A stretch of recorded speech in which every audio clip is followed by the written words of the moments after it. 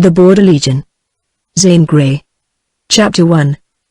Joan Randall reined in her horse on the crest of the cedar ridge, and with remorse and dread beginning to knock at her heart she gazed before her at the wild and looming mountain range. "Jim wasn't fooling me," she said. "He meant it. He's going straight for the border. Oh, why did I taunt him?" It was indeed a wild place, that southern border of Idaho, and that year was to see the ushering in of the wildest time probably ever known in the West. The rush for gold had peopled California with a horde of lawless men of every kind and class. And the vigilantes and then the rich strikes in Idaho had caused a reflux of that dark tide of humanity. Strange tales of blood and gold drifted into the camps, and prospectors and hunters met with many unknown men. Joan had quarreled with Jim Cleave, and she was bitterly regretting it. Joan was 20 years old, tall, strong, dark. She had been born in Missouri, where her father had been well-to-do and prominent, until, like many another man of his day, he had impeded the passage of a bullet. Then Joan had become the protégée of an uncle who had responded to the call of gold, and the latter part of her life had been spent in the wilds. She had followed Jim's trail for miles out toward the range, and now she dismounted to see if his tracks were as fresh as she had believed. He had left the little village camp about sunrise. Someone had seen him riding away and had told Joan. Then he had tarried on the way, for it was now midday. Joan pondered. She had become used to his idle threats and disgusted with his vacillations. That had been the trouble. Jim was amiable, lovable, but since meeting Joan he had not exhibited any strength of character. Joan stood beside her horse and looked away toward the dark mountains. She was daring, resourceful, used to horses and trails and taking care of herself, and she did not need anyone to tell her that she had gone far enough. It had been her hope to come up with Jim. Always he had been repentant. But this time was different.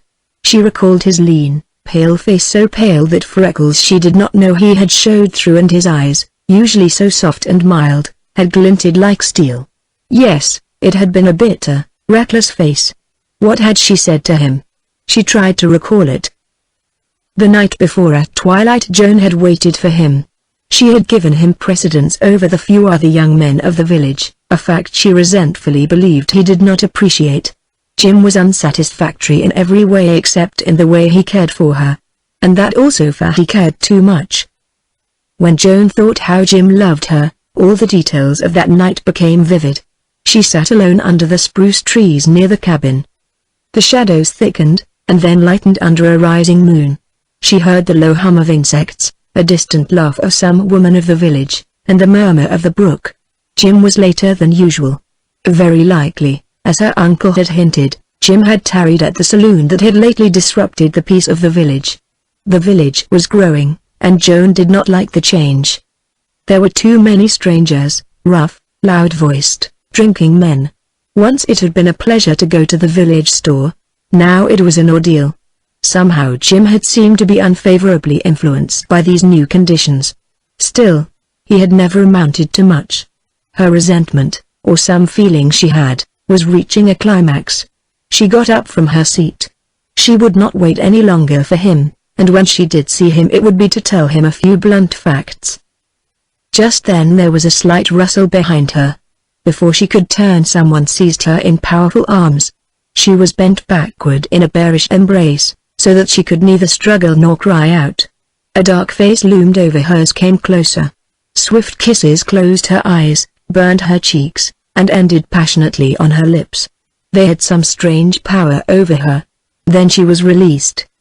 Joan staggered back, frightened, outraged. She was so dazed she did not recognize the man, if indeed she knew him. But a laugh betrayed him. It was Jim. "You thought I had no nerve," he said. "What do you think of that?" Suddenly Joan was blindly furious. She could have killed him. She had never given him any right, never made him any promise, never let him believe she cared. And he had dared. The hot blood boiled in her cheeks. She was furious with him, but intolerably so with herself, because somehow those kisses she had resented gave her unknown pain and shame. They had sent a shock through all her being. She thought she hated him. "You," she broke out. "Jim Cleave, that ends you with me. Reckon I never had a beginning with you, he replied, bitterly. It was worth a good deal. I'm not sorry. By heaven, I've kissed you.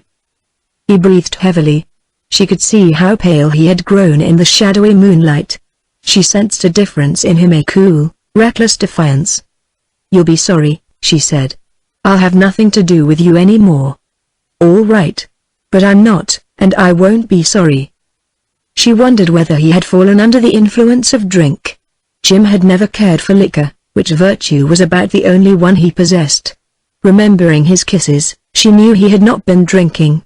There was a strangeness about him, though, that she could not fathom. Had he guessed his kisses would have that power? If he dared again. She trembled, and it was not only rage. But she would teach him a lesson. Joan, I kissed you because I can't be a hangdog any longer, he said. I love you and I'm no good without you. You must care a little for me. Let's marry. I'll never, she replied, like flint. You're no good at all. But I am, he protested, with passion. I used to do things. But since I've met you I've lost my nerve. I'm crazy for you.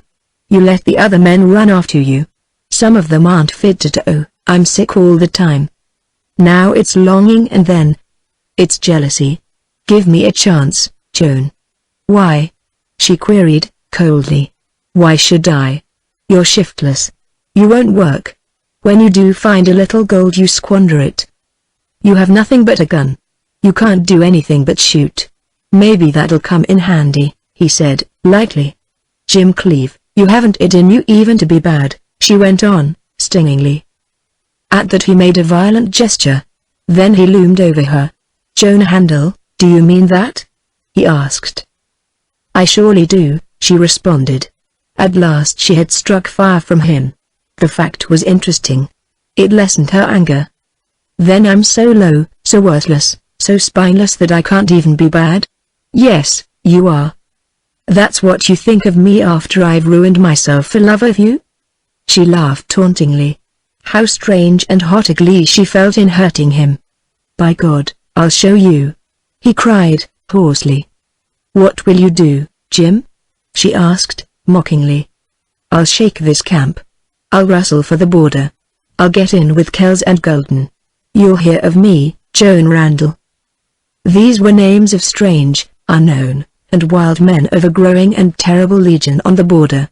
Out there, somewhere, lived desperados, robbers, road agents, murderers. More and more rumor had brought tidings of them into the once quiet village. Joan felt a slight cold sinking sensation at her heart. But this was only a magnificent threat of Jim's. He could not do such a thing. She would never let him, even if he could. But after the incomprehensible manner of woman, she did not tell him that. Bah! You haven't the nerve, she retorted, with another mocking laugh. Haggard and fierce, he glared down at her a moment, and then without another word he strode away. Joan was amazed, and a little sick, a little uncertain, still she did not call him back. And now at noon of the next day she had tracked him miles toward the mountains. It was a broad trail he had taken, one used by prospectors and hunters. There was no danger of her getting lost. What risk she ran was of meeting some of these border ruffians that had of late been frequent visitors in the village. Presently she mounted again and rode down the ridge. She would go a mile or so farther. Behind every rock and cedar she expected to find Jim. Surely he had only threatened her. But she had taunted him in a way no man could stand, and if there were any strength of character in him he would show it now. Her remorse and dread increased. After all, he was only a boy, only a couple of years older than she was.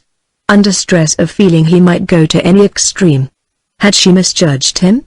If she had not, she had at least been brutal. But he had dared to kiss her. Every time she thought of it a tingling, a confusion, a hot shame went over her. And at length Joan marveled to find that out of the affront to her pride, and the quarrel, and the fact of his going and of her following, and especially out of this increasing remorseful dread, there had flourished up a strange and reluctant respect for Jim Cleave. She climbed another ridge and halted again. This time she saw a horse and rider down in the green. Her heart leapt. It must be Jim returning. After all, then, he had only threatened. She felt relieved and glad, yet vaguely sorry.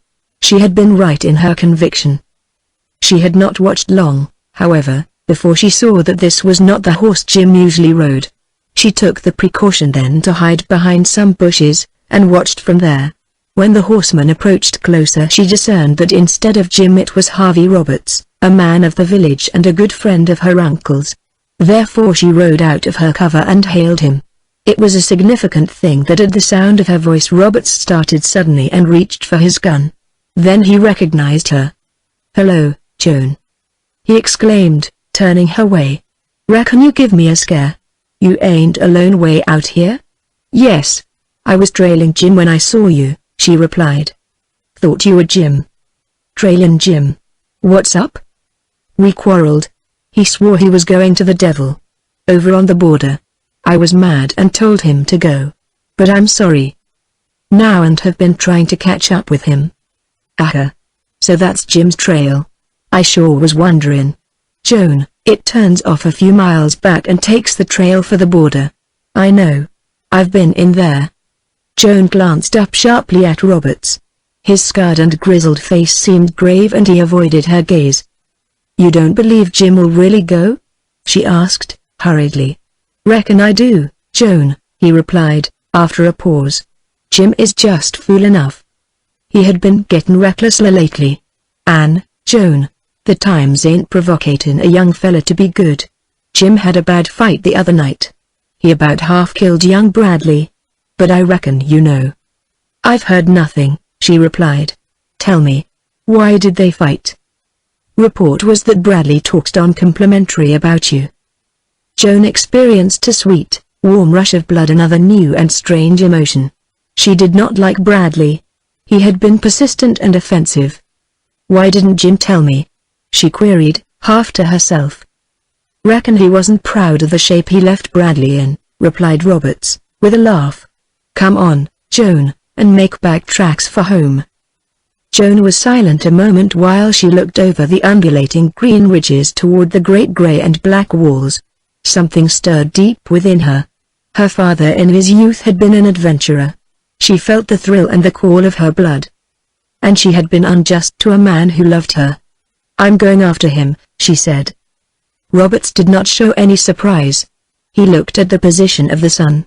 "Reckon we might overtake him and get home before sundown," he said, laconically, as he turned his horse. "We'll make a short cut across here a few miles, and strike his trail. Can't miss it."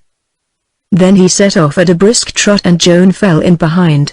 She had a busy mind, and it was a sign of her preoccupation that she forgot to thank Roberts. Presently they struck into a valley, a narrow depression between the foothills and the ridges, and here they made faster time. The valley appeared miles long. Toward the middle of it Roberts called out to Joan, and, looking down, she saw they had come up with Jim's trail. Here Roberts put his mount to a canter, and at that gait they trailed Jim out of the valley and up a slope which appeared to be a pass into the mountains. Time flew by for Joan, because she was always peering ahead in the hope and expectation of seeing Jim off in the distance. But she had no glimpse of him. Now and then Roberts would glance around at the westering sun. The afternoon had far advanced. Joan began to worry about home. She had been so sure of coming up with Jim and returning early in the day that she had left no word as to her intentions. Probably by this time somebody was out looking for her. The country grew rougher, rock-strewn, covered with cedars and patches of pine. Deer crashed out of the thickets and grouse whirred up from under their horses. The warmth of the summer afternoon chilled. "Reckon we'd better give it up," called Roberts back to her. "No. Go on," replied Joan. And they urged their horses faster. Finally they reached the summit of the slope. From that height they saw down into a round, shallow valley, which led on, like all the deceptive reaches, to the ranges. There was water down there. It glinted like red ribbon in the sunlight. Not a living thing was in sight. Joan grew more discouraged. It seemed there was scarcely any hope of overtaking Jim that day. His trail led off round to the left and grew difficult to follow. Finally, to make matters worse, Roberts's horse slipped in a rocky wash and lamed himself. He did not want to go on, and, when urged, could hardly walk. Roberts got off to examine the injury. "Vile. He didn't break his leg," he said, which was his manner of telling how bad the injury was. "Joan, I reckon there'll be some worrying back home tonight. For your horse can't carry double and I can't walk." Joan dismounted. There was water in the wash, and she helped Roberts bathe the sprained and swelling joint. In the interest and sympathy of the moment she forgot her own trouble. "Reckon we'll have to make camp right here," said Roberts, looking around. "Lucky I've a pack on that saddle. I can make you comfortable. But we'd better be careful about a fire and not have one after dark." "There's no help for it," replied Joan. "Tomorrow we'll go on after Jim. He can't be far ahead now." She was glad that it was impossible to return home until the next day. Roberts took the pack off his horse, and then the saddle. And he was bending over in the act of loosening the cinches of Joan's saddle when suddenly he straightened up with a jerk. "What's that?" Joan heard soft, dull thumps on the turf and then the sharp crack of an unshod hoof upon stone. Wheeling, she saw 3 horsemen. They were just across the wash and coming toward her. One rider pointed in her direction. Silhouetted against the red of the sunset they made dark and sinister figures. Joan glanced apprehensively at Roberts. He was staring with a look of recognition in his eyes. Under his breath he muttered a curse. And although Joan was not certain, she believed that his face had shaded gray. The 3 horsemen halted on the rim of the Washington. One of them was leading a mule that carried a pack and a deer carcass. Joan had seen many riders apparently just like these, but none had ever so subtly and powerfully affected her. "Howdy," greeted one of the men. And then Joan was positive that the face of Roberts had turned ashen gray. Chapter 2. "It ain't you, Kells?" Roberts's query was a confirmation of his own recognition. And the other's laugh was an answer, if one were needed. The 3 horsemen crossed the wash and again halted, leisurely, as if time was no object. They were all young, under 30. The 2 who had not spoken were rough-garbed, coarse-featured, and resembled in general a dozen men Joan saw every day. Kells was of a different stamp. Until he looked at her he reminded her of someone she had known back in Missouri. After he looked at her she was aware, in a curious, sickening way, that no such person as he had ever before seen her. He was pale, gray-eyed, intelligent, amiable. He appeared to be a man who had been a gentleman. But there was something strange, intangible, immense about him. Was that the effect of his presence or of his name? Kells. It was only a word to Joan. But it carried a nameless and terrible suggestion. During the last year many dark tales had gone from camp to camp in Idaho, some too strange, too horrible for credence, and with every rumor the fame of Kells had grown, and also a fearful certainty of the rapid growth of a legion of evil men out on the border. But no one in the village or from any of the camps ever admitted having seen this Kells. Had fear kept them silent? Joan was amazed that Roberts evidently knew this man. Kells dismounted and offered his hand. Roberts took it and shook it constrainedly. "Where did we meet last?" asked Kells. "Reckon it was out of Fresno," replied Roberts, and it was evident that he tried to hide the effect of a memory. Then Kells touched his hat to Joan, giving her the fleetest kind of a glance. "Rather off the track, aren't you?" he asked Roberts. "Reckon we are," replied Roberts, and he began to lose some of his restraint. His voice sounded clearer and did not halt. "Been trailin' Miss Randall's favorite hoss. He's lost. And we got farther than we had any idea. Then my hoss went lame. 'Fraid we can't start home tonight." "Where are you from?" "Hoadley. Bill Hoadley's town, back 30 miles or so." "Well, Roberts, if you've no objection we'll camp here with you," continued Kells. "We've got some fresh meat." With that he addressed a word to his comrades, and they repaired to a cedar tree nearby, where they began to unsaddle and unpack. Then Roberts, bending nearer Joan, as if intent on his own pack, began to whisper, hoarsely, "That's Jack Kells, the California road agent. He's a gunfighter, a hell-bent rattlesnake. When I saw him last he had a rope round his neck and was been led away to be hanged. I heard afterward he was rescued by pals. Joan, if the idea comes into his head he'll kill me. I don't know what to do. for God's sake think of something. Use your woman's wits. We couldn't be in a worse fix. Joan felt rather unsteady on her feet, so that it was a relief to sit down. She was cold and sick inwardly, almost stunned. Some great peril menaced her. Men like Roberts did not talk that way without cause. She was brave, she was not unused to danger.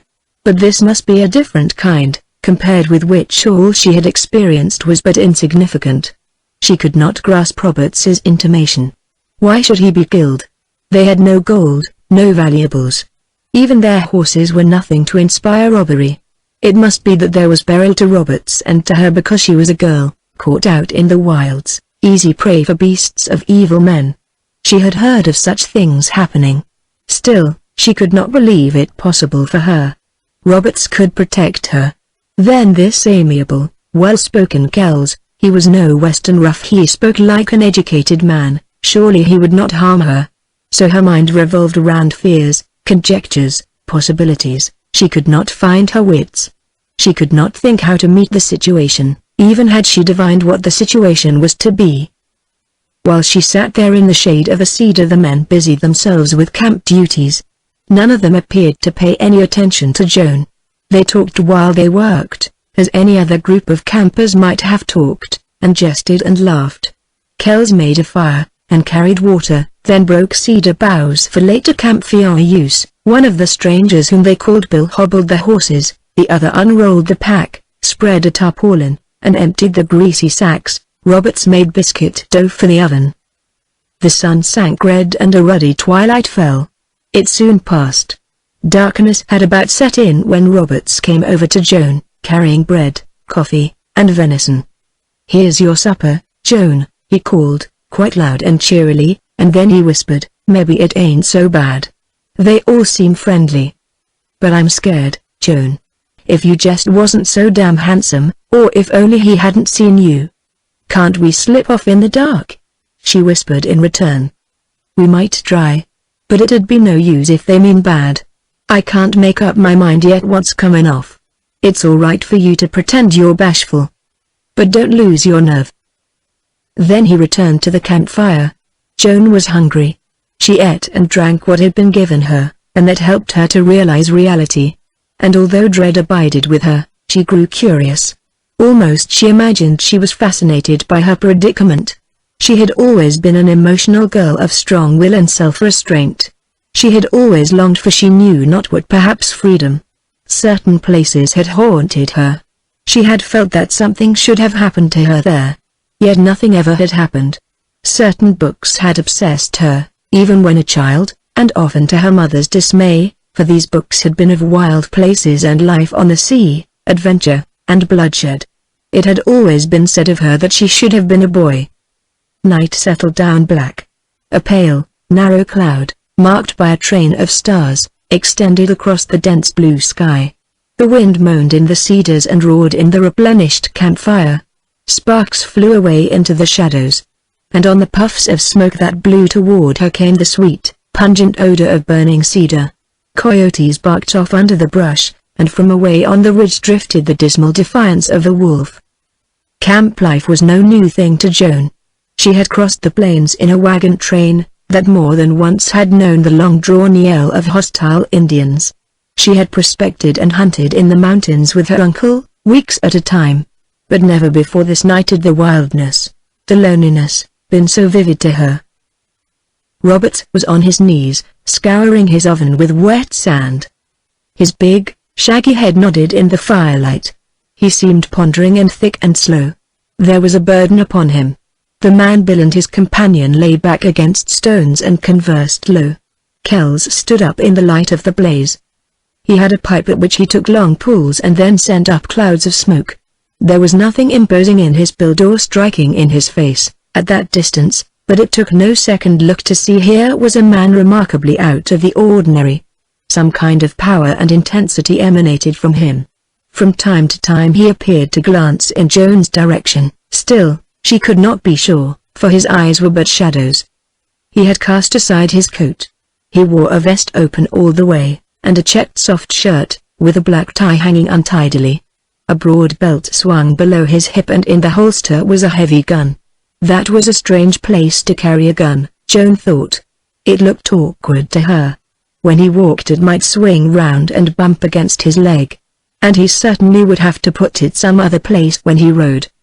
"Say, have you got a blanket for that girl?" asked Kells, removing his pipe from his lips to address Roberts. "I got saddle blankets," responded Roberts. "You see, we didn't expect to be caught out." "I'll let you have one," said Kells, walking away from the fire. "It will be cold." He returned with a blanket, which he threw to Roberts. "Much obliged," muttered Roberts. "I'll bunk by the fire," went on the other, and with that he sat down and appeared to become absorbed in thought. Roberts brought the borrowed blanket and several saddle blankets over to where Joan was, and laying them down he began to kick and scrape stones and brush aside. "Pretty rocky place, this here is," he said. "Reckon you'll sleep some, though." Then he began arranging the blankets into a bed. Presently, Joan felt a tug at her riding skirt. She looked down. "I'll be right by you," he whispered, with his big hand to his mouth, "and I ain't a-goin' to sleep none." Whereupon he returned to the campfire. Presently Joan, not because she was tired or sleepy, but because she wanted to act naturally, lay down on the bed and pulled a blanket up over her. There was no more talking among the men. Once she heard the jingle of spurs and the rustle of cedar brush. By and by Roberts came back to her, dragging his saddle, and lay down near her. Joan raised up a little to see Kells motionless and absorbed by the fire. He had a strained and tense position. She sank back softly and looked up at the cold bright stars. What was going to happen to her? Something terrible. The very night shadows, the silence, the presence of strange men, all told her. And a shudder that was a thrill ran over and over her. She would lie awake. It would be impossible to sleep. And suddenly into her full mind flashed an idea to slip away in the darkness, find her horse, and so escape from any possible menace. This plan occupied her thoughts for a long while. If she had not been used to Western ways she would have tried just that thing. But she rejected it. She was not sure that she could slip away, or find her horse, or elude pursuit, and certainly not sure of her way home. It would be best to stay with Roberts. When that was settled her mind ceased to race. She grew languid and sleepy. The warmth of the blankets stole over her. She had no idea of sleeping, yet she found sleep more and more difficult to resist. Time that must have been hours passed. The fire died down and then brightened, the shadows darkened and then lightened. Someone now and then got up to throw onward. The thump of hobbled hoofs sounded out in the darkness. The wind was still and the coyotes were gone. She could no longer open her eyes. They seemed glued shut. And then gradually all sense of the night and the wild, of the drowsy warmth, faded. When she awoke the air was nipping cold. Her eyes snapped open clear and bright. The tips of the cedars were ruddy in the sunrise. A campfire crackled. Blue smoke curled upward. Joan sat up with a rush of memory. Roberts and Kells were bustling round the fire. The man Bill was carrying water.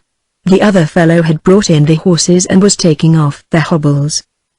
No one, apparently, paid any attention to Joan. She got up and smoothed out her tangled hair, which she always wore in a braid down her back when she rode. She had slept, then, and in her boots. That was the first time she had ever done that. When she went down to the brook to bathe her face and wash her hands, the men still, apparently, took no notice of her. She began to hope that Roberts had exaggerated their danger. Her horse was rather skittish and did not care for strange hands. He broke away from the bunch. Joan went after him, even lost sight of camp. Presently, after she caught him, she led him back to camp and tied him up. And then she was so far emboldened as to approach the fire and to greet the men. "Good morning," she said, brightly. Kells had his back turned at the moment. He did not move or speak or give any sign he had heard. The man Bill stared boldly at her, but without a word. Roberts returned her greeting, and as she glanced quickly at him, drawn by his voice, he turned away. But she had seen that his face was dark, haggard, worn. Joan's cheer and hope sustained a sudden and violent check. There was something wrong in this group, and she could not guess what it was. She seemed to have a queer, dragging weight at her limbs. She was glad to move over to a stone and sink down upon it. Roberts brought her breakfast, but he did not speak or look at her. His hands shook. And this frightened Joan. What was going to happen? Roberts went back to the campfire. Joan had to force herself to eat. There was one thing of which she was sure, that she would need all the strength and fortitude she could summon. Joan became aware, presently, that Kells was conversing with Roberts, but too low for her to hear what was said. She saw Roberts make a gesture of fierce protest. About the other man there was an air cool, persuading, dominant. He ceased speaking, as if the incident were closed. Roberts hurried and blundered through his task with his pack and went for his horse. The animal limped slightly, but evidently was not in bad shape. Roberts saddled him, tied on the pack. Then he saddled Joan's horse. That done, he squared around with the front of a man who had to face something he dreaded. "Come on, Joan. We're ready," he called. His voice was loud, but not natural. Joan started to cross to him when Kells strode between them. She might not have been there, for all the sign this ominous man gave of her presence. He confronted Roberts in the middle of the camp circle, and halted, perhaps a rod distant. "Roberts, get on your horse and clear out," he said. Roberts dropped his halter and straightened up. It was a bolder action than any he had heretofore given. Perhaps the mask was off now. He was wholly sure of what he had only feared. Subterfuge and blindness were in vain, and now he could be a man. Some change worked in his face, a blanching, a setting. "No, I won't go without the girl," he said. "But you can't take her." Joan vibrated to a sudden start. So this was what was going to happen. Her heart almost stood still. Breathless and quivering, she watched these two men, about whom now all was strangely magnified. "Reckon I'll go along with you, then," replied Roberts. "Your company's not wanted." "Vile, I'll go anyway." This was only play at words, Joan thought. She divined in Roberts a cold and grim acceptance of something he had expected. And the voice of Kells, what did that convey? Still the man seemed slow, easy, kind, amiable. "Haven't you got any sense, Roberts?" he asked. Roberts made no reply to that. "Go on home. Say nothing or anything, whatever you like," continued Kells. "You did me a favor once over in California. I like to remember favors. Use your head now. Hit the trail." "Not without her. I'll fight first," declared Roberts, and his hands began to twitch and jerk. Joan did not miss the wonderful intentness of the pale gray eyes that watched Roberts, his face, his glance, his hands. "What good will it do to fight?" asked Kells. He laughed coolly. "That won't help her. You ought to know what you'll get." "Kells, I'll die before I leave that girl in your clutches," flashed Roberts. "And I ain't a-going to stand here and argue with you. Let her come or—" "You don't strike me as a fool," interrupted Kells. His voice was suave, smooth, persuasive, cool. What strength, what certainty appeared behind it. "It's not my habit to argue with fools. Take the chance I offer you. Hit the trail. Life is precious, man. You've no chance here. And what's one girl more or less to you?" "Kells, I may be a fool, but I'm a man," passionately rejoined Roberts. "Why, you're something inhuman. I knew that out in the goldfields. But to think you can stand there and talk sweet and pleasant with no idea of manhood. Let her come. Now or I'm a-going for my gun." "Roberts, haven't you a wife, children?" "Yes, I have," shouted Roberts, huskily. "And that wife would disown me if I left Joan Randall to you. And I've got a grown girl. Maybe someday she might need a man to stand between her and such as you, Jack Kells."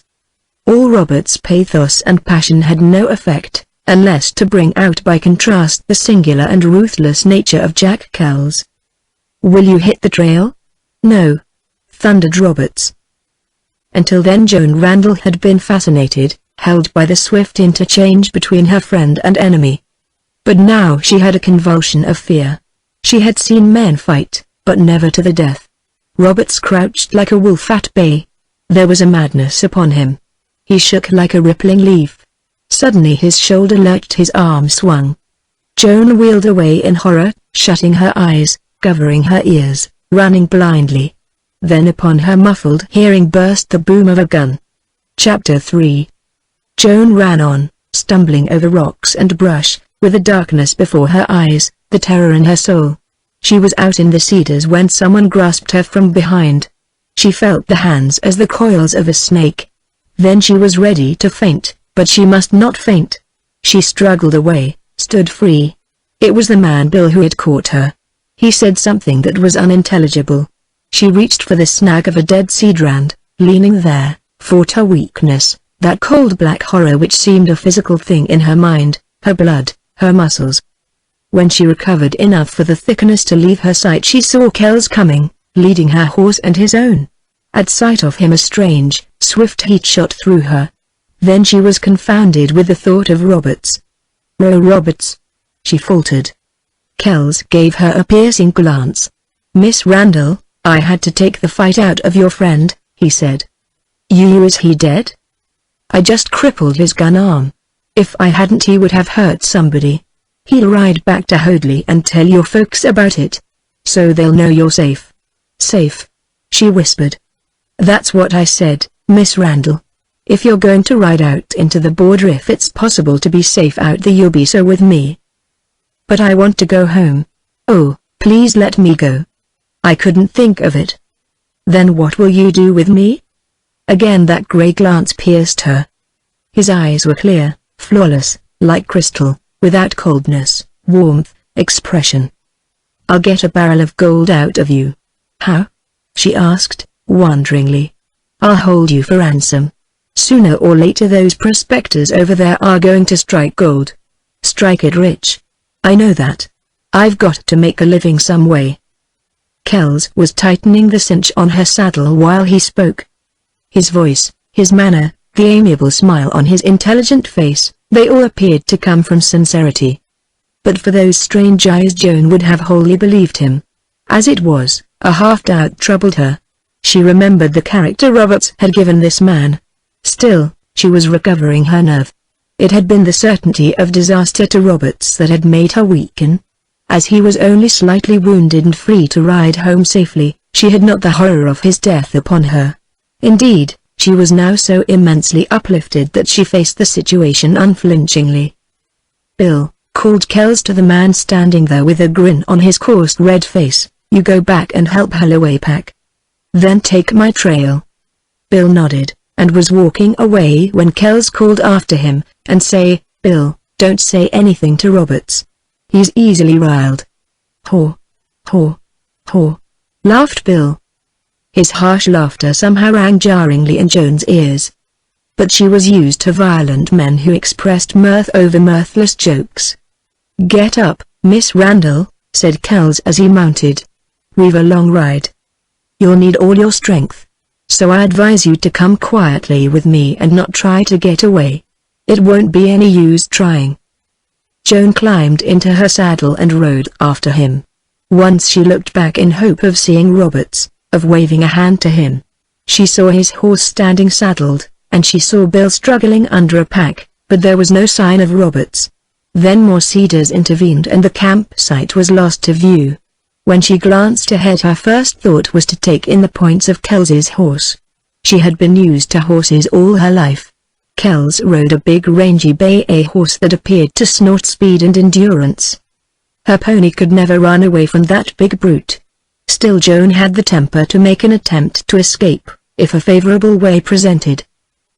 The morning was rosy, clear, cool, there was a sweet, dry tang in the air, white-tailed deer bounded out of the open spaces, and the grey-domed, glistening mountains, with their bold, black-fringed slopes, overshadowed the close foothills. Joan was a victim to swift vagaries of thought and conflicting emotions. She was riding away with a freebooter, a road agent, to be held for ransom. The fact was scarcely credible. She could not shake the dread of nameless peril. She tried not to recall Roberts's words, yet they haunted her. If she had not been so handsome, he had said. Joan knew she possessed good looks, but they had never caused her any particular concern.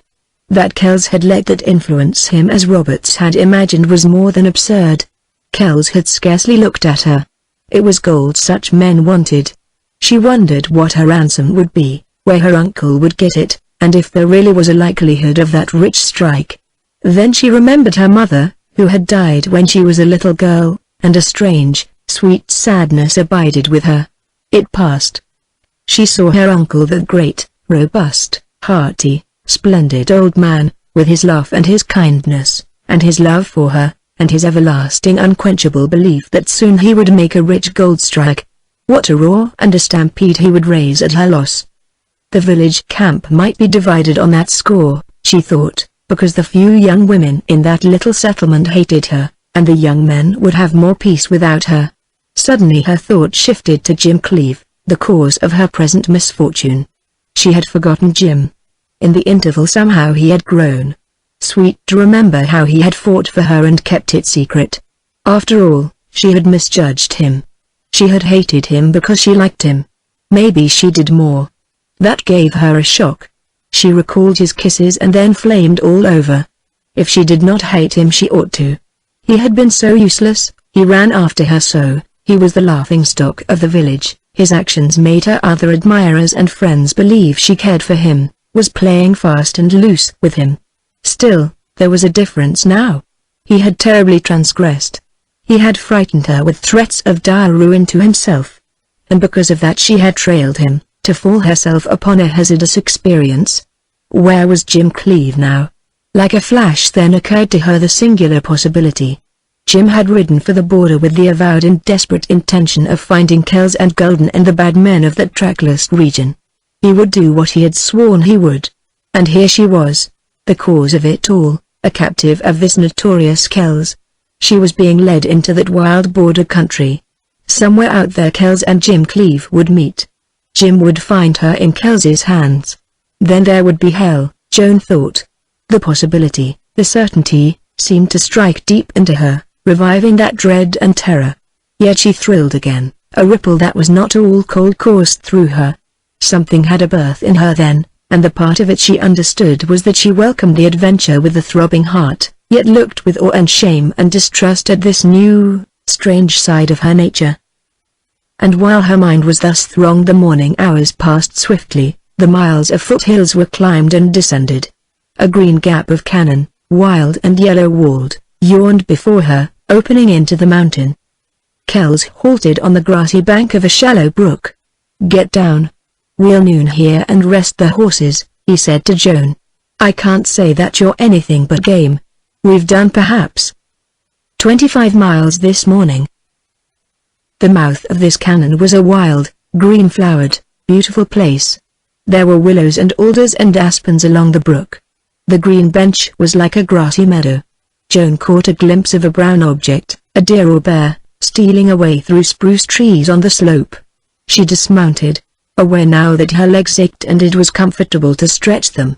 Looking backward across the valley toward the last foothill, she saw the other men, with horses and packs, coming.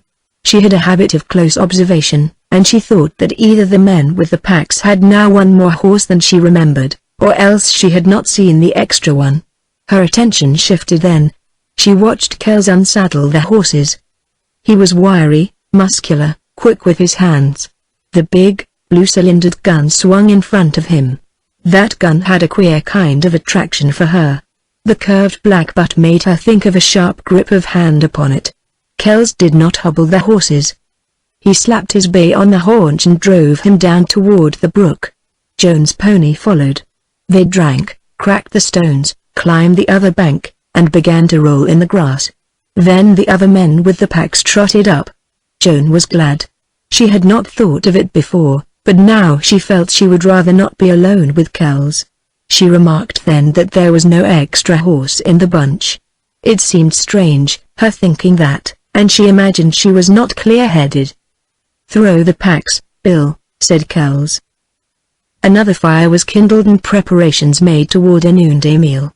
Bill and Holloway appeared loquacious, and inclined to steal glances at Joan when Kells could not notice. Holloway whistled a Dixie tune. Then Bill took advantage of the absence of Kells, who went down to the brook, and he began to leer at Joan and make bold eyes at her. Joan appeared not to notice him, and thereafter averted her gaze. The men chuckled. "She's the proud hussy. But she ain't foolin' me. I've knowed a heap of women." Whereupon Holloway guffawed, and between them, in lower tones, they exchanged mysterious remarks. Kells returned with a bucket of water. "What's got into you men?" he queried. Both of them looked around, blusteringly innocent. "Reckon it's the same that's ailin' you," replied Bill. He showed that among wild, unhampered men how little could inflame and change. "Boss, it's the Onagust and Company," added Holloway, with a conciliatory smile. Bill sort of warms up. He just can't help it. And seeing what a thunderin' crab he always is, why I'm glad and welcome. Kells vouchsafed no reply to this and, turning away, continued his tasks. Joan had a close look at his eyes and again she was startled. They were not like eyes, but just grey spaces, opaque openings, with nothing visible behind, yet with something terrible there. The preparations for the meal went on, somewhat constrainedly on the part of Bill and Holloway, and presently were ended. Then the men attended to it with appetites born of the open and of action. Joan sat apart from them on the bank of the brook, and after she had appeased her own hunger she rested, leaning back in the shade of an alder bush. A sailing shadow crossed near her, and, looking up, she saw an eagle flying above the ramparts of the cannon. Then she had a drowsy spell, but she succumbed to it only to the extent of closing her eyes. Time dragged on. She would rather have been in the saddle. These men were leisurely, and Kells was provokingly slow. They had nothing to do with time but wasted. She tried to combat the desire for hurry, for action. She could not gain anything by worry. Nevertheless, resignation would not come to her and her hope began to flag. Something portended evil, something hung in the balance. The snort and tramp of horses roused her, and upon sitting up she saw the men about to pack and saddle again. Kells had spoken to her only twice so far that day. She was grateful for his silence, but could not understand it. He seemed to have a preoccupied air that somehow did not fit the amiableness of his face. He looked gentle, good-natured. He was soft-spoken. He gave an impression of kindness. But Joan began to realize that he was not what he seemed. He had something on his mind. It was not conscience, nor a burden. It might be a projection, a plan, an absorbing scheme, a something that gained food with thought. Joan wondered doubtfully if it were the ransom of gold he expected to get. Presently, when all was about in readiness for a fresh start, she rose to her feet. Kells's bay was not tractable at the moment. Bill held out Joan's bridle to her and their hands touched. The contact was an accident, but it resulted in Bill's grasping back at her hand. She jerked it away, scarcely comprehending. Then all under the brown of his face she saw creep a dark, ruddy tide. He reached for her then put his hand on her breast. It was an instinctive animal action. He meant nothing. She divined that he could not help it. She had lived with rough men long enough to know he had no motive, no thought at all. But at the profanation of such a touch she shrank back, uttering a cry. At her elbow she heard a quick step and a sharp-drawn breath or hiss. "Oh, Jack!" cried Bill. Then Kells, in lithe and savage swiftness, came between them. He swung his gun, hitting Bill full in the face. The man fell, limp and heavy, and he lay there, with a bloody gash across his brow. Kells stood over him a moment, slowly lowering the gun. Joan feared he meant to shoot. "Oh, don't," she cried. He didn't hurt me." Kells pushed her back. When he touched her she seemed to feel the shock of an electric current. His face had not changed, but his eyes were terrible. On the background of grey were strange, leaping red flecks. "Take your horse," he ordered. "No. Walk across the brook. There's a trail. Go up the cannon. I'll come presently. Don't run and don't hide. It'll be the worse for you if you do. Hurry." Joan obeyed. She flashed past the open-jawed Holloway, and, running down to the brook, stepped across from stone to stone. She found the trail and hurriedly followed it.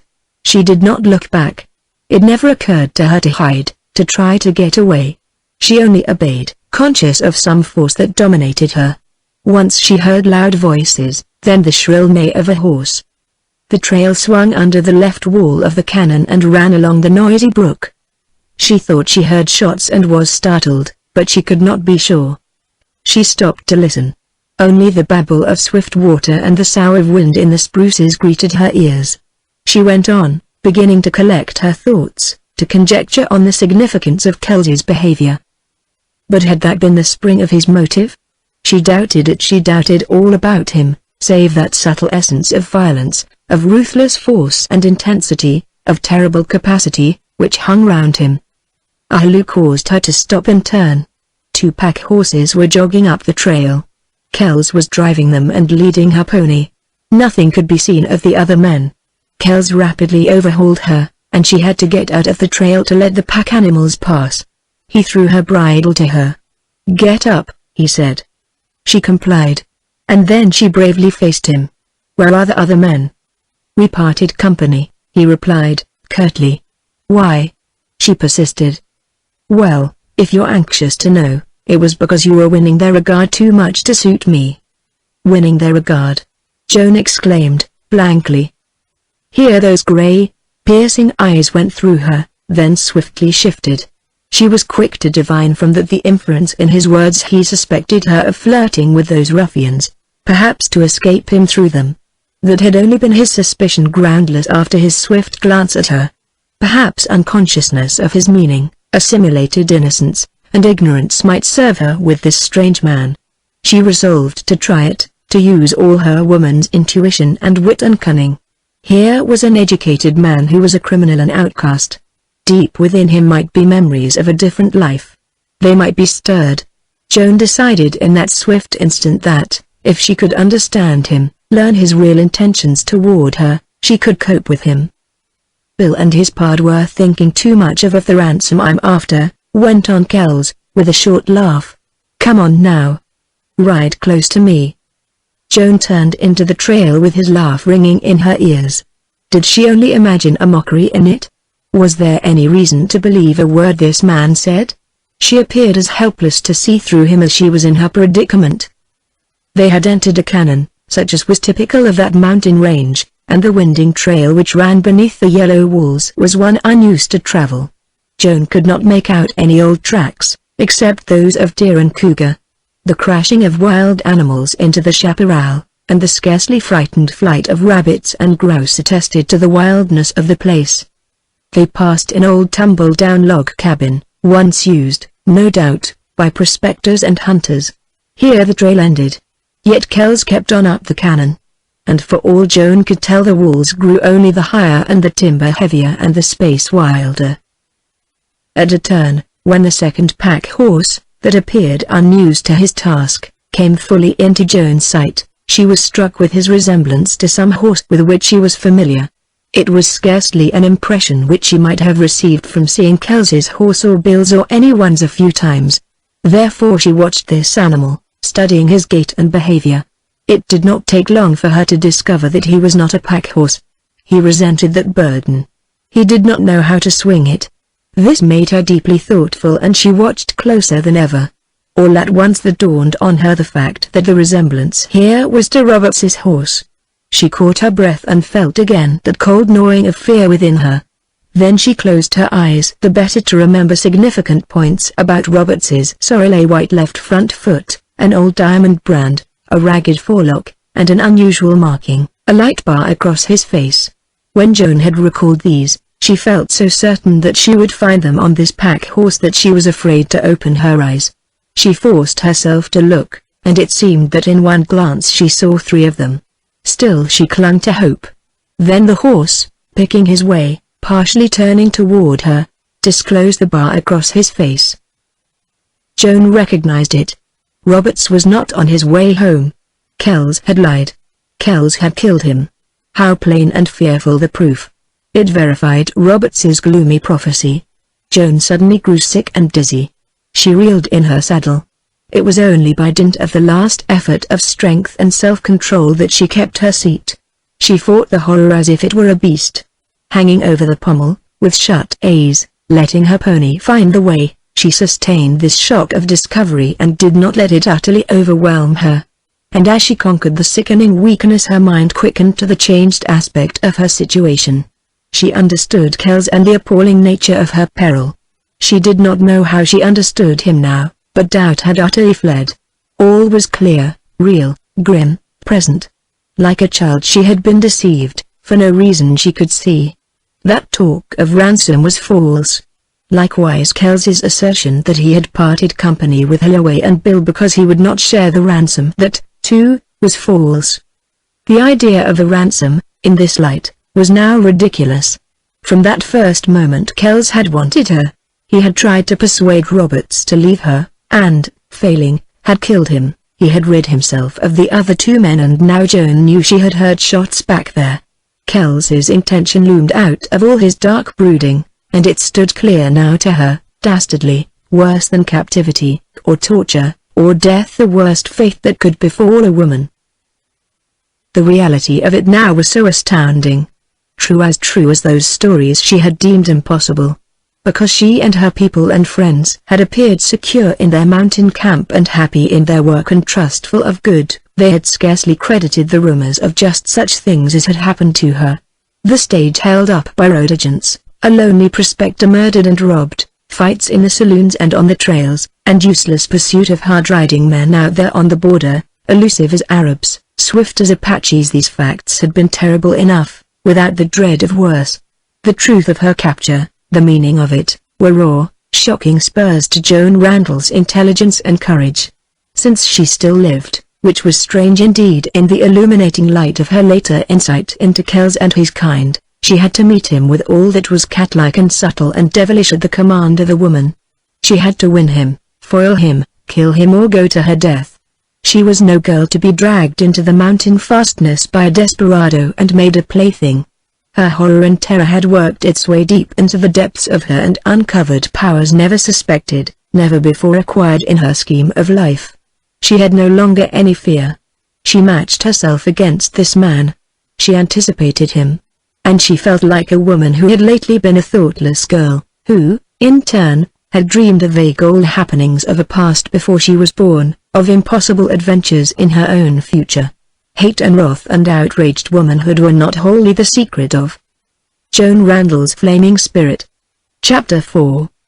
Joan Randall rode on and on, through the canyon, out at its head and over a pass into another canyon, and never did she let it be possible for Kells to see her eyes until she knew beyond peradventure of a doubt that they hid the strength and spirit and secret of her soul.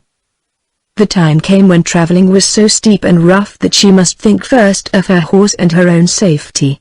Kells led up over a rock-jumbled spur of range, where she had some time to follow on foot. It seemed miles across that wilderness of stone. Foxes and wolves trotted over open places, watching stealthily. All around dark mountain peaks stood up. The afternoon was far advanced when Kells started to descend again, and he rode a zigzag course on weathered slopes and over brushy benches, down and down into the canyons again. A lonely peak was visible, sunset flushed against the blue, from the point where Kells finally halted. That ended the longest ride Joan had ever made in one day. For miles and miles they had climbed and descended and wound into the mountains. Joan had scarcely any idea of direction. She was completely turned around and lost. This spot was the wildest and the most beautiful she had ever seen. A canyon headed here.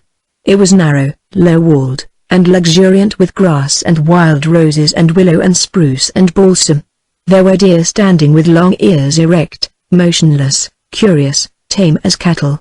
There were moving streaks through the long grass, showing the course of smaller animals slipping away. Then under a giant balsam, that reached aloft to the rim wall, Joan saw a little log cabin, open in front. It had not been built very long, some of the log ends still showed yellow. It did not resemble the hunters' and prospectors' cabins she had seen on her trips with her uncle. In a sweeping glance Joan had taken in these features. Kells had dismounted and approached her. She looked frankly, but not directly, at him. "I'm tired, almost too tired to get off," she said. 50 miles of rock and brush, up and down, without a kick," he exclaimed, admiringly. "You've got sand, girl. Where are we?" "This is Lost Canyon." Only a few men know of it. And they are attached to me. I intend to keep you here. How long? She felt the intensity of his gaze. Why, as long as, he replied, slowly, till I get my ransom. What amount will you ask?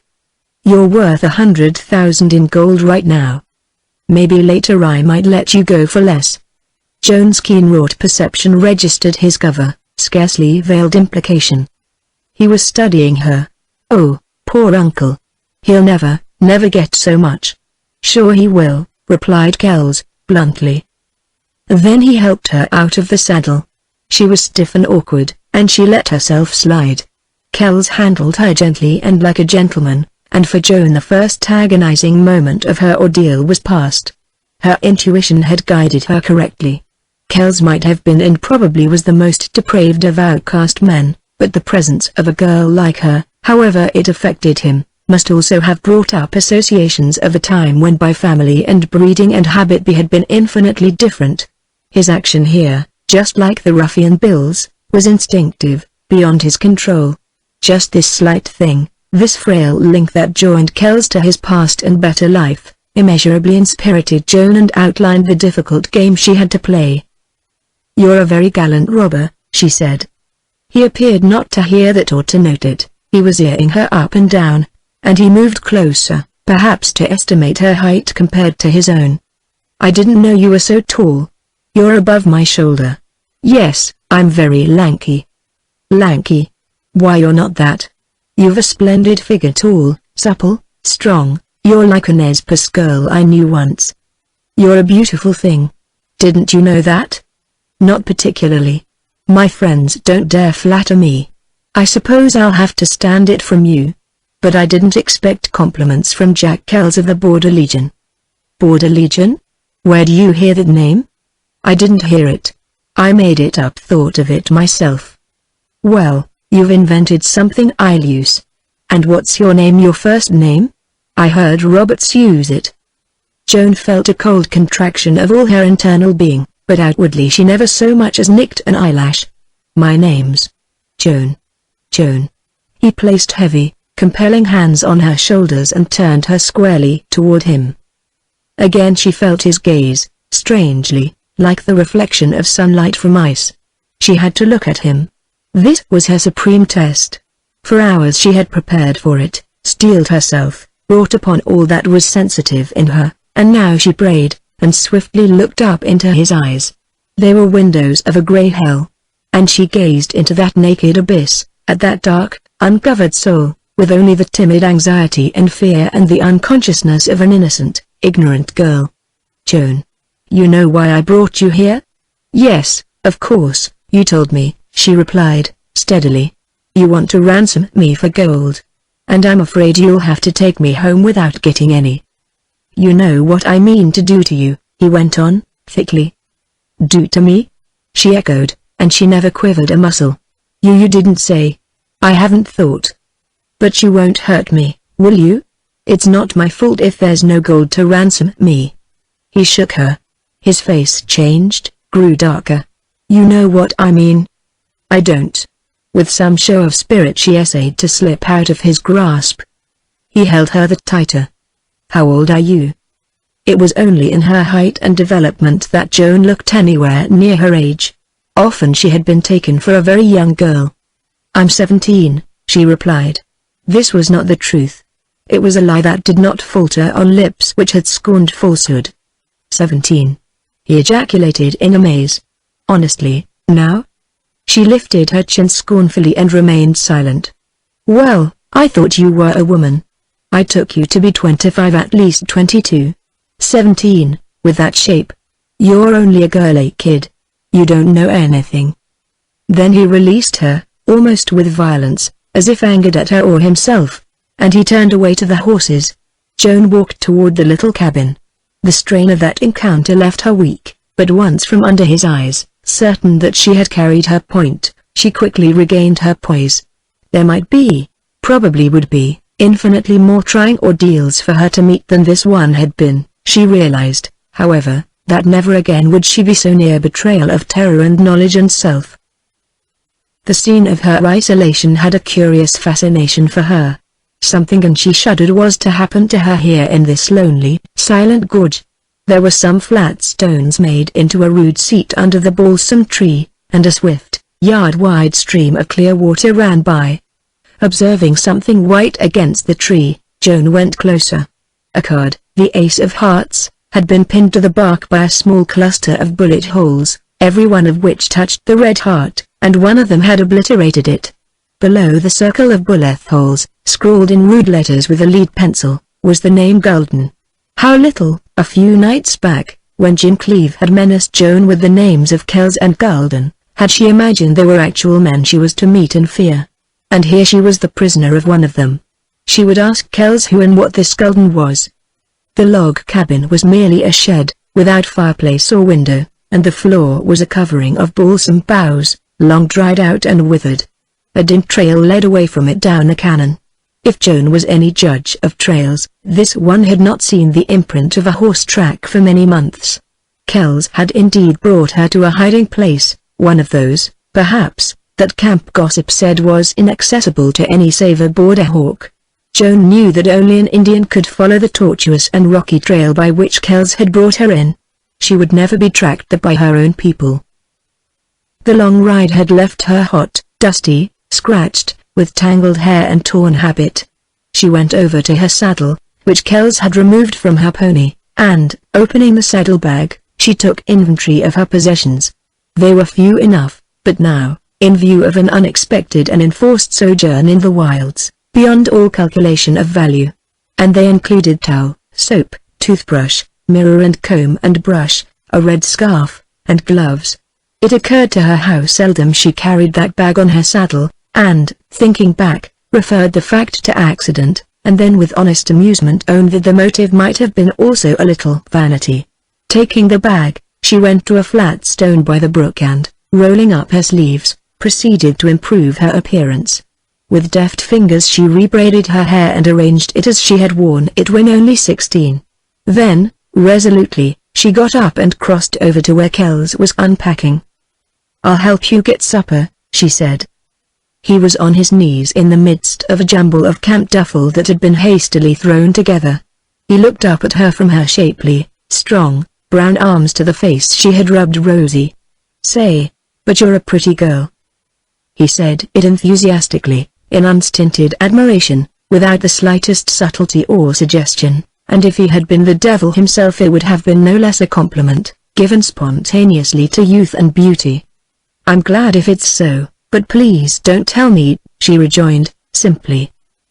Then with swift and businesslike movements she set to helping him with the mess the inexperienced pack horse had made of that particular pack. And when that was straightened out she began with the biscuit dough while he lighted a fire. It appeared to be her skill, rather than her willingness, that he yielded to. He said very little, but he looked at her often. And he had little periods of abstraction. The situation was novel, strange to him. Sometimes Joan read his mind and sometimes he was an enigma.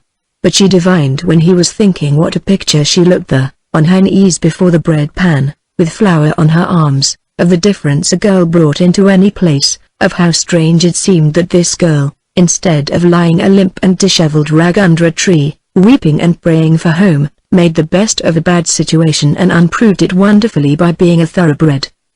Presently they sat down, cross-legged, one on each side of the tarpaulin, and began the meal. That was the strangest supper Joan ever sat down to. It was like a dream where there was danger that tortured her, but she knew she was dreaming and would soon wake up. Kells was almost imperceptibly changing. The amiability of his face seemed to have stiffened. The only time he addressed her was when he offered to help her to more meat or bread or coffee. After the meal was finished he would not let her wash the pans and pots, and attended to that himself. Joan went to the seat by the tree, near the campfire. A purple twilight was shadowing the cannon. Far above, on the bold peak the last warmth of the afterglow was fading. There was no wind, no sound, no movement. Joan wondered where Jim Cleave was then. They had often sat in the twilight. She felt an unreasonable resentment toward him, knowing she was to blame, but blaming him for her plight. Then suddenly she thought of her uncle, of home, of her kindly old aunt who always worried so about her. Indeed, there was cause to worry. She felt sorrier for them than for herself. And that broke her spirit momentarily.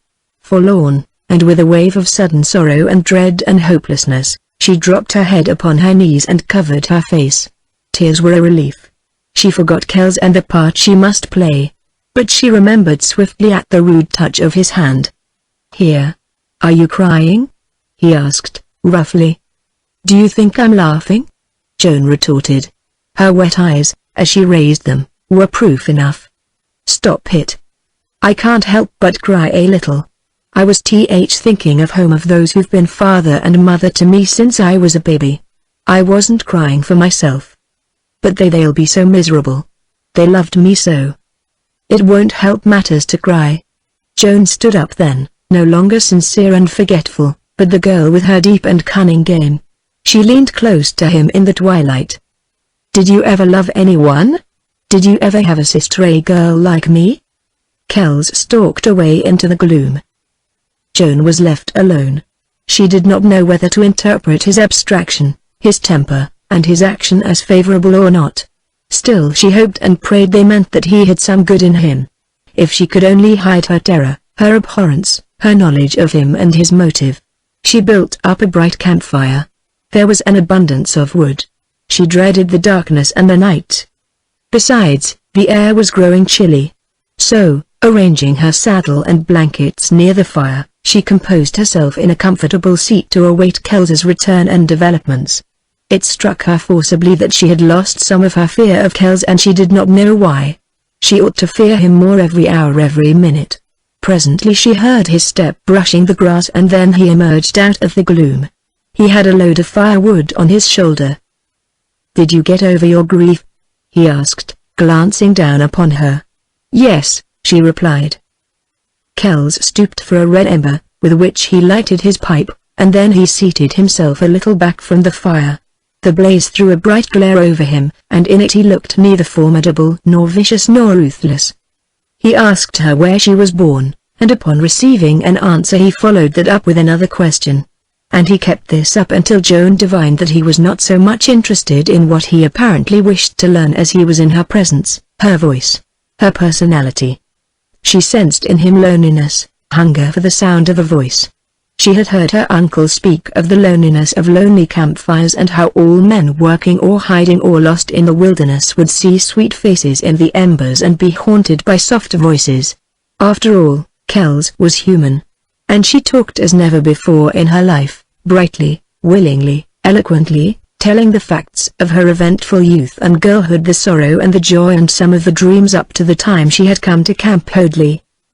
"Did you leave any sweethearts over there at Hoadley?" he asked, after a silence. "Yes." "How many?" "A whole campful," she replied, with a laugh, "but admirers is a better name for them." "Then there's no one fellow?" "Hardly yet." "How would you like being kept here in this lonesome place for, well, say forever?" "I wouldn't like that," replied Joan. "I'd like this camping out like this now if my folks only knew I am alive and well and safe. I love lonely, dreamy places. I've dreamed of being in just such a one as this. It seems so far away here, so shut in by the walls and the blackness.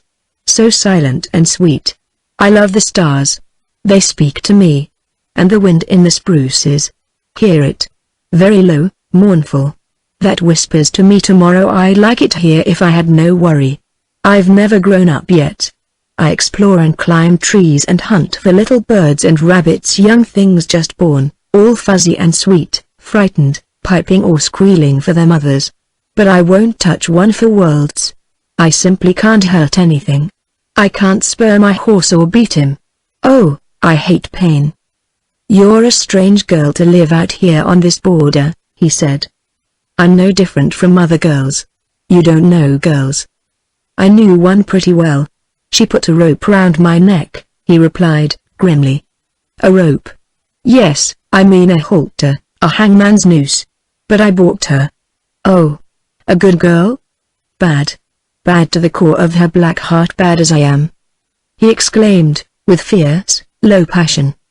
Joan trembled. The man, in an instant, seemed transformed, somber as death. She could not look at him, but she must keep on talking. Bad? You don't seem bad to me, only violent, perhaps, or wild. Tell me about yourself. She had stirred him. His neglected pipe fell from his hand. In the gloom of the campfire he must have seen faces or ghosts of his past. Why not? He queried, strangely. Why not do what's been impossible for years? Open my lips. It'll not matter to a girl who can never tell. Have I forgotten? God! I have not. Listen, so that you'll know I'm bad. My name's not Kells. I was born in the East, and went to school there till I ran away. I was young, ambitious, wild. I stole. I ran away, came west in '51 to the goldfields in California. There I became a prospector, miner, gambler, robber and road agent. I had evil in me, as all men have, and those wild years brought it out. I had no chance. Evil and gold and blood, they are one and the same thing. I committed every crime till no place, bad as it might be, was safe for me. Driven and hunted and shot and starved, almost hanged. And now I'm Kells. Of that outcast crew you named, the Border Legion. Every black crime but one there. Blackest and that haunting me, itching my hands tonight. Oh, you speak so dreadfully, cried Joan. What can I say? I'm sorry for you. I don't believe it all. What black crime haunts you? Oh, what could be possible tonight here in this lonely canon with only me? Dark and terrible. The man arose. Girl, he said, hoarsely. Tonight I'll. What have you done to me? One more day and I'll be mad to do right by you instead of wrong. Do you understand that? Joan leaned forward in the campfire light with outstretched hands and quivering lips, as overcome by his halting confession of one last remnant of honor as she was by the dark hint of his passion. No, I don't understand nor believe, she cried. But you frighten me so. I'm all alone with you here. You said I'd be safe. Don't. Her voice broke then and she sank back exhausted in her seat. Probably Kells had heard only the first words of her appeal, for he took to striding back and forth in the circle of the campfire light. The scabbard with the big gun swung against his leg. It grew to be a dark and monstrous thing in Joan's sight. A marvelous intuition born of that hour warned her of Kells's subjection to the beast in him, even while, with all the manhood left to him, he still battled against it. Her girlish sweetness and innocence had availed nothing, except mock him with the ghost of dead memories. He could not be won or foiled. She must get her hands on that gun, kill him, or the alternative was death for herself. And she leaned there, slowly gathering all the unconquerable and unquenchable forces of a woman's nature, waiting to make one desperate, supreme, and final effort. Chapter 6. Kells strode there, a black, silent shadow, plodding with bent head, as if all about and above him were demons and furies. Joan's perceptions of him, of the night, of the inanimate and imponderable black walls, and of herself, were exquisitely and abnormally keen. She saw him there, bowed under his burden, gloomy and wroth and sick with himself because the man in him despised the coward. Men of his stamp were seldom or never cowards. Their lives did not breed cowardice or baseness. Joan knew the burning in her breast, that thing which inflamed and swept through her like a wind of fire, was hate. Yet her heart held a grain of pity for him. She measured his forbearance, his struggle, against the monstrous cruelty and passion engendered by a wild life among wild men at a wild time. And, considering his opportunities of the long hours and lonely miles, she was grateful, and did not in the least underestimate what it cost him, how different from Bill or Holloway he had been. But all this was nothing, and her thinking of it useless, unless he conquered himself. She only waited, holding on to that steel-like control of her nerves, motionless and silent. She leaned back against her saddle, a blanket covering her, with wide-open eyes, and despite the presence of that stalking figure and the fact of her mind being locked round one terrible and inevitable thought, she saw the changing beautiful glow of the fire logs and the cold, pitiless stars and the mustering shadows under the walls. She heard, too, the low-rising sigh of the wind in the balsam and the silvery tinkle of the brook, and sounds only imagined or nameless. Yet a stern and insupportable silence weighed her down. This dark canon seemed at the ends of the earth. She felt encompassed by illimitable and stupendous outflung mountains, insulated in a vast, dark, silent tomb. Kells suddenly came to her, treading noiselessly, and he leaned over her. His visage was a dark blur, but the posture of him was that of a wolf about to spring. Lower he leaned slowly and yet lower. Joan saw the heavy gun swing away from his leg. She saw it black and clear against the blaze. A cold, blue light glinted from its handle. And then Kells was near enough for her to see his face and his eyes that were but shadows of flames. She gazed up at him steadily, open-eyed, with no fear or shrinking. His breathing was quick and loud. He looked down at her for an endless moment, then, straightening his bent form, he resumed his walk to and fro. After that for Joan time might have consisted of moments or hours, each of which was marked by Kells looming over her. He appeared to approach her from all sides, he round her wide-eyed, sleepless, his shadowy glance gloated over her lithe, slender shape, and then he strode away into the gloom. Sometimes she could no longer hear his steps and then she was quiveringly alert, listening, fearful that he might creep upon her like a panther. At times he kept the campfire blazing brightly, at others he let it die down. And these dark intervals were frightful for her. The night seemed treacherous, in league with her foe. It was endless. She prayed for dawn yet with a blank hopelessness for what the day might bring. Could she hold out through more interminable hours? Would she not break from sheer strain? There were moments when she wavered and shook like a leaf in the wind, when the beating of her heart was audible, when a child could have seen her distress. There were other moments when all was ugly, unreal, impossible like things in a nightmare. But when Kells was near or approached to look at her, like a cat returned to watch a captive mouse, she was again strong, waiting, with ever a strange and cold sense of the nearness of that swinging gun. Late in the night she missed him, for how long she had no idea. She had less trust in his absence than his presence. The nearer he came to her the stronger she grew and the clearer of purpose. At last the black void of cannon lost its blackness and turned to grey. Dawn was at hand. The horrible endless night, in which she had aged from girl to woman, had passed. Joan had never closed her eyes a single instant. When day broke she got up. The long hours in which she had rested motionlessly had left her muscles cramped and dead. She began to walk off the feeling. Kells had just stirred from his blanket under the balsam tree. His face was dark, haggard, lined. She saw him go down to the brook and plunge his hands into the water and bathe his face with a kind of fury. Then he went up to the smouldering fire. There was a gloom, a somberness, a hardness about him that had not been noticeable the day before. Joan found the water cold as ice, soothing to the burn beneath her skin. She walked away then, aware that Kells did not appear to care, and went up to where the brook brawled from under the cliff. This was 100 paces from camp, though in plain sight. Joan looked round for her horse, but he was not to be seen.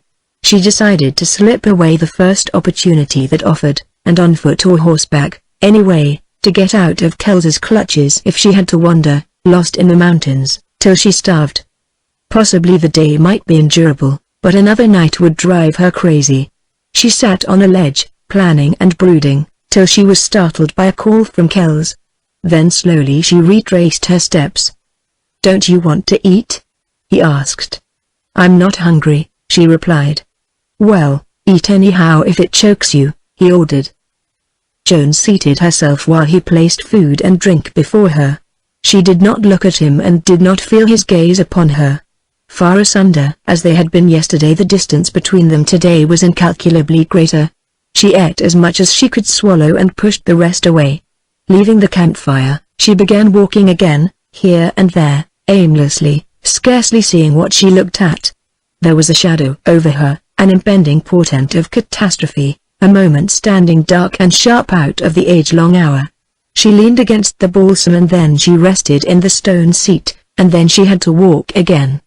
It might have been long, that time, she never knew how long or short.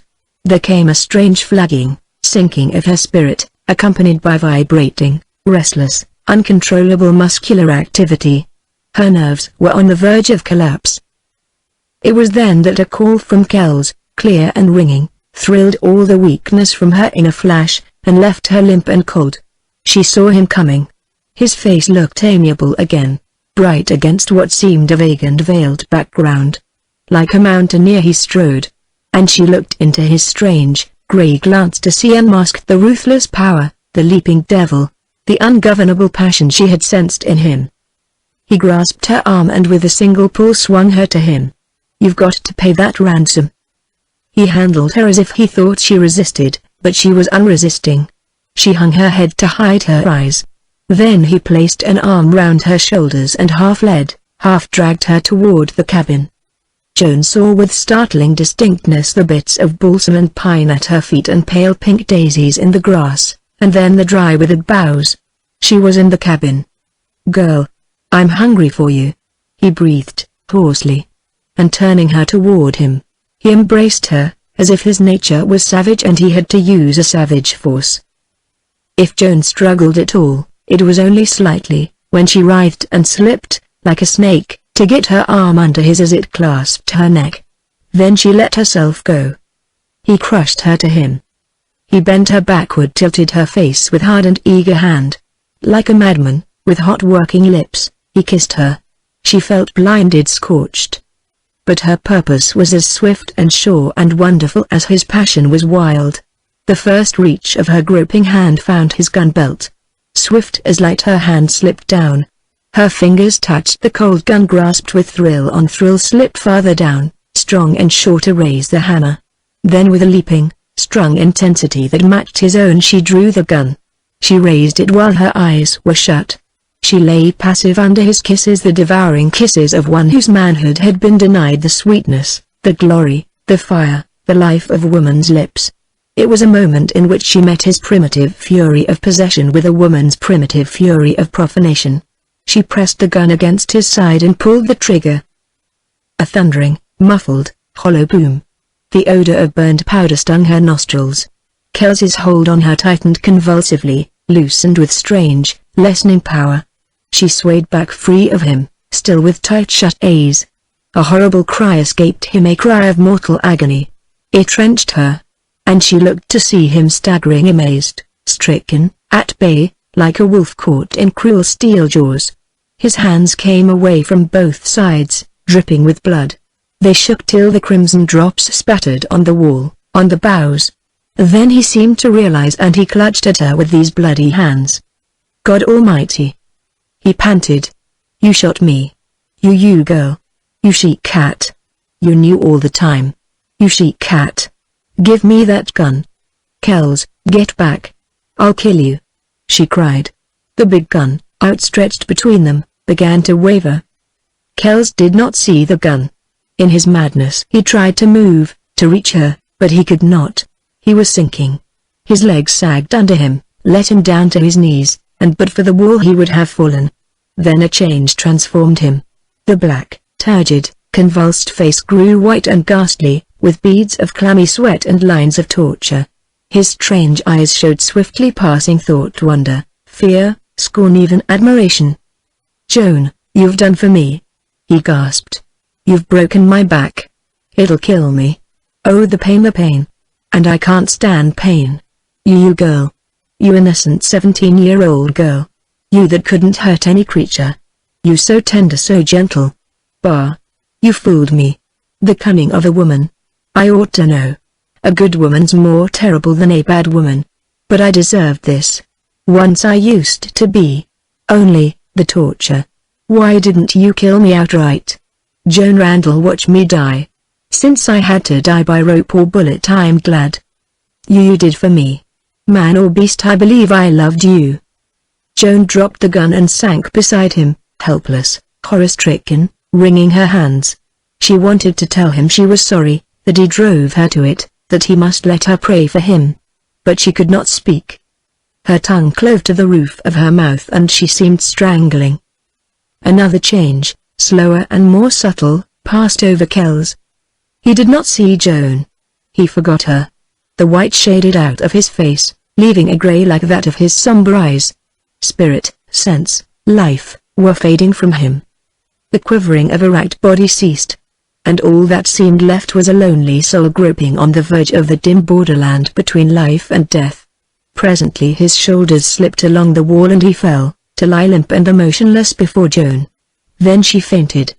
Chapter 6. When Joan returned to consciousness, she was lying half outside the opening of the cabin, and above her was a drift of blue gun smoke, slowly floating upward. Almost as swiftly as perception of that smoke came a shuddering memory. She lay still, listening.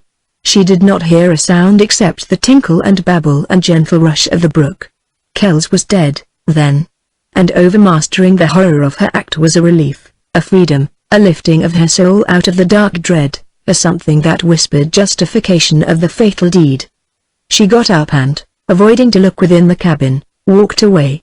The sun was almost at the zenith. Where had the morning hours gone?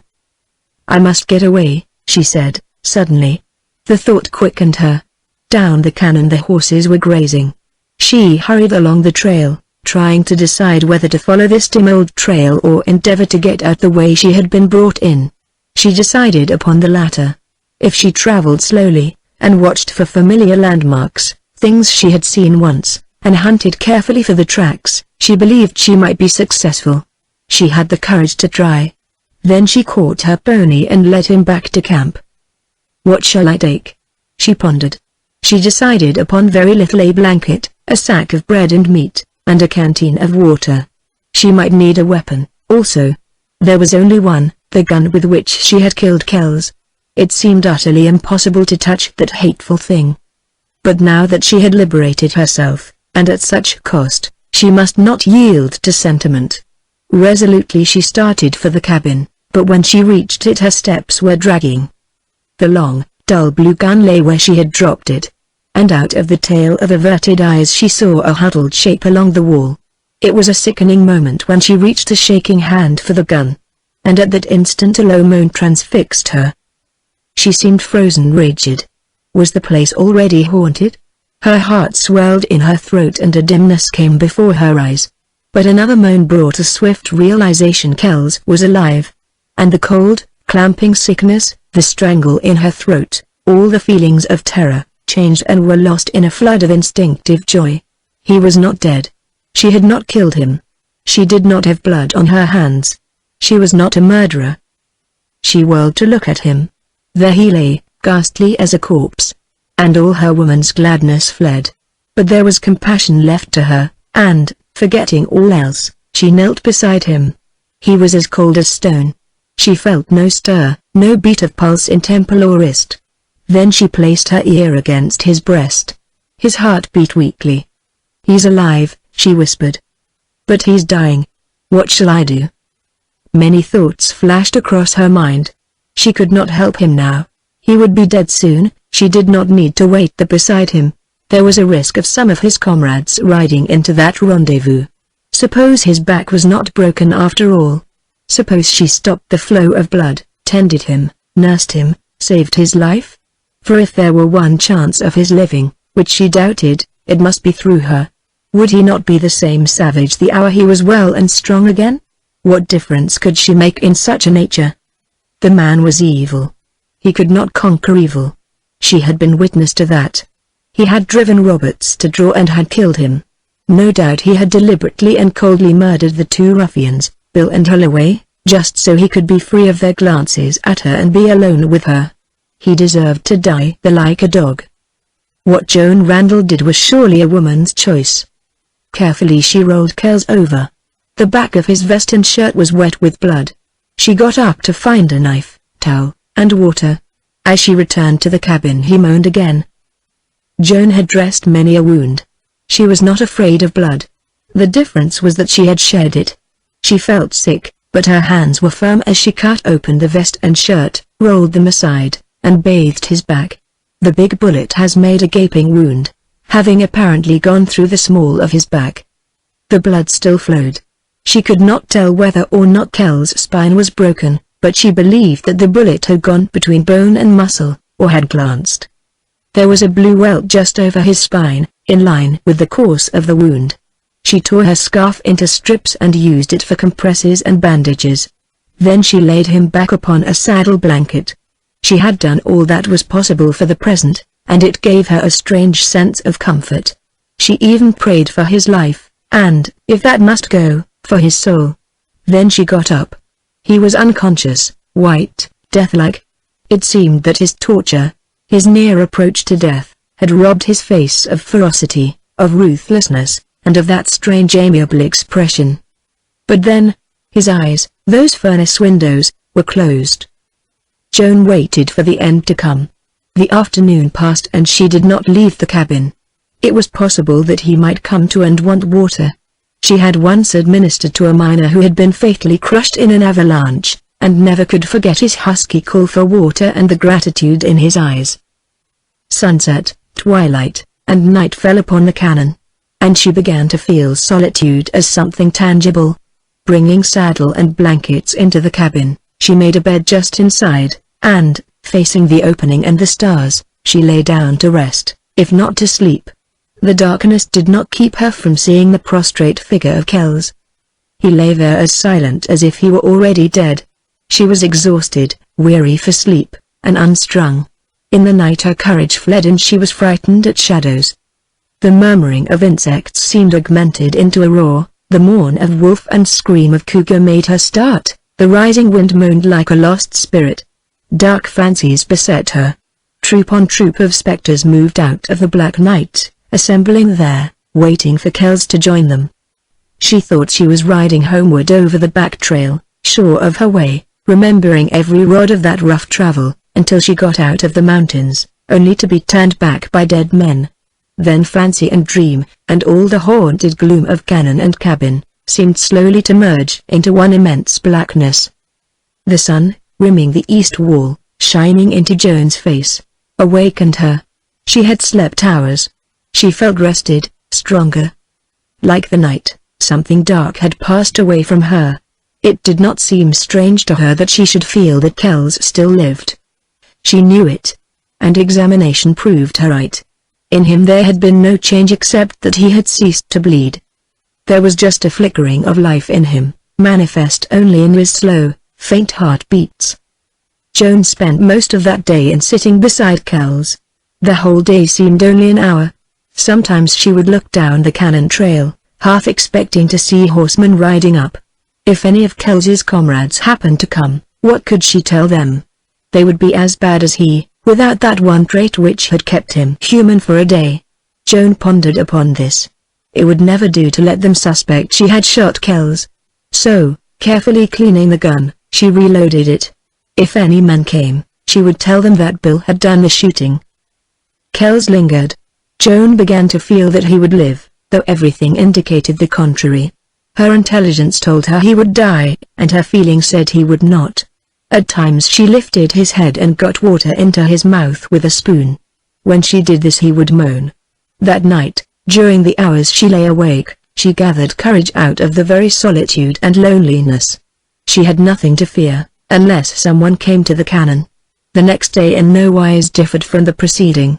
And then there came the third day, with no change in Kells till near evening, when she thought he was returning to consciousness. But she must have been mistaken. For hours she watched patiently. He might return to consciousness just before the end, and want to speak, to send a message, to ask a prayer, to feel a human hand at the last. That night the crescent moon hung over the cannon. In the faint light Joan could see the blanched face of Kells, strange and sad, no longer seeming evil. The time came when his lips stirred. He tried to talk. She moistened his lips and gave him a drink. He murmured incoherently, sank again into a stupor, to rouse once more and babbled like a madman. Then he lay quietly for long, so long that sleep was claiming Joan. Suddenly he startled her by calling very faintly but distinctly, "Water! Water!" Joan bent over him, lifting his head, helping him to drink. She could see his eyes, like dark holes in something white. "Is that you, mother?" he whispered. "Yes," replied Joan. He sank immediately into another stupor or sleep, from which he did not rouse. That whisper of his mother touched Joan. Bad men had mothers just the same as any other kind of men. Even this Kells had a mother. He was still a young man. He had been youth, boy, child, baby. Some mother had loved him, cradled him, kissed his rosy baby hands, watched him grow with pride and glory, built castles in her dreams of his manhood, and perhaps prayed for him still, trusting he was strong and honored among men. And here he lay, a shattered wreck, dying for a wicked act, the last of many crimes. It was a tragedy. It made Joan think of the hard lot of mothers, and then of this unsettled western wild, where men flocked in packs like wolves, and spilled blood like water, and held life nothing. Joan sought her rest and soon slept. In the morning she did not at once go to Kells. Somehow she dreaded finding him conscious, almost as much as she dreaded the thought of finding him dead. When she did bend over him he was awake, and at sight of her he showed a faint amaze. "Joan," he whispered. "Yes," she replied. "Are you with me still?" "Of course, I couldn't leave you." The pale eyes shadowed strangely, darkly. "I'm alive yet. And you stayed. Was it yesterday you threw my gun on me?" "No. 4 days ago." 4. "Is my back's broken?" "I don't know. I don't think so. It's a terrible wound. I did all I could." "You tried to kill me then tried to save me?" She was silent to that. "You're good and you've been noble," he said. "But I wish you'd only been bad. Then I'd curse you and strangle you presently." "Perhaps you had best be quiet," replied Joan. "No. I've been shot before. I'll get over this if my back's not broken." "How can we tell?" "I've no idea."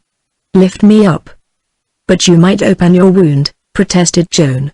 "Lift me up." The force of the man spoke even in his low whisper. "But why?" asked Joan. "I want to see if I can sit up. If I can't, give me my gun." "I won't let you have it," replied Joan. Then she slipped her arms under his and, carefully raising him to a sitting posture, released her hold. "I'm a rank coward about pain," he gasped, with thick drops standing out on his white face. "I can't stand it."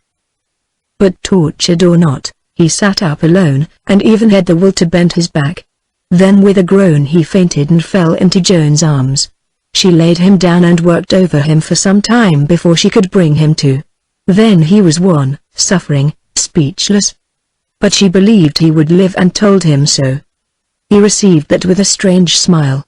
Later, when she came to him with broth, he drank it gratefully. "I'll beat this out," he said, weakly. "I'll recover. My back's not broken. I'll get well. Now you bring water and food in here, then go." "Go?" she echoed. "Yes. Don't go down the canyon. You'd be worse off. Take the back trail. You've got a chance to get out. Go." "Leave you here? So weak you can't lift a cup." "I won't. I'd rather you did." "Why?" "Because in a few days I'll begin to mend. Then I'll grow like myself.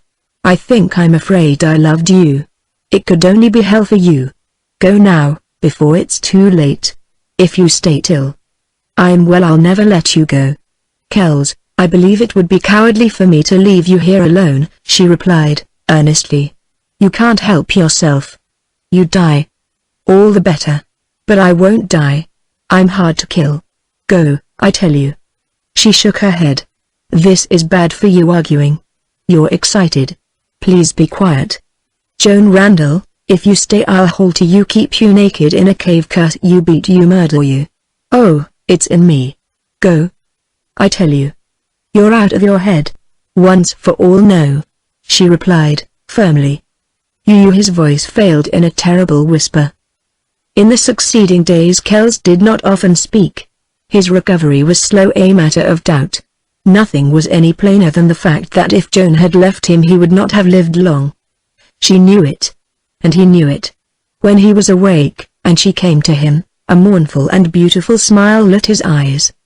The sight of her apparently hurt him and uplifted him. But he slept 20 hours out of every day, and while he slept he did not need Joan. She came to know the meaning of solitude. There were days when she did not hear the sound of her own voice. A habit of silence, one of the significant forces of solitude, had grown upon her. Daily she thought less and felt more. For hours she did nothing. When she roused herself, compelled herself to think of these encompassing peaks of the lonely canyon walls, The stately trees, all those eternally silent and chinless features of her solitude, she hated them with a blind and unreasoning passion. She hated them because she was losing her love for them, because they were becoming a part of her, because they were fixed and content and passionless. She liked to sit in the sun, feel its warmth, see its brightness, and sometimes she almost forgot to go back to her patient. She fought at times against an insidious change, a growing older, a going backward. At other times she drifted through hours that seemed quiet and golden, in which nothing happened. And by when she realized that the drifting hours were gradually swallowing up the restless and active hours, then strangely, she remembered Jim Cleave. Memory of him came to save her. She dreamed of him during the long, lonely, solemn days, and in the dark, silent climax of unbearable solitude the night. She remembered his kisses, forgot her anger and shame, accepted the sweetness of their meaning, and so in the interminable hours of her solitude she dreamed herself into love for him. Joan kept some record of days, until 3 weeks or thereabout passed, and then she lost track of time. It dragged along, yet looked at as the past, it seemed to have sped swiftly. The change in her, the growing old, the revelation and responsibility of serf, as a woman, made this experience appear to have extended over months. Kells slowly became convalescent and then he had a relapse. Something happened, the nature of which Joan could not tell, and he almost died. There were days when his life hung in the balance, when he could not talk, and then came a perceptible turn for the better. The store of provisions grew low, and Joan began to face another serious situation. Deer and rabbit were plentiful in the canon, but she could not kill one with a revolver. She thought she would be forced to sacrifice one of the horses. The fact that Kells suddenly showed a craving for meat brought this aspect of the situation to a climax. And that very morning while Joan was pondering the matter she saw a number of horsemen riding up the canon toward the cabin.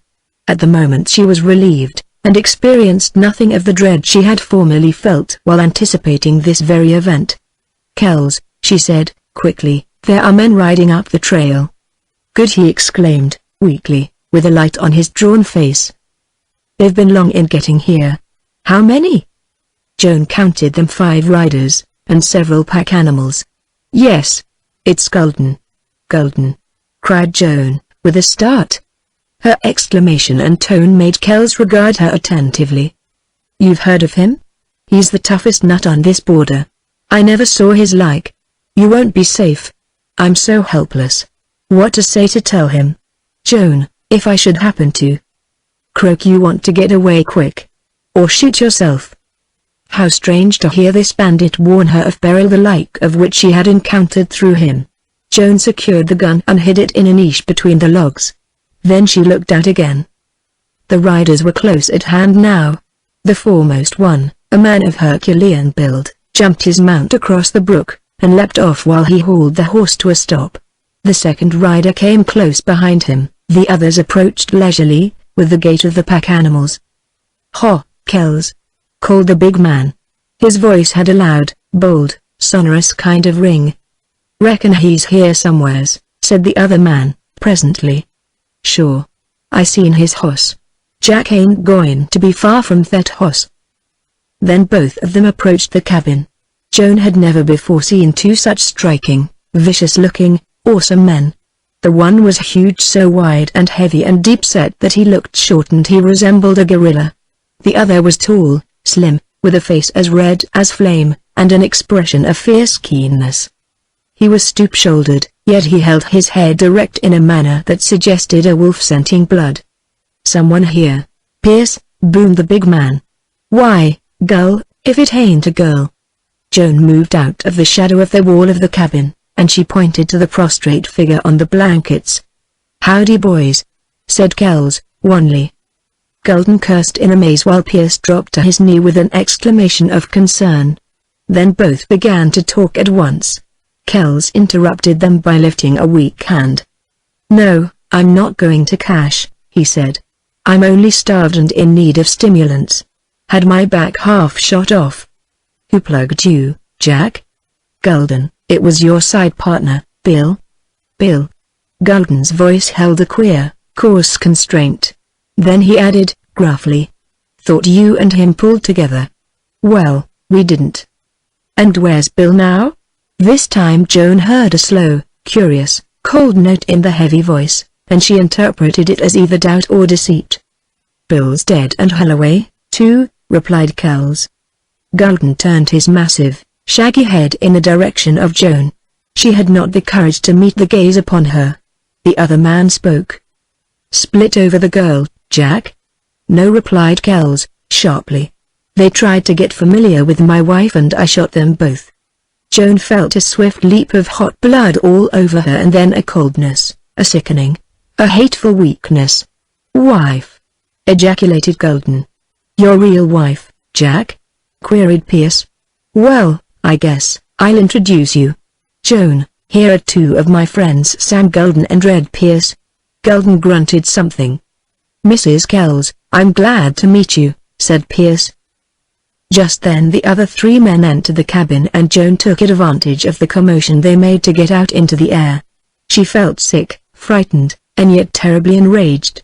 She staggered a little as she went out, and she knew she was as pale as death. These visitors thrust reality upon her with a cruel suddenness. There was something terrible in the mere presence of this Golden. She had not yet dared to take a good look at him. But what she felt was overwhelming. She wanted to run. Yet escape now was infinitely more of a menace than before. If she slipped away it would be these new enemies who would pursue her, track her like hounds. She understood why Kells had introduced her as his wife. She hated the idea with a shameful and burning hate, but a moment's reflection taught her that Kells had answered once more to a good instinct. At the moment he had meant that to protect her.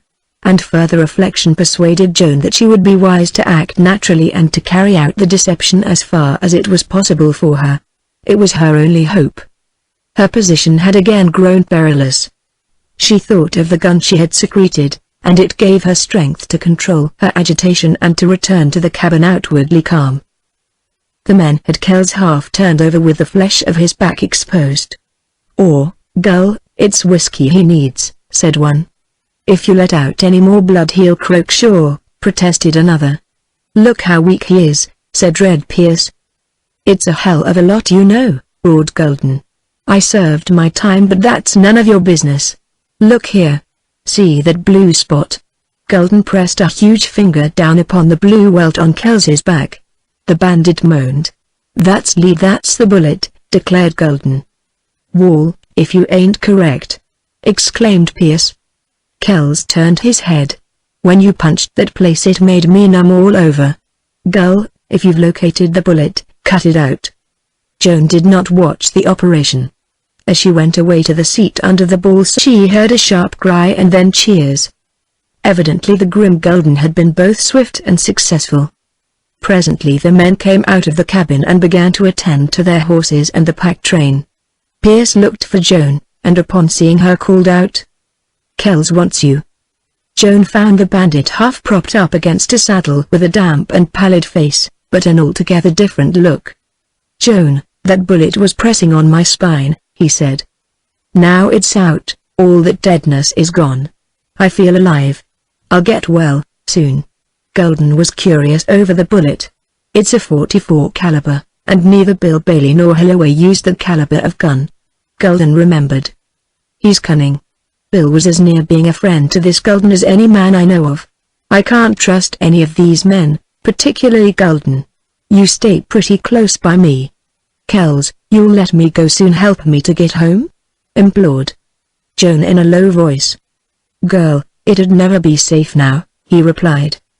Then later soon when it is safe? We'll see. But you're my wife now. With the latter words the man subtly changed. Something of the power she had felt in him before his illness began again to be manifested. Joan divined that these comrades had caused the difference in him. You won't dare? Joan was unable to conclude her meaning. A tight band compressed her breast and throat, and she trembled. Will you dare go out there and tell them you're not my wife? He queried. His voice had grown stronger and his eyes were blending shadows of thought. Joan knew that she dared not. She must choose the lesser of two evils. No man could be such a beast to a woman after she'd saved his life, she whispered. I could be anything. You had your chance. I told you to go. Said if I ever got well I'd be as I was before. But you'd have died. That would have been better for you. Joan, I'll do this. Marry you honestly and leave the country. I've gold. I'm young. I love you. I intend to have you. And I'll begin life over again. What do you say? Say? I'd die before I'd marry you. She panted. All right, Joan Randall, he replied, bitterly. For a moment I saw a ghost. My old dead better self. It's gone. And you stay with me. Chapter 7. After dark, Kells had his men build a fire before the open side of the cabin. He lay propped up on blankets and his saddle, while the others lounged or sat in a half circle in the light, facing him. Joan drew her blankets into a corner where the shadows were thick and she could see without being seen. She wondered how she would ever sleep near all these wild men if she could ever sleep again. Yet she seemed more curious and wakeful than frightened. She had no way to explain it, but she felt the fact that her presence in the camp had a subtle influence, at once restraining and exciting. So she looked out upon the scene with wide-open eyes. And she received more strongly than ever an impression of wildness. Even the campfire seemed to burn wildly. It did not glow and sputter and pale and brighten and sing like an honest campfire. It blazed in red, fierce, hurried flames, wild to consume the logs. It cast a baleful and sinister color upon the hard faces there. Then the blackness of the enveloping night was pitchy, without any bold outline of cannon wall or companionship of stars. The coyotes were out in force and from all around came their wild sharp barks. The wind rose and mourned weirdly through the balsams. But it was in the men that Joan felt mostly that element of wildness. Kells lay with his ghastly face clear in the play of the moving flower of light. It was an intelligent, keen, strong face, but evil. Evil power stood out in the lines, in the strange eyes, stranger than ever, now in shadow, and it seemed once more the face of an alert, listening, implacable man, with wild projects in mind, driving him to the doom he meant for others. Pierce's red face shone redder in that ruddy light. It was hard, lean, almost fleshless, a red mask stretched over a grinning skull. The one they called Frenchie was little, dark, small-featured, with piercing gimlet-like eyes, and a mouth ready to gush forth hate and violence. The next two were not particularly individualized by any striking aspect, merely looking border ruffians after the type of Bill and Herway. But Gulden, who sat at the end of the half-circle, was an object that Joan could scarcely bring her gaze to study. Somehow her first glance at him put into her mind a strange idea that she was a woman and therefore of all creatures or things in the world the farthest removed from him. She looked away, and found her gaze returning, fascinated, as if she were a bird and he a snake. The man was of huge frame, a giant whose every move suggested the acme of physical power. He was an animal, a gorilla with a shock of light instead of black hair, of pale instead of black skin. His features might have been hewn and hammered out with coarse, dull, broken chisels. And upon his face, in the lines and chords, in the huge caverns where his eyes hid, and in the huge gash that held strong, white fangs, had been stamped by nature and by life a terrible ferocity. Here was a man or a monster in whose presence Joan felt that she would rather be dead. He did not smoke, he did not indulge in the coarse, good-natured raillery. He sat there like a huge engine of destruction that needed no rest, but was forced to rest because of weaker attachments. On the other hand, he was not sullen or brooding. It was that he did not seem to think. Kells had been rapidly gaining strength since the extraction of the bullet, and it was evident that his interest was growing proportionately. He asked questions and received most of his replies from Red Pierce. Joan did not listen attentively at first, but presently she regretted that she had not. She gathered that Kells's fame as the master bandit of the whole gold region of Idaho, Nevada, and northeastern California was a fame that he loved as much as the gold he stole. Joan sensed, through the replies of these men and their attitude toward Kells, that his power was supreme. He ruled the robbers and ruffians in his bands, and evidently they were scattered from Bannack to Lewiston and all along the border. He had power, likewise, over the border hawks not directly under his leadership. During the weeks of his enforced stay in the cannon there had been a cessation of operations, the nature of which Joan merely guessed, and a gradual accumulation of idle wailing men in the main camp. Also she gathered, but vaguely, that though Kells had supreme power, the organization he desired was yet far from being consummated. He showed thoughtfulness and irritation by turns, and it was the subject of gold that drew his intensest interest. "Reckon you figured right, Jack," said Red Pierce, and paused as if before a long talk, while he refilled his pipe. "Sooner or later there'll be the biggest gold strike ever made in the West. Wagon trains are met every day coming across from Salt Lake. Prospectors are working in hordes down from Bannack. All the gulches and valleys in the Bear Mountains have their camps. Surface gold everywhere and easy to get where there's water. But there's diggings all over. No big strike yet. It's bound to come sooner or later. And then when the news hits the main traveled roads and reaches back into the mountains, there's going to be a rush that'll make 49 and 51 look sick. What do you say, Bate?" "Sure will," replied a grizzled individual whom Kells had called Batewood. He was not so young as his companions, more sober, less wild, and slower of speech. "I saw both 49 and 51. Them was days. But I'm agreeing with Red. The sure will be hell on this Idaho border sooner or later. I've been a prospector, though I never hankered after the hard work of digging gold. Gold is hard to dig, easy to lose, and easy to get from some other fella. I see the signs of a comin' strike somewhere in this region. Maybe it's on now. There's thousands of prospectors in 2s and 3s and groups, out in the hills all over. They ain't a-goin' to tell when they do make a strike. But the gold must be brought out. And gold is heavy. It ain't easy hid. That's how strikes are discovered. I sure reckon that this year will beat 49 and 51. And for 2 reasons. There's a steady stream of broken and disappointed gold seekers backtrailing from California.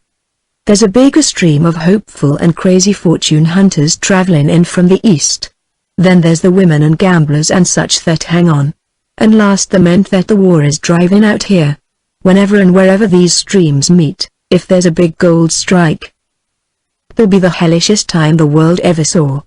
Boys, said Kells, with a ring in his weak voice, it'll be a harvest for my border legion. For what? Queried Batewood, curiously. All the others except Gulden turned inquiring and interested faces toward the bandit. The border legion, replied Kells. And what's that? Asked Red Pierce, bluntly. Well, if the time's ripe for the great gold fever you say is coming, then it's ripe for the greatest band ever organized.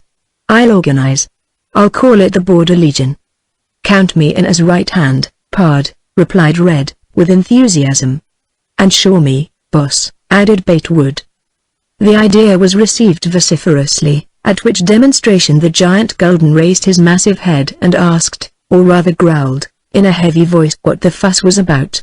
His query, his roused presence, seemed to act upon the others, even Kells, with a strange, disquieting or halting force, as if here was a character or an obstacle to be considered.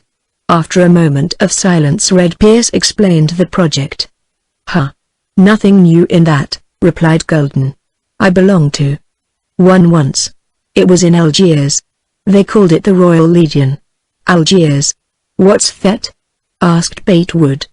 Africa, replied Gulden. Say, Gull, you've been around some, said Red Pierce, admiringly. What was the Royal Legion?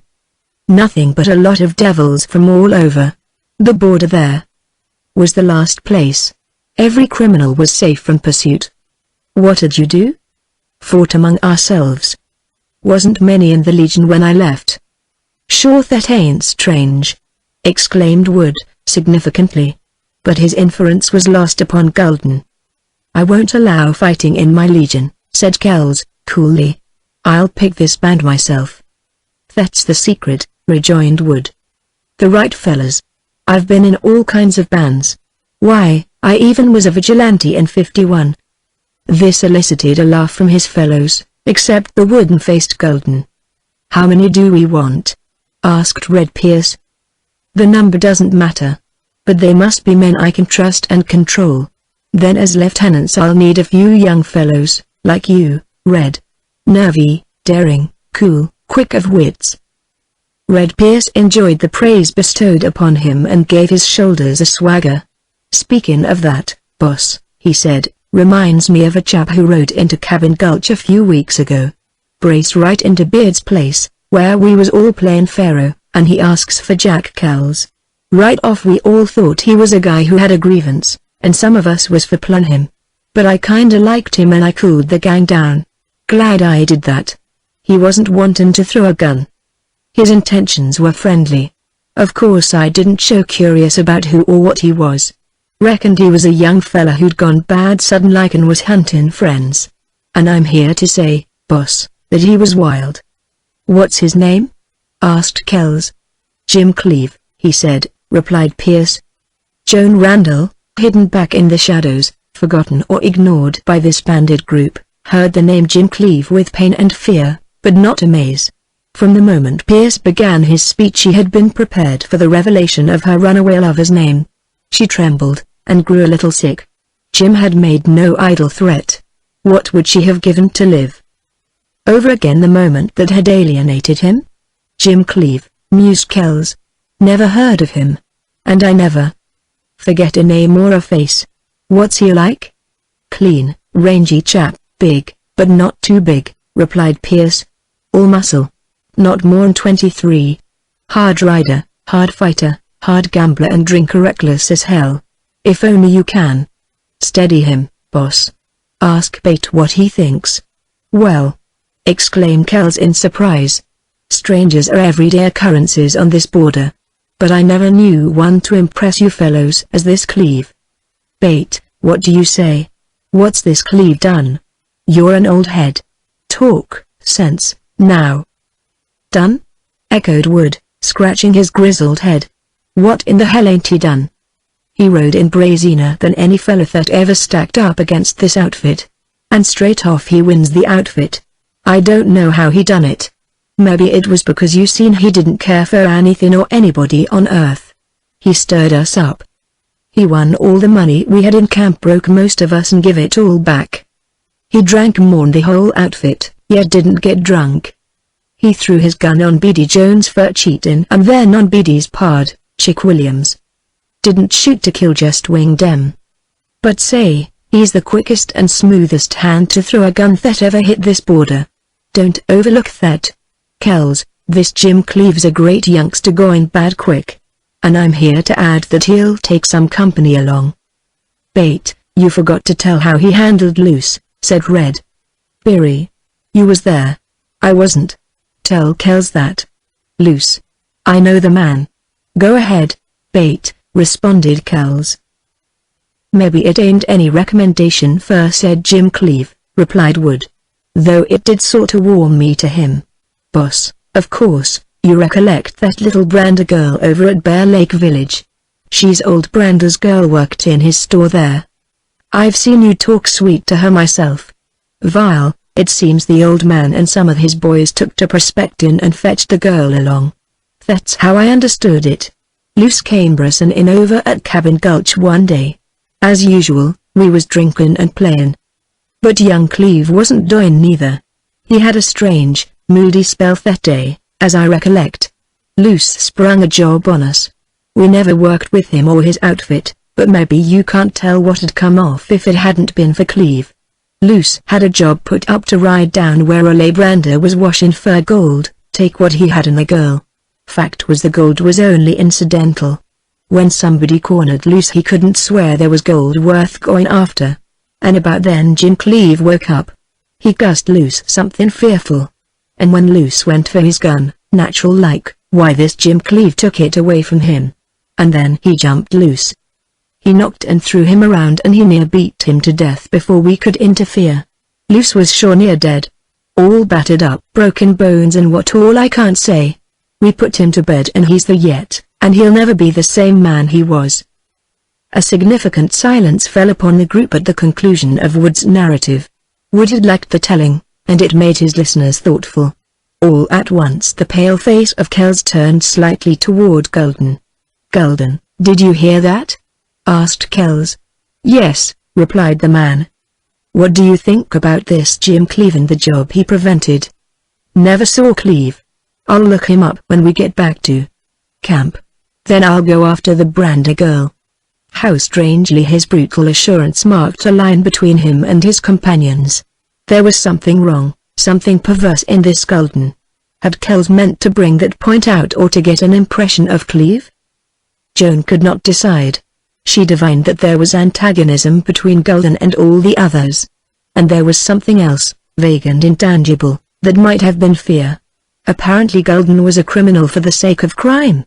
Joan regarded him with a growing terror, augmented the more because he alone kept eyes upon the corner where she was hidden, and she felt that compared with him the others, even Kells, of whose cold villainy she was assured, were but insignificant men of evil. She covered her head with a blanket to shut out sight of that shaggy, massive head and the great dark caves of eyes. Thereupon Joan did not see or hear any more of the bandits. Evidently the conversation died down, or she, in the absorption of new thoughts, no longer heard. She relaxed, and suddenly seemed to quiver all over with the name she whispered to herself. Jim. Jim. Oh, Jim. And the last whisper was an inward sob. What he had done was terrible. It tortured her. She had not believed it in him. Yet, now she thought, how like him. All for her in despair and spite he had ruined himself. He would be killed out there in some drunken brawl, or, still worse, he would become a member of this bandit crew and drift into crime. That was a great blow to Joan, that the curse she had put upon him. How silly, false, and vain had been her coquetry, her indifference. She loved Jim Cleve.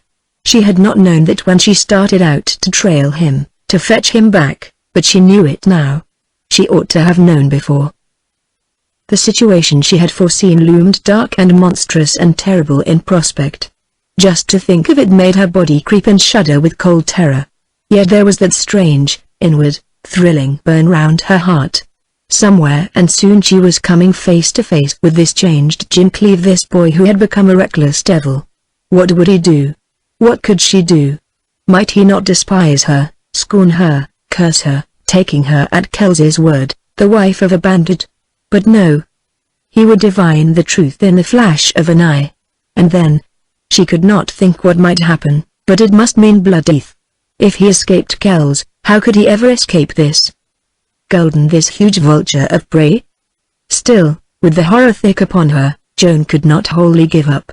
The moment Jim Cleve's name and his ruin burst upon her ears, in the gossip of these bandits, she had become another girl, a girl wholly become a woman, and one with a driving passion to save if it cost her life. She lost her fear of Kells, of the others, of all except Gulden. He was not human, and instinctively she knew she could do nothing with him. She might influence the others, but never Gulden. The torment in her brain eased then, and gradually she quieted down, with only a pang and a weight in her breast. The past seemed far away. The present was nothing. Only the future, that contained Jim Cleve, mattered to her. She would not have left the clutches of Kells, if at that moment she could have walked forth free and safe. She was going on to Cabin Gulch. And that thought was the last one in her weary mind as she dropped to sleep. Chapter 8. In 3 days, during which time Joan attended Kells as faithfully as if she were indeed his wife, he thought that he had gained sufficiently to undertake the journey to the main camp, Cabin Gulch. He was eager to get back there and imperious in his overruling of any opposition. The men could take turns at propping him in a saddle. So on the morning of the 4th day they packed for the ride. During these few days Joan had verified her suspicion that Kells had two sides to his character, or it seemed, rather, that her presence developed a latent or a long-dead side. When she was with him, thereby distracting his attention, he was entirely different from what he was when his men surrounded him. Apparently he had no knowledge of this. He showed surprise and gratitude at Joan's kindness, though never pity or compassion for her. That he had become infatuated with her Joan could no longer doubt. His strange eyes followed her, there was a dreamy light in them. He was mostly silent with her. Before those few days had come to an end he had developed two things: a reluctance to let Joan leave his sight and an intolerance of the presence of the other men, particularly Gulden. Always Joan felt the eyes of these men upon her, mostly in unobtrusive glances, except Gulden's. The giant studied her with slow, cavernous stare, without curiosity or speculation or admiration. Evidently a woman was a new and strange creature to him, and he was experiencing unfamiliar sensations. Whenever Joan accidentally met his gaze, for she avoided it as much as possible, she shuddered with sick memory of a story she had heard, how a huge and ferocious gorilla had stolen into an African village and run off with a white woman. She could not shake the memory. And it was this that made her kinder to Kells than otherwise would have been possible. All Joan's faculties sharpened in this period. She felt her own development, the beginning of a bitter and hard education, an instinctive assimilation of all that nature taught its wild people and creatures, the first thing in elemental life, self-preservation. Parallel in her heart and mind ran a hopeless despair and a driving, unquenchable spirit. The former was fear, the latter love. She believed beyond a doubt that she had doomed herself along with Jim Cleave. She felt that she had the courage, the power, the love to save him, if not herself. And the reason that she did not falter and fail in this terrible situation was because her despair, great as it was, did not equal her love.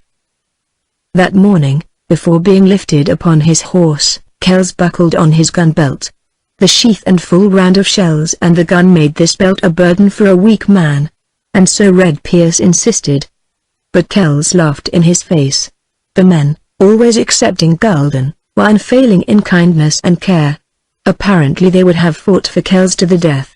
They were simple and direct in their rough feelings.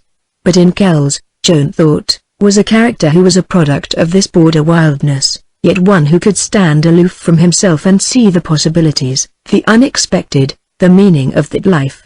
Kells knew that a man and yet another might show kindness and faithfulness one moment, but the very next, out of a manhood retrograded to the savage, out of the circumstance or chance, might respond to a primitive force far sundered from thought or reason, and rise to unbridled action. Joan divined that Kells buckled on his gun to be ready to protect her. But his men never dreamed his motive. Kells was a strong, bad man set among men like him, yet he was infinitely different because he had brains. On the start of the journey Joan was instructed to ride before Kells and Pierce, who supported the leader in his saddle. The pack drivers and Batewood and Frenchy rode ahead, Gulden held to the rear. And this order was preserved till noon, when the cavalcade halted for a rest in a shady, grassy, and well-watered nook.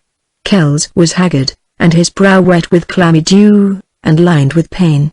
Yet he was cheerful and patient. Still he hurried the men through their tasks. In an hour the afternoon travel was begun.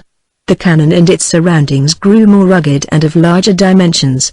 Yet the trail appeared to get broader and better all the time.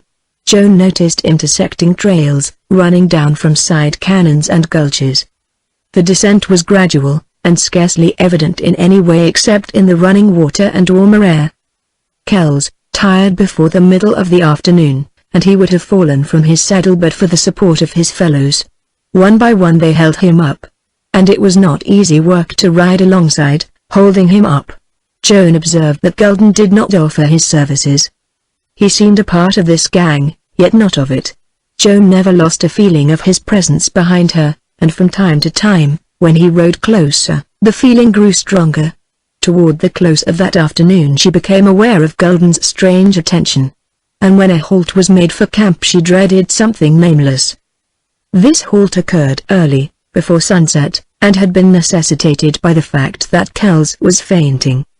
They laid him out on blankets, with his head in his saddle. Joan tended him, and he recovered somewhat, though he lacked the usual keenness. It was a busy hour with saddles, packs, horses, with wood to cut and fire to build and meal to cook. Kells drank thirstily, but refused food. "Joan," he whispered, at an opportune moment, "I'm only tired dead for sleep. You stay beside me. Wake me quick if you want to." He closed his eyes wearily, without explaining, and soon slumbered. Joan did not choose to allow these men to see that she feared them or distrusted them or disliked them. She ate with them beside the fire. And this was their first opportunity to be close to her. The fact had an immediate and singular influence. Joan had no vanity, though she knew she was handsome. She forced herself to be pleasant, agreeable, even sweet. Their response was instant and growing. At first they were bold, then familiar and coarse. For years she had been used to rough men of the camps. These, however, were different, and their jokes and suggestions had no effect because they were beyond her. And when this became manifest to them, that aspect of their relation to her changed. She grasped the fact intuitively, and then she verified it by proof. Her heart beat strong and high. If she could hide her hate, her fear, her abhorrence, she could influence these wild men. But it all depended upon her charm, her strangeness, her femininity. Insensibly they had been influenced, and it proved that in the worst of men they yet survived some good. Gulden alone presented a contrast and a problem. He appeared aware of her presence while he sat there eating like a wolf, but it was as if she were only an object. The man watched as might have an animal.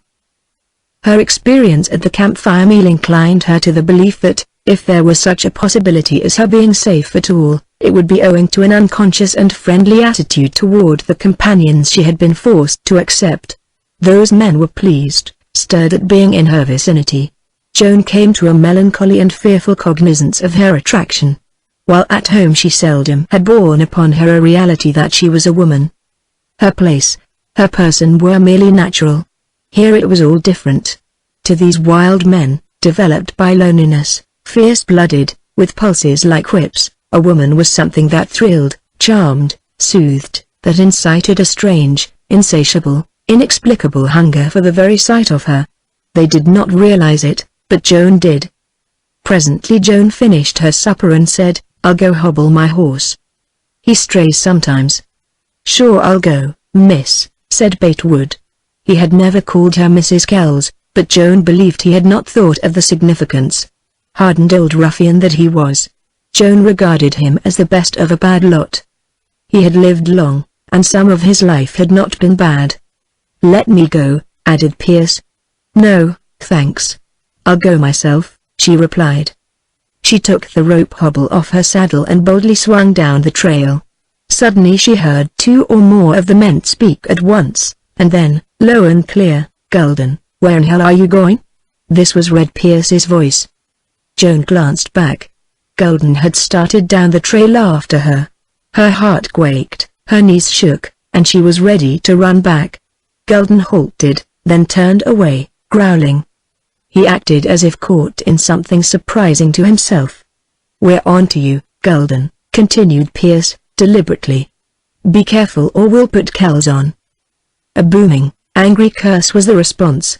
The men grouped closer and a loud altercation followed. Joan almost ran down the trail and heard no more. If any one of them had started her way now she would have plunged into the thickets like a frightened deer. Evidently, however, they meant to let her alone. Joan found her horse, and before hobbling him she was assailed by a temptation to mount him and ride away. This she did not want to do and would not do under any circumstances. Still, she could not prevent the natural instinctive impulse of a woman. She crossed to the other side of the brook and returned toward camp under the spruce and balsam trees. She did not hurry. It was good to be alone, out of sight of those violent men, away from that constant wearing physical proof of catastrophe. Nevertheless, she did not feel free or safe for a moment. She peered fearfully into the shadows of the rocks and trees, and presently it was a relief to get back to the side of the sleeping Kells. He lay in a deep slumber of exhaustion. She arranged her own saddle and blankets near him, and prepared to meet the night as best she could. Instinctively she took a position where in one swift snatch she could get possession of Kells's gun. It was about time of sunset, warm and still in the canon, with rosy lights fading upon the peaks. The men were all busy with one thing and another. Strange it was to see that Gulden, who Joan thought might be a shirker, did twice the work of any man, especially the heavy work. He seemed to enjoy carrying a log that would have overweighted two ordinary men. He was so huge, so active, so powerful that it was fascinating to watch him. They built the campfire for the night uncomfortably near Joan's position. However, remembering how cold the air would become later, she made no objection. Twilight set in and the men, through for the day, gathered near the fire. Then Joan was not long in discovering that the situation had begun to impinge upon the feelings of each of these men. They looked at her differently. Some of them invented pretexts to approach her, to ask something, to offer service, anything to get near her. A personal and individual note had been injected into the attitude of each. Intuitively Joan guessed that Gulden's arising to follow her had turned their eyes inward. Gulden remained silent and inactive at the edge of the campfire circle of light, which flickered fitfully around him, making him seem a huge, gloomy ape of a man. So far as Joan could tell, Gulden never cast his eyes in her direction. That was a difference which left cause for reflection. Had that hulk of brawn and bone begun to think? Batewood's overtures to Joan were rough, but inexplicable to her because she dared not wholly trust him. "And sure, miss," he had concluded, in a hoarse whisper, "we all know you ain't Kelsey's wife. That bandit wouldn't marry no woman. He's a woman hater. He was famous for that over in California. He's run off with you, kidnapped you, that's sure. And Gulden swears he shot his own men and was in turn shot by you. That bullet hole in his back was full of powder. There's liable to be a muss-up any time. Sure, miss, you'd better sneak off with me tonight when they're all asleep. I'll get grub and hosses, and take you off to some prospector's camp. Then you can get home." Joan only shook her head. Even if she could have felt trust inward and she was of half a mind to believe him, it was too late. Whatever befell her mattered little if in suffering it she could save Jim Cleeve from the ruin she had wrought. Since this wild experience of Joan's had begun, she had been sick so many times with raw and naked emotions hitherto unknown to her, that she believed she could not feel another new fear or torture. But these strange sensations grew by what they had been fed upon. The man called Frenchie was audacious, persistent, smiling, amorous-eyed, and rudely gallant. He cared no more for his companions than if they had not been there. He vied with Pierce in his attention, and the two of them discomforted the others. The situation might have been amusing had it not been so terrible. Always the portent was a shadow behind their interest and amiability and jealousy. Except for that one abrupt and sinister move of Gulden's, that of a natural man beyond deceit, there was no word, no look, no act at which Joan could have been offended. They were joking, sarcastic, ironical, and sullen in their relation to each other, but to Joan each one presented what was naturally or what he considered his kindest and the most friendly front. A young and attractive woman had dropped into the camp of lonely wild men, and in their wild hearts was a rebirth of egotism, vanity, hunger for notice. They seemed as foolish as a lot of cock-grouse preening themselves and parading before a single female. Surely in some heart was born real brotherhood for a helpless girl in peril. Inevitably in some of them would burst a flame of passion as it had in Kells. Between this amiable contest for Joan's glances and replies, with its possibility of latent good to her, and the dark, lurking, unspoken meaning, such as lay in Gulden's brooding, Joan found another new and sickening torture. "Say, Frenchie, you're no lady's man," declared Red Pierce, "and you, Bate, you're too old. Move past my sachet." Pierce, good-naturedly, but deliberately, pushed the two men back. "Sure she's Kelsey's lady, ain't she?" drawled Wood. "Ain't you all forgettin' that?" "Kells is asleep or dead," replied Pierce, and he succeeded in getting the field to himself. "Where'd you meet Kells anyway?" he asked Joan, with his red face bending near hers. Joan had her part to play. It was difficult, because she divined Pierce's curiosity held a trap to catch her in a falsehood. He knew they all knew she was not Kelsey's wife. But if she were a prisoner, she seemed a willing and contented one. The query that breathed in Pierce's presence was how was he to reconcile the fact of her submission with what he and his comrades had potently felt as her goodness? "That doesn't concern anybody," replied Joan. "Reckon not," said Pierce. Then he leaned nearer with intense face. "What I want to know is Gulden right? Did you shoot Kells?" In the dusk Joan reached back and clasped Kells' hand. For a man as weak and weary as he had been, it was remarkable how quickly a touch awakened him. He lifted his head. "Hello? Who's that?" he called out, sharply. Pierce rose guardedly, startled, but not confused. "It's only me, boss," he replied. "I was about to turn in, and I wanted to know how you were, if I could do anything." "I'm all right, Red," replied Kells, coolly. "Clear out and let me alone. All of you." Pierce moved away with an amiable good night and joined the others at the campfire. Presently they sought their blankets, leaving Golden hunching there silent in the gloom. "Joan, why did you wake me?" whispered Kells. "Pierce asked me if I shot you," replied Joan. "I woke you instead of answering him." "He did," exclaimed Kells under his breath. Then he laughed. "Can't fool that gang. I guess it doesn't matter. Maybe it'd be well if they knew you shot me." He appeared thoughtful, and lay there with the fading flare of the fire on his pale face. But he did not speak again. Presently he fell asleep. Joan leaned back, within reach of him, with her head in her saddle, and pulling a blanket up over her, relaxed her limbs to rest.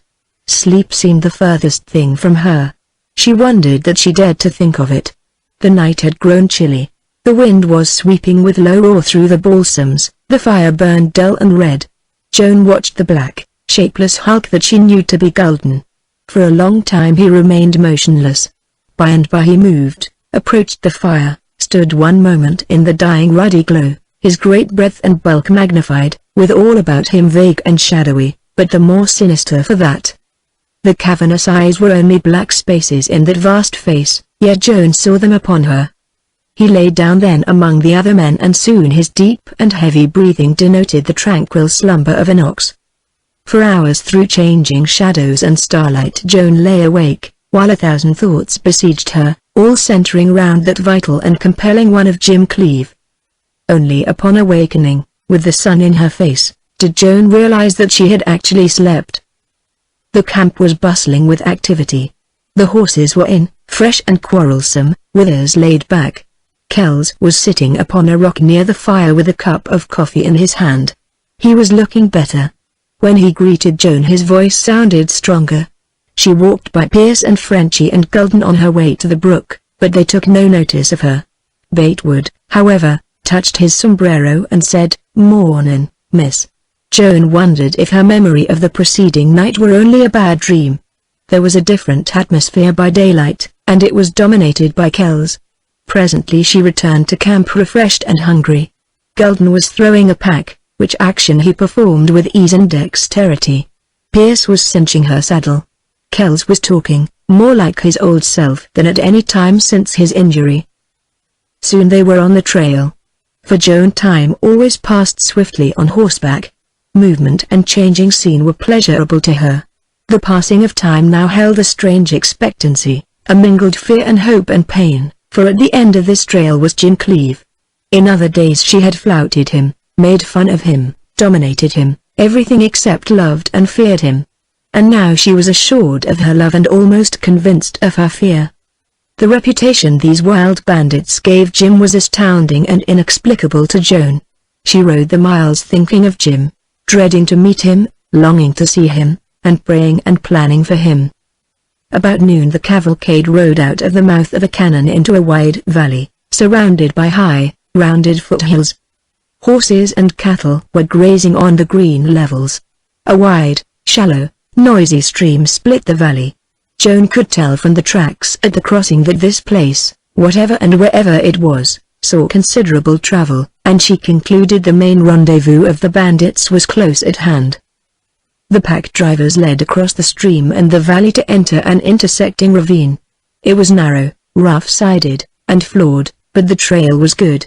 Presently it opened out into a beautiful V-shaped gulch, very different from the high-walled, shut-in canyons.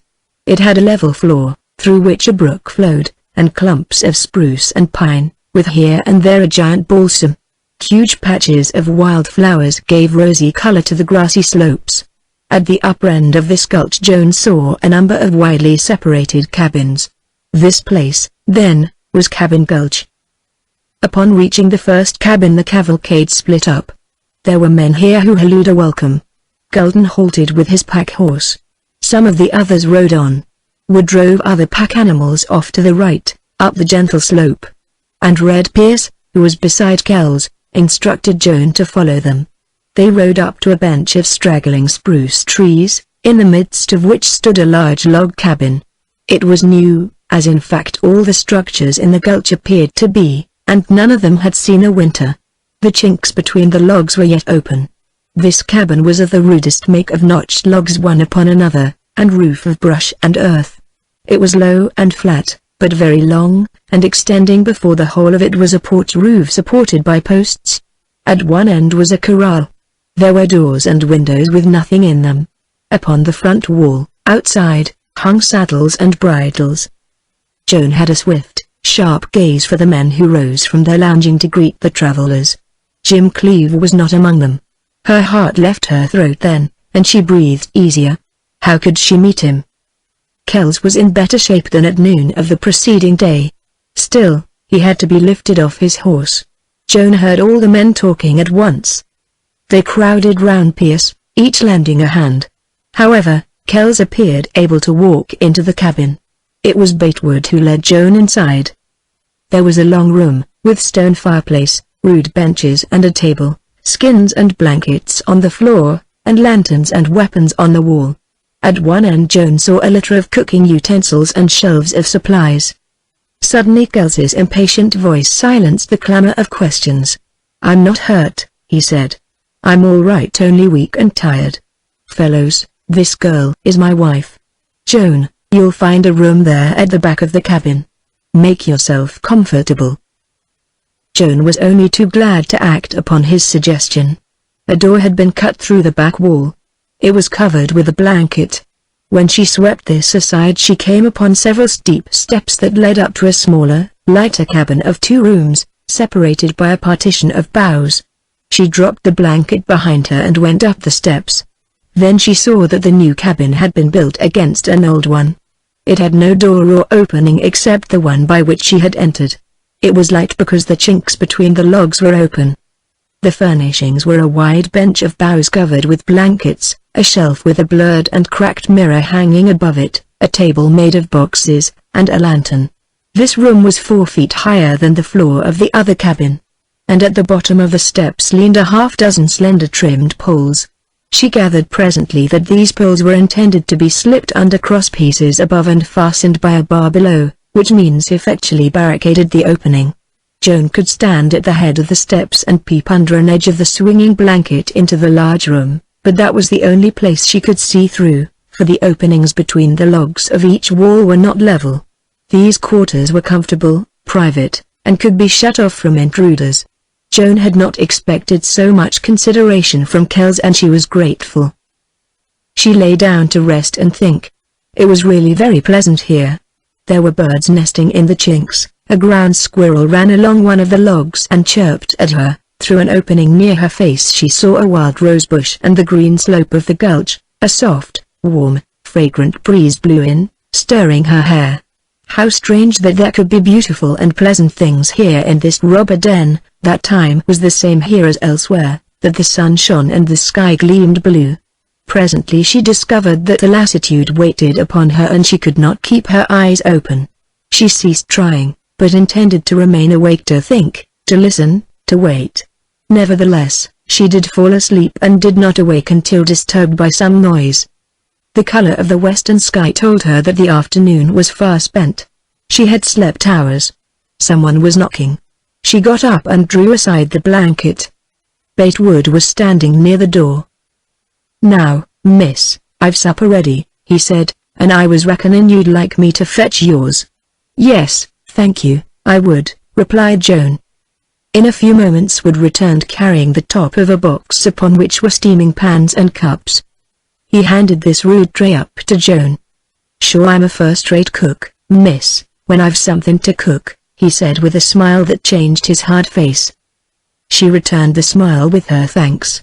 Evidently Kells had a well-filled larder, and as Joan had fared on coarse and hard food for long, this supper was a luxury and exceedingly appetizing. While she was eating, the blanket curtain moved aside and Kells appeared. He dropped it behind him, but did not step up into the room. He was in his shirt sleeves, had been clean-shaven, and looked a different man. "How do you like your home?" he inquired, with a hint of his former mockery. "I'm grateful for the privacy," she replied. "You think you could be worse off, then?" "I know it. Suppose Golden kills me and rules the gang and takes you? There's a story about him, the worst I've heard on this border. I'll tell you some day when I want to scare you bad. Golden. Joan shivered as she pronounced the name. Are you and he enemies? No man can have a friend on this border. We flock together like buzzards. There's safety in numbers, but we fight together, like buzzards over carrion. Kells, you hate this life? I've always hated my life, everywhere. The only life I ever loved was adventure. I'm willing to try a new one, if you'll go with me. Joan shook her head. Why not? I'll marry you, he went on, speaking lower. I've got gold, I'll get more. Where did you get the gold? She asked. I've relieved a good many overburdened travelers and prospectors, he replied. Kells, you're a villain, exclaimed Joan, unable to contain her sudden heat. You must be utterly mad to ask me to marry you. No, I'm not mad, he rejoined, with a laugh. Golden's the mad one. He's crazy. He's got a twist in his brain. I'm no fool. I've only lost my head over you. But compare marrying me, living and traveling among decent people and comfort, to camps like this. If I don't get drunk I'll be half decent to you. But I'll get shot sooner or later. Then you'll be left to Golden. Why do you say him?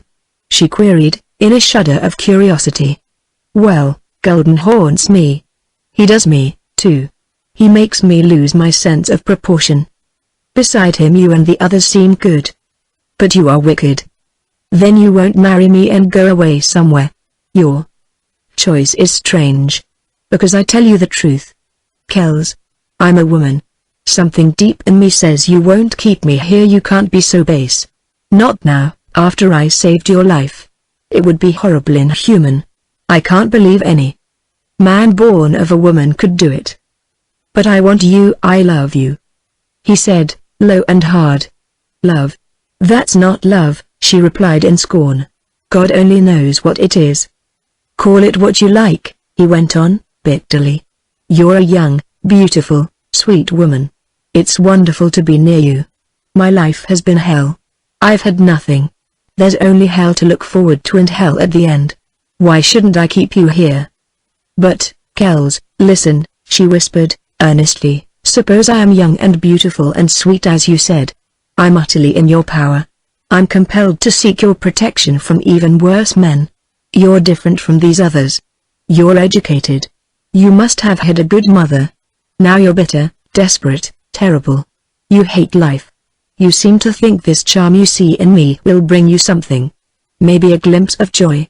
But how can it? You know better. How can it? Unless I love you? Kells stared at her. The evil and hardness of his passion corded in his face. And the shadows of comprehending thought in his strange eyes showed the other side of the man. He was still staring at her while he reached to put aside the curtains, then he dropped his head and went out. Joan sat motionless, watching the door where he had disappeared, listening to the mounting beats of her heart. She had only been frank and earnest with Kells. But he had taken a meaning from her last few words that she had not intended to convey. All that was woman in her mounting, writing, hating leapt to the power she sensed in herself.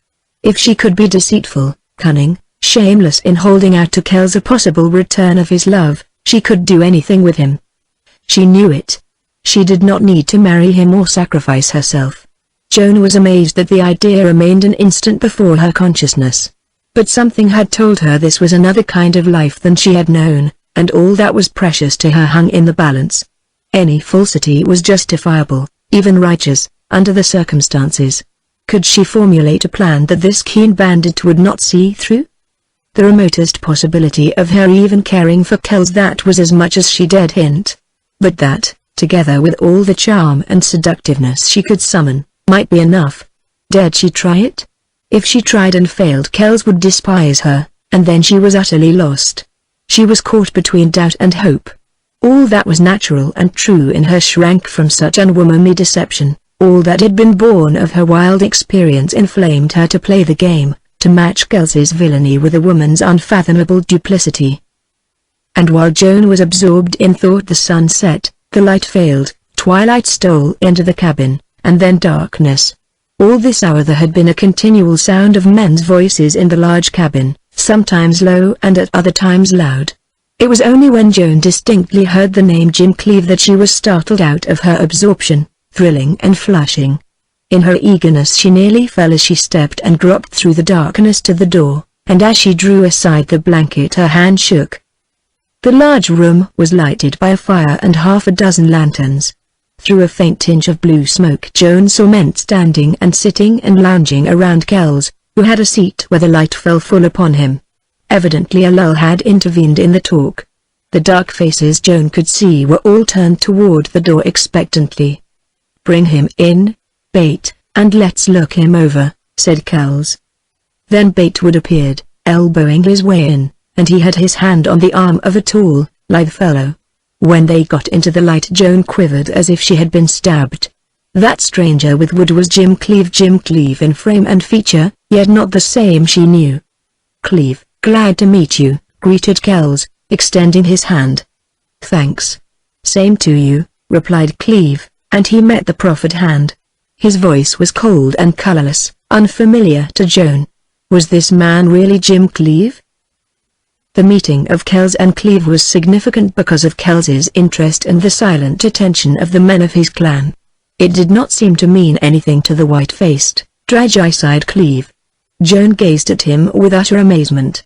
She remembered a heavily built, florid Jim Cleave, an overgrown boy with a good-natured, lazy smile on his full face and sleepy eyes. She all but failed to recognize him in a man who stood there now, lithe and powerful, with muscles bulging in his coarse, white shirt. Joan's gaze swept over him, up and down, shivering at the two heavy guns he packed, till it was transfixed on his face. The old, or the other, Jim Cleave had been homely, with too much flesh on his face to show force or fire. This man seemed beautiful. But it was a beauty of tragedy. He was as white as Kells, but smoothly, purely white, without shadow or sunburn. His lips seemed to have set with a bitter, indifferent laugh. His eyes looked straight out, piercing, intent, haunted, and as dark as night. Great blue circles lay under them, lending still further depth and mystery. It was a sad, reckless face that wrung Joan's very heartstrings. She had come too late to save his happiness, but she prayed that it was not too late to save his honor and his soul. While she gazed there had been further exchange of speech between Kells and Cleave, and she had heard, though not distinguished, what was said. Kells was unmistakably friendly, as were the other men within range of Joan's sight. Cleave was surrounded, there were jesting and laughter, and then he was led to the long table where several men were already gambling. Joan dropped the curtain, and in the darkness of her cabin she saw that white, haunting face, and when she covered her eyes she still saw it. The pain, the reckless violence, the hopeless indifference, the wreck and ruin in that face had been her doing. Why? How had Jim Cleave wronged her? He had loved her at her displeasure and had kissed her against her will. She had furiously upbraided him, and when he had finally turned upon her, threatening to prove he was no coward, she had scorned him with a girl's merciless injustice. All her strength and resolve left her, momentarily, after seeing Jim there. Like a woman, she weakened. She lay on the bed and writhed. Doubt, hopelessness, despair, again seized upon her, and some strange, yearning, maddening emotion. What had she sacrificed? His happiness and her own and both their lives. The clamor in the other cabin grew so boisterous that suddenly when it stilled Joan was brought sharply to the significance of it. Again she drew aside the curtain and peered out. Gulden, huge, stolid, gloomy, was entering the cabin. The man fell into the circle and faced Kell with the firelight dancing in his cavernous eyes. "Hello, Gulden," said Kells, coolly. "What ails you?" "Anybody tell you about Bill Bailey?" asked Gulden, heavily. Kells did not show the least concern. "Tell me what?" "That he died in a cabin, down in the valley?" Kells gave a slight start and his eyes narrowed and shot steely glints. "No. It's news to me. Kells, you left Bailey for dead. But he lived. He was shot through, but he got there somehow nobody knows. He was far gone when Beatty Jones happened along. Before he died he sent word to me by Beatty. Are you curious to know what it was?" "Not the least," replied Kells. "Bailey was offensive to my wife. I shot him." "He swore you drew on him in cold blood," thundered Gulden.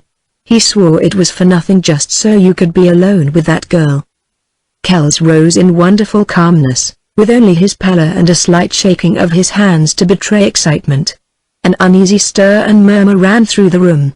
Red Pierce, nearest at hand, stepped to Kells's side. All in a moment there was a deadly surcharged atmosphere there. "Well," he swore, "right. Now what's it to you?" Apparently the fact and its confession were nothing particular to Gulden, or else he was deep where all considered him only dense and shallow. "It's done.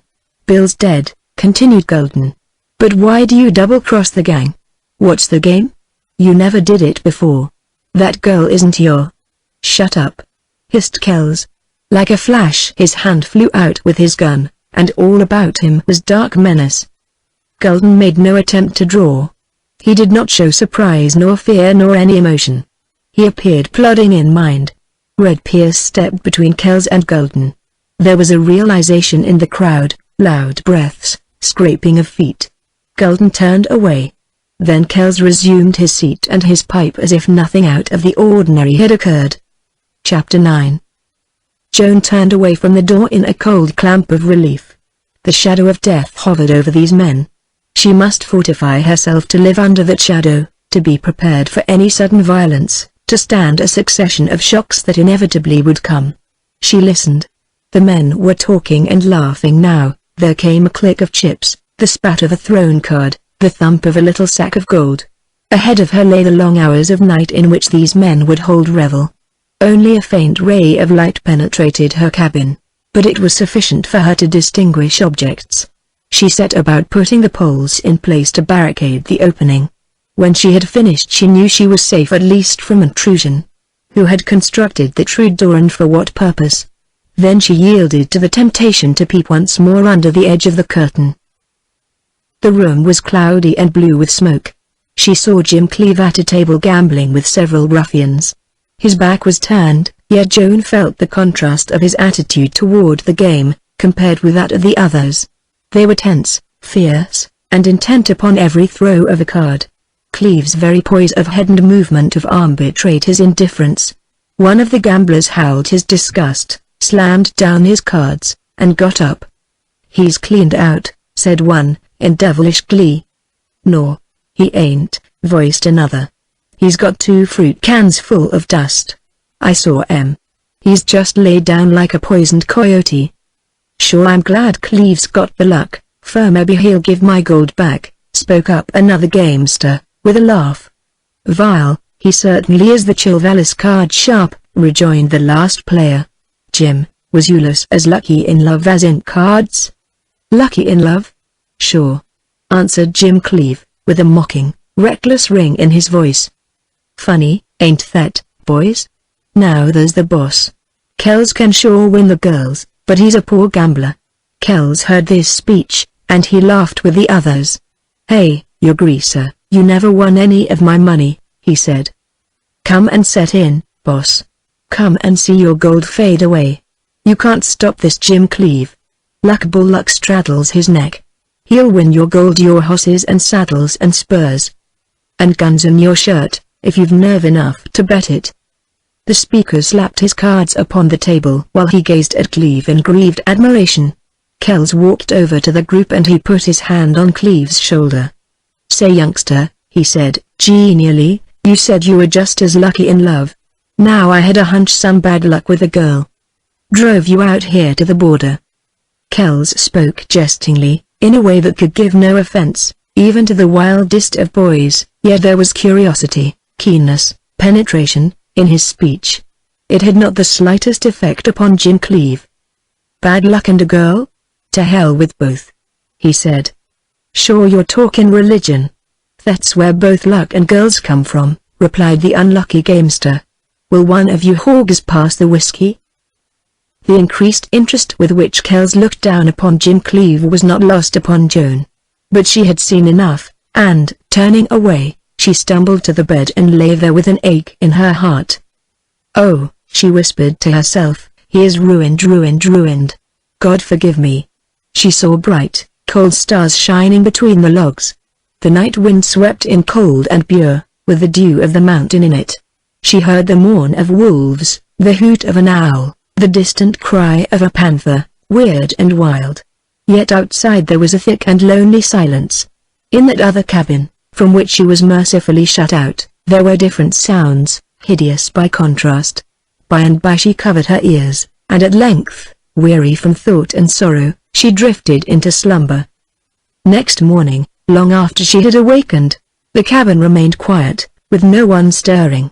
Morning had half gone before Wood knocked and gave her a bucket of water, a basin and towels. Later he came with her breakfast. After that she had nothing to do but pace the floor of her 2 rooms. One appeared to be only an empty shed, long in disuse. Her view from both rooms was restricted to the green slope of the gulch up to yellow crags and the sky. But she would rather have had this to watch than an outlook upon the cabins and the doings of these bandits. About noon she heard the voice of Kells in low and earnest conversation with someone. She could not, however, understand what was said. That ceased, and then she heard Kells moving around. There came a clatter of hooves as a horse galloped away from the cabin, after which a knock sounded on the wall. "Joan," called Kells. Then the curtain was swept aside and Kells, appearing pale and troubled, stepped into her room. "What's the matter?" asked Joan, hurriedly. "Golden shot 2 men this morning. One's dead. The other's in bad shape, so Red tells me. I haven't seen him."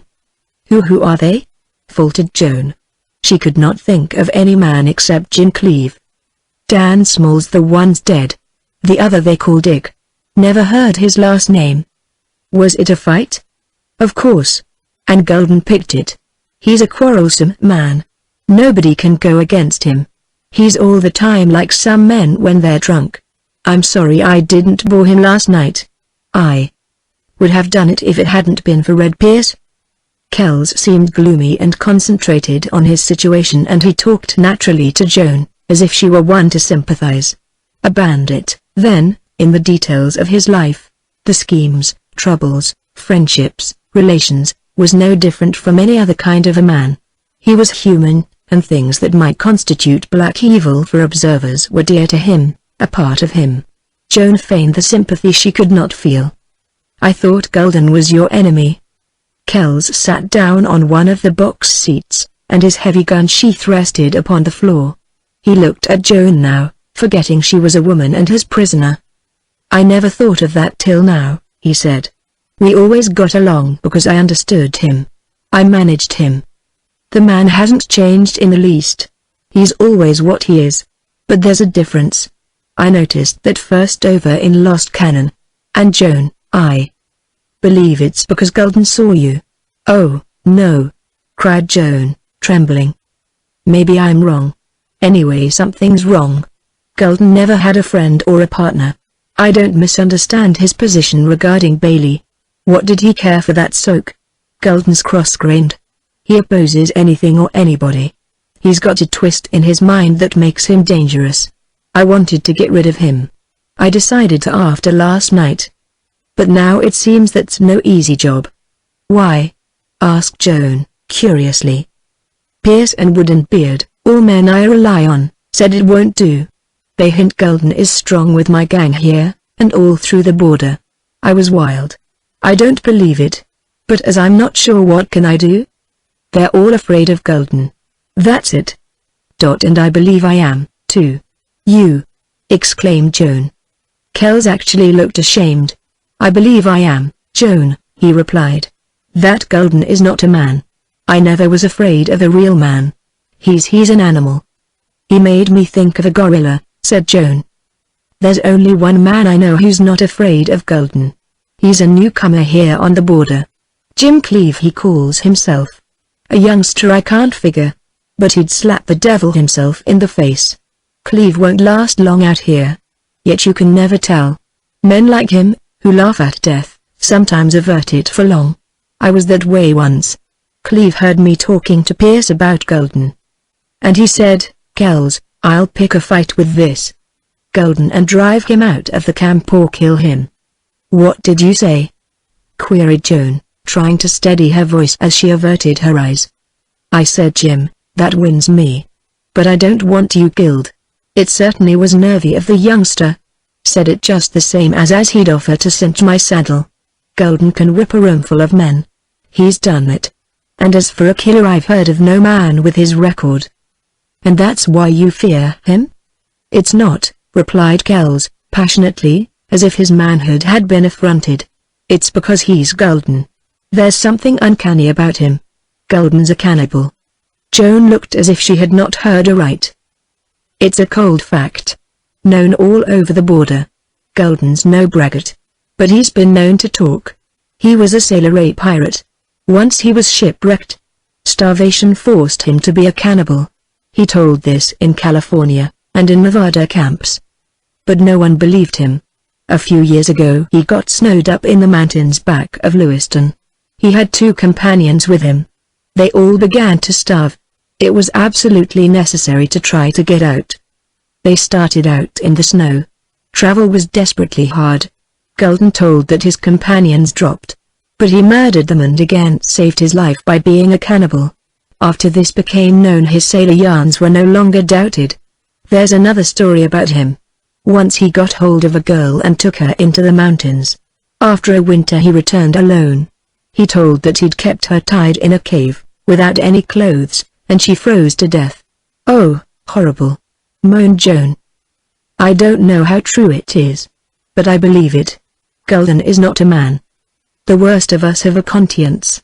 We can tell right from wrong. But Golden can't. He's beneath morals. He has no conception of manhood, such as I've seen in the lowest of outcasts. That cave story with the girl that betrays him. He belongs back in the Stone Age. He's a thing. And here on the border, if he wants, he can have all the more power because of what he is. Kells, don't let him see me, entreated Joan. The bandit appeared not to catch the fear in Joan's tone and look. She had been only a listener. Presently, with preoccupied and gloomy mien, he left her alone. Joan did not see him again, except for glimpses under the curtain, for 3 days. She kept the door barred and saw no one except Batewood, who brought her meals. She paced her cabin like a caged creature. During this period few men visited Kells's cabin, and these few did not remain long. Joan was aware that Kells was not always at home. Evidently he was able to go out. Upon the 4th day he called to her and knocked for admittance. Joan let him in, and saw that he was now almost well again, once more cool, easy, cheerful, with his strange, forceful air. "Good day, Joan. You don't seem to be pining for your negligent husband." He laughed as if he mocked himself, but there was gladness in the very sight of her, and some indefinable tone in his voice that suggested respect. "I didn't miss you," replied Joan. Yet it was a relief to see him. "No, I imagine not," he said, dryly. "Well, I've been busy with men with plans. Things are working out to my satisfaction. Red Pierce got around Golden. There's been no split. Besides, Golden rode off. Someone said he went after a little girl named Branda. I hope he gets shot. Joan, we'll be leaving Cabin Gulch soon. I'm expecting news that'll change things. I won't leave you here. You'll have to ride the roughest trails. And your clothes are in tatters now. You've got to have something to wear." "I should think so," replied Joan, fingering the thin, worn, ragged habit that had gone to pieces. "The first brush I ride through will tear this off." "That's annoying," said Kells, with exasperation at himself. "Where on earth can I get you a dress? We're 200 miles from everywhere. The wildest kind of country. Say, did you ever wear a man's outfit?" "Yes, when I went prospecting and hunting with my uncle," she replied, reluctantly. Suddenly he had a daring and brilliant smile that changed his face completely. He rubbed his palms together. He laughed as if at a huge joke.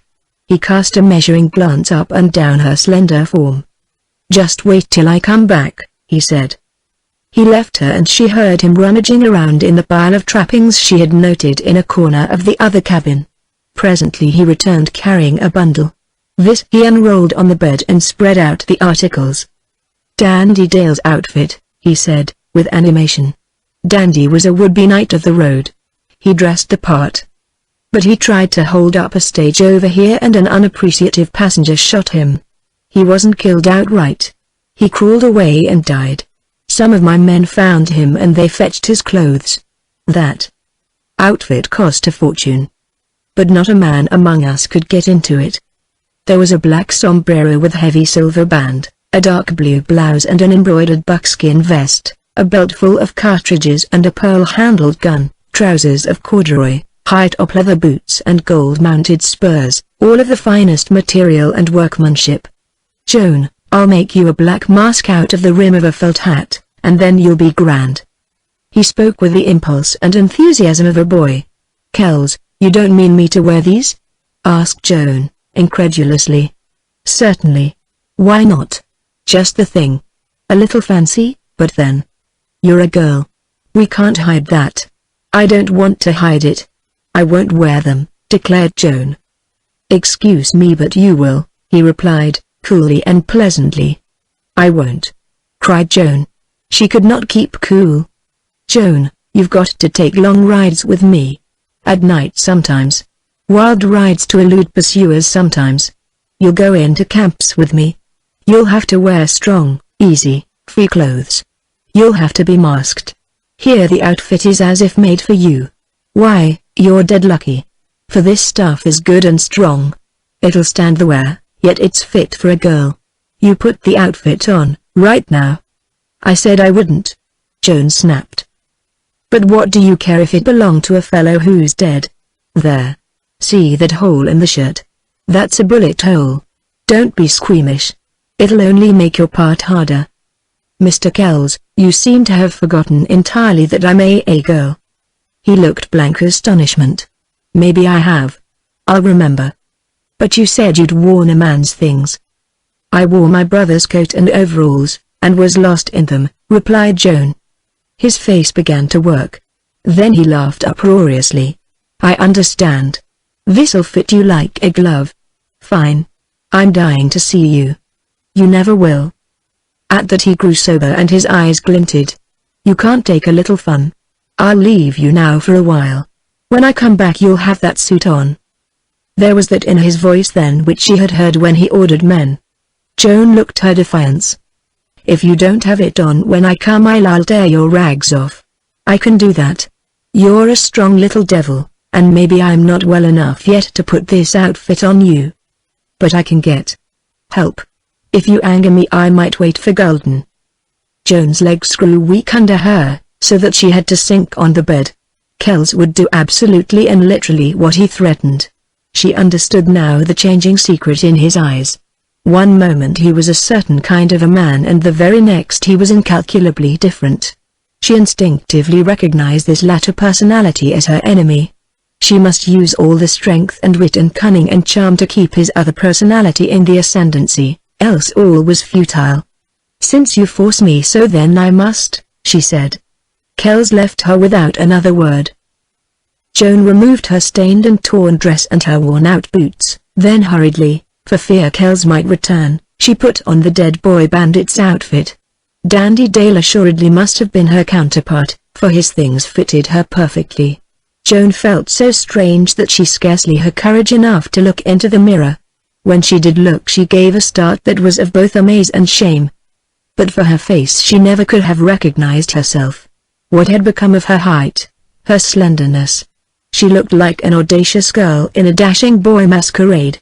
Her shame was singular, inasmuch as it consisted of a burning hateful consciousness that she had not been able to repress a thrill of delight at her appearance, and that this costume strangely magnified every curve and swell of her body, betraying her femininity as nothing had ever done.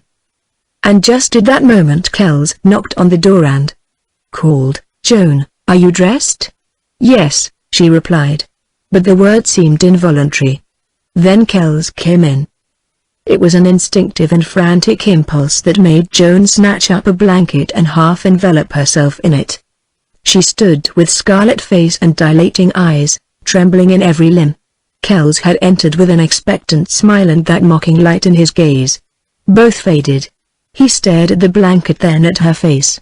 Then he seemed to comprehend this ordeal. And he looked sorry for her. "Why you little fool!" he exclaimed, with emotion. And that emotion seemed to exasperate him. Turning away from her, he gazed out between the logs. Again, as so many times before, he appeared to be remembering something that was hard to recall, and vague. Joan, agitated as she was, could not help but see the effect of her unexpected and unconscious girlishness. She comprehended that with the mind of the woman which had matured in her.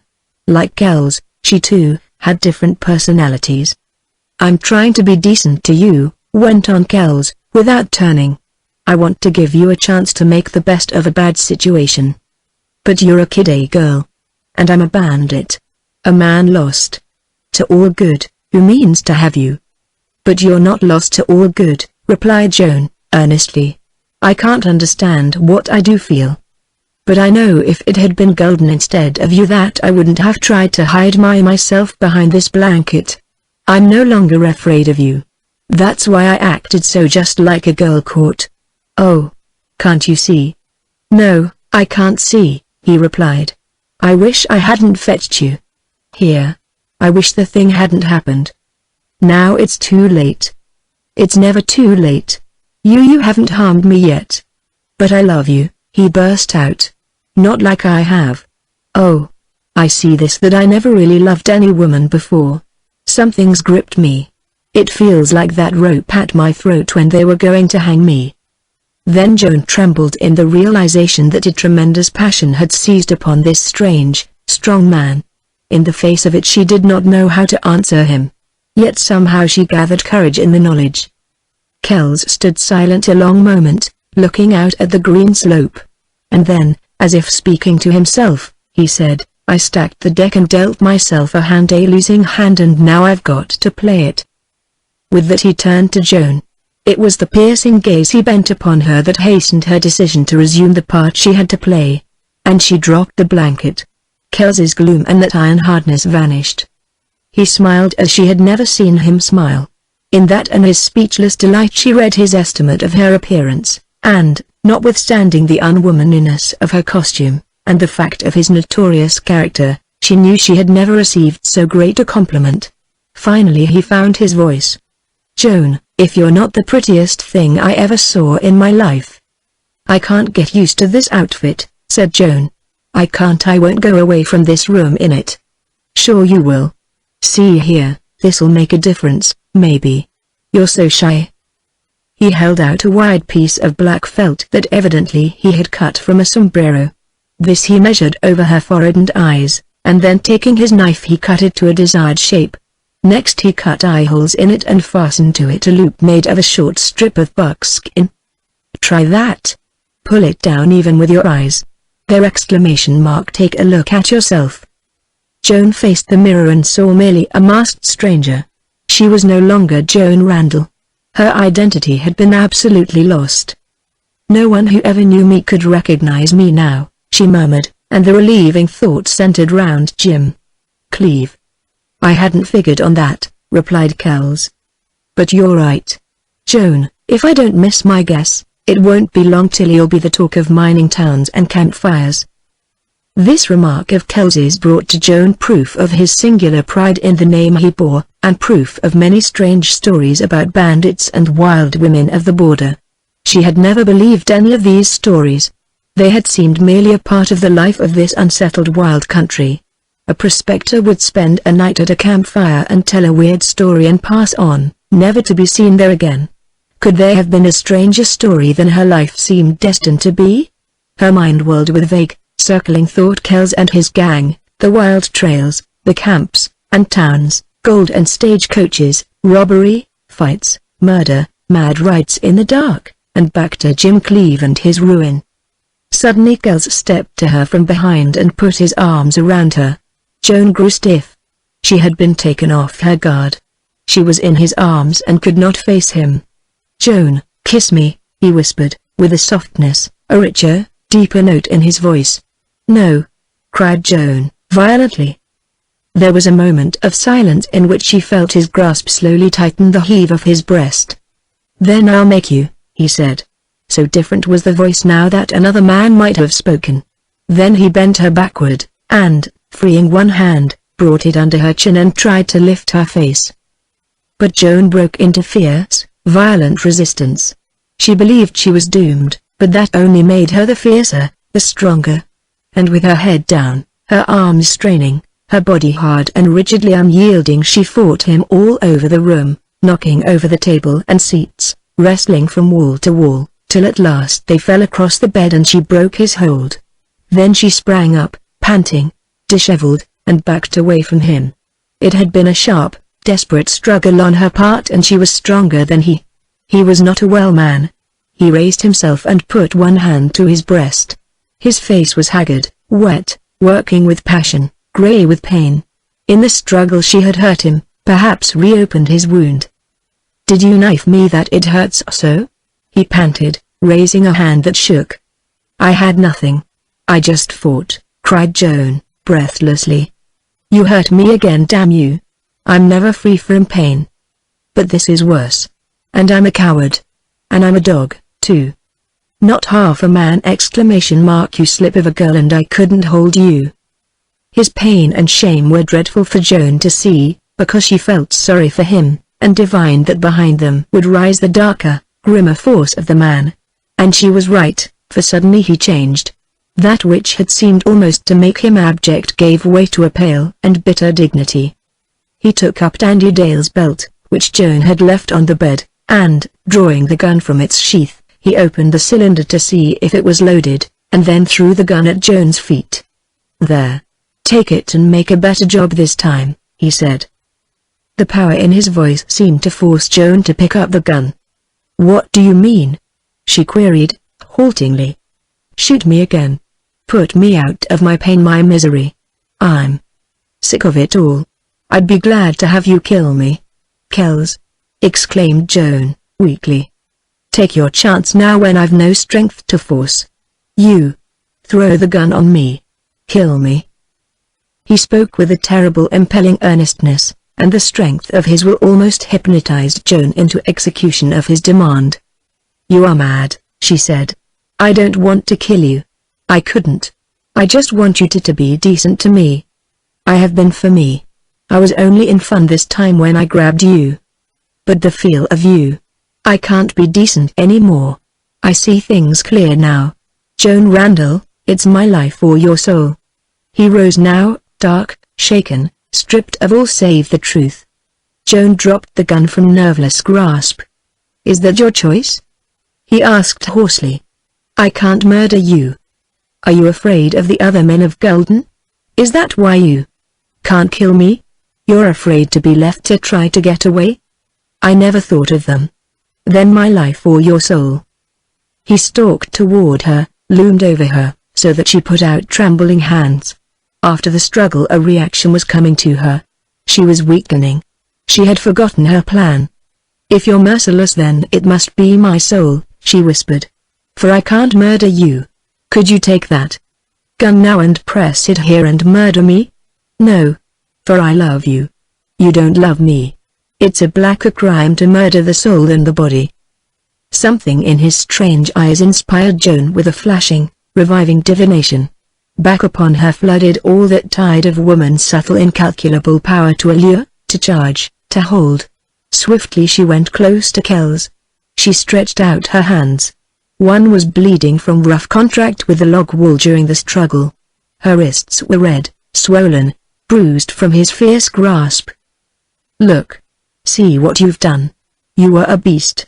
You made me fight like a beast. My hands were claws, my whole body one hard knot of muscle. You couldn't hold me, you couldn't kiss me. Suppose you're able to hold me later. I'll only be the husk of a woman. I'll just be a cold shell, doubled up, and relaxed, a callous thing never to yield. All that's me, the girl, the woman you say you love will be inside, shrinking, loathing, hating, sickened to death. You will only kiss, embrace a thing you've degraded. The warmth, the sweetness, the quiver, the thrill, the response, the life, all that is the soul of a woman and makes her lovable will be murdered." Then she drew still closer to Kells, and with all the wondrous subtlety of a woman in a supreme moment where a life and a soul hang in a balance, she made of herself an absolute contrast to the fierce, wild, unyielding creature who had fought him off. "Let me show you the difference," she whispered, leaning to him, glowing, soft, eager, terrible, with her woman's charm. "Something tells me, gives me strength. What might be? Only barely possible if in my awful plight you turned out to be a man, good instead of bad. And if it were possible see the differences in the woman. I show you to save my soul." She gave the fascinated Kells her hands, slipped into his arms, to press against his breast, and leaned against him an instant, all one quivering, surrendered body, and then lifting a white face, true in its radiance to her honest and supreme purpose to give him one fleeting glimpse of the beauty and tenderness and soul of love, she put warm and tremulous lips to his. Then she fell away from him, shrinking and terrified. But he stood there as if something beyond belief had happened to him, and the evil of his face, the hard lines, the brute softened and vanished in a light of transformation. "My God!" he breathed softly. Then he awakened as if from a trance, and, leaping down the steps, he violently swept aside the curtain and disappeared. Joan threw herself upon the bed and spent the last of her strength in the relief of blinding tears. She had won. She believed she need never fear Kells again. In that one moment of abandon she had exalted him. But at what cost? Chapter 10. Next day, when Kells called Joan out into the other cabin, she verified her hope and belief, not so much in the almost indefinable aging and sadness of the man, as in the strong intuitive sense that her attraction had magnified for him and had uplifted him. "You mustn't stay shut up in there any longer," he said. "You've lost weight and you're pale. Go out in the air and sun. You might as well get used to the gang. Batewood came to me this morning and said he thought you were the ghost of Dandydale. That name will stick to you. I don't care how you treat my men. But if you're friendly you'll fare better. Don't go far from the cabin. And if any man says or does a thing you don't like flash your gun. Don't yell for me. You can bluff this gang to a standstill." That was a trial for Joan, when she walked out into the light in Dandydale's clothes. She did not step very straight, and she could feel the cold prick of her face under the mask. It was not shame, but fear that gripped her. She would rather die than have Jim Cleave recognize her in that bold disguise. A line of dusty saddled horses stood heads and bridles down before the cabin, and a number of lounging men ceased talking when she appeared. It was a crowd that smelled of dust and horses and leather and whiskey and tobacco. Joan did not recognize anyone there, which fact aided her in a quick recovery of her composure. Then she found amusement in the absolute sensation she made upon these loungers. They stared, open-mouthed and motionless. One old fellow dropped his pipe from bearded lips and did not seem to note the loss. A dark young man, dissipated and wild-looking, with years of lawlessness stamped upon his face, was the first to move, and he, with awkward gallantry, but with amiable disposition. Joan wanted to run, yet she forced herself to stand there, apparently unconcerned before this battery of bold and curious eyes. That, once done, made the rest easier. She was grateful for the mask. And with her first low, almost incoherent, words in reply Joan entered upon the second phase of her experience with these bandits. Naturalness did not come soon, but it did come, and with it her wit and courage. Used as she had become to the villainous countenances of the border ruffians, she yet upon closer study discovered wilder and more abandoned ones. Yet despite that, and a brazen, unconcealed admiration, there was not lacking kindliness and sympathy and good nature. Presently Joan sauntered away, and she went among the tired, shaggy horses and made friends with them. An occasional rider swung up the trail to dismount before Kells's cabin, and once two riders rode in, both staring all eyes at her. The meaning of her intent alertness dawned upon her then. Always, whatever she was doing or thinking or saying, behind it all hid the driving watchfulness for Jim Cleave. And the consciousness of this fixed her mind upon him. Where was he? What was he doing? Was he drunk or gambling or fighting or sleeping? Was he still honest? When she did meet him what would happen? How could she make herself and circumstances known to him before he killed somebody? A new fear had birth and grew. Cleave would recognize her in that disguise, mask and all. She walked up and down for a while, absorbed with this new idea. Then an unusual commotion among the loungers drew her attention to a group of men on foot surrounding and evidently escorting several horsemen. Joan recognized Red Pierce and Frenchie, and then, with a start, Jim Cleave. They were riding up the trail. Joan's heart began to pound. She could not meet Jim, she dared not trust this disguise, all her plans were as if they had never been. She forgot Kells. She even forgot her fear of what Cleve might do.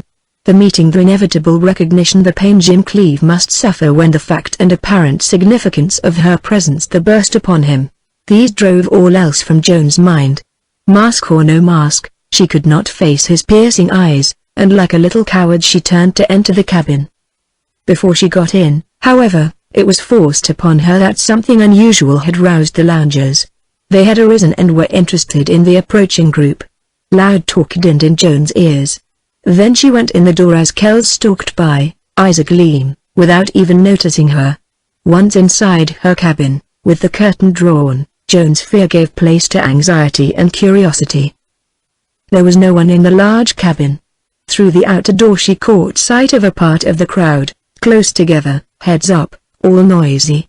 Then she heard Kells's authoritative voice, but she could understand nothing. The babble of hoarse voices grew louder. Kells appeared, entering the door with Pierce. Jim Cleve came next, and, once the three were inside, the crowd spilled itself after them like angry bees. Kells was talking, Pierce was talking, but their voices were lost. Suddenly Kells vented his temper. "Shut up, the lot of you!" he yelled, and his power and position might have been measured by the menace he showed. The gang became suddenly quiet. "Now what's up?" demanded Kells. "Keep your shirt on, boss," replied Pierce, with good humor. "There ain't much wrong. Cleve, here, throw the gun on. Gulden, that's all." Kells gave a slight start, barely perceptible, but the intensity of it, and a fleeting tigerish gleam across his face, impressed Joan with the idea that he felt a fiendish joy. Her own heart clamped in a cold amaze. "Gulden." Kells's exclamation was likewise a passionate query. "No, he ain't cashed," replied Pierce. "You can't kill that bull so easy. But he's shot up some. He's layin' over at Beard's. Reckon you'd better go over and dress them shots." "He can rot before I doctor him," replied Kells. "Where's Batewood?" "Bate, you can take my kit and go fix Gulden up." "And now, Red, what was all the roar about?" "Reckon that was Gulden's particular parts trying to mix it with Cleve and Cleve trying to mix it with them and me in between. I'm here to say, boss, that I had a time staving off a scrap." During this rapid exchange between Kells and his lieutenant, Jim Cleve sat on the edge of the table, one dusty boot swinging so that his spur jangled, a wisp of a cigarette in his lips. His face was white except where there seemed to be bruises under his eyes. Joan had never seen him look like this. She guessed that he had been drunk, perhaps was still drunk. That utterly abandoned face Joan was so keen to read made her bite her tongue to keep from crying out. Yes, Jim was lost. "What did they fight about?" queried Kells. "Ask Cleve," replied Pierce. "Reckon I'd just as lief not talk any more about him." Then Kells turned to Cleve and stepped before him. Somehow these two men face to face thrilled Joan to her depths. They presented such contrasts. Kells was keen, imperious, vital, strong, and complex, with an unmistakable friendly regard for this young outcast. Cleve seemed aloof, detached, indifferent to everything, with a white, weary, reckless scorn. Both men were far above the gaping ruffians around them. "Cleve, why'd you draw on Gulden?" asked Kells, sharply. "That's my business," replied Cleve, slowly, and with his piercing eyes on Kells he blew a long, thin, blue stream of smoke upward. "Sure. But I remember what you asked me the other day about Gulden. Was that why?" "Nope," replied Cleve. "This was my affair." "All right. But I'd like to know. Pierce says you're in bad with Gulden's friends. If I can't make peace between you I'll have to take sides." "Kells, I don't need anyone on my side," said Cleve, and he flung the cigarette away. "Yes, you do," replied Kells, persuasively. "Every man on this border needs that. And he's lucky when he gets it." "Well, I don't ask for it, I don't want it." "That's your own business, too. I'm not insisting or advising." Kells's force and ability to control men manifested itself in his speech and attitude. Nothing could have been easier than to rouse the antagonism of Jim Cleve, abnormally responding as he was to the wild conditions of this border environment. "Then you're not calling my hand?" queried Cleve, with his dark, piercing glance on Kells. "I pass, Jim," replied the bandit, easily. Cleve began to roll another cigarette. Joan saw his strong, brown hands tremble, and she realized that this came from his nervous condition, not from agitation. Her heart ached for him. What a white, somber face, so terribly expressive of the overthrow of his soul. He had fled to the border in reckless fury at her, at himself. There in its wildness he had, perhaps, lost thought of himself and memory of her. He had plunged into the unrestrained border life. Its changing, raw, and fateful excitement might have made him forget, but behind all was the terrible seeking to destroy and be destroyed. Joan shuddered when she remembered how she had mocked this boy's wounded vanity, how scathingly she had said he did not possess manhood and nerve enough even to be bad. "See here, Red," said Kells to Pierce, "tell me what happened, what you saw. Jim can't object to that." "Sure," replied Pierce, thus admonished. "We was all over at Beard's and several games was on. Gulden rode into camp last night. He's always sore, but last night it seemed more unusual. But he didn't say much and nothing happened. We all reckoned his trip fell through. Today he was restless. He walked and walked just like a cougar in a pen. You know how Gulden has to be on the move. Well, we let him alone, you can bet. But sudden like he comes up to our table, me and Cleve and Beard and Texas was playing cards, and he nearly kicks the table over. I grabbed the golden Cleve, he saved the whiskey. We'd been drinking, and Cleve most of all. Beard was white at the gills with rage and Texas was suffocating. But we all was afraid of Gulden, except Cleve, as it turned out. But he didn't move or look mean." And Gulden pounded on the table and addressed himself to Cleve. "I've a job you'll like. Come on." "Job? Say, man, you couldn't have a job I'd like," replied Cleve, slow and cool. "You know how Gulden gets when them spells come over him. It's just plain cussedness. I've seen gunfighters look in for trouble for someone to kill. But Gulden was worse than that. You all take my hunch he's got a screw loose in his nut." "Cleve," he said, "I located the Brander gold diggings and the girl was there." Some kind of a white flash went over Cleve. And we all, rememberin' loose, began to bend low, ready to duck. Gulden didn't look no different from usual.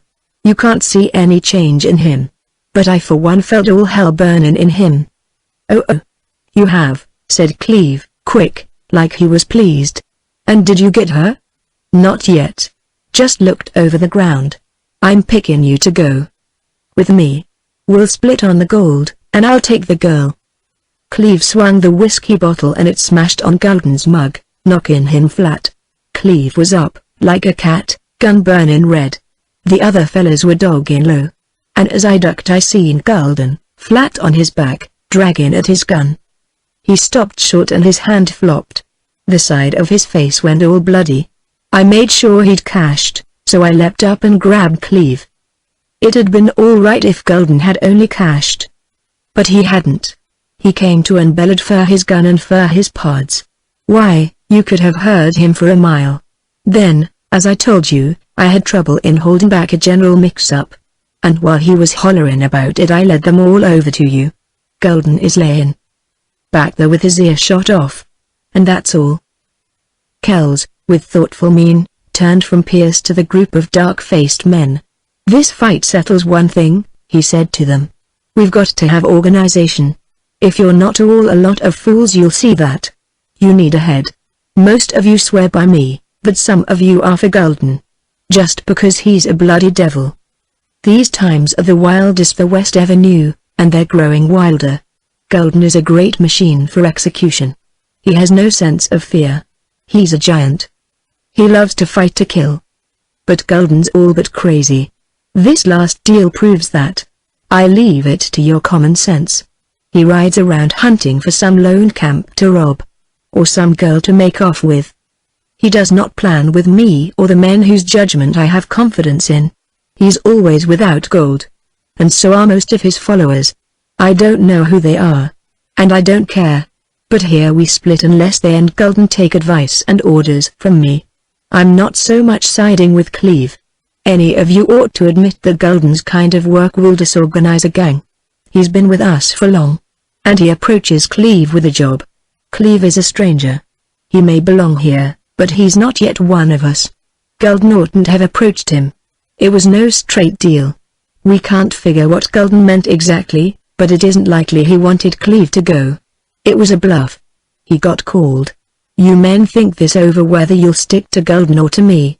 Clear out now.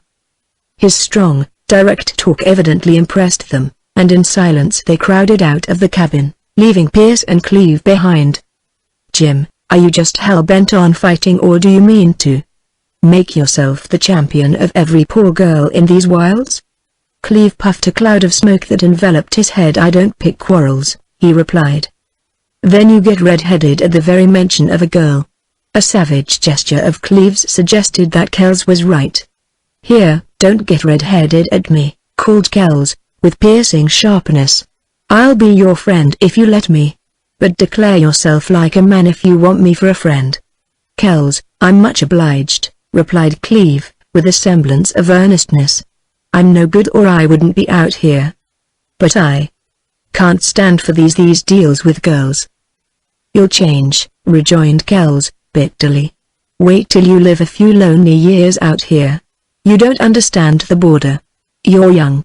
I've seen the gold fields of California and Nevada. Men go crazy with the gold fever. It's gold that makes men wild. If you don't get killed you'll change. If you live you'll see life on this border. War debases the moral force of a man, but nothing like what you'll experience here the next few years. Men with their wives and daughters are pouring into this range. They're all over. They're finding gold. They've tasted blood. Wait till the great gold strike comes. Then you'll see men and women go back 10,000 years. And then, what'll one girl more or less matter?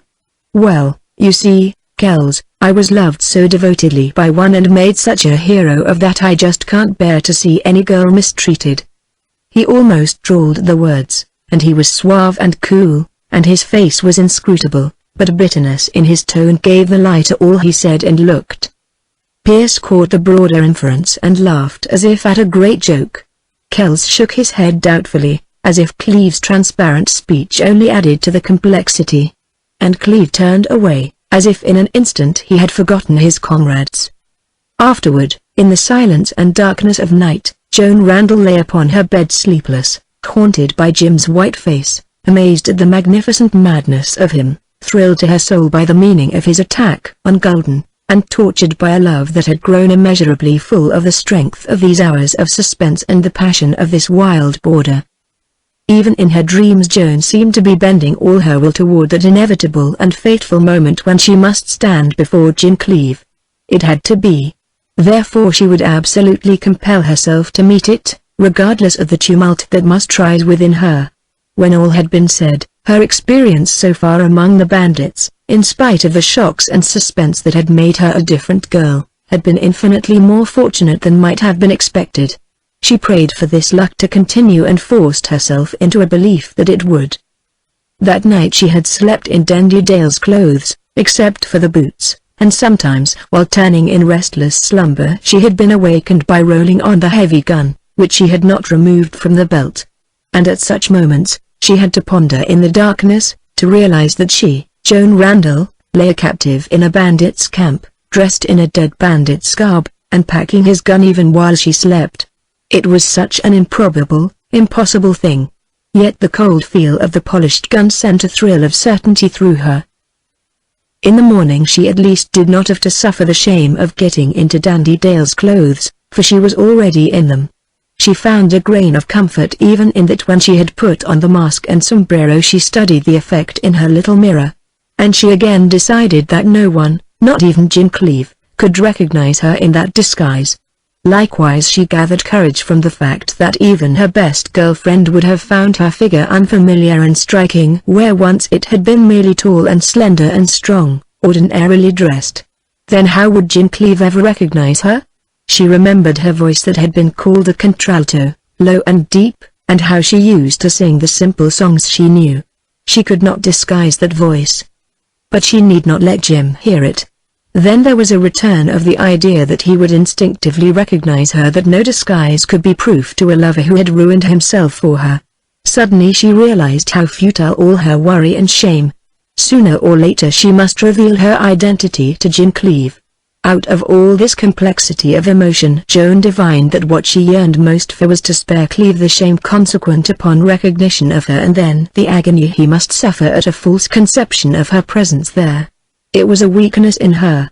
When death menaced her lover and the most inconceivably horrible situation yawned for her, still she could only think of her passionate yearning to have him know, all in a flash, that she loved him, that she had followed him in remorse, that she was true to him and would die before being anything else. And when she left her cabin she was in a mood to force an issue. Kells was sitting at the table and being served by Batewood. "Hello, Dandy," he greeted her, in surprise and pleasure. "This is early for you." Joan returned his greeting and said that she could not sleep all the time. "You're coming round. I'll bet you hold up a stage before a month is out." "Hold up a stage?" echoed Joan. "Sure. It'll be great fun," replied Kells, with a laugh. "Here, sit down and eat with me. Bate, come along lively with breakfast. It's fine to see you there. That mask changes you, though. No one can see how pretty you are. Joan, your admirer, Gulden, has been incapacitated for the present." Then in evident satisfaction Kells repeated the story that Joan had heard Red Pierce tell the night before, and in the telling Kells enlarged somewhat upon Jim Cleave. "I've taken a liking to Cleave," said Kells. "He's a strange youngster. But he's more man than boy. I think he's broken-hearted over some rotten girl who's been faithless or something. Most women are no good, Joan. A while ago I'd have said all women were that, but since I've known you I think I know different. Still, one girl out of a million doesn't change a world." "What will this Jim C. Cleave do when he sees me?" asked Joan, and she choked over the name. "Don't eat so fast, girl," said Kells. "You're only 17 years old and you've plenty of time. Well, I've thought some about Cleave. He's not crazy like Gulden, but he's just as dangerous. He's dangerous because he doesn't know what he's doing, has absolutely no fear of death, and then he's swift with a gun. That's a bad combination. Cleave will kill a man presently. He's shot 3 already, and in Gulden's case he meant to kill. If once he kills a man that'll make him a gunfighter. I've worried a little about his seeing you. But I can manage him, I guess. He can't be scared or driven. But he may be led. I've had Red Pierce tell him you are my wife. I hope he believes it, for none of the other fellows believe it. Anyway, you'll meet this Cleave soon, maybe today, and I want you to be friendly. If I can steady him stop his drinking he'll be the best man for me on this border." "I'm to help persuade him to join your band?" asked Joan, and she could not yet control her voice. "Is that so black a thing?" queried Kells, evidently nettled, and he glared at her. I don't know," faltered Joan. "Is this boy a criminal yet?" "No. He's only a fine, decent young chap gone wild, gone bad for some girl. I told you that. You don't seem to grasp the point. If I can control him he'll be of value to me. He'll be a bold and clever and dangerous man. He'll last out here. If I can't win him, why, he won't last a week longer. He'll be shot or knifed in a brawl. Without my control Cleave'll go straight to the hell he's headed for." Joan pushed back her plate and, looking up, steadily eyed the bandit. "Kells, I'd rather he ended his career quick and went to than live to be a bandit and murderer at your command." Kells laughed mockingly, yet the savage action with which he threw his cup against the wall attested to the fact that Joan had strange power to hurt him.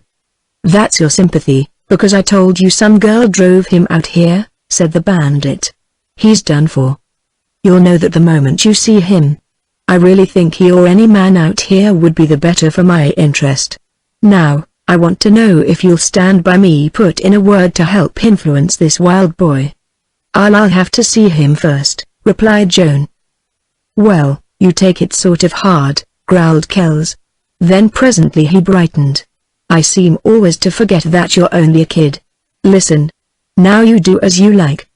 But I want to warn you that you've got to get back the same kind of nerve here." He lowered his voice and glanced at Batewood that you showed when you shot me. "You're going to see some sights. A great gold strike. Men grown gold mad. Women of no more account than a puff of cottonseed. Hunger, toil, pain, disease, starvation, robbery, blood, murder, hanging, death, all nothing, nothing. There will be only gold. Sleepless night stays of hell rush and rush all strangers with greedy eyes. The things that made life will be forgotten and life itself will be cheap. There will be only that yellow stuff gold over which men go mad and women sell their souls." After breakfast Kells had Joan's horse brought out of the corral and saddled. "You must ride some every day. You must keep in condition," he said. "Pretty soon we may have a chase, and I don't want it to tear you to pieces." "Where shall I ride?" asked Joan. "Anywhere you like, up and down the gulch." "Are you going to have me watched?" "Not if you say you won't run off." "You trust me?" "Yes." "All right. I promise. And if I change my mind I'll tell you." "Lord. Don't do it, Joan." Well, you've come to mean a good deal to me. I don't know what I'd do if I lost you." As she mounted the horse Kells added, "Don't stand any raw talk from any of the gang." Joan rode away, pondering in mind the strange fact that though she hated this bandit, yet she had softened toward him. His eyes lit when he saw her, his voice mellowed, his manner changed. He had meant to tell her again that he loved her, yet he controlled it. Was he ashamed? Had he seen into the depths of himself and despised what he had imagined love? There were antagonistic forces at war within him. It was early morning and a rosy light tinged the fresh green. She let the eager horse break into a canter and then a gallop, and she rode up the gulch till the trail started into rough ground. Then turning, she went back, down under the pines and by the cabins, to where the gulch narrowed its outlet into the wide valley. Here she met several dusty horsemen driving a pack train. One, a jovial ruffian, threw up his hands in mock surrender. "Hands up, pods!" he exclaimed. "Reckon we've run again. Dandy Dale come to life." His companions made haste to comply and then the three regarded her with bold and roguish eyes. Joan had run square into them round a corner of Slopant. As there was no room to pass, she had halted. "Sure it's the Dandy Dale we heard of," vouchsafed another. "That's Dandy's outfit with a girl inside," added the third. Joan wheeled her horse and rode back up the trail. The glances of these ruffians seemed to scorch her with the reality of her appearance. She wore a disguise, but her womanhood was more manifest in it than in her feminine garb. It attracted the bold glances of these men. If there were any possible decency among them, this outrageous bandit costume rendered it null. How could she ever continue to wear it? Would not something good and sacred within her be sullied by a constant exposure to the effect she had upon these vile border men? She did not think it could while she loved Jim Cleave, and with thought of him came a mighty throb of her heart to assure her that nothing mattered if only she could save him. Upon the return trip up the gulch Joan found men in sight leading horses, chopping wood, stretching arms in cabin doors. Joan avoided riding near them, yet even at a distance she was aware of their gaze.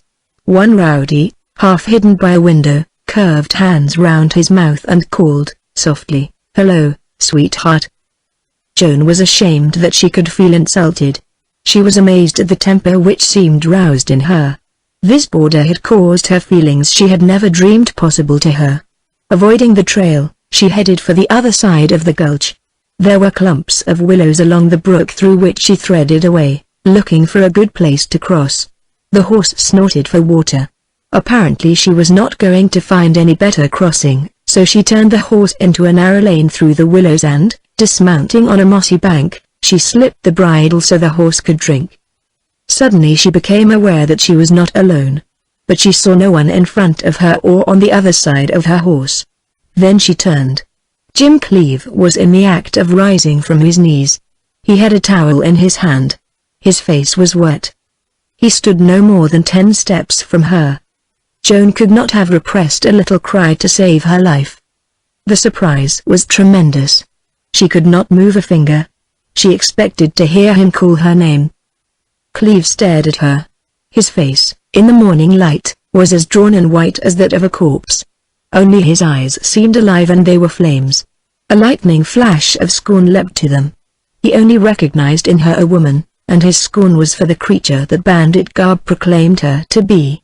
A sad and bitter smile crossed his face, and then it was followed by an expression that was a lash upon Joan's bleeding spirit. He looked at her shapely person with something of the brazen and evil glance that had been so revolting to her in the eyes of those ruffians. That was the unexpected there, impossible in connection with Jim Cleave. How could she stand there under it and live? She jerked at the bridle, and, wading blindly across the brook, she mounted somehow, and rode with blurred sight back to the cabin. Kells appeared busy with men outside and did not accost her. She fled to her cabin and barricaded the door. Then she hid her face on her bed, covered herself to shut out the light, and lay there, broken-hearted. What had been the other thing she had imagined was shame, that shrinking and burning she had suffered through Kells and his men. What was that compared to this awful thing? A brand of red-hot pitch, blacker and bitterer than death, had been struck brutally across her soul. By the man she loved, whom she would have died to save. Jim Cleave had seen in her only an abandoned creature of the camps.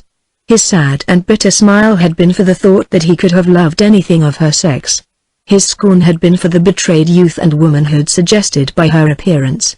And then the thing that struck into Joan's heart was the fact that her grace and charm of person, revealed by this costume forced upon her, had aroused Jim Cleave's first response to the evil surrounding him, the first call to that baseness he must be assimilating from these border ruffians. That he could look at her so. The girl he had loved. Joan's agony lay not in the circumstance of his being as mistaken in her character as he had been in her identity, but that she, of all women, had to be the one who made him answer, like Kells and Gulden and all those ruffians, to the instincts of a beast. "Oh, he'd been drunk, he was drunk," whispered Joan. "He isn't to be blamed. He's not my old Jim. He's suffering, he's changed, he doesn't care. What could I expect standing there like a hussy before him in this indecent rig? I must see him. I must tell him. If he recognized me now and I had no chance to tell him why I'm here, why I look like this, that I love him, I'm still good and true to him if I couldn't tell him. I'd shoot myself." Joan sobbed out the final words and then broke down. And when the spell had exercised its sway, leaving her limp and shaken and weak, she was the better for it. Slowly calmness returned so that she could look at her wild and furious rush from the spot where she had faced Jim Cleave, at the storm of shame ending in her collapse.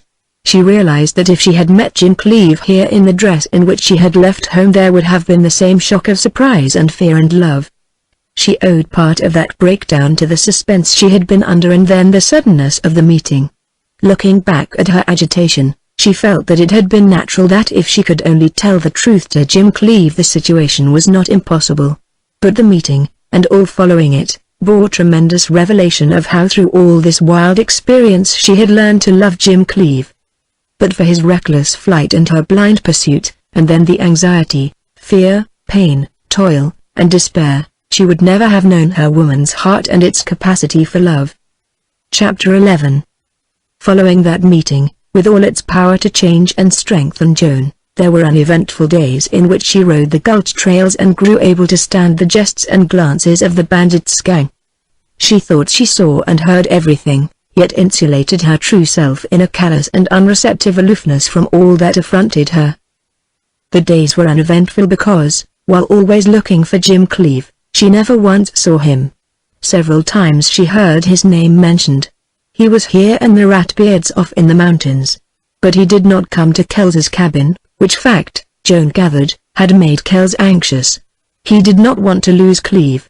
Joan peered from her cover in the evenings, and watched for Jim, and grew weary of the loud talk and laughter, the gambling and smoking and drinking. When there seemed no more chance of Cleave's coming, then Joan went to bed.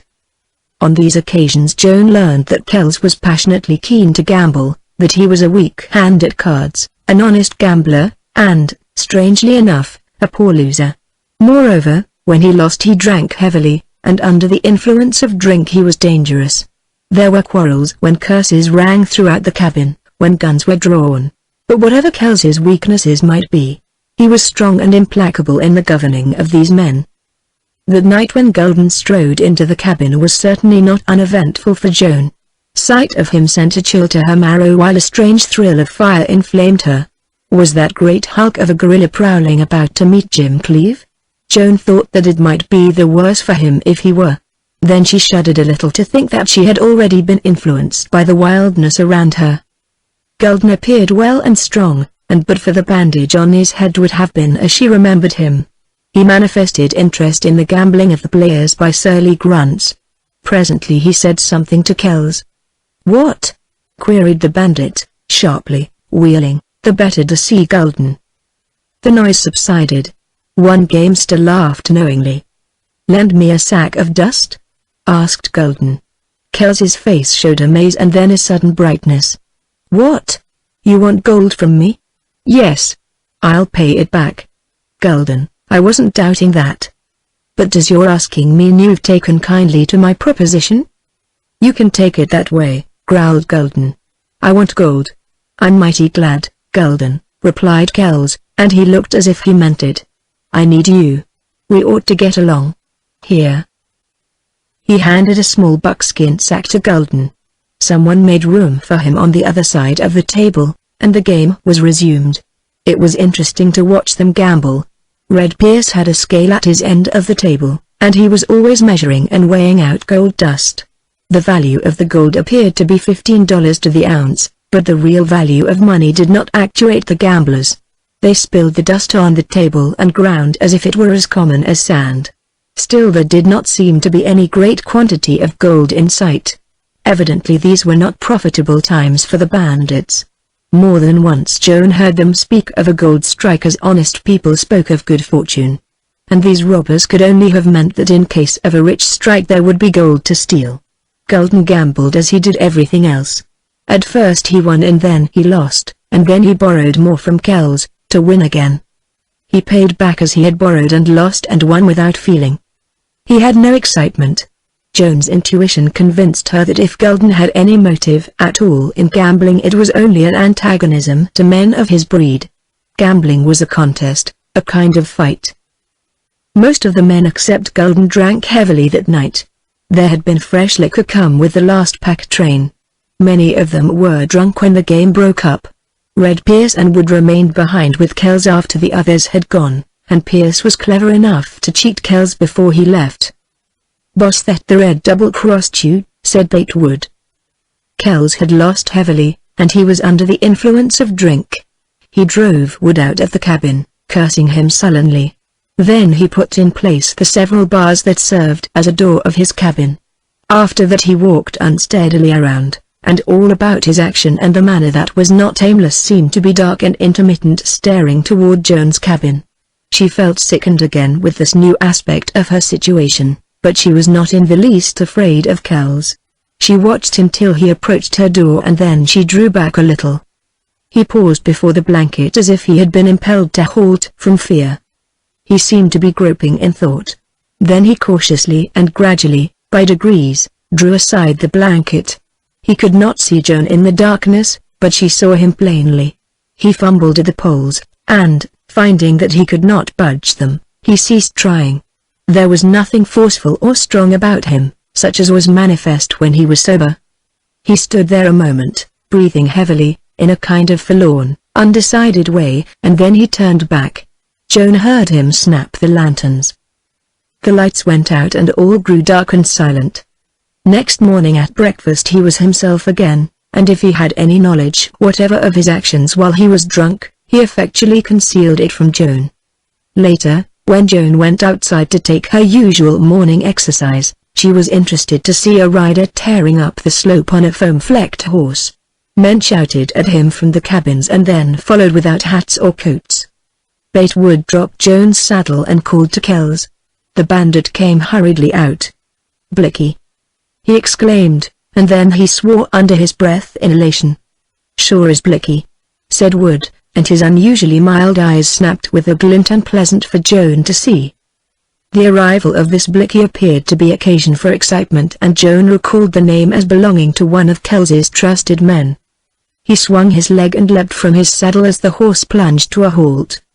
Blicky was a lean, bronzed young man, scarcely out of his teens, but there were years of hard life in his face. He slapped the dust in little puffs from his gloves. At sight of Kells he threw the gloves aloft and took no note of them when they fell. "Strike!" he called, piercingly. "No!" ejaculated Kells, intensely. Batewood let out a whoop which was answered by the men hurrying up the slope. "Been on for weeks," panted Blicky. "It's big. Can't tell how big. Me and Jesse Smith and Handy Oliver hit a new road over here 50 miles as a crow flies 100 by trail. We was plumb surprised. And when we met pack trains and riders and prairie schooners and a stagecoach we knew there was doings over in the Bear Mountain Range. When he came to the edge of the diggings and seen a whalin' big camp like a beehive, Jesse and Handy went on to get the lay of the land and I hit the trail back to you. I've been a-comin' on and off since before sundown yesterday." Jesse gave one look and then hollered. He said, "Tell Jack it's big and he wants to plan big. We'll be back there in a day or so with all details."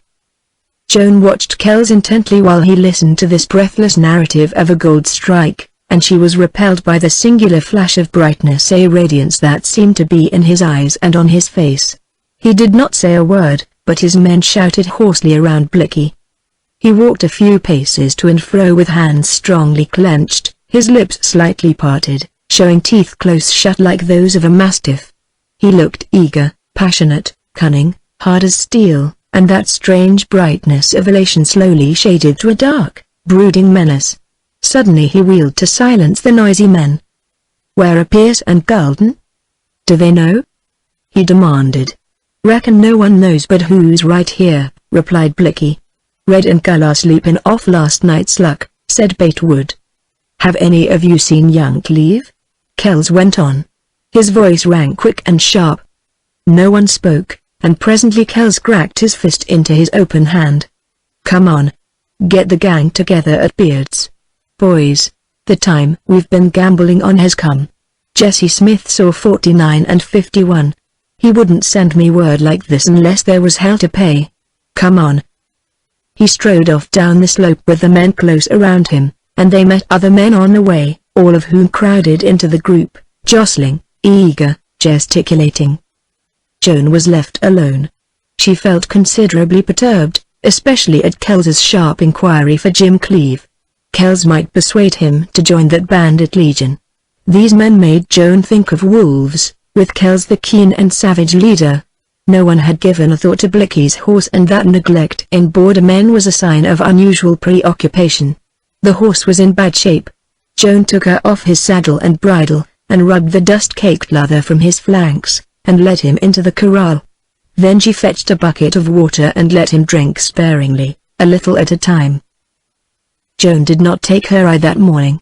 Anxious and curious, she waited for the return of Kells. But he did not come.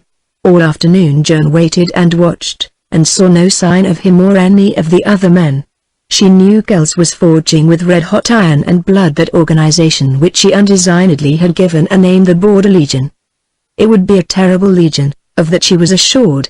Kells was the evil genius to create an unparalleled scheme of crime. This wild and remote border, with its inaccessible fastness for hiding places, was the place. All that was wanting was the time, which evidently had arrived.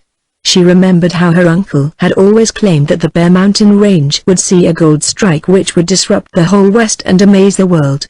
And Blicky had said a big strike had been on for weeks. Kells's prophecy of the wildlife Joan would see had not been without warrant. She had already seen enough to whiten her hair, she thought, yet she divined her experience would shrink in comparison with what was to come. Always she lived in the future. She spent sleeping and waking hours in dreams, thoughts, actions, broodings, over all of which hung an ever-present shadow of suspense. When would she meet Jim Cleve again? When would he recognize her? What would he do? What could she do? Would Kells be a devil or a man at the end?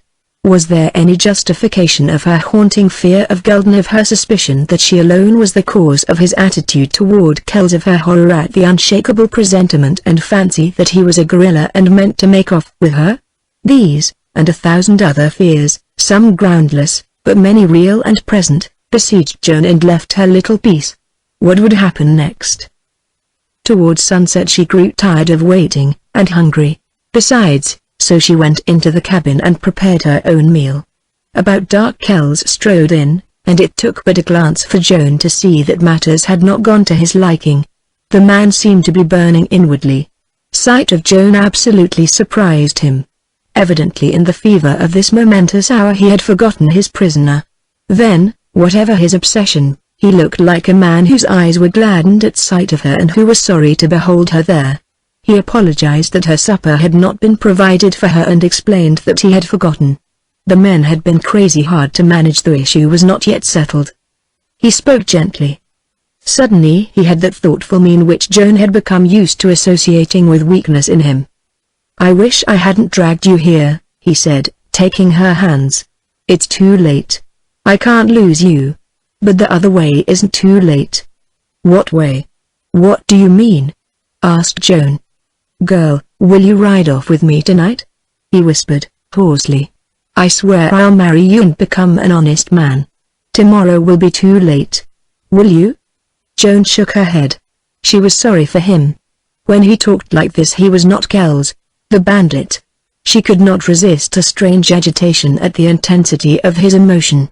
One moment he had entered a bandit leader, planning blood, murder, the next, as his gaze found her, he seemed weakened, broken in the shaking grip of a hopeless love for her. "Speak, Joan," he said, with his hands tightening and his brow clouding. "No, Kells," she replied. "Why? Because I'm red-handed bandit? No. Because I don't love you. But wouldn't you rather be my wife and have me honest than become a slave here, eventually abandoned to Gulden and his cave and his rope?" Kells's voice rose as that other side of him gained dominance. "Yes, I would. But I know you'll never harm me or abandon me to that Gulden." "How do you know?" he cried, with the blood thick at his temples. "Because you're no beast anymore. And you do love me." Kells thrust her from him so fiercely that she nearly fell. "I'll get over it. Then look out," he said, with dark bitterness. With that he waved her back, apparently ordering her to her cabin, and turned to the door, through which the deep voices of men sounded nearer and nearer. Joan stumbled in the darkness up the rude steps to her room, and, softly placing the poles in readiness to close her door, she composed herself to watch and wait. The keen edge of her nerves, almost amounting to pain, told her that this night of such moment for Kells would be one of singular strain and significance for her. But why she could not fathom. She felt herself caught by the changing tide of events, a tide that must sweep her onto flood. Kells had gone outside. The strong, deep voices grew less distinct. Evidently the men were walking away. In her suspense Joan was disappointed. Presently, however, they returned. They had been walking to and fro. After a few moments Kells entered alone. The cabin was now so dark that Joan could barely distinguish the bandit. Then he lighted the lanterns.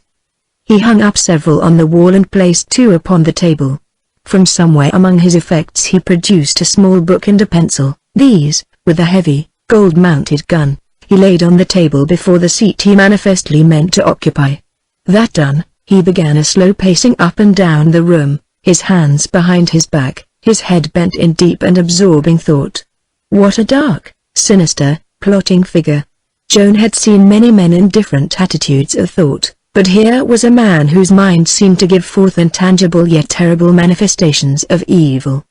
The inside of that gloomy cabin took on another aspect. There was a meaning in the saddles and bridles and weapons on the wall. That book and pencil and gun seemed to contain the dark deeds of wild men, and all about the bandit hovered a power sinister in its menace to the unknown and distant toilers for gold.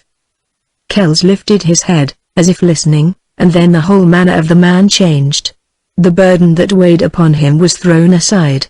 Like a general about to inspect a line of soldiers, Kells faced the door, keen, stern, commanding. The heavy tread of booted men, the clink of spurs, the low, muffled sound of voices, warned Joan that the gang had arrived. Would Jim Cleave be among them? Joan wanted a better position in which to watch and listen. She thought a moment, and then carefully felt her way around to the other side of the steps, and here, sitting down with her feet hanging over the drop, She leaned against the wall and through a chink between the logs had a perfect view of the large cabin. The men were filing in silent and intense. Joan counted 27 in all. They appeared to fall into two groups, and it was significant that the larger group lined up on the side nearest Kells, and the smaller back of Golden. He had removed the bandage, and with a raw, red blotch where his right ear had been shot away, he was hideous. There was some kind of power emanating from him, but it was not that which was so keenly vital and impelling in Kells. It was brute ferocity, dominating by sheer physical force. In any but muscular clash between Kells and Golden the latter must lose. The men back of Golden were a bearded, check-shirted, heavily armed group, the worst of that bad lot.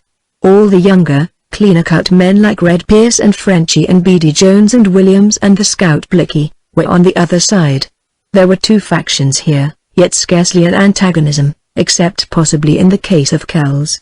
Joan felt that the atmosphere was supercharged with suspense and fatality and possibility, and anything might happen. To her great joy, Jim Cleave was not present. "Where are Beard and Wood?" queried Kells. "Workin' over Beard's sick hoss," replied Pierce. "They'll show up by and by. Anything you say goes with them, you know." "Did you find young Cleave?" "No. He camps up in the timber somewheres. Reckon he'll be along, too." Kells sat down at the head of the table, and, taking up the little book, he began to finger it while his pale eyes studied the men before him. "We shuffled the deck pretty well over at Beard's," he said. "Now for the deal. Who wants cards? I've organized my border legion. I'll have absolute control, whether there are 10 men or 100. Now, whose names go down in my book?" Red Pierce stepped up and labored over the writing of his name. Blicky, Jones, Williams, and others followed suit. They did not speak, but each shook hands with the leader. Evidently Kells exacted no oath, but accepted each man's free action and his word of honor. There was that about the bandit which made such action as binding as ties of blood. He did not want men in his legion who had not loyalty to him. He seemed the kind of leader to whom men would be true. "Kells, say them conditions over again," requested one of the men, less eager to hurry with the matter. At this juncture Joan was at once thrilled and frightened to see Jim Cleave enter the cabin. He appeared whiter of face, almost ghastly, and his piercing eyes swept the room, from Kells to Golden, from men to men. Then he leaned against the wall, indistinct in the shadow. Kells gave no sign that he had noted the advent of Cleave. "I'm the leader," replied Kells, deliberately. "I'll make the plans. I'll issue orders. No jobs without my knowledge. Equal shares in gold man to man. Your word to stand by me." A muttering of approval ran through the listening group. "Reckon I'll join," said the man who had wished the conditions repeated. With that he advanced to the table and, apparently not being able to write, he made his mark in the book. Kells wrote the name below. The other men of this contingent one by one complied with Kells's requirements. This action left Golden and his group to be dealt with. "Golden, are you still on the fence?" demanded Kells, coolly. The giant strode stolidly forward to the table. As always before to Joan, he seemed to be a ponderous hulk, slow, heavy, plodding, with a mind to match. "Kells, if we can agree I'll join," he said in his sonorous voice. "You can bet you won't join unless we do agree," snapped Kells. "But see here, Golden. Let's be friendly. The border is big enough for both of us. I want you. I need you. Still, if we can't agree, let's not split and be enemies. How about it?" Another muttering among the men attested to the good sense and goodwill of Kells's suggestion. "Tell me what you're going to do, how you'll operate," replied Golden. Kells had difficulty in restraining his impatience and annoyance. "What's that to you or any of you?" he queried. "You all that know I'm the man to think of things. That's been proved. First it takes brains. I'll furnish them. Then it takes execution. You and Pierce and the gang will furnish that. What more do you need to know?" "How are you going to operate?" persisted Golden. Kells threw up both hands as if it was useless to argue or reason with this desperado. "All right, I'll tell you," he replied. "Listen. I can't say what definite plans I'll make till Jesse Smith reports, and then when I get on the diggings. But here's a working basis. Now don't miss a word of this, Gulden or any of you men. We'll pack our outfits down to this gold strike. We'll build cabins on the outskirts of the town, and we won't hang together. The gang will be spread out. Most of you must make a bluff at digging gold. Be like other miners. Get in with cliques and clans. Dig, drink, gamble like the rest of them. Beard will start a gambling place. Red Pierce will find some other kind of work. I'll buy up claims, employ miners to work them. I'll disguise myself and get in with the influential men and have a voice in matters. You'll all be scouts. You'll come to my cabin at night to report.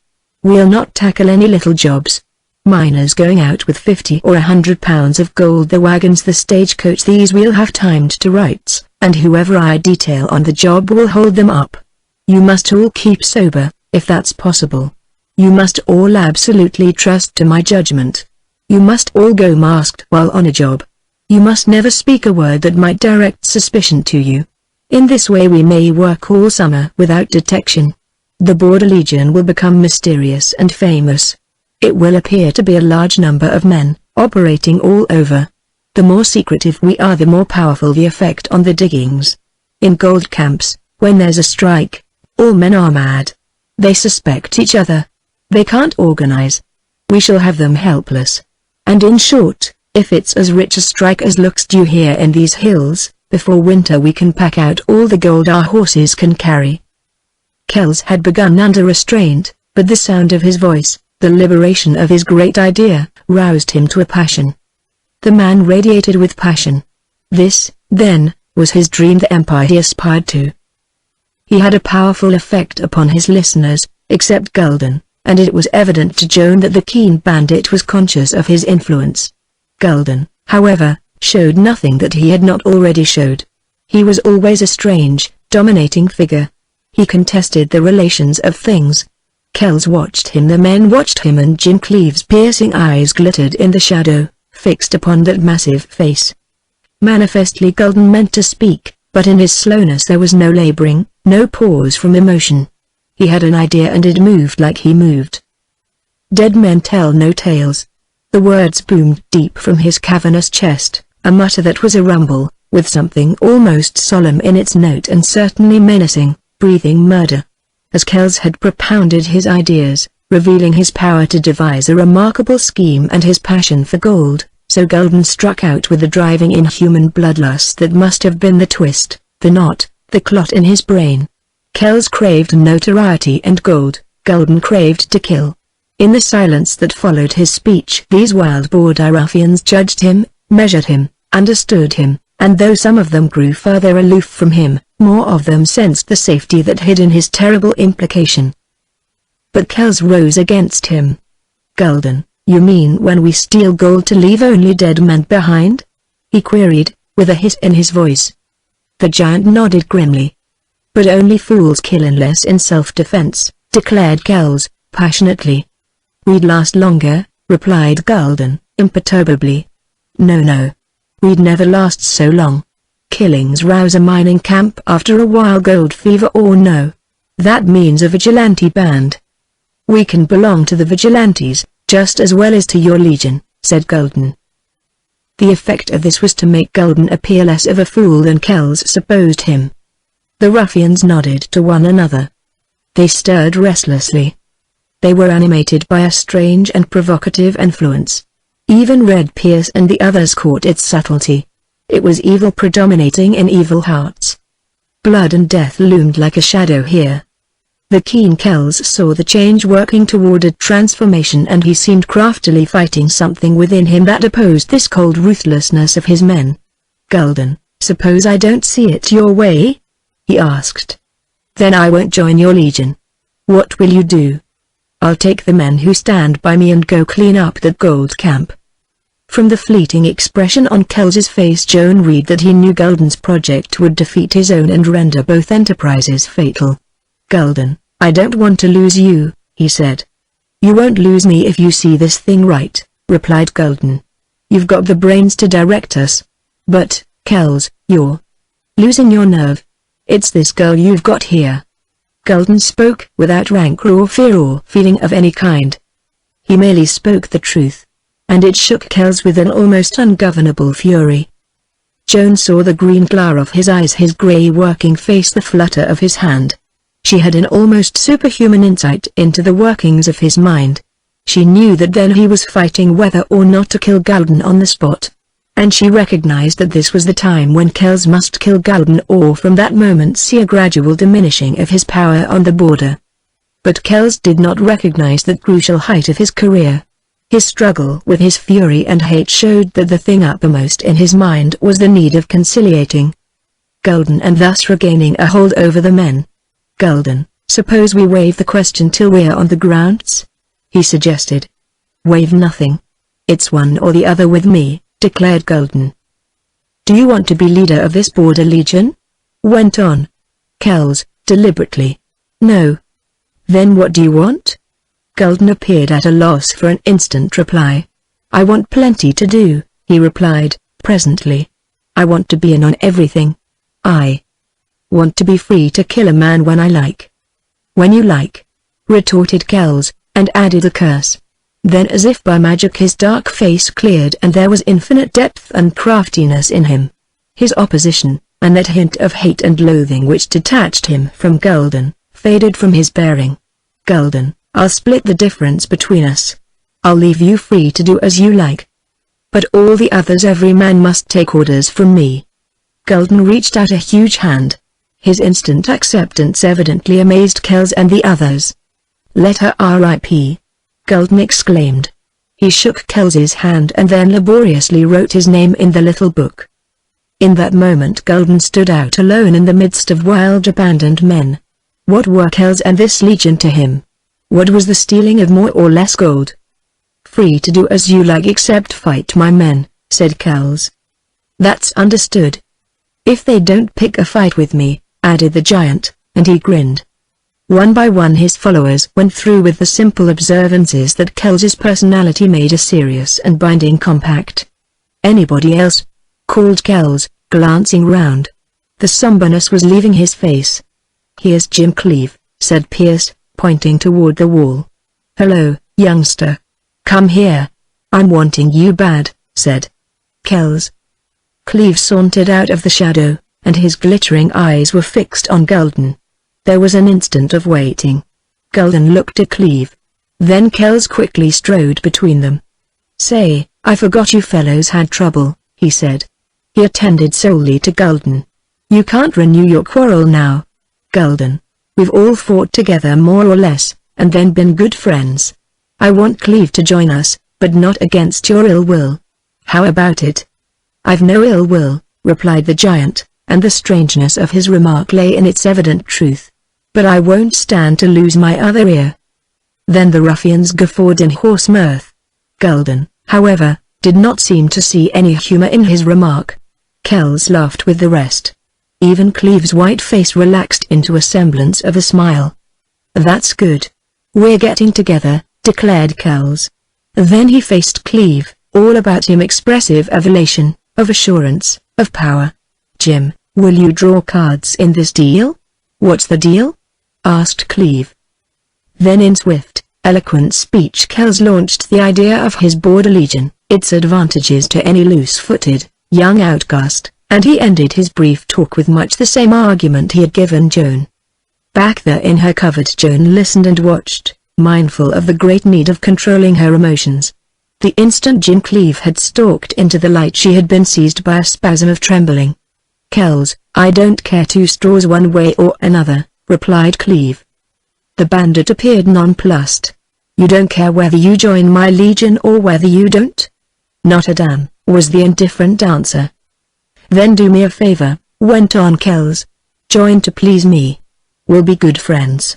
You're in bad out here on the border. You might as well fall in with us. I'd rather go alone. But you won't last. It's a lot I care." The bandit studied the reckless, white face. "See here, Cleave, haven't you got the nerve to be bad, thoroughly bad?" Cleave gave a start as if he had been stung. Joan shut her eyes to blot out what she saw in his face. Kells had used part of the very speech with which she had driven Jim Cleave to his ruin. And those words galvanized him. The fatality of all this. Joan hated herself. Those very words of hers would drive this maddened and heartbroken boy to join Kells's band. She knew what to expect from Jimmy even before she opened her eyes, yet when she did open them it was to see him transformed and blazing. Then Kells either gave way to leaping passion or simulated it in the interest of his cunning. "Cleave, you're going down for a woman?" he queried, with that sharp, mocking ring in his voice. "If you don't shut up you'll get there first," replied Cleave, menacingly. "Bah! Why do you want to throw a gun on me? I'm your friend. You're sick. You're like a poison pup. I say if you've got nerve you won't quit. You'll take a run for your money. You'll see life. You'll fight. You'll win some gold. There are other women. Once I thought I would quit for a woman. But I didn't. I never found the right one till I had gone to hell out here on this border. If you've got nerve, show me. Be a man instead of a crazy youngster. Spit out the poison. Tell it before us all. Some girl drove you to us." "Yes, a girl," replied Cleave, hoarsely, as if goaded. "It's too late to go back? Too late. There's nothing left but wild life that makes you forget? Nothing. Only I can't forget," he panted. Cleave was in a torture of memory, of despair, of weakness. Joan saw how Kells worked upon Jim's feelings. He was only a hopeless, passionate boy in the hands of a strong, implacable man. He would be like wax to a sculptor's touch. Jim would bend to this bandit's will, and through his very tenacity of love and memory be driven farther on the road to drink, to gaming, and to crime. Joan got to her feet, and with all her woman's soul uplifting and inflaming her she stood ready to meet the moment that portended. Kells made a gesture of savage violence. "Show your nerve. Join with me. You'll make a name on this border that the West will never forget." That last hint of desperate fame was the crafty bandit's best trump. And it won. Cleave swept up a weak and nervous hand to brush the hair from his damp brow. The keenness, the fire, the aloofness had departed from him. He looked shaken as if by something that had been pointed out as his own cowardice. "Sure, Kells," he said, recklessly. "Let me in the game. And by God I'll play the hand out." He reached for the pencil and bent over the book. "Wait. Oh, wait!" cried Joan. The passion of that moment, the consciousness of its fateful portent and her situation, as desperate as Cleave's, gave her voice a singularly high and piercingly sweet intensity. She glided from behind the blanket out of the shadow into the glare of the lanterns to face Kells and Cleave. Kells gave one astounded glance at her, and then, divining her purpose, he laughed thrillingly and mockingly, as if the sight of her was a spur, as if her courage was a thing to admire, to permit, and to regret. "Cleave, my wife, Dandy Dale," he said, suave and cool. "Let her persuade you one way or another." The presence of a woman, however disguised, following her singular appeal, transformed Cleave. He stiffened erect and the flush died out of his face, leaving it whiter than ever, and the eyes that had grown dull quickened and began to burn. Joan felt her cheeks blanch. She all but fainted under that gaze. But he did not recognize her, though he was strangely affected. "Wait!" she cried again, and she held to that high voice, so different from her natural tone. "I've been listening. I've heard all that's been said. Don't join this border legion. You're young and still, honest. For God's sake don't go the way of these men. Kells will make you a bandit. Go home, boy, go home." "Who are you to speak to me of honesty of home?" Cleave demanded. "I'm only a woman. But I can feel how wrong you are. Go back to that girl who drove you to the border. She must repent. In a day you'll be too late. Oh, boy, go home. Girls never know their minds, their hearts. Maybe your girl loved you. Oh, maybe her heart is breaking now." A strong, muscular ripple went over Cleave, ending in a gesture of fierce protest. Was it pain her words caused, or disgust that such as she dared mention the girl he had loved? Joan could not tell. She only knew that Cleave was drawn by her presence, fascinated and repelled, subtly responding to the spirit of her, doubting what he heard and believing with his eyes. "You beg me not to become a bandit?" he asked, slowly, as if revolving a strange idea. "Oh, I implore you." "Why?" "I told you. Because you're still good at heart. You've only been wild. Because. Are you the wife of Kells?" he flashed at her. A reply seemed slowly wrenched from Joan's reluctant lips. "No." The denial left a silence behind it. The truth that all that knew when spoken by her was a kind of shock. The ruffians gaped in breathless attention. Kells looked on with a sardonic grin, but he had grown pale. And upon the face of Cleve shone an immeasurable scorn. "Not his wife!" exclaimed Cleve, softly. His tone was unendurable to Joan. She began to shrink. A flame curled within her. How he must hate any creature of her sex. "And you appeal to me?" he went on. Suddenly a weariness came over him. The complexity of women was beyond him. Almost he turned his back upon her. "I reckon such as you can't keep me from Kells or blood or hell. Then you're a narrow-souled weakling born to crime." She burst out in magnificent wrath. "For however appearances are against me, I am a good woman." That stunned him, just as it drew Kells upright, white and watchful. Cleve seemed long in grasping its significance. His face was half averted. Then he turned slowly, all strung, and his hands clutched quiveringly at the air. No man of coolness and judgment would have addressed him or moved a step in that strained moment. All expected some such action as has marked his encounter with Luce and Golden. Then Cleve's gaze in unmistakable meaning swept over Joan's person. How could her appearance and her appeal be reconciled? One was a lie. And his burning eyes robbed Joan of spirit. "He forced me to wear these," she faltered. "I'm his prisoner. I'm helpless." With cat-like agility Cleve leapt backward, so that he faced all the men, and when his hands swept to a level they held gleaming guns. His utter abandon of daring transfixed these bandits in surprise as much as fear. Kells appeared to take most to himself the menace. "I crawl," he said, huskily. "She speaks the God's truth. But you can't help matters by killing me. Maybe she'd be worse off." He expected this wild boy to break loose, yet his wit directed him to speak the one thing calculated to check Cleve. "Oh, don't shoot," moaned Joan. "You go outside," ordered Cleve. "Get on a horse and lead another near the door. Go. I'll take you away from this." Both temptation and terror assailed Joan. Surely that venture would mean only death to Jim and worse for her. She thrilled at the thought at the possibility of escape at the strange front of this erstwhile nerveless boy. But she had not the courage for what seemed only desperate folly. "I'll stay," she whispered. "You go. Hurry, woman." "No. No. Do you want to stay with this bandit?" "Oh, I must." "Then you love him?" All the fire of Joan's heart flared up to deny the insult, and all her woman's cunning fought to keep back words that inevitably must lead to revelation. She drooped, unable to hold up under her shame, yet strong to let him think vilely of her, for his sake. That way she had a barest chance. "Get out of my sight," he ejaculated, thickly. "I'd have fought for you." Again that white, weary scorn radiated from him. Joan bit her tongue to keep from screaming. How could she live under this torment? It was she, Joan Randall, that had earned that scorn, whether he knew her or not. She shrank back, step by step, almost dazed, sick with the terrible inward coldness, blinded by scalding tears. She found her door and stumbled in. "Kells, I'm what you called me."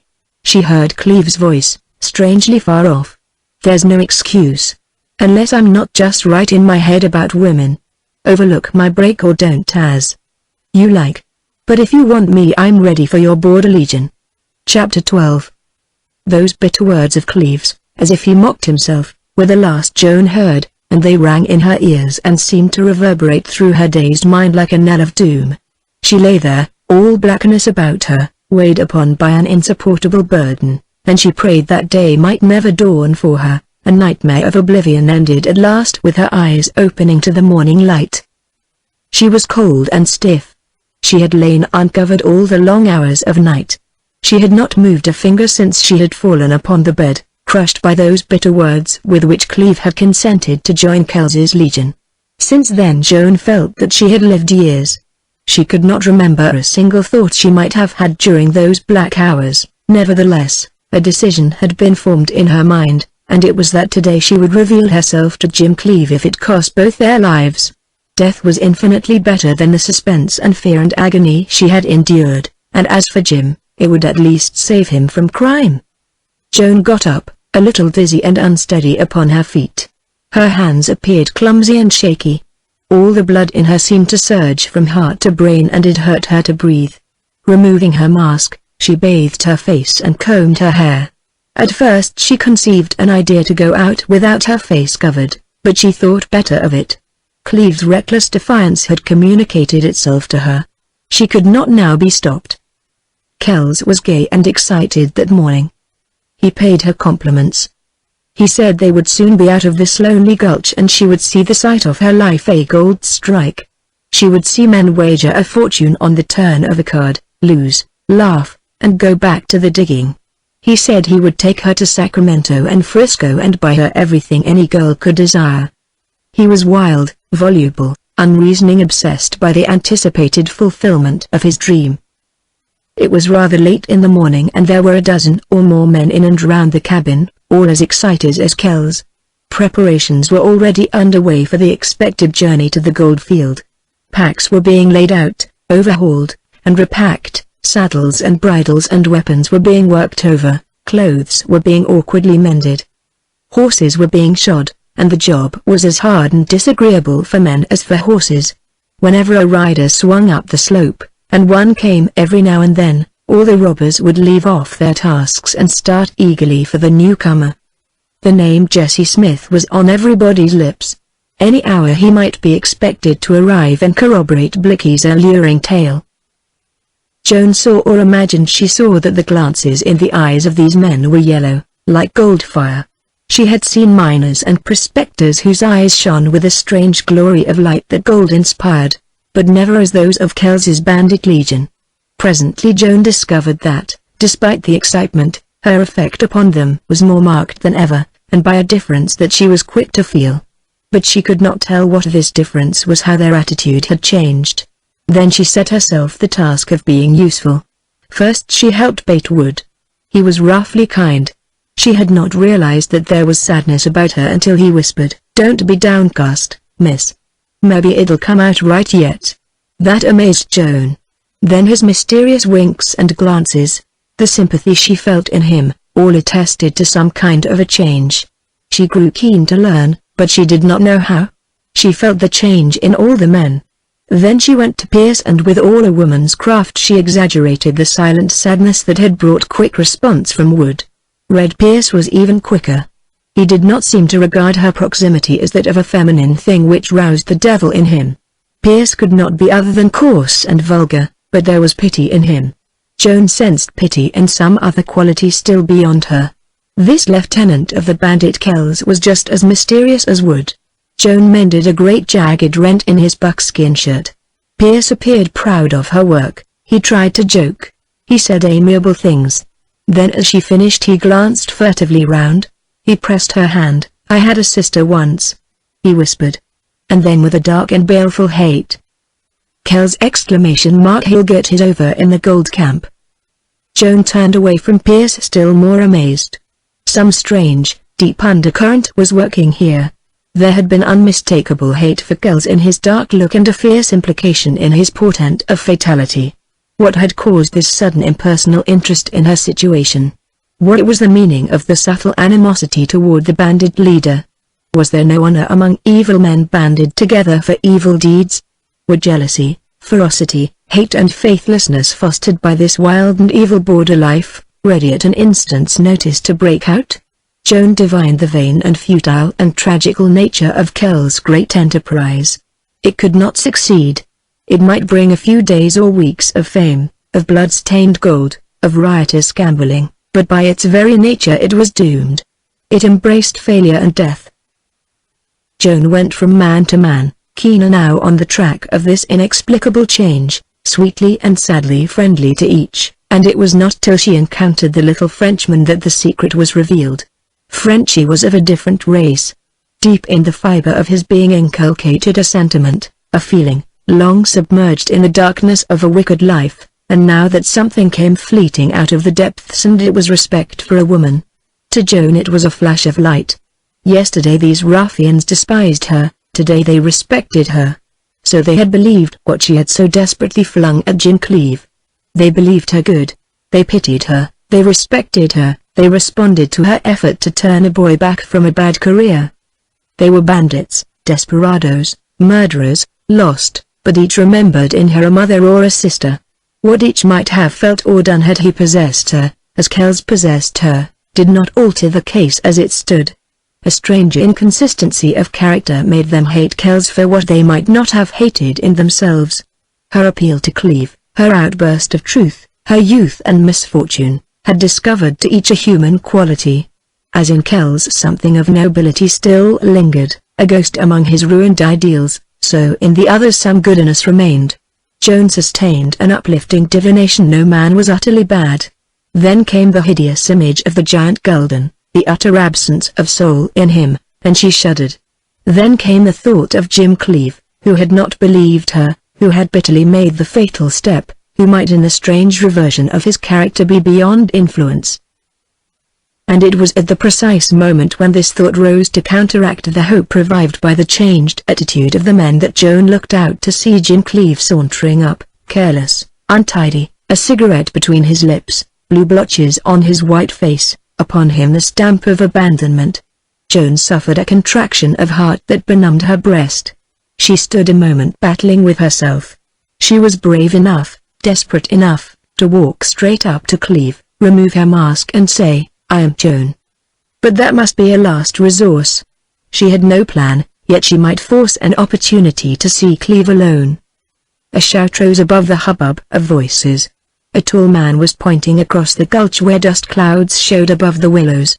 Men crowded round him, all gazing in the direction of his hand, all talking at once. "Jesse Smith's hoss, I swear," shouted the tall man. "Kells, come out here."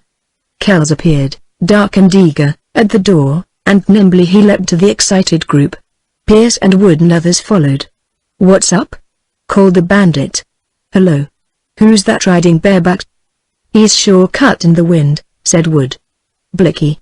exclaimed the tall man. "Kells, there's news. I seen Jesse's hoss." Kells let out a strange, exultant cry. The excited talk among the men gave place to a subdued murmur, then subsided. Blicky was running a horse up the road, hanging low over him, like an Indian. He clattered to the bench, scattered the men in all directions.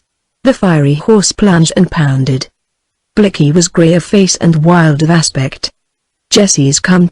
he yelled, hoarsely, at Kells. "He just fell off his horse all in. He wants you and all the gang. He's seen $1 million in gold dust." Absolute silence ensued after that last swift and startling speech. It broke to a commingling of yells and shouts. Blicky wheeled his horse and Kells started on a run. And there was a stampede and rush after him. Joan grasped her opportunity.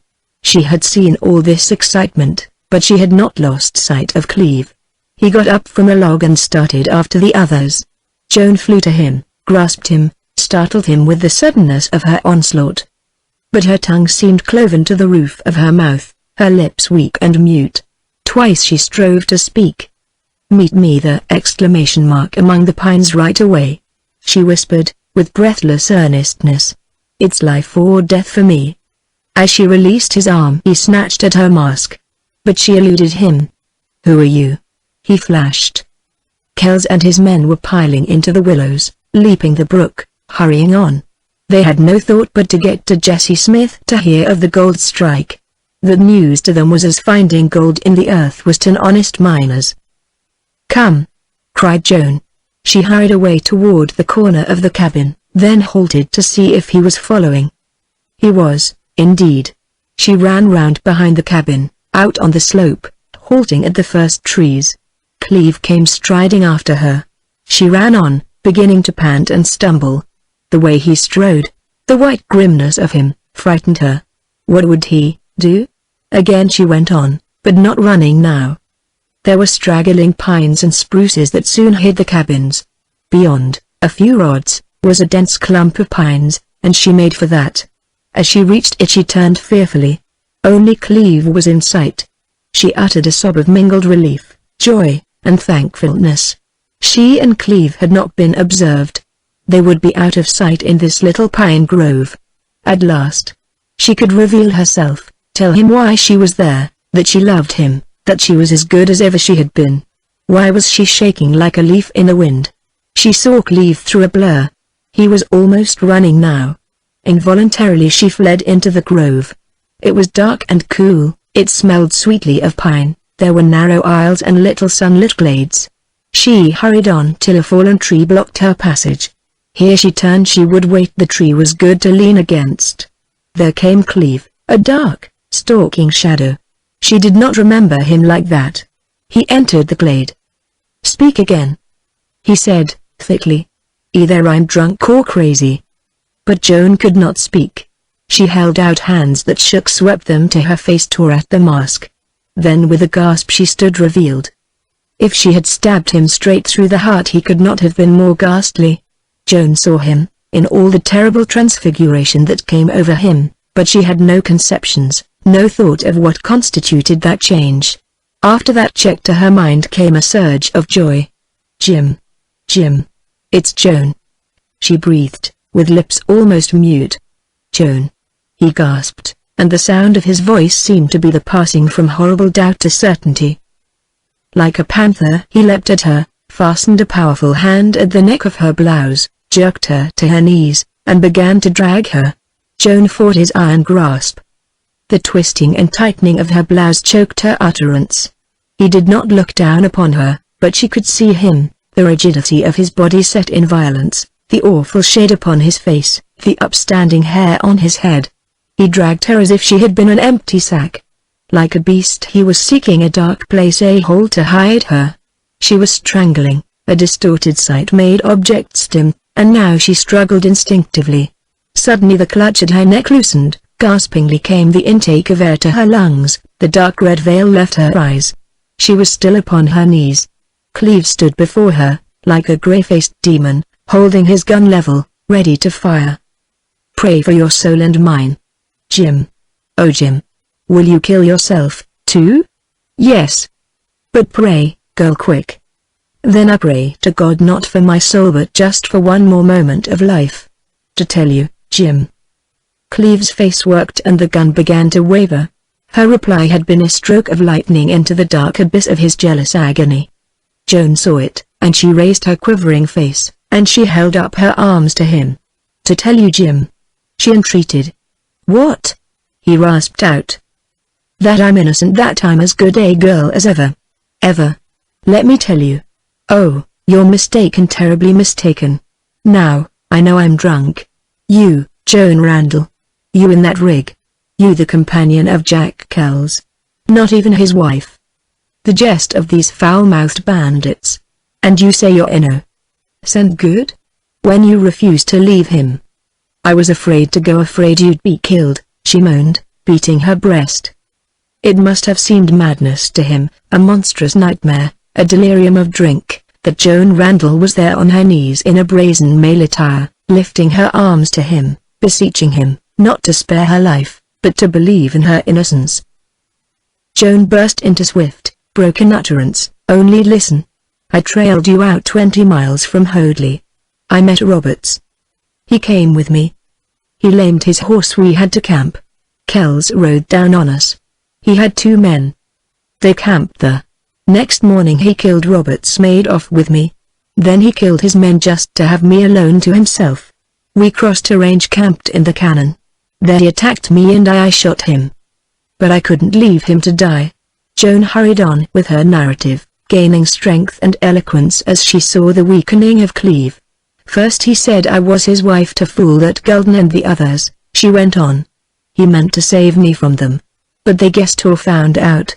Kells forced me into these bandit clothes. He's depraved, somehow. And I had to wear something. Kells hasn't harmed me, no one has. I've influence over him. He can't resist it. He's tried to force me to marry him. and he's tried to give up to his evil intentions. But he can't. There's good in him. I can make him feel it. Oh, he loves me, and I'm not afraid of him anymore. It has been a terrible time for me, Jim. But I'm still the same girl you knew you used to." Cleve dropped the gun and he waved his hand before his eyes as if to dispel a blindness. "But why?" he asked, incredulously. "Why did you leave Hoadley?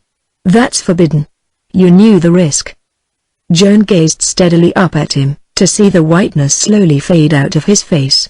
She had imagined it would be an overcoming of pride to betray her love, but she had been wrong. The moment was so full, so overpowering, that she seemed dumb. He had ruined himself for her, and out of that ruin had come the glory of her love. Perhaps it was all too late, but at least he would know that for love of him she had in turn sacrificed herself. "Jim," she whispered, and with the first word of that betrayal a thrill, a tremble, a rush went over her, and all her blood seemed hot at her neck and face. "That night when you kissed me I was furious. But the moment you had gone I repented. I must have cared for you then, but I didn't know. Remorse seized me. And I set out on your trail to save you from yourself. And with the pain and fear and terror there was sometimes the sweetness of your kisses. Then I knew I cared. And with the added days of suspense and agony all that told me of your throwing your life away there came love. Such love as otherwise I'd never have been big enough for. I meant to find you, to save you, to send you home. I have found you, maybe too late to save your life, but not your soul, thank God. That's why I've been strong enough to hold back Kells. I love you, Jim. I love you. I couldn't tell you enough.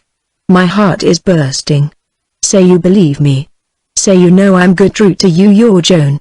And kiss me like you did that night when we were such blind fools. A boy and a girl who didn't know and couldn't tell! Oh, the sadness of it. Kiss me, Jim, before I drop at your feet. If only you believe." Joan was blinded by tears and whispering she knew not what when Cleve broke from his trance and caught her to his breast. She was fainting, hovering at the border of unconsciousness when his violence held her back from oblivion. She seemed wrapped to him and held so tightly there was no breath in her body, no motion, no stir of pulse. That vague, dreamy moment passed. She heard his husky, broken accents, she felt the pound of his heart against her breast. And he began to kiss her as she had begged him to. She quickened to thrilling, revivifying life. And she lifted her face, and clung round his neck, and kissed him, blindly, sweetly, passionately, with all her heart and soul in her lips, wanting only one thing in the world: to give that which she had denied him. "Joan. Joan. Joan," he murmured when their lips parted. "Am I dreaming, drunk or crazy?" "Oh, Jim, I'm real, you have me in your arms," she whispered. "Dear Jim, kiss me again and say you believe me." "Believe you? I'm out of my mind with joy. You loved me. You followed me. And that idea of mine only an absurd, vile suspicion. I might have known had I been sane. There. Oh, Jim. Enough of madness. We've got to plan. Remember where we are. There's Kells, and this terrible situation to meet." He stared at her, slowly realizing, and then it was his turn to shake. "My God. I'd forgotten. I'll have to kill you now." A reaction set in. If he had any self-control left he lost it, and like a boy whose fling into manhood had exhausted his courage he sank beside her and buried his face against her. And he cried in a low, tense, heartbroken way. For Joan it was terrible to hear him. She held his hand to her breast and implored him not to weaken now. But he was stricken with remorse. He had run off like a coward. He had brought her to this calamity and he could not rise under it. Joan realized that he had long labored under stress of morbid emotion. Only a supreme effort could lift him out of it to strong and reasoning equilibrium, and that must come from her. She pushed him away from her, and held him back where he must see her, and white-hot with passionate purpose, she kissed him. "Jim Cleve, if you've nerve enough to be bad, you've nerve enough to save the girl who loves you, who belongs to you." He raised his face and it flashed from red to white. He caught the subtlety of her antithesis. With the very two words which had driven him away under the sting of cowardice, she uplifted him, and with all that was tender and faithful and passionate in her meaning of surrender, she settled at once and forever the doubt of his manhood. He arose trembling in every limb. Like a dog he shook himself. His breast heaved. The shades of scorn and bitterness and abandon might never have haunted his face. In that moment he had passed from the reckless and wild, sick rage of a weakling to the stern, realizing courage of a man. His suffering on this wild border had developed a different fiber of character, and at the great moment, the climax, when his moral force hung balanced between elevation and destruction, the woman had called to him, and her unquenchable spirit passed into him. "There's only one thing to get away," he said. "Yes, but that's a terrible risk," she replied. "We've a good chance now. I'll get horses. We can slip away while they're all excited." No. I don't risk so much. Kells would find out at once. He'd be like a hound on our trail. But that's not all. I've a horror of Golden. I can't explain. I feel it. He would know, he would take the trail. I'd never try to escape with Golden in camp. Jim, do you know what he's done? He's a cannibal. I hate the sight of him. I tried to kill him. I wish I had killed him. I'm never safe while he's near. Then I will kill him. Hush. You'll not be desperate unless you have to be. Listen. I'm safe with Kells for the present. And he's friendly to you. Let us wait. I'll keep trying to influence him. I have won the friendship of some of his men. We'll stay with him, travel with him. Surely we'd have a better chance to escape after we reach that gold camp. You must play your part. But do it without drinking and fighting. I couldn't bear that. We'll see each other somehow. We'll plan. Then we'll take the first chance to get away. We might never have a better chance than we've got right now, he remonstrated. It may seem so to you. But I know. I haven't watched these ruffians for nothing. I tell you, Golden has split with Kells because of me. I don't know how I know. And I think I'd die of terror out on the trail with 200 miles to go and that gorilla after me. But, Joan, if we once got away, Golden would never take you alive, said Jim, earnestly. So you needn't fear that. I've uncanny horror of him. It's as if he were a gorilla and would take me off even if I were dead. No, Jim, let us wait. Let me select the time. I can do it. Trust me. Oh, Jim, now that I've saved you from being a bandit, I can do anything. I can fool Kells or Pierce or Wood, any of them, except Golden. If Kells had to choose now between trailing you and rushing for the gold camp, which would he do? He'd trail me, she said. But Kells is crazy over gold. He has two passions. To steal gold, and to gamble with it. That may be. But he'd go after me first. So would Golden. We can't ride these hills as they do. We don't know the trails, the water. We'd get lost. We'd be caught. And somehow, I know that Golden and his gang would find us first. You're probably right, Joan, replied Cleve. But you condemn me to a living death. To let you out of my sight with Kells or any of them. It'll be worse almost than my life was before. But, Jim, I'll be safe, she entreated. It's the better choice of two evils. Our lives depend on reason, waiting, planning. And, Jim, I want to live for you. My brave darling, to hear you say that, he exclaimed, with deep emotion. When I never expected to see you again. But the past is past. I begin over from this hour. I'll be what you want, do what you want. Joan seemed irresistibly drawn to him again, and the supplication, as she lifted her blushing face, and the yielding, were perilously sweet. Jim, kiss me and hold me the way you did that night. And it was not Joan who first broke that embrace. Find my mask, she said. Cleve picked up his gun and presently the piece of black felt. He held it as if it were a deadly thing. Put it on me. He slipped the cord over her head and adjusted the mask so the holes came right for her eyes. Joan, it hides the goodness of you, he cried. No one can see your eyes now. No one will look at your face. That rig shows you off so. It's not decent. But, oh Lord. I'm bound to confess how pretty, how devilish, how seductive you are. And I hate it. Jim, I hate it, too. But we must stand it. Try not to shame me anymore. And now goodbye. Keep watch for me as I will for you all the time." Joan broke from him and glided out of the grove, away under the straggling pines, along the slope. She came upon her horse and she led him back to the corral. Many of the horses had strayed. There was no one at the cabin, but she saw men striding up the slope, Kells in the lead. She had been fortunate. Her absence could hardly have been noted. She had just strength left to get to her room, where she fell upon the bed, weak and trembling and dizzy and unutterably grateful at her deliverance from the hateful, unbearable falsity of her situation. Chapter 13. It was afternoon before Joan could trust herself sufficiently to go out again, and when she did she saw that she attracted very little attention from the bandits. Kells had a springy step, a bright eye, a lifted head, and he seemed to be listening. Perhaps he was to the music of his sordid dreams. Joan watched him sometimes with wonder. Even a bandit plotting gold robberies, with violence and blood merely means to an end, built castles in the air and lived with joy. All that afternoon the bandits left camp in twos and threes, each party with pack burros and horses, packed as Joan had not seen them before on the border.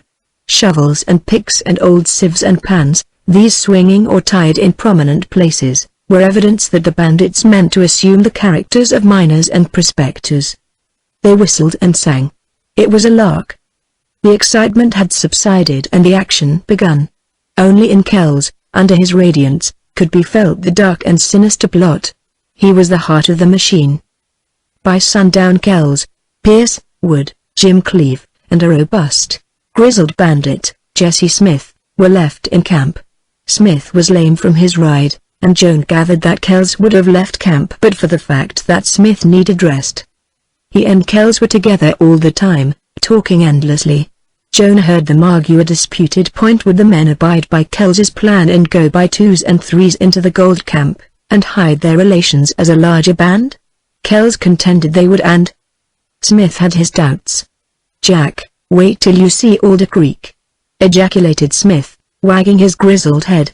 3,000 men, old and young, of all kinds gone gold crazy. Alder Creek has got California's 49 and 51 cinched to the last hole.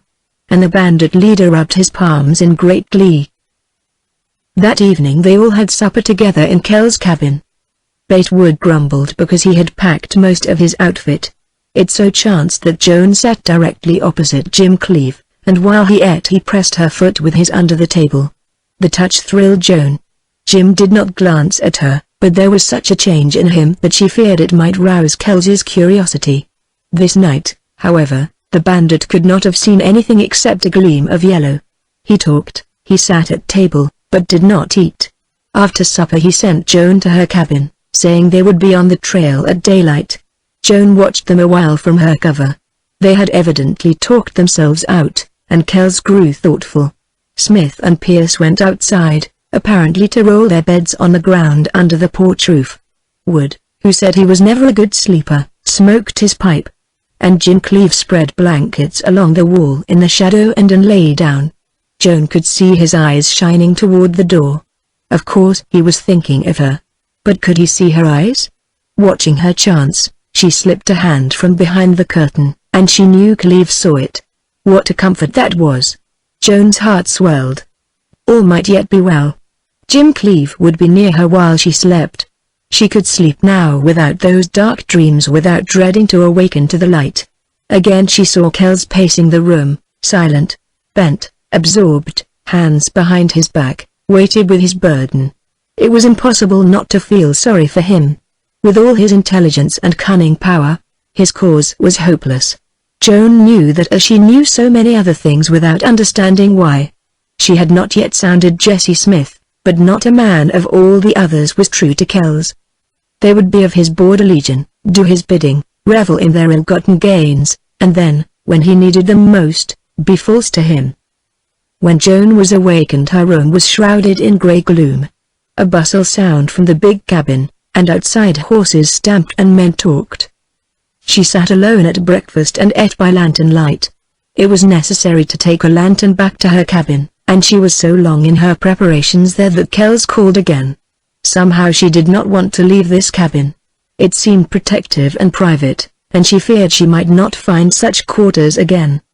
Besides, upon the moment of leaving she discovered that she had grown attached to the place where she had suffered and thought and grown so much. Kells had put out the lights. Joan hurried through the cabin and outside. The grey obscurity had given way to dawn. The air was cold, sweet, bracing with a touch of mountain purity in it. The men, except Kells, were all mounted, and the pack train was in motion. Kells dragged the rude door into position, and then, mounting, he called to Joan to follow. She trotted her horse after him, down the slope, across the brook and through the wet willows, and out upon the wide trail. She glanced ahead, discerning that the third man from her was Jim Cleave, and that fact, in the start for Alder Creek, made all the difference in the world. When they rode out of the narrow defile into the valley, the sun was rising red and bright in a notch of the mountains. Clouds hung over distant peaks, and the patches of snow in the high canyons shone blue and pink. Smith in the lead turned westward up the valley. Horses trooped after the cavalcade and had to be driven back. There were also cattle in the valley, and all these Kells left behind like an honest rancher who had no fear for his stock. Deer stood off with long ears pointed forward, watching the horses go by. There were flocks of quail, and whirring grouse, and bounding jackrabbits, and occasionally a brace of sneaking coyotes.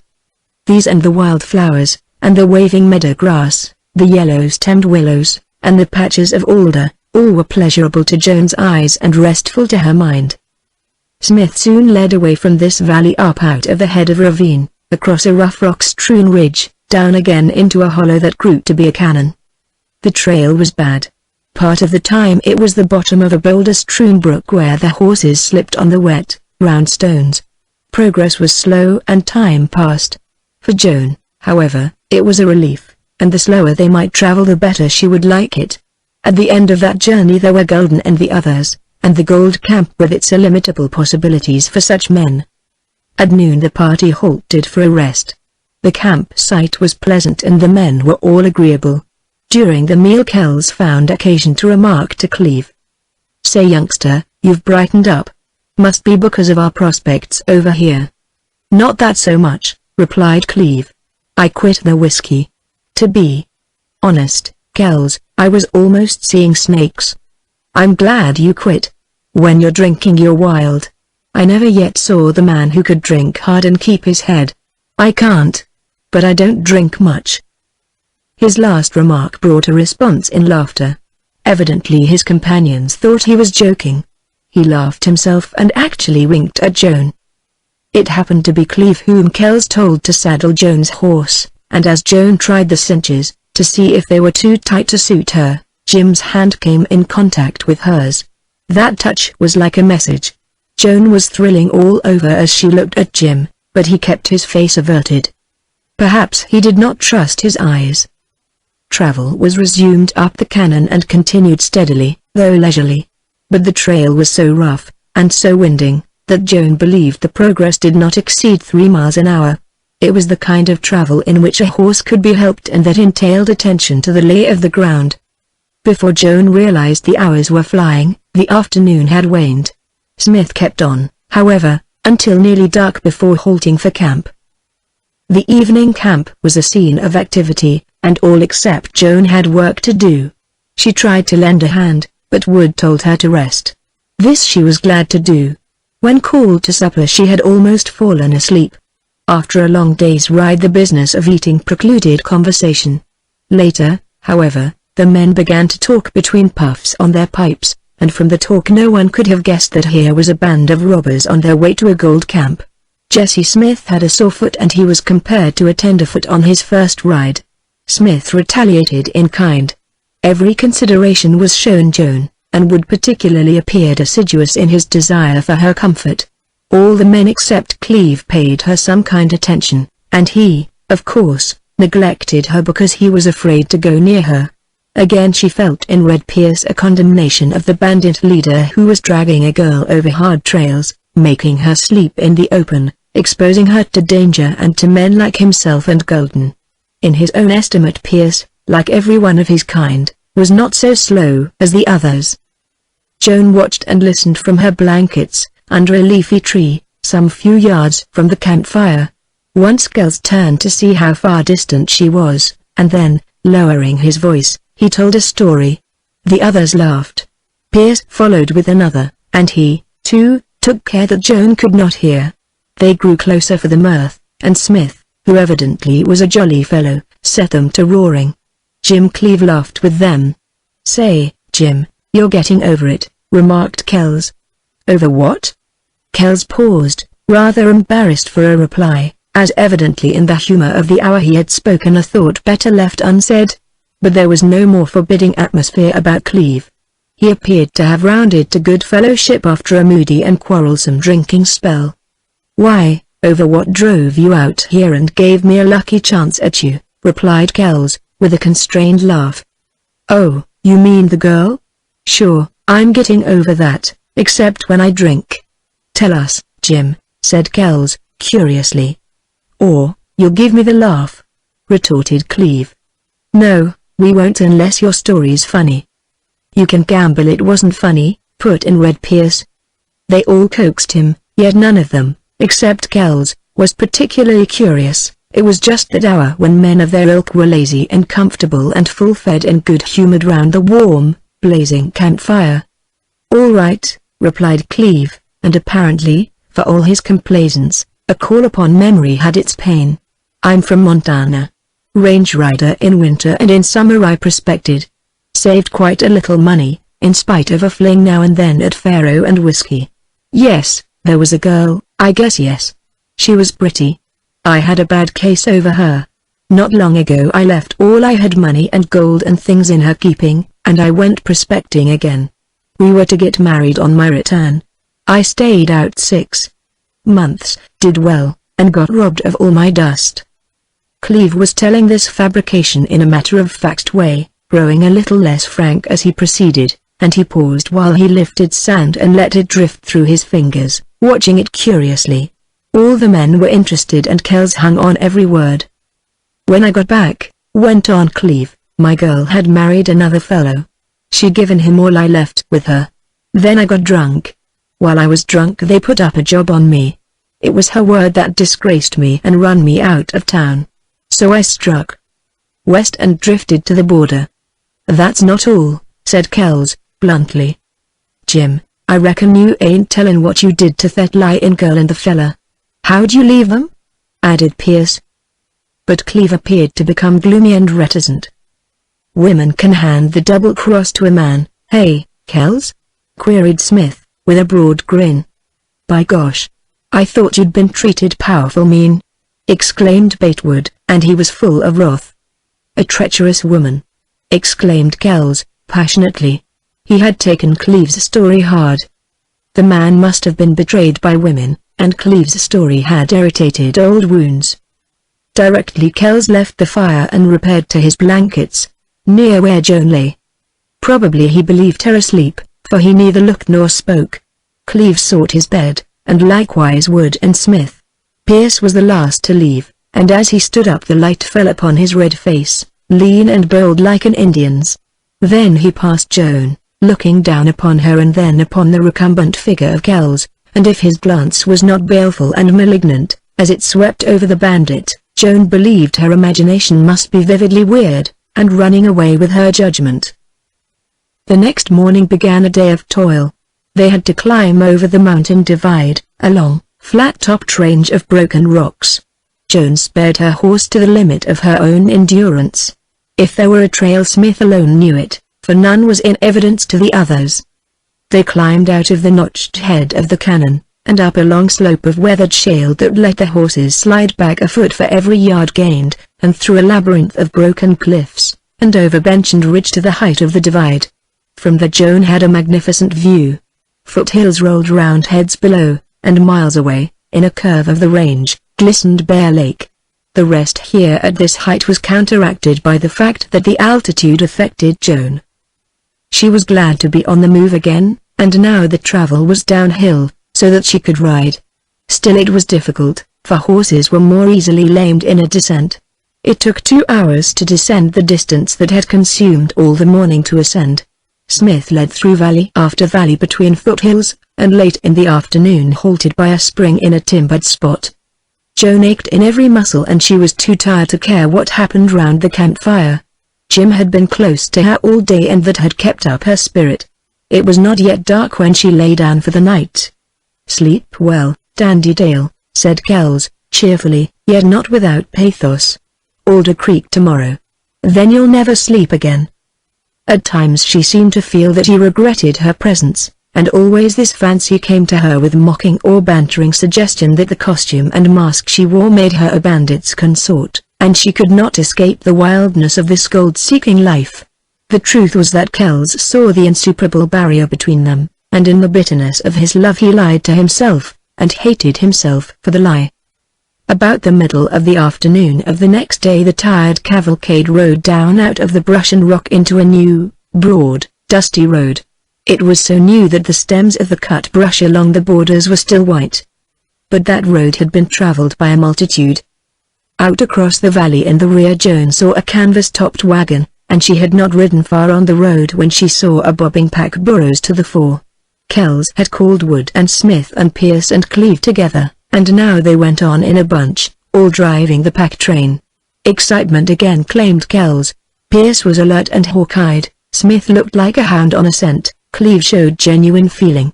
Only bait. Wood remained proof to the meaning of that broad road. All along, on either side, Joan saw wrecks of wagons, wheels, harness, boxes, old rags of tents blown into the brush, dead mules and burros. It seemed almost as if an army had passed that way. Presently the road crossed a wide, shallow brook of water, half clear and half muddy, and on the other side the road followed the course of the brook. Joan heard Smith call the stream Alder Creek, and he asked Kells if he knew what muddied water meant. The bandit's eyes flashed fire. Joan thrilled, for she, too, knew that upstream there were miners washing earth for gold. A couple of miles farther on creek and road entered the mouth of a wide spruce-timbered gulch. These trees hid any view of the slopes or floor of the gulch, and it was not till several more miles had been passed that the bandit rode out into what Joan first thought was a hideous slash in the forest made by fire. But it was only the devastation wrought by men. As far as she could see the timber was down, and everywhere began to be manifested signs that led her to expect habitations. No cabins showed, however, in the next mile. They passed out of the timbered part of the gulch into one of rugged, bare, and stony slopes, with bunches of sparse alder here and there. The gulch turned at right angles and a great grey slope shut out sight of what lay beyond. But, once round that obstruction, Kells halted his men with short, tense exclamation. Joan saw that she stood high up on the slope, looking down upon the gold camp. It was an interesting scene, but not beautiful. To Kells it must have been so, but to Joan it was even more hideous than the slash in the forest. Here and there, everywhere, were rude dugouts, little huts of brush, an occasional tent, and an occasional log cabin, and as she looked farther and farther these crude habitations of miners magnified in number and in dimensions till the white and black broken mass of the town choked the narrow gulch. "Vile, boss, what do you say to that, Diggins?" demanded Jesse Smith. Kells drew a deep breath. "Old 49er, this beats all I ever saw." "Sure, I've seen Sacramento look like that," added Batewood. Pierce and Cleve gazed with fixed gaze, and, however different their emotions, they rivaled each other in attention. "Jesse, what's the word?" queried Kells, with a sharp return to the business of the matter. "I've picked a site on the other side of camp." "Best for us," he replied. "Shall we keep to the road?" "Certainly," he returned, with his grin. Kells hesitated, and felt of his beard, probably conjecturing the possibilities of recognition. "Whiskers make another man of you. Reckon you needn't expect to be known over here." That decided Kells. He pulled his sombrero well down, shadowing his face. Then he remembered Joan and made a slight significant gesture at her mask. "Kells, the people in this here camp wouldn't look at an army riding through," responded Smith. "It's every man for hisself. And women, say. There's all kinds. I seen a dozen with veils, and them's the same as masks. Nevertheless, Kells had Joan remove the mask and pull her sombrero down, and instructed her to ride in the midst of the group. Then they trotted on, soon catching up with the jogging pack train. What a strange ride that was for Joan. The slope resembled a magnified anthill with a horde of frantic ants in action. As she drew closer she saw these ants were men, digging for gold. Those near at hand could be plainly seen rough, ragged, bearded men and smooth-faced boys. Farther on and up the slope, along the waterways and ravines, were miners so close they seemed almost to interfere with one another. The creek bottom was alive with busy, silent, violent men, bending over the water, washing and shaking and paddling, all desperately intent upon something. They had not time to look up. They were ragged, unkempt, bare-armed and bare-legged, every last one of them with back bent. For a mile or more Kells's party trotted through this part of the diggings, and everywhere, on rocky bench and gravel bar and grey slope, were holes with men picking and shoveling in them. Some were deep and some were shallow, some long trenches and others mere pits. If all of these prospectors were finding gold, then gold was everywhere. And presently Joan did not need to have Kells tell her that all of these diggers were finding dust. How silent they were, how tense. They were not mechanical. It was a soul that drove them. Joan had seen many men dig for gold, and find a little now and then, but she had never seen men dig when they knew they were going to strike gold. That made the strange difference. Joan calculated she must have seen 1,000 miners in less than 2 miles of the gulch, and then she could not see up the draws and washes that intersected the slope, and she could not see beyond the camp. But it was not a camp which she was entering, it was a tent-walled town, a city of squat log cabins, a long, motley, checkered jumble of structures thrown up and together in mad haste. The wide road split it in the middle and seemed a stream of color and life. Joan rode between 2 lines of horses, burros, oxen, mules, packs and loads and canvas-domed wagons and gaudy vehicles resembling gypsy caravans. The street was as busy as a beehive and as noisy as a bedlam. The sidewalks were rough-hewn planks and they rattled under the tread of booted men. There were tents on the ground and tents on floors and tents on log walls. And farther on began the lines of cabins, stores and shops and saloons, and then a great, square, flat structure with a flaring sign in crude gold letters, Last Nugget, from which came the creak of idles and scrape of boots, and hoarse mirth. Joan saw strange, wild-looking creatures, women that made her shrink, and several others of her sex, hurrying along, carrying sacks or buckets, worn and bewildered-looking women, the sight of whom gave her a pang. She saw lounging Indians and groups of lazy, bearded men, just like Kells's band, and gamblers in long, black coats, and frontiersmen in fringed buckskin, and Mexicans with swarthy faces under wide, peaked sombreros, and then in great majority, dominating that stream of life, the lean and stalwart miners, of all ages, in their check shirts and high boots, all packing guns, jostling along, dark-browed, somber, and intent. These last were the workers of this vast beehive, the others were the drones, the parasites. Kell's party rode on through the town, and Smith halted them beyond the outskirts, near a grove of spruce trees, where camp was to be made. Joan pondered over her impression of Alder Creek. It was confused, she had seen too much.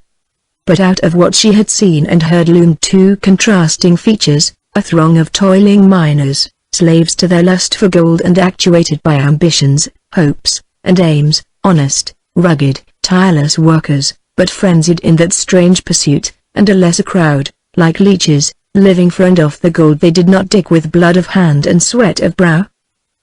Manifestly Jesse Smith had selected the spot for Kells's permanent location at Alder Creek with an eye for the bandits' peculiar needs. It was out of sight of town, yet within 100 rods of the nearest huts, and closer than that to a sawmill. It could be approached by a shallow ravine that wound away toward the creek. It was backed up against a rugged bluff in which there was a narrow gorge, choked with pieces of weathered cliff, and no doubt the bandits could go and come in that direction. There was a spring near at hand and a grove of spruce trees. The ground was rocky, and apparently unfit for the digging of gold. While Batewood began preparations for supper, and Cleve built the fire, and Smith looked after the horses, Kells and Pierce stepped off the ground where the cabin was to be erected.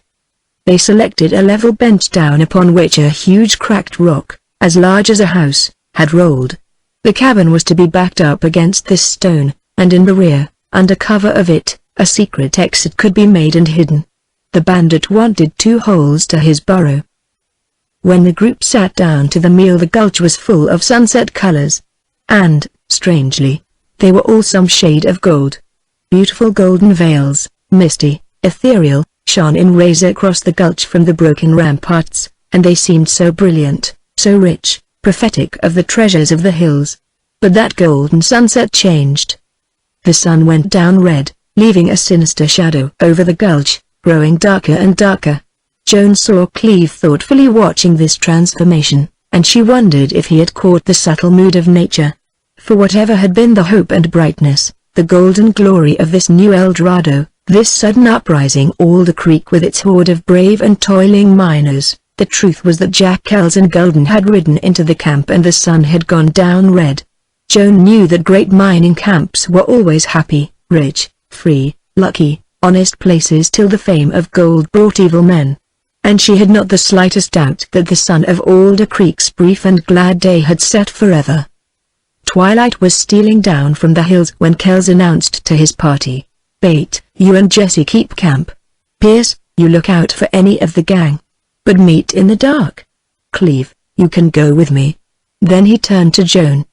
"Do you want to go with us to see the sights, or would you rather stay here?" "I'd like to go, if only I didn't look so dreadful in this suit," she replied.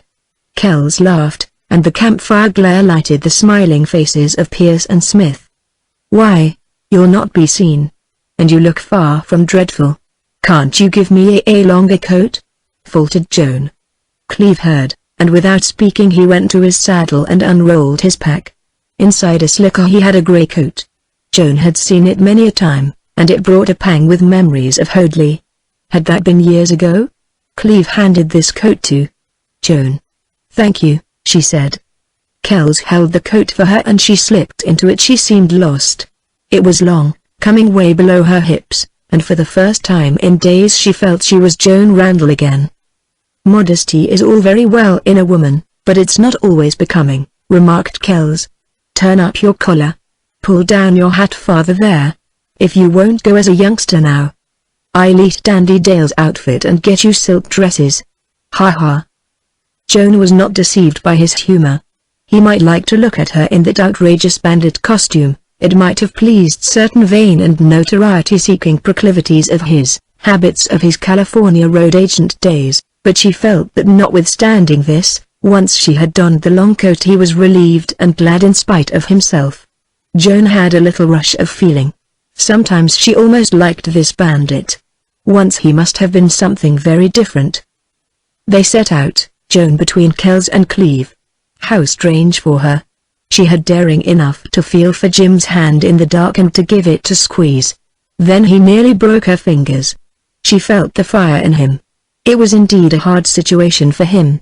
The walking was rough, owing to the uneven road and the stones.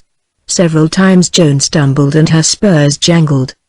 They passed ruddy campfires, where steam and smoke arose with savory odors, where red-faced men were eating, and they passed other campfires, burned out and smoldering. Some tents had dim lights, throwing shadows on the canvas, and others were dark. There were men on the road, all headed for town, gay, noisy and profane. Then Joan saw uneven rows of lights, some dim and some bright, and crossing before them were moving dark figures. Again Kells bethought himself of his own disguise, and buried his chin in his scarf and pulled his wide-brimmed hat down so that hardly a glimpse of his face could be seen. Joan could not have recognized him at the distance of a yard. They walked down the middle of the road, past the noisy saloons, past the big, flat structure with its sign Last Nugget and its open windows, where shafts of light shone forth, and all the way down to the end of town. Then Kells turned back. He scrutinized each group of men he met. He was looking for members of his border legion. Several times he left Cleve and Joan standing in the road while he peered into saloons. At these brief intervals Joan looked at Cleve with all her heart in her eyes. He never spoke. He seemed under a strain. Upon the return, when they reached the Last Nugget, Kells said, "Jim, hang on to her like grim death. She's worth more than all the gold in Alder Creek. Then they started for the door. Joan clung to Cleve on one side, and on the other, instinctively with a frightened girl's action, she let go Kelsey's arm and slipped her hand in his. He seemed startled. He bent to her ear, for the din made ordinary talk indistinguishable. That involuntary hand in his evidently had pleased and touched him, even hurt him, for his whisper was husky. "It's all right, you're perfectly safe." First Joan made out a glare of smoky lamps, a huge place full of smoke and men and sounds. Kells led the way slowly. He had his own reason for observance.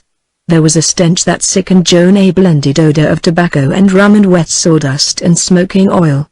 There was a noise that appeared almost deafening, the loud talk and vacant laughter of drinking men, and a din of creaky fiddles and scraping boots and boisterous mirth. This last and dominating sound came from an adjoining room, which Joan could see through a wide opening. There was dancing, but Joan could not see the dancers because of the intervening crowd. Then her gaze came back to the features nearer at hand. Men and youths were lined up to a long bar nearly as high as her head. Then there were excited shouting groups round gambling games. There were men in clusters, sitting on upturned kegs, round a box for a table, and dirty bags of gold dust were in evidence. The gamblers at the cards were silent, in strange contrast with the others, and in each group was at least one dark-garbed, hard-eyed gambler who was not a minor. Joan saw boys not yet of age, flushed and haggard, wild with the frenzy of winning and cast down in defeat. There were jovial, grizzled, old prospectors to whom this scene and company were pleasant reminders of bygone days. There were desperadoes whose glittering eyes showed they had no gold with which to gamble. Joan suddenly felt Kells start, and she believed she heard a low, hissing exclamation. And she looked for the cause. Then she saw familiar dark faces. They belonged to men of Kelsey's legion. And with his broad back to her there sat the giant Golden. Already he and his allies had gotten together in defiance of or indifference to Kelsey's orders. Some of them were already under the influence of drink, but, though they saw Kells, they gave no sign of recognition. Golden did not see Joan, and for that she was thankful. And whether or not his presence caused it, the fact was that she suddenly felt as much of a captive as she had in Cabin Gulch, and feared that her escape would be harder because in a community like this Kells would watch her closely. Kells led Joan and Cleve from one part of the smoky hall to another, and they looked on at the games and the strange raw life manifested there. The place was getting packed with men. Kelsey's party encountered Blicky and Beady Jones together. They passed by as strangers. Then Joan saw Beard and Chick Williams arm in arm, strolling about, like roistering miners. Williams telegraphed a keen, fleeting glance at Kells, then went on, to be lost in the crowd. Handy Oliver brushed by Kells, jostled him, apparently by accident, and he said, "Excuse me, mister." There were other familiar faces. Kelsey's gang were all in Alder Creek, and the dark machinations of the bandit leader had been put into operation. What struck Joan forcibly was that, though there were hilarity and comradeship, they were not manifested in any general way. These miners were strangers to one another. The groups were strangers, the gamblers were strangers, the newcomers were strangers, and overall hung an atmosphere of distrust. Good fellowship abided only in the many small companies of men who stuck together. The mining camps that Joan had visited had been composed of an assortment of prospectors and hunters who made one big, jolly family. This was a gold strike, and the difference was obvious. The hunting for gold was one thing, in its relation to the searchers. After it had been found, in a rich field, the conditions of life and character changed. Gold had always seemed wonderful and beautiful to Joan. She absorbed here something that was the nucleus of hate. Why could not these miners, young and old, stay in their camps and keep their gold? That was the fatality. The pursuit was a dream, a glittering allurement, the possession incited a lust for more, and that was madness. Joan felt that in these reckless, honest miners there was a liberation of the same wild element which was the driving passion of Kelsey's border legion.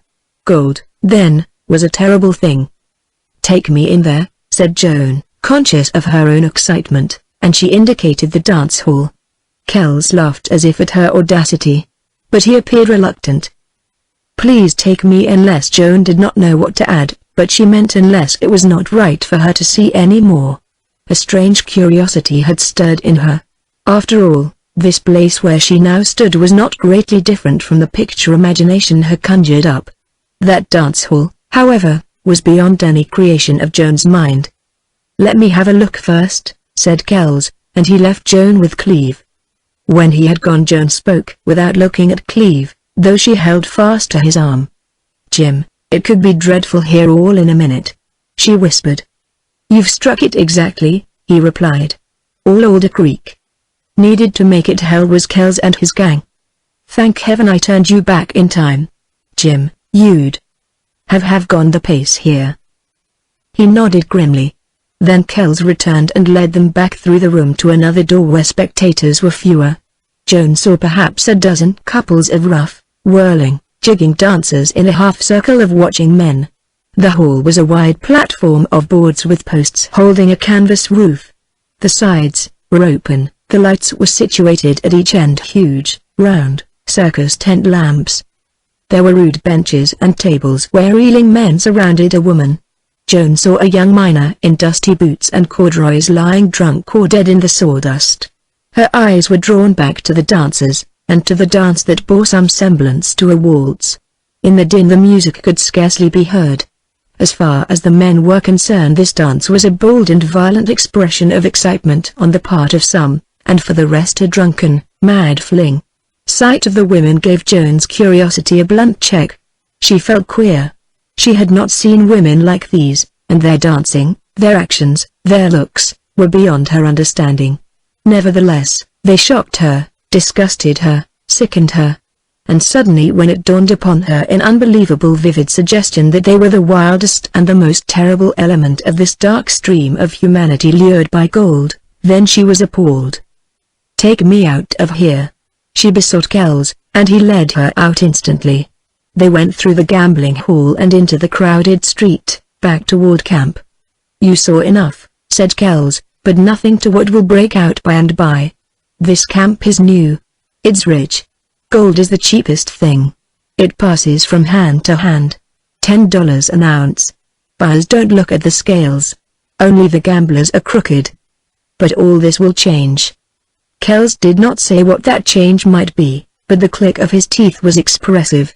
Joan did not, however, gather from it, and the dark meaning of his tone, that the Border Legion would cause this change. That was in the nature of events. A great strike of gold might enrich the world, but it was a catastrophe. Long into the night Joan lay awake, and at times, stirring the silence, there was wafted to her on a breeze the low, strange murmur of the gold camp's strife. Joan slept late next morning, and was awakened by the unloading of lumber. Teams were drawing planks from the sawmill. Already a skeleton framework for Kells's cabin had been erected. Jim Cleve was working with the others, and they were sacrificing thoroughness to haste. Joan had to cook her own breakfast, which task was welcome, and after it had been finished she wished for something more to occupy her mind. But nothing offered. Finding a comfortable seat among some rocks where she would be inconspicuous, she looked on at the building of Kells's cabin. It seemed strange, and somehow comforting, to watch Jim Cleve work. He had never been a great worker. Would this experience on the border make a man of him? She felt assured of that. If ever a cabin sprang up like a mushroom, that bandit rendezvous was the one. Kells worked himself, and appeared no mean hand. By noon the roof of clapboards was on, and the siding of the same material had been started. Evidently there was not to be a fireplace inside. Then a teamster drove up with a wagon load of purchases Kells had ordered. Kells helped unload this and evidently was in search of articles. Presently he found them, and then approached Joan, to deposit before her an assortment of bundles little and big. "The miss modestly," he said. "Make yourself some clothes. You can shake Dandy Dale's outfit, except when we're on the trail. And, say, if you knew what I had to pay for this stuff you'd think there was a bigger robber in Alder Creek than Jack Kells. And, come to think of it, my name's now Blight. You're my daughter, if anyone asks." Joan was so grateful to him for the goods and the permission to get out of Dandy Dale's suit as soon as possible, that she could only smile her thanks.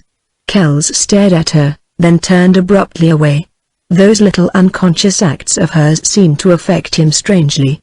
Joan remembered that he had intended to parade her in Denderdale's costume to gratify some vain abnormal side of his bandit's proclivities.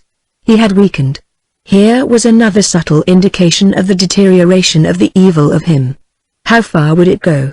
Joan thought dreamily, and with a swelling heart, of her influence upon this hardened bandit, upon that wild boy, Jim Cleave. All that afternoon, and part of the evening in the campfire light, and all the next day Joan sewed, so busy that she scarcely lifted her eyes from her work. The following day she finished her dress, and with no little pride, for she had both taste and skill. Of the men, Batewood had been most interested in her task, and he would let things burn on the fire to watch her. That day the rude cabin was completed. It contained one long room, and at the back a small compartment partitioned off from the rest, and built against and around a shallow cavern in the huge rock. This compartment was for Joan.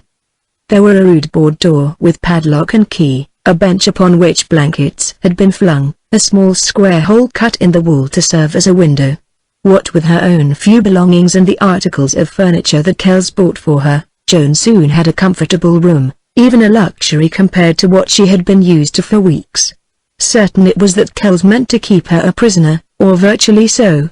Joan had no sooner spied the little window than she thought that it would be possible for Jim Cleave to talk to her there from the outside. Kells verified Joan's suspicion by telling her that she was not to leave the cabin of her own accord, as she had been permitted to do back in Cabin Gulch, and Joan retorted that there she had made him a promise not to run away, which promise she now took back. That promise had worried her. She was glad to be honest with Kells. He gazed at her somberly.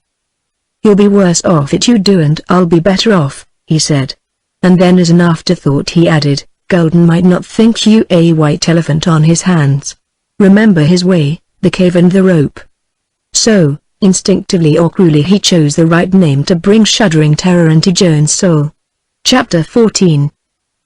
Joan's opportunity for watching Kells and his men and overhearing their colloquies was as good as it had been back in Cabin Gulch. But it developed that where Kells had been open and frank he now became secret and cautious. She was aware that men, singly and in couples, visited him during the early hours of the night, and they had conferences in low, earnest tones. She could peer out of her little window and see dark, silent forms come up from the ravine at the back of the cabin, and leave the same way. None of them went round to the front door, where Batewood smoked and kept guard. Joan was able to hear only scraps of these earnest talks, and from part of one she gathered that for some reason or other Kells desired to bring himself into notice. Alder Creek must be made to know that a man of importance had arrived. It seemed to Joan that this was the very last thing which Kells ought to do. What magnificent daring the bandit had! Famous years before in California with a price set upon his life in Nevada, and now the noted, if unknown, leader of border robbers in Idaho. He sought to make himself prominent, respected, and powerful.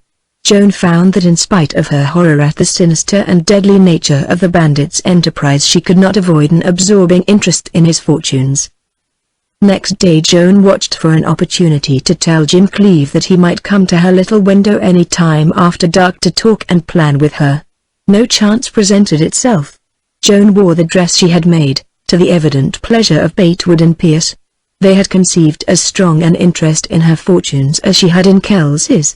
Wood nodded his approval and Pierce said she was a lady once more. Strange it was to Joan that this villain Pierce, whom she could not have dared trust, grew open in his insinuating hints of Kells's blackguardism. Strange because Pierce was absolutely sincere. When Jim Cleave did see Joan in her dress the first time he appeared so glad and relieved and grateful that she feared he might betray himself, so she got out of his sight. Not long after that Kells called her from her room. He wore his somber and thoughtful cast of countenance. Red Pierce and Jesse Smith were standing at attention. Cleave was sitting on the threshold of the door and Wood leaned against the wall. "Is there anything in the pack of stuff I bought you that you could use for a veil?" asked Kells of Joan. "Yes," she replied. "Get it," he ordered. "And your hat, too." Joan went to her room and returned with the designated articles, the hat being that which she had worn when she left Hoadley. "That'll do. Put it on over your face and let's see how you look." Joan complied with this request, all the time wondering what Kells meant. "I want it to disguise you, but not to hide your youth, your good looks," he said, and he arranged it differently about her face. "There. You'd sure make any man curious to see you now. Put on the hat." Joan did so. Then Kells appeared to become more forcible. "You're to go down into the town. Walk slow as far as the last nugget. Cross the road and come back. Look at every man you meet or see standing by. Don't be in the least frightened. Pierce and Smith will be right behind you. They'd get to you before anything could happen. Do you understand?" "Yes," replied Joan. Red Pierce stirred uneasily. "Jack, I'm thinking some rough talk'll come her way," he said, darkly. "Will you shut up?" replied Kells in quick passion. He resented some implication. "I've thought of that. She won't hear what's said to her. Here," and he turned again to Joan, "take some cotton or anything and stuff up your ears. Make a good job of it." Joan went back to her room and, looking about for something with which to execute Kells's last order, she stripped some soft, woolly bits from a fleece-lined piece of cloth. With these she essayed to deaden her hearing. Then she returned. Kells spoke to her, but, though she seemed dully to hear his voice, she could not distinguish what he said. She shook her head. With that Kells waved her out upon her strange errand. Joan brushed against Cleve as she crossed the threshold. What would he think of this? She would not see his face. When she reached the first tents she could not resist the desire to look back. Pierce was within 20 yards of her and Smith about the same distance farther back. Joan was more curious than anything else. She divined that Kells wanted her to attract attention, but for what reason she was at a loss to say. It was significant that he did not intend to let her suffer any indignity while fulfilling this mysterious mission. Not until Joan got well down the road toward the last nugget did anyone pay any attention to her. A Mexican jabbered at her, showing his white teeth, flashing his slow black eyes. Young miners eyed her curiously, and some of them spoke. She met all kinds of men along the plank walk, most of whom passed by, apparently unobserving. She obeyed Kells to the letter. But for some reason she was unable to explain, when she got to the row of saloons, where lounging, evil-eyed rowdies accosted her, she found she had to disobey him, at least in one particular. She walked faster. Still that did not make her task much easier. It began to be an ordeal.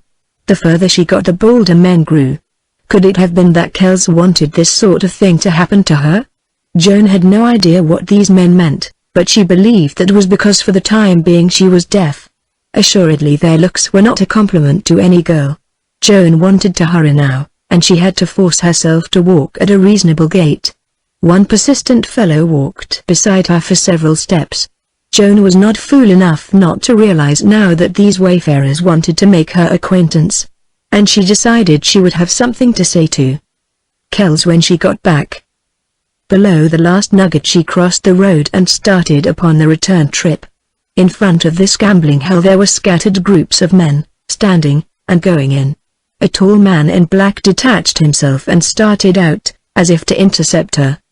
He wore a long black coat, a black bow tie, and a black sombrero. He had little, hard, piercing eyes, as black as his dress. He wore gloves and looked immaculate, compared with the other men. He, too, spoke to Joan, turned to walk with her. She looked straight ahead now, frightened, and she wanted to run. He kept beside her, apparently talking. Joan heard only the low sound of his voice. Then he took her arm, gently, but with familiarity. Joan broke from him and quickened her pace. "Say, there. Leave that girl alone." This must have been yelled, for Joan certainly heard it.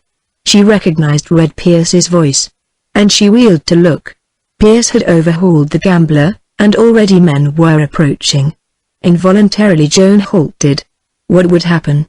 The gambler spoke to Pierce, made what appeared deprecating gestures, as if to explain. But Pierce looked angry. "I'll tell her, Daddy," he shouted. Joan waited for no more. She almost ran. There would surely be a fight. Could that have been Kells's intention? Whatever it was, She had been subjected to a mortifying and embarrassing affront. She was angry, and she thought it might be just as well to pretend to be furious. Kells must not use her for his nefarious schemes. She hurried on, and, to her surprise, when she got within sight of the cabin, both Pierce and Smith had almost caught up with her.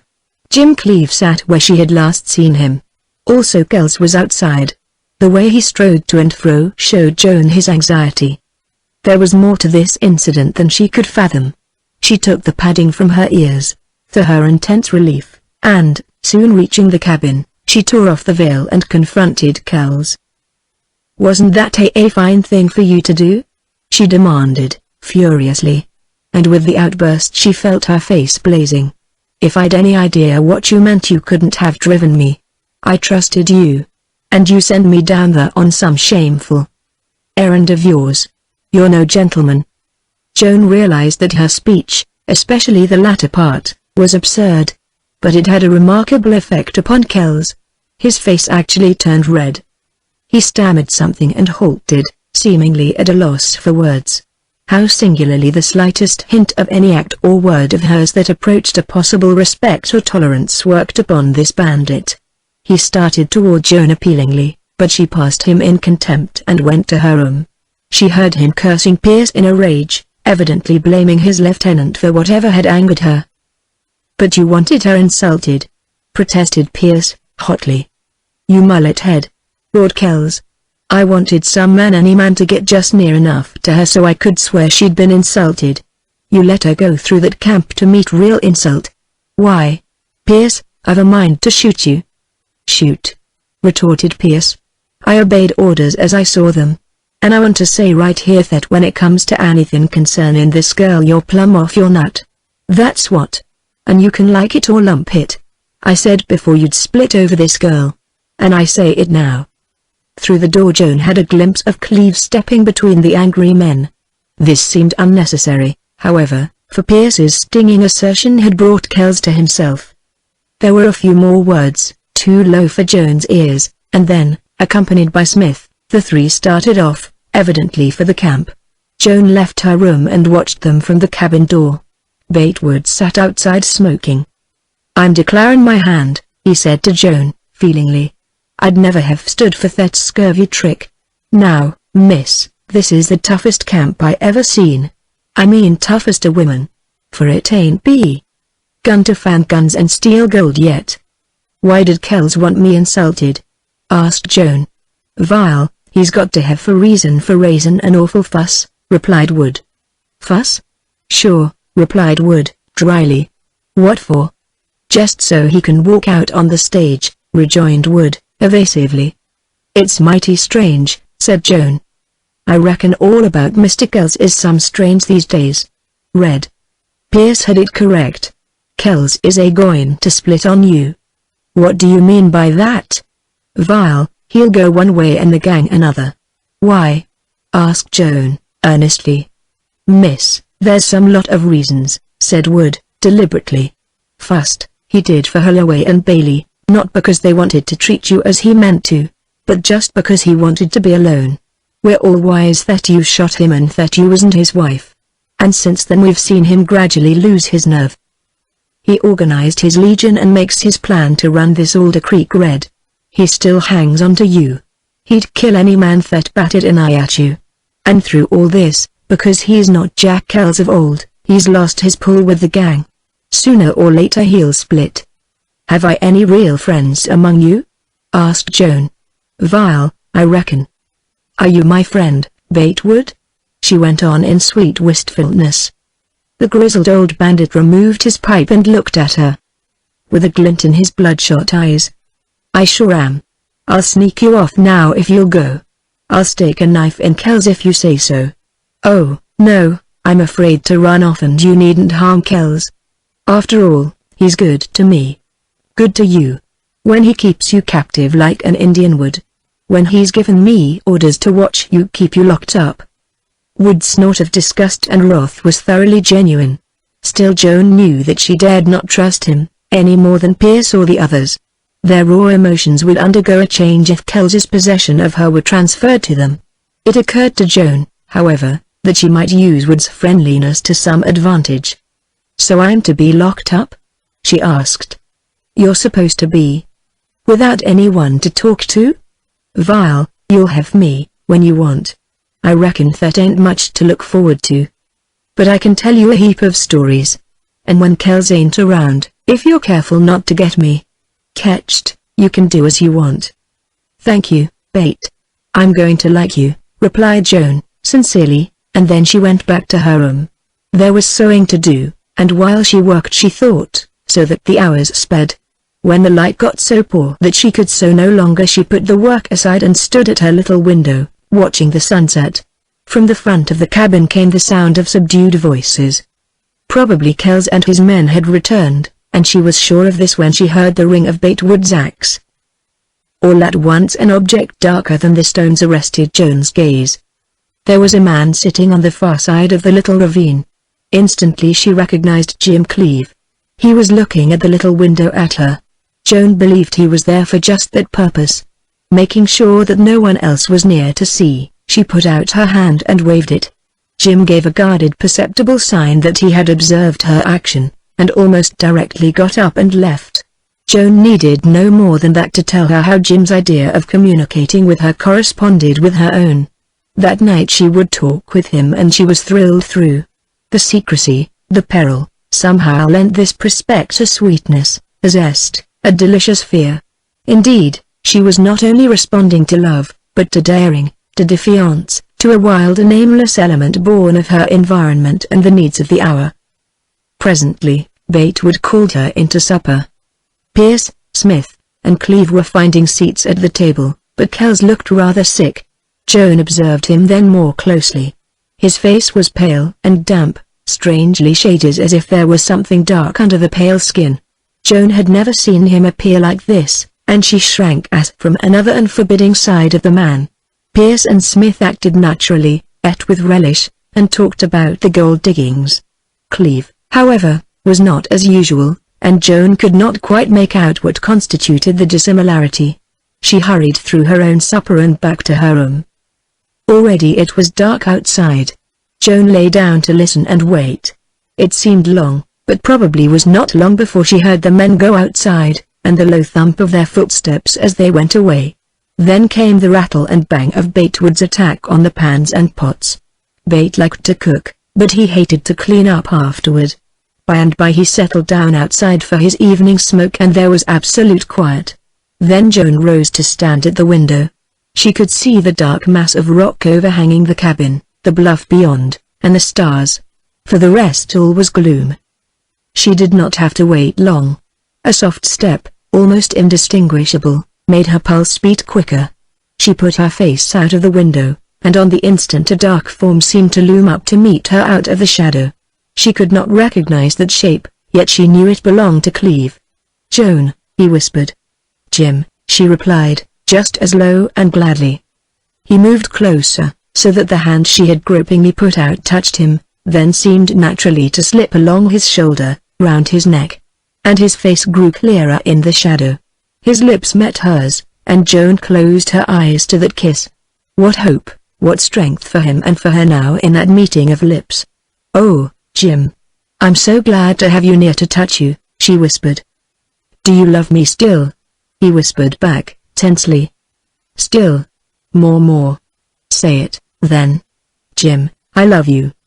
And their lips met again and clung, and it was he who drew back first. "Dearest, why didn't you let me make a break to get away with you before we came to this camp?" "Oh, Jim, I told you. I was afraid we'd have been caught. And Golden.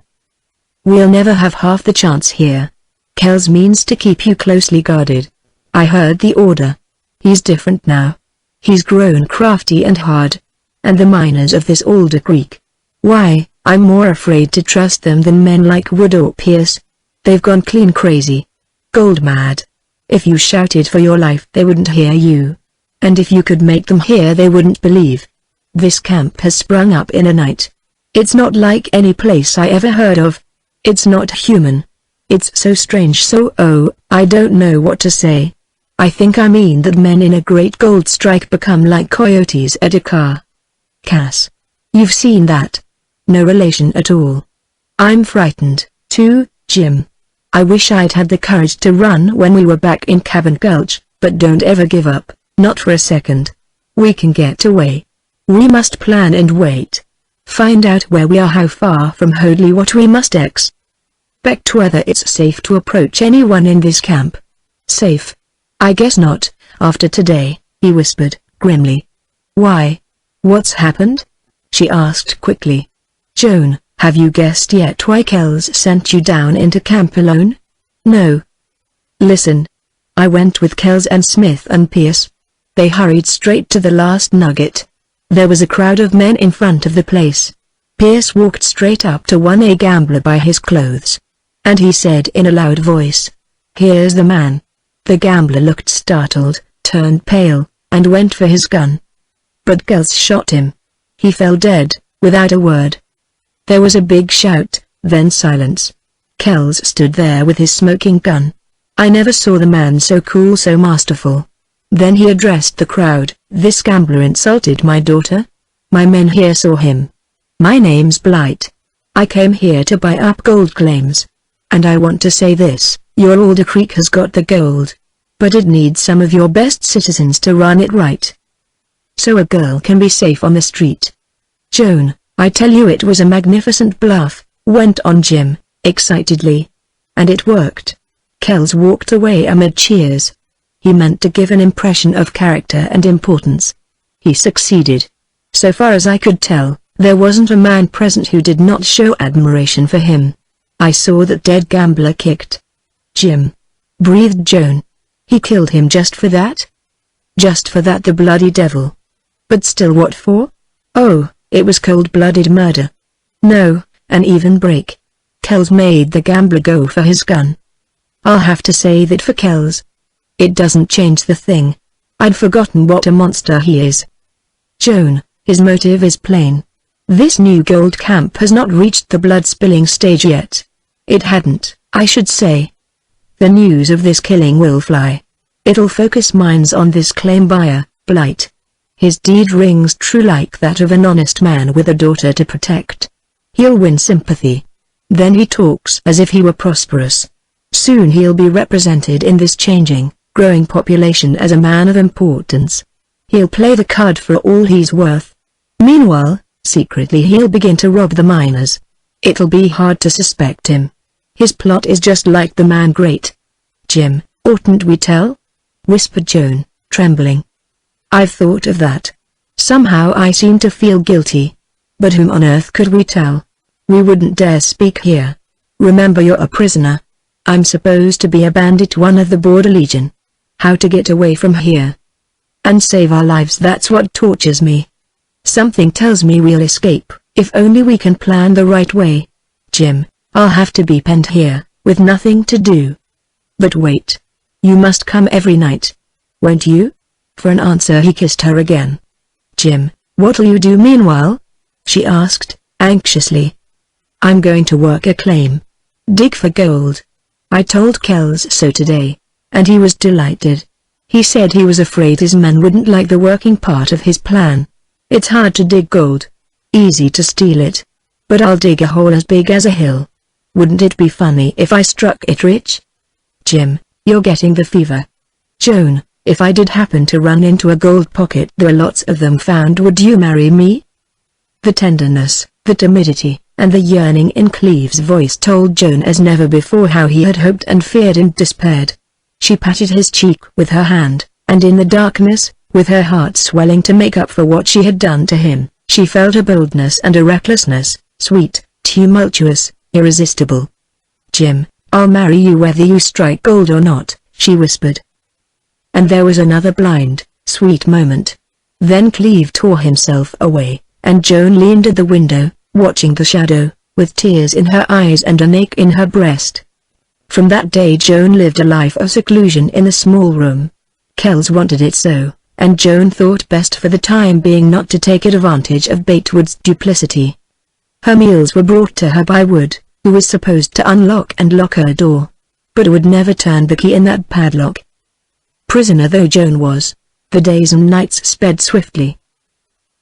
Kells was always up till late in the night and slept half of the next morning. It was his wont to see Joan every day about noon. He had a care for his appearance. When he came in he was dark, forbidding, weary, and cold. Manifestly he came to her to get rid of the imponderable burden of the present. He left it behind him. He never spoke a word of old Greek, of gold, of the Border Legion. Always he began by inquiring for her welfare, by asking what he could do for her, what he could bring her.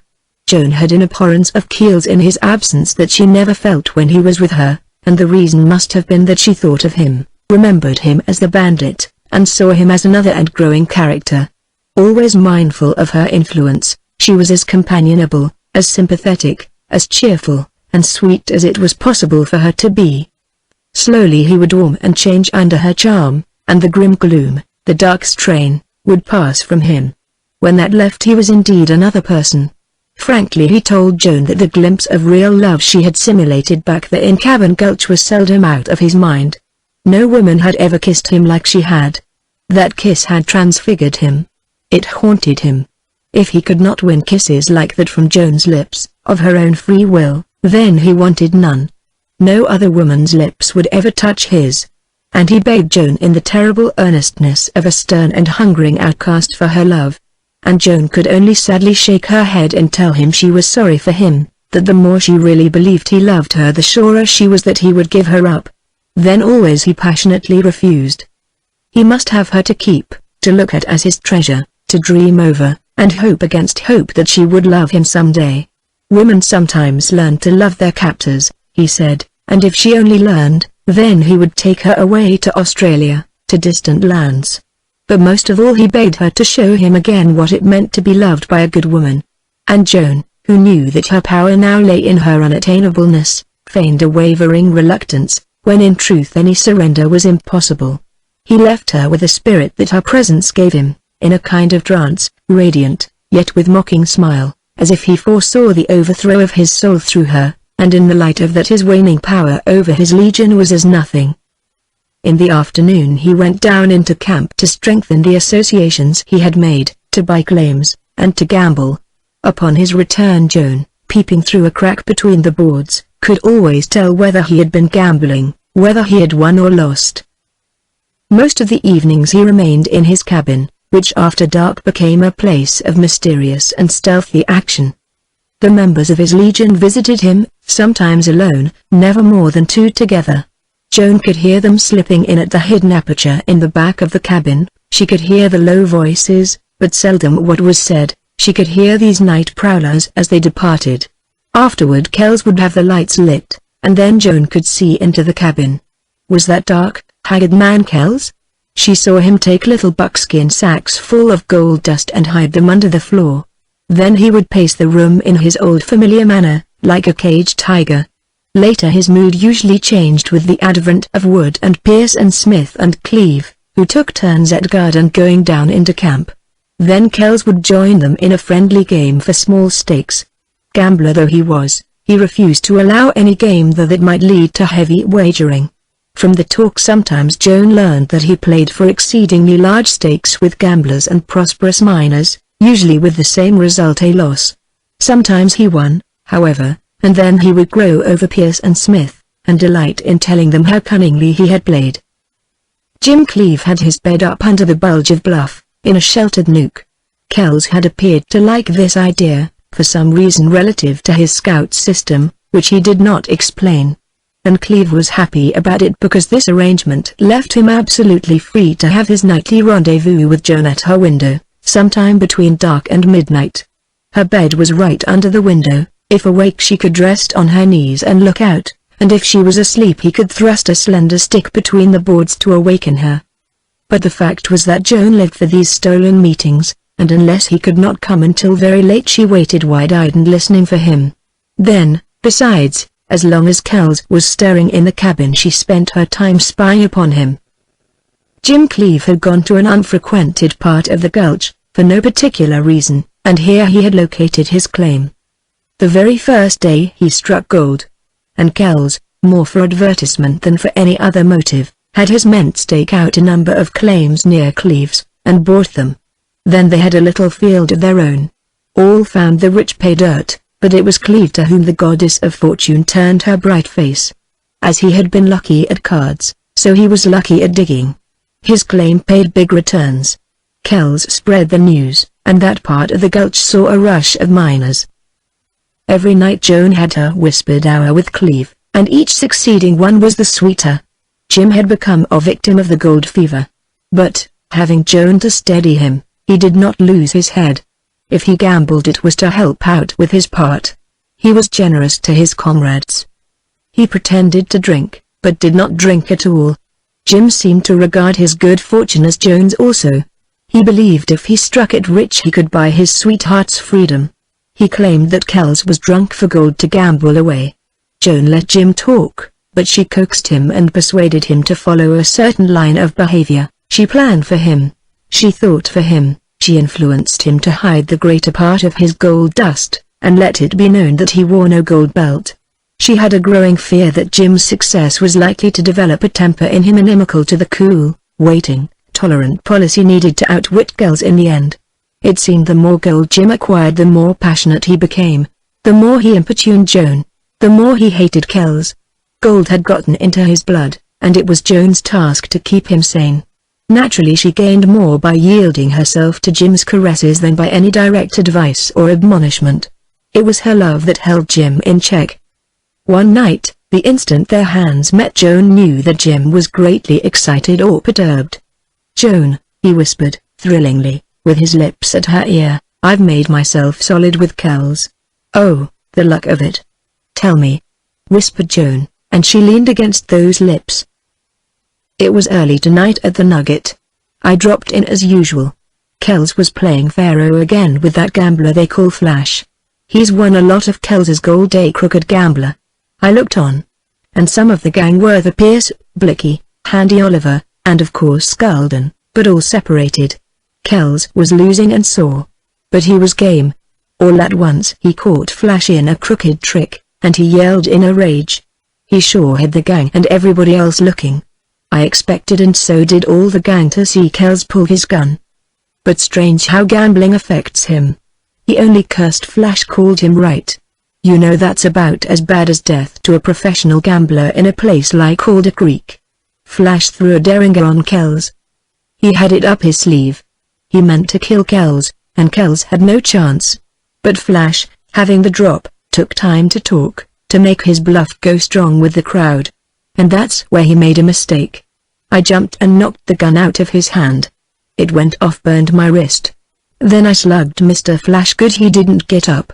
Kells called the crowd around and, showing the cards as they lay, coolly proved that Flash was what everybody suspected. Then Kells said to me, I'll never forget how he looked, youngster, he meant to do for me. I never thought of my gun. You see. I'll kill him the next time we meet. I've owed my life to men more than once. I never forget. You stood pat with me before. And now you're ace high. Was it fair of you? Asked Joan. Yes. Flash is a crooked gambler. I'd rather be a bandit. Besides, all's fair in love. And I was thinking of you when I saved Kells. Flash will be looking for you, said Joan, fearfully. Likely. And if he finds me he wants to be quick. But Kells will drive him out of camp or kill him. I tell you, Kells is the biggest man in Alder Creek. There's talk of office mayor and all that, and if the miners can forget gold long enough they'll elect Kells. But the riffraff, these bloodsuckers who live off the miners, they'd rather not have any office in Alder Creek. And upon another night Cleve in serious and somber mood talked about the Border Legion and its mysterious workings. The name had found prominence, no one knew how, and Alder Creek knew no more peaceful sleep. This legion was supposed to consist of a strange, secret band of unknown bandits and road agents, drawing its members from all that wild and trackless region called the Border. Rumors gave it a leader of cunning and ruthless nature. It operated all over the country at the same time, and must have been composed of numerous smaller bands, impossible to detect. Because its victims never lived to tell how or by whom they had been robbed. This legion worked slowly and in the dark. It did not bother to rob for little gain. It had strange and unerring information of large quantities of gold dust. Two prospectors going out on the Bannock Road, packing 50 pounds of gold, were found shot to pieces. A miner named Black, who would not trust his gold to the stage express, and who left Hadler Creek against advice, was never seen or heard of again. 4 other miners of the camp, known to carry considerable gold, were robbed and killed at night on their way to their cabins. And another was found dead in his bed. Robbers had crept to his tent, slashed the canvas, murdered him while he slept, and made off with his belt of gold. An evil day of blood had fallen upon Alder Creek. There were terrible and implacable men in the midst of the miners, by day at honest toil, learning who had gold, and murdering by night. The camp had never been united, but this dread fact disrupted any possible unity. Every man, or every little group of men, distrusted the other, watched and spied and lay awake at night. But the robberies continued, one every few days, and each one left no trace. For dead men could not talk. Thus was ushered in at Alder Creek a regime of wildness that had no parallel in the earlier days of 49 and 51. Men frenzied by the possession of gold or greed for it responded to the wildness of that time and took their cue from this deadly and mysterious border legion. The gold lust created its own bloodlust. Daily the population of Alder Creek grew in the new gold seekers, and its dark records kept pace. With distrust came suspicion, and with suspicion came fear, and with fear came hate, and these, in already distorted minds, inflamed a hell. So that the most primitive passions of mankind found outlet and held sway. The operations of the Border Legion were lost in deeds done in the gambling dens, in the saloons, and on the street, in broad day. Men fought for no other reason than that the incentive was in the charged air. Men were shot at gaming tables and the game went on. Men were killed in the dance halls, dragged out, marking a line of blood on the rude floor, and the dance went on. Still the pursuit of gold went on, more frenzied than ever, and still the greater and richer claims were struck. The price of gold soared, and the commodities of life were almost beyond the dreams of avarice. It was a tune in which the worst of men's natures stalked forth, hydra-headed and deaf, roaring for gold, spitting fire, and shedding blood. It was a time when gold and fire and blood were one. It was a tune when a horde of men from every class and nation, of all ages and characters, met on a field where motives and ambitions and faiths and traits merged into one mad instinct of gain. It was worse than the time of the medieval crimes of religion. It made war seem a brave and honorable thing. It robbed manhood of that splendid and noble trait, always seen in shipwrecked men or those hopelessly lost in the barren north, the divine will not to retrograde to the savage. It was a time, for all it enriched the world with yellow treasure, when might was right, when men were hopeless, when death stalked rampant. The sun rose gold and it set red. It was the hour of gold. One afternoon late, while Joan was half dreaming, half dozing the hours away, she was thoroughly aroused by the tramp of boots and loud voices of excited men. Joan slipped to the people in the partition. Batewood had raised a warning hand to Kells, who stood up, facing the door. Red Pierce came bursting in, wild-eyed and violent.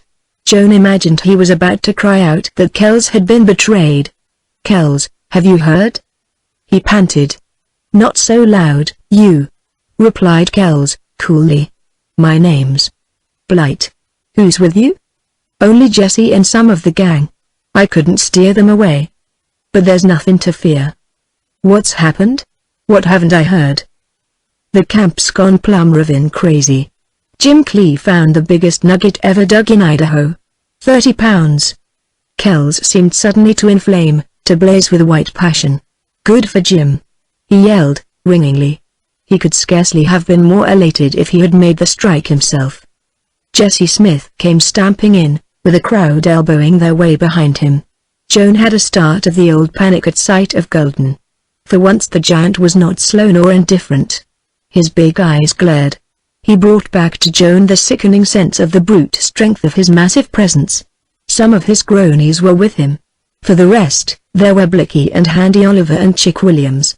The whole group bore resemblance to a pack of wolves about to leap upon its prey. Yet, in each man, excepting Golden, there was that striking aspect of exultation. "Where's Jim?" demanded Kells. "He's comin' along," replied Pierce. He's sure been running a gauntlet. His strike stopped work in the Diggins. What do you think of that, Kells? The news spread like smoke before wind. Every last miner in camp has just got to see that lump of gold. Maybe I don't want to see it, exclaimed Kells. A 30-pounder. I heard of one once, 60 pounds, but I never saw it. You can't believe till you see. Jim's coming up the road now, said one of the men near the door. That crowd hangs on. But I reckon he's shaking them. What'll Cleve do with this nugget? Gulden's big voice, so powerful, yet feelingless, caused a momentary silence. The expression of many faces changed. Kells looked startled, then annoyed. Why, Gulden, that's not my affair nor yours, replied Kells. Cleve dug it and it belongs to him. Dug or stole, it's all the same, responded Gulden. Kells threw up his hands as if it were useless and impossible to reason with this man. Then the crowd surged round the door with shuffling boots and hoarse, mingled greetings to Cleve, who presently came plunging in out of the melee. His face wore a flush of radiance, his eyes were like diamonds. Joan thrilled and thrilled at sight of him. He was beautiful. Yet there was about him a more striking wildness. He carried a gun in one hand and in the other an object wrapped in his scarf. He flung this upon the table in front of Kells. It made a heavy, solid thump. The ends of the scarf flew aside, and there lay a magnificent nugget of gold, black and rusty in parts, but with a dull, yellow glitter in others. "Boss, what'll you bet against that?" cried Cleve, with exulting laugh. He was like a boy. Kells reached for the nugget as if it were not an actual object, and when his hands closed on it he fondled it and weighed it and dug his nails into it and tasted it. "My God!" he ejaculated, in wondering ecstasy. Then this, and the excitement, and the obsession all changed into sincere gladness. "Jim, you're born lucky. You, the youngster born unlucky in love. Why, you could buy any woman with this." "Could I? Find me one," responded Cleve, with swift boldness. Kells laughed. "I don't know any worth so much." "What'll I do with it?" queried Cleve. "Why, you fool youngster. Has it turned your head, too? What'd you do with the rest of your dust? You've certainly been striking it rich." "I spent it, lost it, lent it, gave some away and saved a little." "Probably you'll do the same with this. You're a good fellow, Jim. But this nugget means a lot of money. Between $6,000 and $7,000. You won't need advice how to spend it, even if it was a mill. Learn. Tell me, Jim, how do you strike it?" "Funny about that," replied Cleve. "Things were poor for several days. Dug off branches into my claim. One grew to be a deep hole in gravel, hard to dig. My claim was once the bed of a stream, full of rocks that the water had rolled down once. This hole sort of haunted me. I'd leave it when my back got so sore I couldn't bend, but always I'd return. I'd say there wasn't a darned grain of gold in that gravel, then like a fool I'd go back and dig for all I was worth. No chance of finding blue dirt down there. But I kept on. And today when my pick hit what felt like a soft rock I looked and saw the gleam of gold. You ought to have seen me claw out that nugget. I whooped and brought everybody around. The rest was a parade. Now I'm embarrassed by riches. What to do with it?" "Vile, go back to Montana and make that fool girl sick," suggested one of the men who had heard Jim's fictitious story of himself. "Dug or stole is all the same," boomed the imperturbable Gulden. Kells turned white with rage, and Cleve swept a swift and shrewd glance at the giant. "Sure, that's my idea," declared Cleve. "I'll divide us as we planned." "You'll do nothing of the kind," retorted Kells. "You dug for that gold and it's yours." "Well, boss, then say a quarter share to you and the same to me and divide the rest among the gang." "No!" exclaimed Kells, violently. Joan imagined he was actuated as much by justice to Cleve as opposition to Gulden. "Jim Cleve, you're a square pard if I ever seen one," declared Pierce, admiringly. "And I'm here to say that I wouldn't have a share of your nugget." "Nor me," spoke up Jesse Smith. "I pass, too," said Chick Williams. "Jim, if I was dying for a drink I wouldn't stand for that deal," added Blicky. with a fine scorn. These men, and others who spoke or signified their refusal, attested to the living truth that there was honor even among robbers. But there was not the slightest suggestion of change in Gulden's attitude or of those back of him. "Share and share alike for me," he muttered, grimly, with those great eyes upon the nugget. Kells, with an agile bound, reached the table and pounded it with his fist, confronting the giant. "So you say," he hissed in dark passion. "You've gone too far, Gulden. Here's where I call you. You don't get a gram of that gold nugget. Jim's worked like a dog. If he digs up $1 million, I'll see he gets it all. Maybe you loafers haven't a hunch what Jim's done for you. He's helped our big deal more than you or I. His honest work has made it easy for me to look honest. He's supposed to be engaged to marry my daughter? That more than anything was a blind. It made my stand, and I tell you that stand is high in this camp. Go down there and swear Blight is Jack Kells. See what you get. That's all. I'm dealing the cards in this game." Kells did not cow Gulden, for it was likely the giant lacked the feeling of fear, but he overruled him by sheer strength of spirit. Gulden backed away stolidly, apparently dazed by his own movements. Then he plunged out the door, and the ruffians who had given silent but sure expression of their loyalty tramped after him.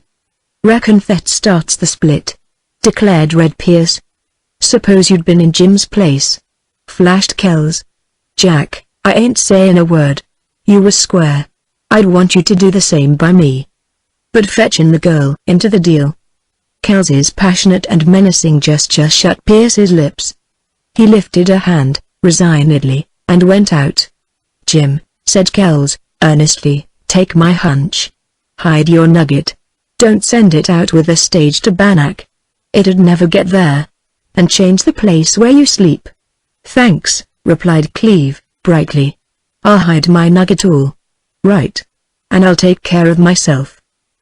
Later that night Joan waited at her window for Jim. It was so quiet that she could hear the faint murmur of the shallow creek.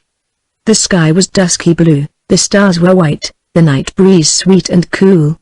Her first flush of elation for Jim having passed, she experienced a sinking of courage. Were they not in peril enough without Jim's finding a fortune? How dark and significant had been Kells's hint. There was something splendid in the bandit. Never had Joan felt so grateful to him.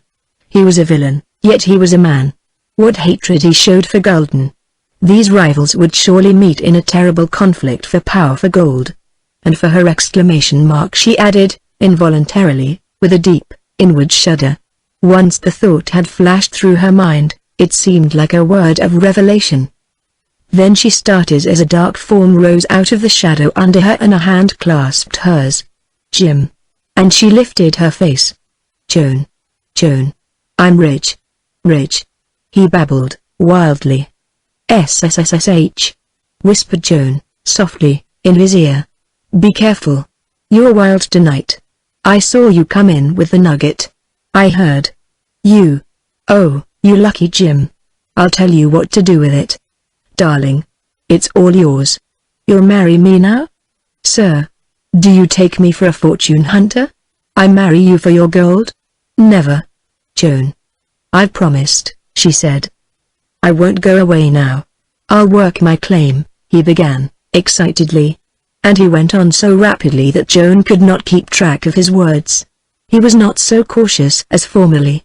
She remonstrated with him, all to no purpose. Not only was he carried away by possession of gold and assurance of more, but he had become masterful, obstinate, and illogical. He was indeed hopeless tonight. The gold had gotten into his blood. Joan grew afraid he would betray their secret and realized they had come still great need for a woman's wit. So she resorted to a never-failing means of silencing him, of controlling him, her lips on his. Chapter 15. For several nights these stolen interviews were apparently the safer because of Joan's tender blinding of her lover. But it seemed that in Jim's condition of mind this yielding of her lips and her whispers of love had really been a mistake. Not only had she made the situation perilously sweet for herself, but in Jim's case she had added the spark to the powder. She realized her blunder when it was too late. And the fact that she did not regret it very much, and seemed to have lost herself in a defiant, reckless spell, warned her again that she, too, was answering to the wildness of the time and place. Joan's intelligence had broadened wonderfully in this period of her life, just as all her feelings had quickened. If gold had developed and intensified and liberated the worst passions of men, so the spirit of that atmosphere had its baneful effect upon her. Joan deplored this, yet she had the keenness to understand that it was nature fitting her to survive. Back upon her fell that weight of suspense. What would happen next?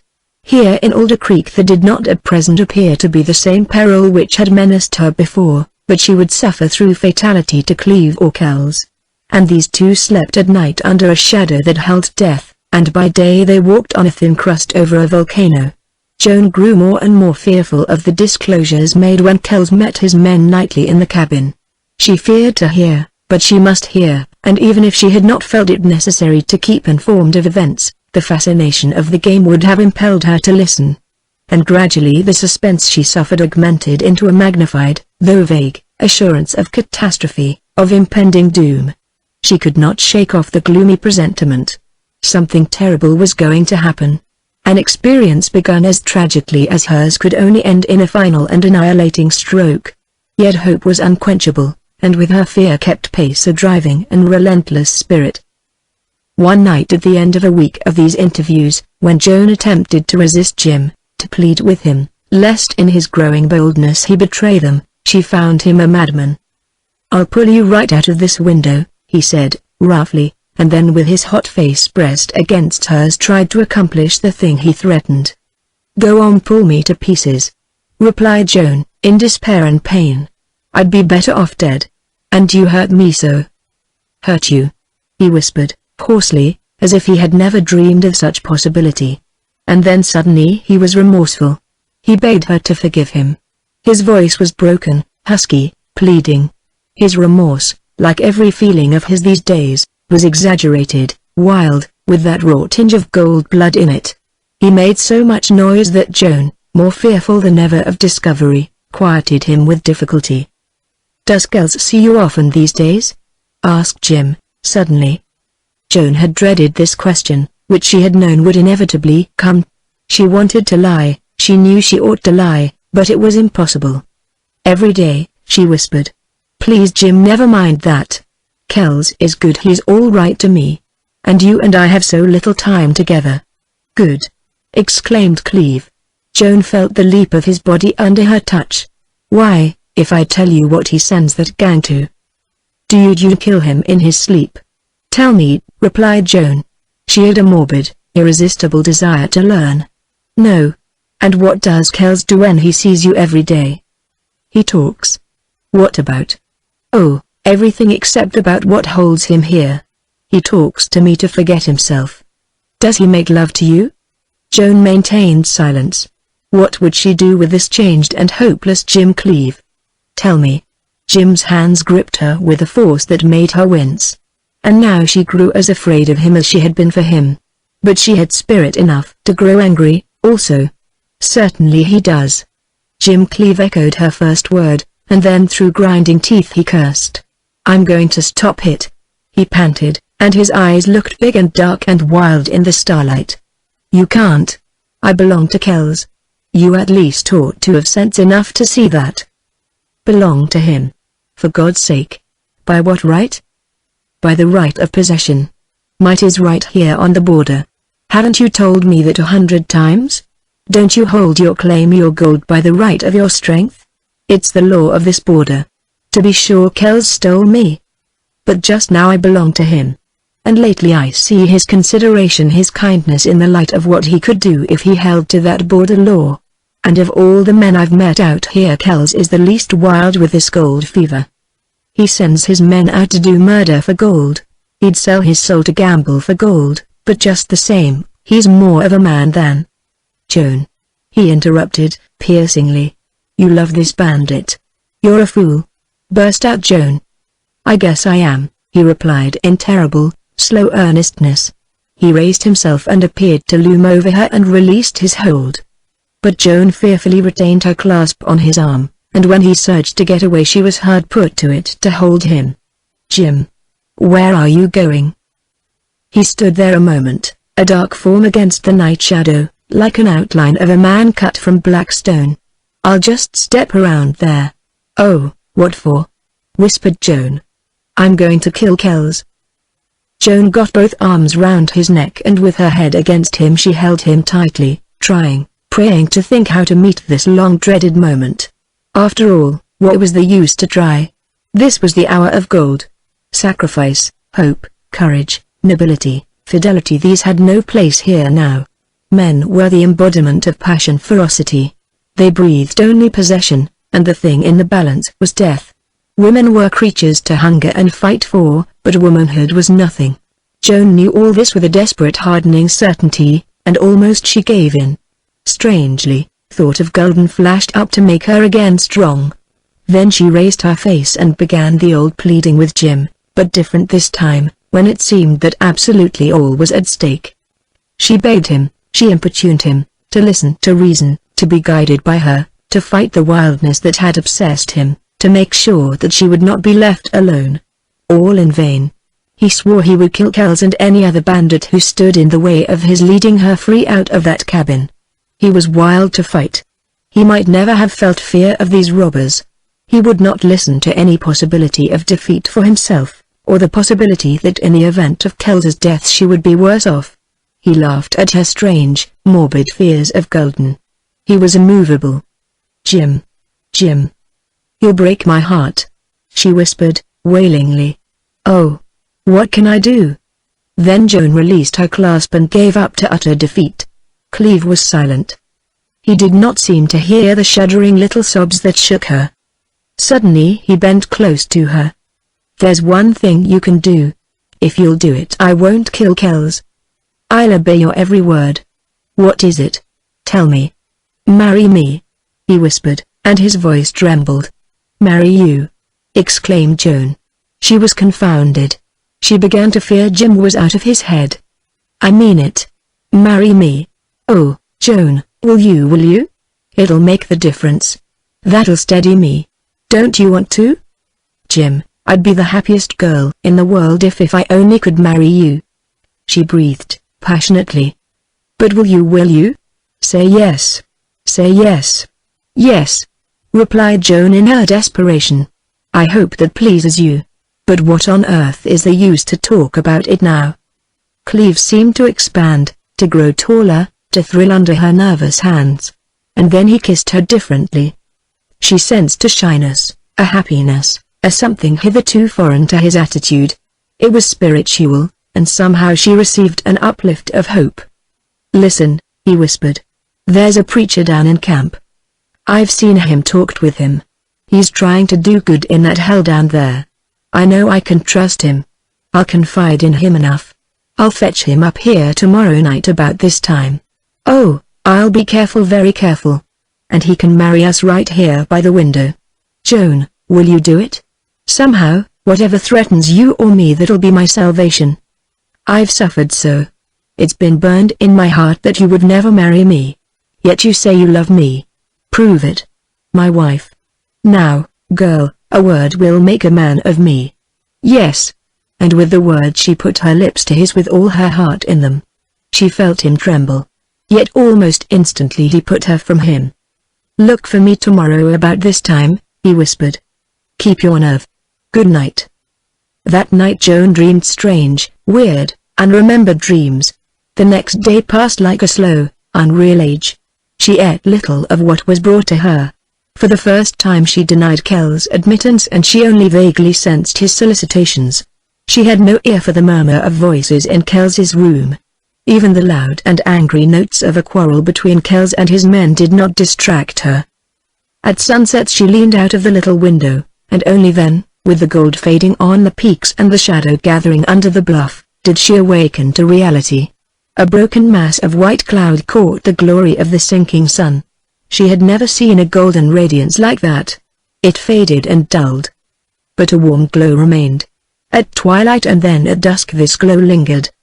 Then night fell.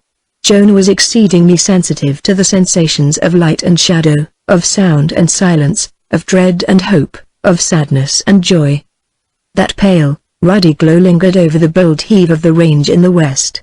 It was like a fire that would not go out, that would live tomorrow, and burn golden. The sky shone with deep, rich blue color fired with 1,000 stars, radiant, speaking, hopeful. And there was a white track across the heavens. The mountains flung down their shadows, impenetrable, like the gloomy minds of men, and everywhere under the bluffs and slopes, in the hollows and ravines, lay an enveloping blackness, hiding its depth and secret in mystery. Joan listened. Was the sound or silence? A faint and indescribably low roar, so low that it might have been real or false, came on this soft night breeze. It was the roar of the camp down with the strife, the agony, the wild life in ceaseless action, the strange voice of gold, roaring greed and battle and death over the souls of men. But above that, presently, rose the murmur of the creek, a hushed and dreamy flow of water over stones. It was hurrying to get by this horde of wild men, for it must bear the taint of gold and blood. Would it purge itself and clarify in the valleys below, on its way to the sea? There was in its murmur an imperishable and deathless note of nature, of time, and this was only a fleeting day of men and gold. Only by straining her ears could Joan hear these sounds, and when she ceased that, then she seemed to be weighed upon and claimed by silence. It was not a silence like that of lost cannon, but a silence of solitude where her soul stood alone. She was there on earth, yet no one could hear her mortal cry. The thunder of avalanches or the boom of the sea might have lessened her sense of utter loneliness. And that silence fitted the darkness, and both were apostles of dread. They spoke to her. She breathed dread on that silent air and it filled her breast. There was nothing stable in the night shadows. The ravine seemed to send forth stealthy, noiseless shapes, spectre and human, man and phantom, each on the other's trail. If Jim would only come and let her see that he was safe for the hour. 100 times she imagined she saw him looming darker than the shadows. She had only to see him now, to feel his hand, and dread might be lost. Love was something beyond the grasp of mind. Love had confounded Jim Cleeve, it had brought up kindness and honor from the black depths of a bandit's heart, it had transformed her from a girl into a woman. Surely with all its greatness it could not be lost, surely in the end it must triumph over evil. Joan found that hope was fluctuating, but eternal. It took no stock of intelligence. It was a matter of feeling. And when she gave rein to it for a moment, suddenly it plunged her into sadness. To hope was to think. Poor Jim. It was his fool's paradise. Just to let her be his wife. That was the apex of his dream. Joan divined that he might yield to her wisdom, he might become a man, but his agony would be greater. Still, he had been so intense, so strange, so different that she could not but feel joy in his joy. Then at a soft footfall, a rustle, and a moving shadow, Joan's mingled emotions merged into a poignant sense of the pain and suspense and tenderness of the actual moment. "Joan, Joan," came the soft whisper. She answered, and there was a catch in her breath. The moving shadow split into two shadows that stole closer, loomed before her. She could not tell which belonged to Jim till he touched her. His touch was potent. It seemed to electrify her. "Dearest, we're here, this is the parson," said Jim, like a happy boy. "I-S-S-S-S-H," whispered Joan. "Not so loud. Listen." Kells was holding a rendezvous with members of his legion. Joan even recognized his hard and somber tone, and the sharp voice of Red Pierce, and the drawl of Handy Oliver. "All right. I'll be quiet," responded Cleeve, cautiously. "Joan, you're to answer a few questions." Then a soft hand touched Joan, and a voice differently keyed from any she had heard on the border addressed her. "What is your name?" asked the preacher. Joan told him. "Can you tell anything about yourself? This young man is almost violent." "I'm not sure. Still I want to." "I can't tell much," replied Joan, hurriedly. "I'm an honest girl. I'm free to marry him. I love him. Oh, I want to help him. We are in trouble here. I daren't say how." "Are you over 18? "Yes, sir." "Do your parents object to this young man?" "I have no parents. And my uncle, with whom I lived before I was brought to this awful place, he loves Jim. He always wanted me to marry him." "Take his hand, then." Joan felt the strong clasp of Jim's fingers, and that was all which seemed real at the moment. It seemed so dark and shadowy round these two black forms in front of her window. She heard a mournful wail of a lone wolf, and it intensified the weird dream that bound her. She heard her shaking, whispered voice repeating the preacher's words. She caught a phrase of a low murmured prayer. Then one dark form moved silently away. She was alone with Jim. "Dearest Joan," he whispered. "It's over. It's done. Kiss me."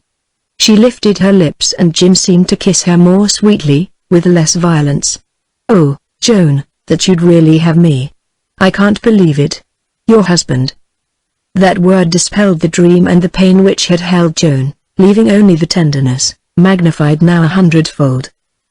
And that instant when she was locked in Cleve's arms, when the silence was so beautiful and full, she heard the heavy pound of a gun butt upon the table in Kels's room.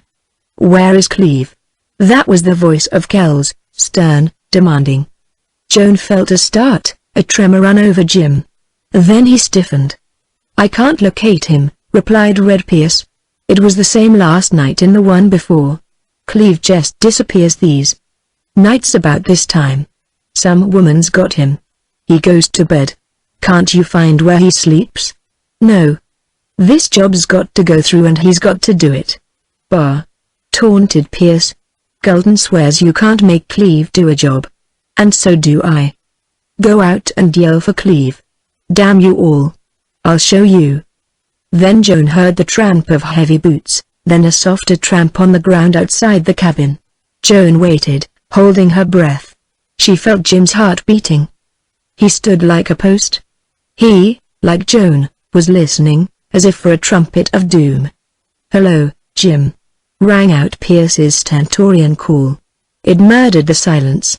It boomed under the bluff, and clapped in echo, and wound away, mockingly.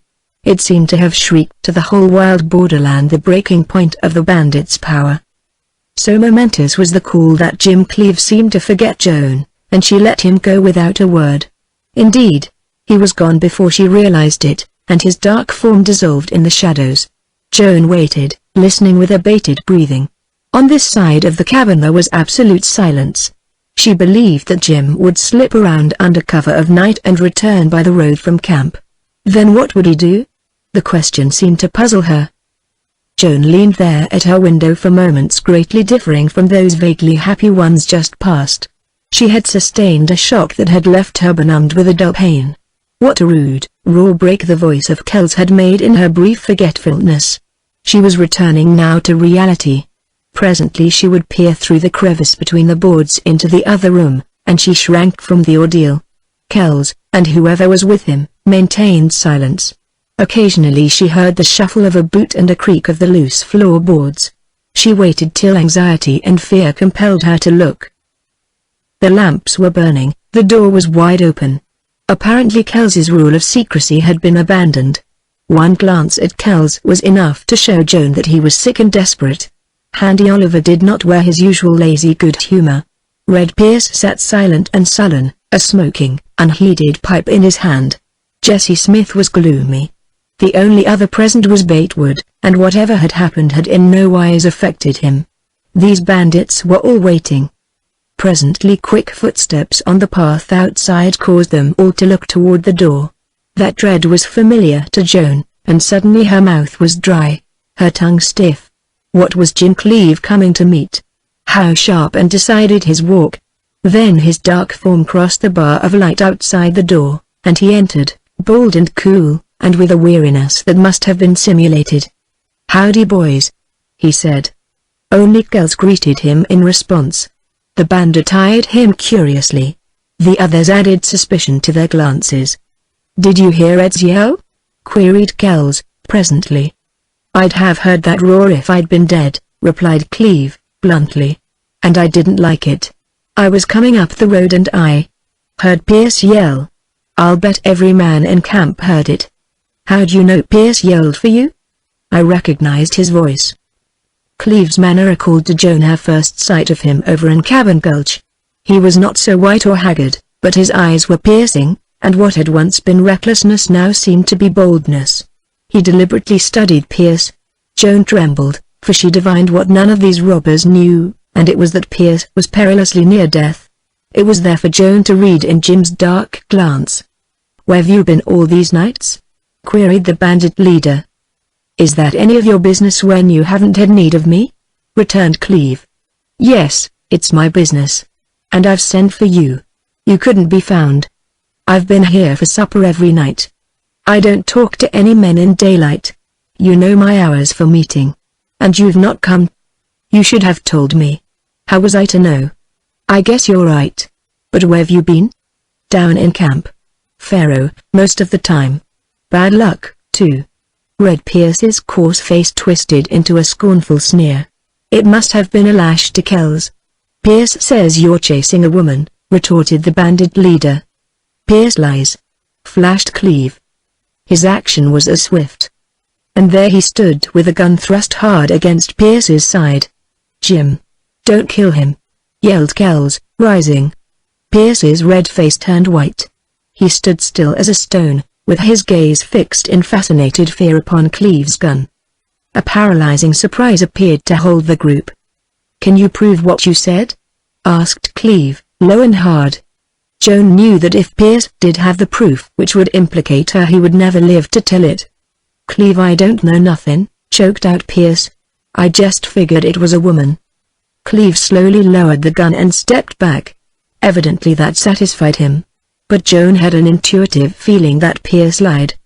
"You want to be careful how you talk about me," said Cleve. Kells pulled out a suspended breath and he flung the sweat from his brow. There was about him, perhaps more than the others, a dark realization of how close the call had been for Pierce. "Jim, you're not drunk?" "No." "But you're sore?" "Sure I'm sore. Pierce put me in bad with you, didn't he?" "No. You misunderstood me. Red hasn't a thing against you. And neither he nor anybody else could put you in bad with me." "All right. Maybe I was hasty. But I'm not wasting time these days," replied Cleve. "I've no hard feelings." "Pierce, do you want to shake hands or hold that against me?" "He'll shake, of course," said Kells. Pierce extended his hand, but with a bad grace. He was dominated. This affront of Cleve's would rankle in him. "Kells, what do you want with me?" demanded Cleve. A change passed over Kells, and Joan could not tell just what it was, but somehow it seemed to suggest a weaker man. "Jim, you've been a great card for me," began Kells, impressively. "You've helped my game and twice you saved my life. I think a lot of you. If you stand by me now, I swear I'll return the trick someday. Will you stand by me?" "Yes," replied Cleve, steadily, but he grew pale. "What's the trouble?" It's bad enough," exclaimed Kells, and as he spoke the shade deepened in his haggard face. "Gulden has split my legion. He has drawn away more than half my men. They have been drunk and crazy ever since. They've taken things into their own hands. You see the result as well as I. That camp down there is fire and brimstone. Someone of that drunken gang has talked. We're none of us safe anymore. I see suspicion everywhere. I've urged getting a big stake and then hitting the trail for the border. But not a man sticks to me in that. They all want the free, easy, wild life of this gold camp. So we're anchored till. But maybe it's not too late. Pierce, Oliver, Smith, all the best of my legion profess loyalty to me. If we all pull together, maybe we can win yet. But they've threatened to split, too. And it's all on your account." "Mine?" ejaculated Cleve. "Yes. Now it's nothing to make you flash your gun. Remember you said you'd stand by me. Jim, the fact is all the gang to a man believe you're double-crossing me." "In what way?" queried Cleve, blanching. "They think you're the one who has talked. They blame you for the suspicion that's growing." "Well, they're absolutely wrong," declared Cleve, in a ringing voice. "I know they are. Mind you, I'm not hinting I distrust you. I don't. I swear by you. But Pierce—" "So it's Pierce," interrupted Cleve, darkly. "I thought you said he hadn't tried to put me in bad with you." "He hasn't. He simply spoke his convictions. He has a right to them. So have all the men. And, To come to the point, they all think you're crooked because you're honest. I don't understand, replied Cleve, slowly. Jim, you rode into Cabin Gulch, and you raised some trouble. But you were no bandit. You joined my legion, but you've never become a bandit. Here you've been an honest miner. That suited my plan and it helped. But it's got so it doesn't suit my men. You work every day hard. You've struck it rich. You're well thought of in Alder Creek.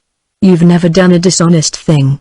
Why, you wouldn't turn a crooked trick in a card game for a sack full of gold. This has hurt you with my men. They can't see as I see, that you're as square as you are game. They see you're an honest miner. They believe you've got into a clique that you've given us away. I don't blame Pierce or any of my men. This is a time when men's intelligence, if they have any, doesn't operate. Their brains are on fire.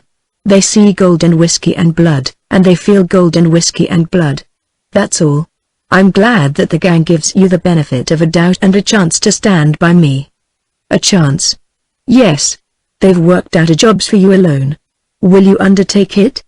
I'll have to, replied Cleve. You certainly will if you want the gang to justify my faith in you. Once you pull off a crooked deal, they'll switch and swear by you.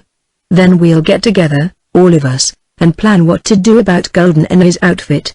They'll run our heads, along with their own, right into the noose. What is this job?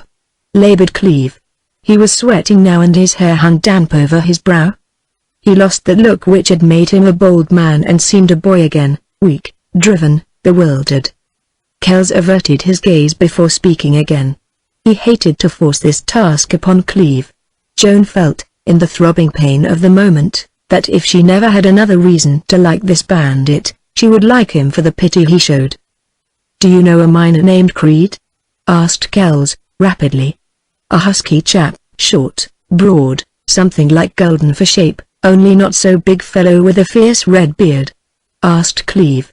I never saw him, replied Kells. But Pierce has. How does Cleve's description fit Creed? He's got his man spotted, answered Pierce. All right, that's settled, went on Kells, warming to his subject. This fellow Creed wears a heavy belt of gold. Blicky never makes a mistake. Creed's partner left on yesterday's stage for Bannack. He'll be gone a few days. Creed is a hard worker, one of the hardest. Sometimes he goes to sleep at his supper. He's not the drinking kind. He's slow, thick-headed.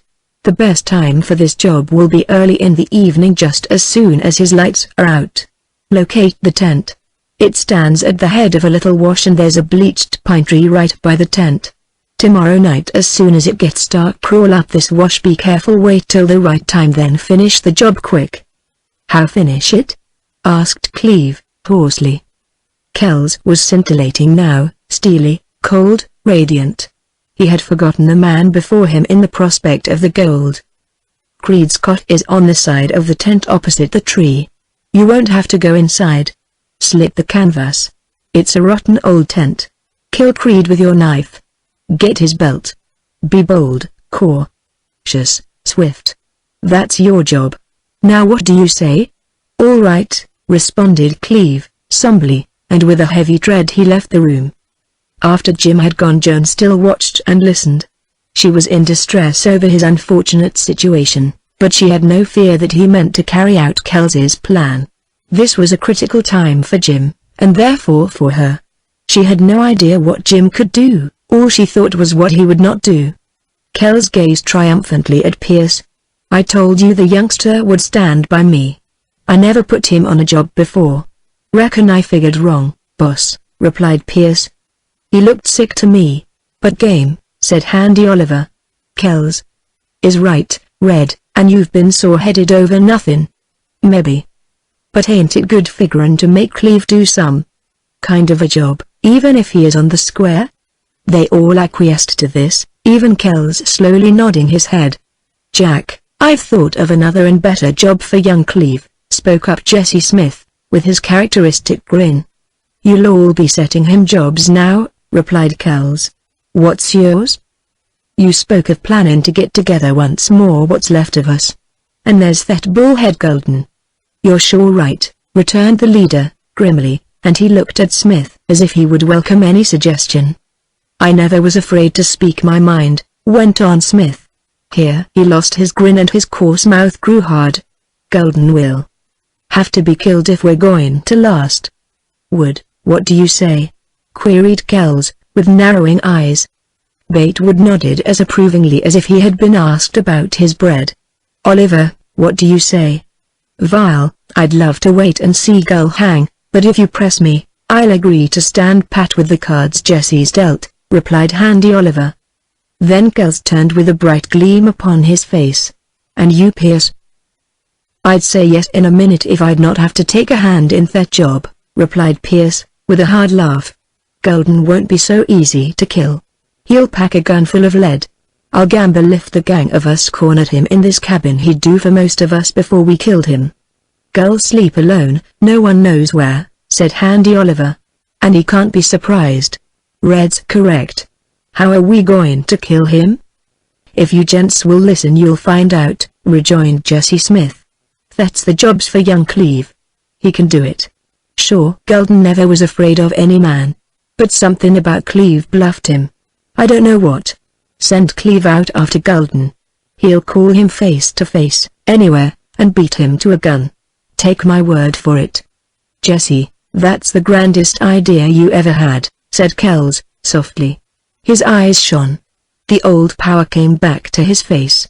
"I split on Golden. With him once out of the way." "Boss, are you going to make that Jim Cleve's second job?" inquired Pierce, curiously. "I am," replied Kells, with his jaw corded and stiff. "If he pulls that off you'll never hear a yap from me so long as I live.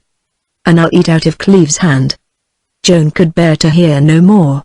She staggered to her bed and fell there, all cramped as if in a cold vice. However Jim might meet the situation planned for murdering Creed, she knew he would not shirk facing Golden with deadly intent. He hated Golden because she had a horror of him. Would these hours of suspense never end? Must she pass from one torture to another until? Sleep did not come for a long time. And when it did she suffered with nightmares from which it seemed she could never awaken. The day, when at last it arrived, was no better than the night. It wore on endlessly, and she who listened so intently found it one of the silent days. Only Batewood remained at the cabin. He appeared kinder than usual, but Joan did not want to talk. She ate her meals, and passed the hours watching from the window and lying on the bed.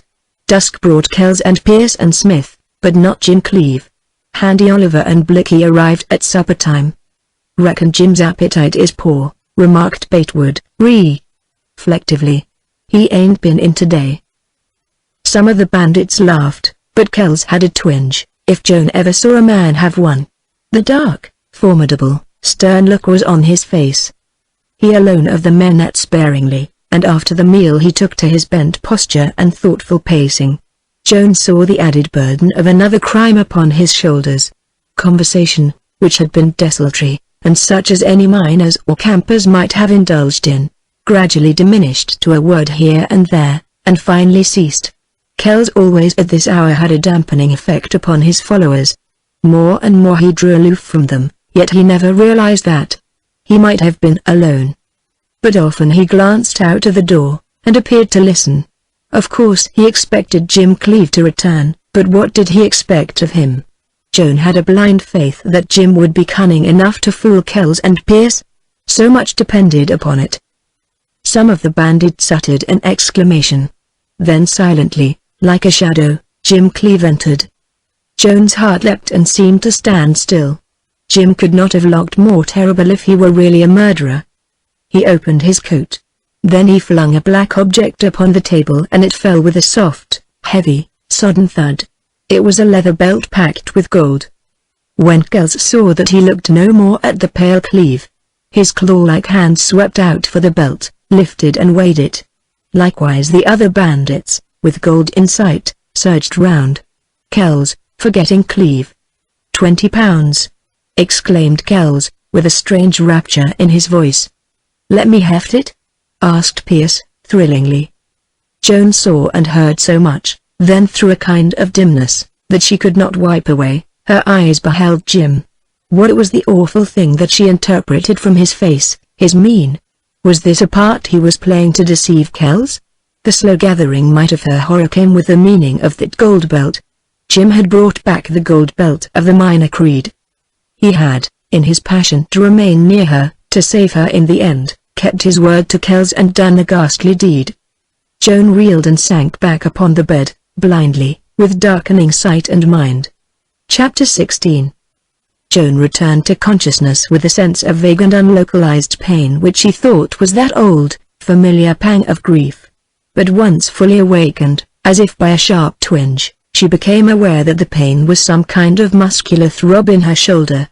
The instant she was fully sure of this, the strange feeling ceased.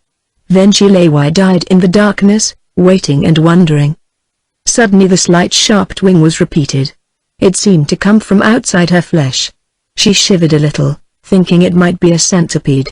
When she reached for her shoulder, her hand came in contact with a slender stick that had been thrust through a crack between the boards. Jim was trying to rouse her. This had been his method on several occasions when she had fallen asleep after waiting long for him. Joan got up to the window, dizzy and sick with the resurging memory of Jim's return to Kells with that gold belt. Jim rose out of the shadow and felt for her, clasped her close.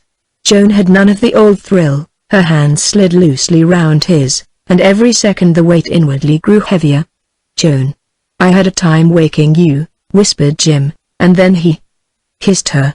"Why, you're as cold as ice." "Jim, I must have fainted," she replied. "What for?"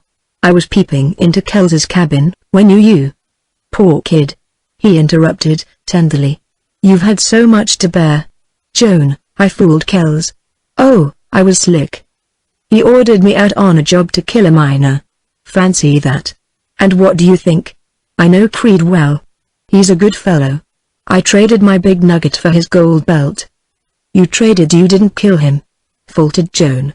"Hear the child talk," exclaimed Cleve, with a low laugh. Joan suddenly clung to him with all her might, quivering in a silent joy. It had not occurred to Jim what she might have thought. "Listen," he went on. "I traded my nugget. It was worth a great deal more than Creed's gold belt. He knew this. He didn't want to trade. But I coaxed him. I persuaded him to leave camp to walk out on the road to Bannack. To meet the stage somewhere and go on to Bannack, and stay a few days. He sure was curious. But I kept my secret. Then I came back here, gave the belt to Kells, told him I had followed Creed in the dark, had killed him and slid him into a deep hole in the creek. Kells and Pierce, none of them paid any attention to my story. I had the gold belt. That was enough. Gold talks fills the ears of these bandits. I have my share of Creed's gold dust in my pocket. Isn't that funny? Alas for your big nugget. But we've got to play the game. Besides, I've sacks and cans of gold hidden away. Joan, what'll we do with it all? You're my wife now. And, oh, if we can only get away with it, you'll be rich." Joan could not share his happiness any more than she could understand his spirit. She remembered. "Jim dear, did Kells tell you what your next job was to be?" she whispered, haltingly. Cleve swore under his breath, but loud enough to make Joan swiftly put her hand over his lips and caution him. "Joan, did you hear that about Gulden?" he asked. "Oh yes. I'm sorry. I didn't mean to tell you. Yes, I've got my second job. And this one I can't shirk or twist around." Joan held to him convulsively. She could scarcely speak. "Girl, don't lose your nerve," he said, sternly. "When you married me, you made me a man. I'll play my end of the game. Don't fear for me.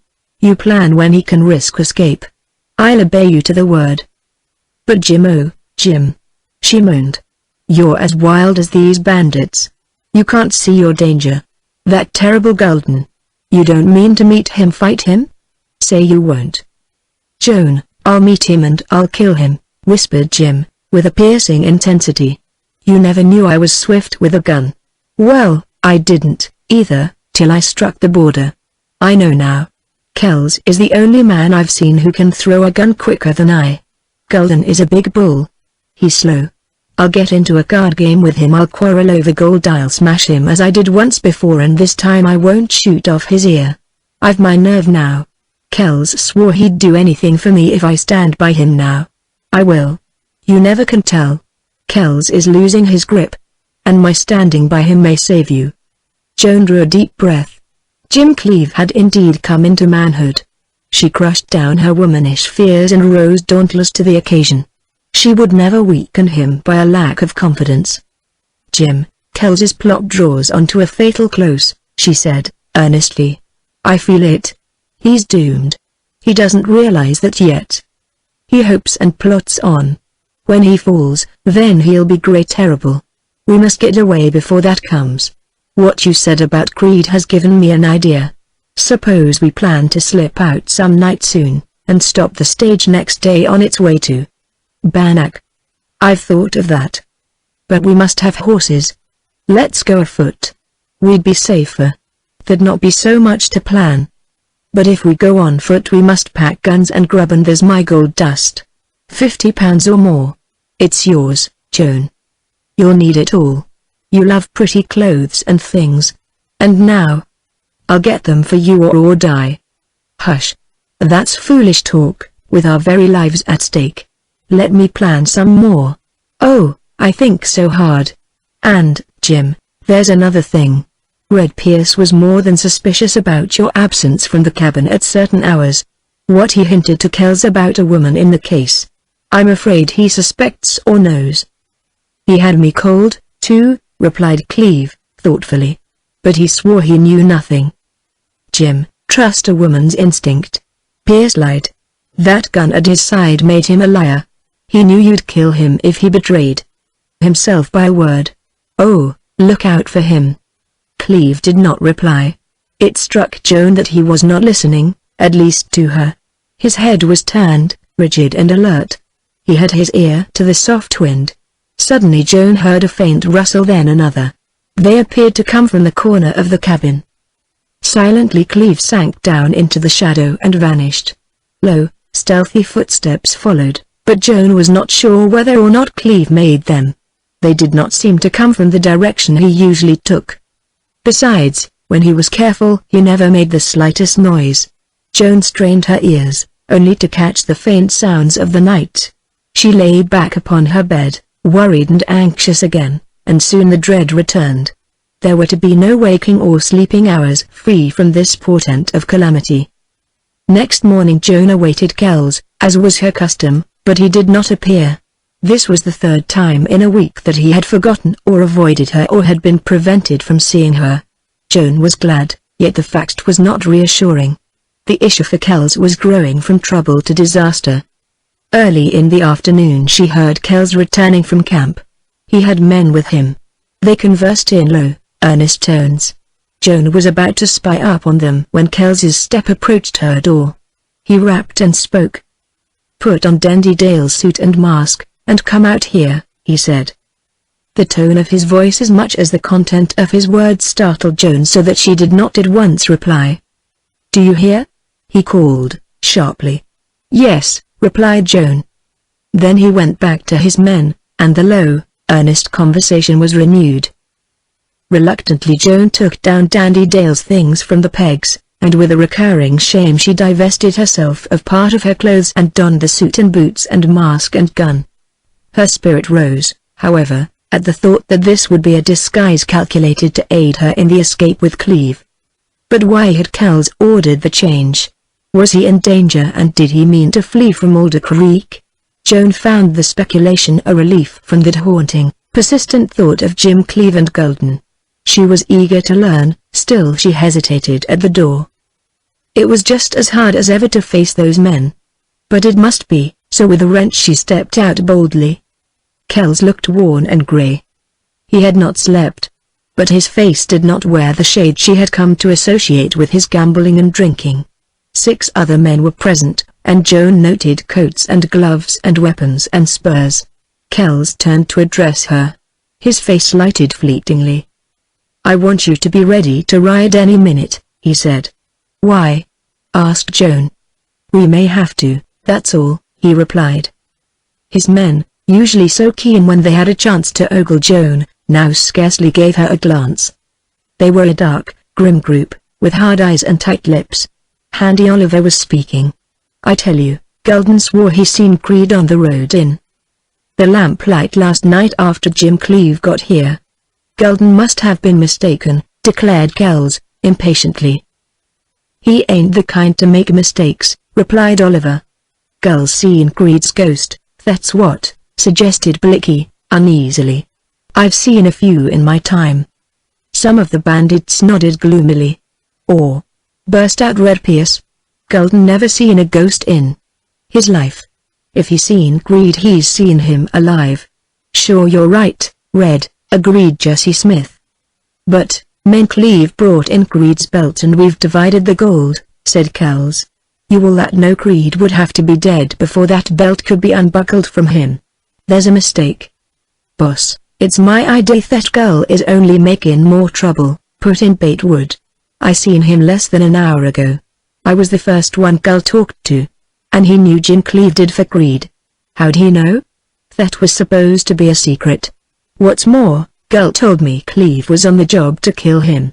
How'd he ever find that out? Sure as God made little apples, Cleve never told him. Kells's face grew livid and his whole body vibrated. Maybe one of Gulden's gang was outside, listening when we planned Cleve's job, he suggested. But his look belied his hope. No.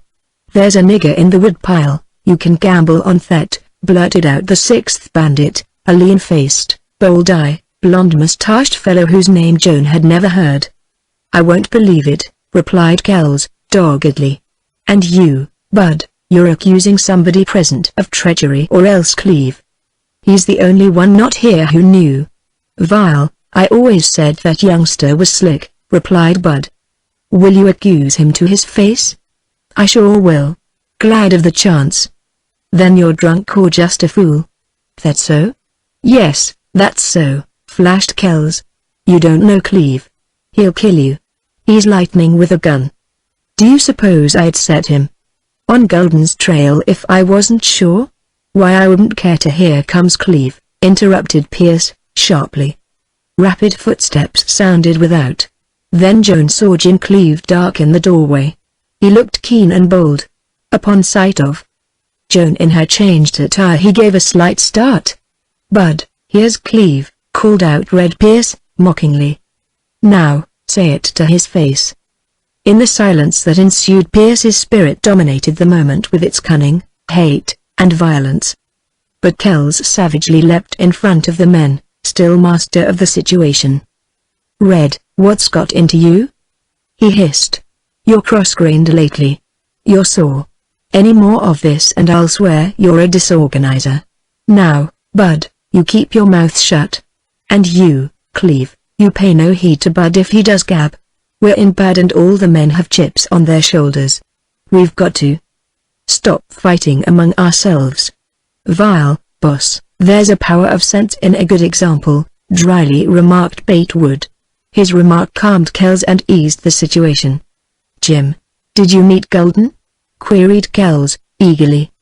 Can't find him anywhere, replied Cleve. I've loafed in the saloons and gambling hells where he hangs out. But he didn't show up. He's in camp. I know that for a fact. He's laying low for some reason. Gulden's been tipped off, Jim, said Kells, earnestly. He told Batewood you were out to kill him. I'm glad. It wasn't a fair hand you were going to deal him, responded Cleve. But who gave my job away? Someone in this gang wants me done for more than Gulden. Cleve's flashing gaze swept over the motionless men and fixed hardest upon Red Pierce. Pierce gave back hard look for hard look. Gulden told Oliver, continued Kells, and he pulled Cleve around to face him. Gulden swore he saw Creed alive last night. Late last night. That's funny, replied Cleve, without the flicker of an eyelash. It's not funny. But it's queer. Gulden hasn't the moral sense to lie. Bate says he wants to make trouble between you and me. I doubt that. I don't believe Gulden could see a ghost either. He's simply mistaken some miner for Creed. He sure has, unless Creed came back to life. I'm not sitting on his chest now, holding him down. Kells drew back, manifestly convinced and relieved. This action seemed to be a magnet for Pierce. He detached himself from the group, and, approaching Kells, tapped him significantly on the shoulder, and whether by design or accident the fact was that he took a position where Kells was between him and Cleve. "Jack, you're being double-crossed here and by more than one," he said, deliberately. "But if you want me to talk you've got to guarantee no gunplay." "Speak up, Red," replied Kells, with a glinting eye. "I swear there won't be a gun pulled." The other men shifted from one foot to another and there were deep-drawn breaths. Jim Cleve alone seemed quiet and cool, but his eyes were ablaze. "Fussed off, and for instance here's one who's double-crossing you," said Pierce, in slow, tantalizing speech, as if he wore out this suspense to torture Kells. And without ever glancing at Joan he jerked a thumb, in significant gesture, at her. Joan leaned back against the wall, trembling and cold all over. She read Pierce's mind. He knew her secret and meant to betray her and Jim. He hated Kells and wanted to torture him. If only she could think quickly and speak. But she seemed dumb and powerless. "Pierce, what do you mean?" demanded Kells. "The girl's double-crossing you," replied Pierce. With the uttered words he grew pale and agitated. Suddenly Kells appeared to become aware of Joan's presence and that the implication was directed toward her. Then, many and remarkable as had been the changes Joan had seen come over him, now occurred one wholly greater. It had all his old amiability, his cool, easy manner, veiling a deep and hidden ruthlessness, terrible in contrast. "Red, I thought our talk concerned men and gold and things," he said, with a cool, slow softness that had a sting. "But since you've nerve enough or are crazy enough to speak of her, why, explain your meaning." Pierce's jaw worked so that he could scarcely talk. He had gone too far, realized it too late. "She meets a man back there at her window," he panted. "They whisper in the dark for hours. I've watched and heard them. And I told you before, but I wanted to make sure who he was. I know him now.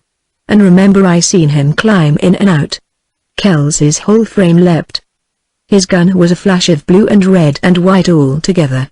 Pierce swayed upright, like a tree chopped at the roots, and then fell, face up, eyes set dead. The bandit leader stood over him with the smoking gun. "My God, Jack!" gasped Handy Oliver. "You swore no one would pull a gun on here. You've killed him yourself. You've double-crossed yourself. And if I die for it I've got to tell you Red wasn't lying then." Kells's radiance fled, leaving him ghastly. He stared at Oliver. "You've double-crossed yourself and your pods," went on Oliver, pathetically. "What's your word amount to? Do you expect the gang to stand for this?" The lace read Pierce dead. "And for what? Just once relying on your oath he speaks out what might have showed you. And you kill him. If I knowed what he knowed I'd tell you now with that gun in your hand. But I don't know. Only I know he wasn't lying. Ask the girl. And as for me, I reckon I'm through with you and your legion. You're done, Kells, your head's gone. You've broke over that slip of a woman." Oliver spoke with a rude and impressive dignity. When he ended he strode out into the sunlight. Kells was shaken by this forceful speech, yet he was not in any sense a broken man. "Joan, you heard Pierce," said he, passionately. "He lied about you. I had to kill him. He hinted, oh, the low-lived dog. He could not know a good woman. He lied and there he is dead. I wouldn't fetch him back for 100 legions." "But it wasn't all a lie," said Joan, and her words came haltingly because a force stronger than her cunning made her speak. She had reached a point where she could not deceive Kells to save her life. "What?" he thundered. "Pierce told the truth except that no one ever climbed in my window." "That's false. No one could climb in. It's too small." But I did whisper to someone." Kells had to moisten his lips to speak. "Who?" "I'll never tell you." "Who?" "I'll kill him." No. I won't tell. I won't let you kill another man on my account. I'll choke it out of you. You can't. There's no use to threaten me, or hurt me, either." Kells seemed dazed. "Whisper? For hours? In the dark? But, Joan, what for? Why such a risk?" Joan shook her head. "Were you just unhappy, lonesome? Did some young miner happen to see you there in daylight then come at night?" Wasn't it only accident? Tell me. I won't, and I won't, because I don't want you to spill more blood. For my sake, he queried, with the old, mocking tone. Then he grew dark with blood in his face, fierce with action of hands and body as he bent nearer her. Maybe you like him too well to see him shot? Did you whisper often to this stranger? Joan felt herself weakening. Kells was so powerful in spirit and passion that she seemed unable to fight him. She strove to withhold her reply, but it burst forth, involuntarily. Yes, often. That roused more than anger and passion. Jealousy flamed from him, and it transformed him into a devil. You held hands out of that window and kissed in the dark, he cried, with working lips. Joan had thought of this so fearfully and intensely, she had battled so to fortify herself to keep it secret, that Bea had divined it, had read her mind. She could not control herself. The murder of Pierce had almost overwhelmed her. She had not the strength to bite her tongue. Suggestion alone would have drawn her then, and Kells's passionate force was hypnotic. Yes, she whispered. He appeared to control a developing paroxysm of rage. That settles you, he declared darkly. But I'll do one more decent thing by you. I'll marry you. Then he wheeled to his men. Blicky, there's a parson down in camp. Go on the run. Fetch him back if you have to push him with a gun. Blicky darted through the door and his footsteps thudded out of hearing. You can't force me to marry you, said Joan. I won't open my lips. That's your affair. I've no mind to coax you, he replied, bitterly. But if you don't, I'll try Gulden's way with a woman. You remember? Gulden's way.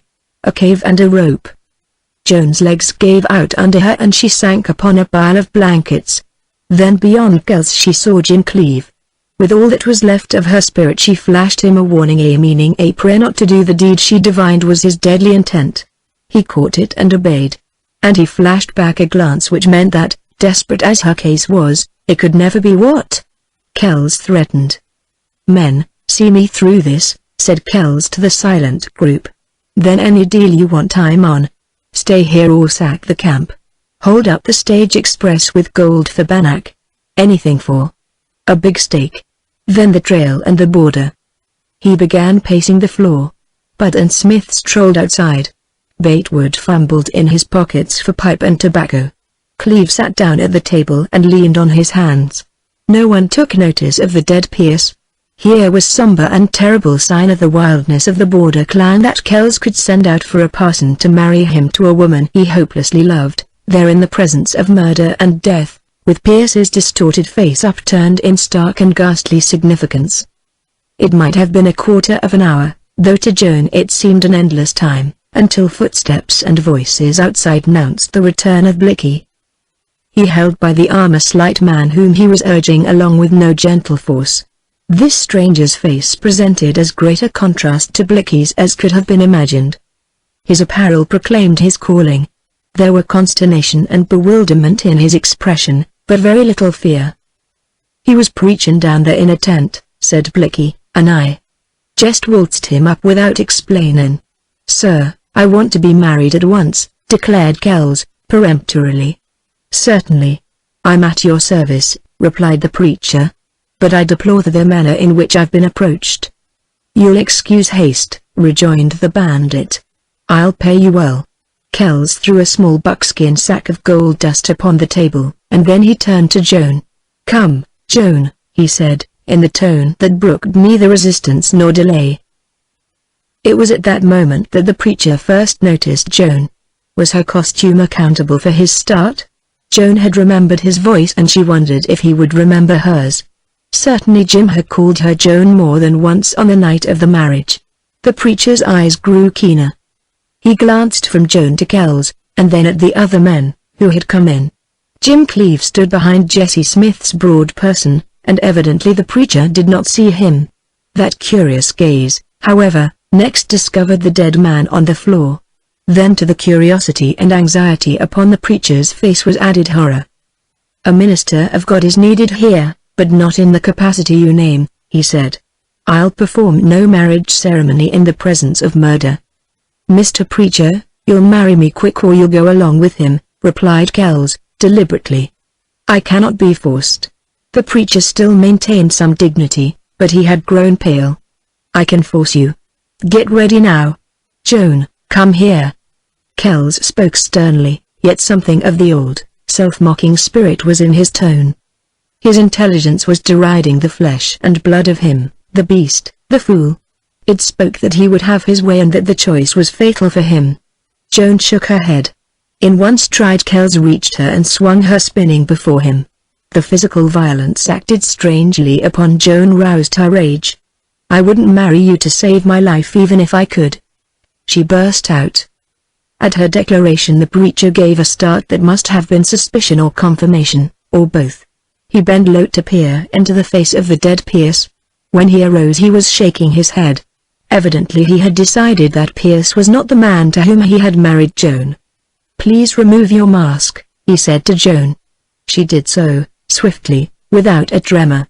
The preacher peered into her face again, as he had upon the night he had married her to Jim. He faced Kells again. "I am beyond your threats," he said, now with calmness. "I can't marry you to a woman who already has a husband. But I don't see that husband here." "You don't see that husband here?" echoed the bewildered Kells. He stared with open mouth.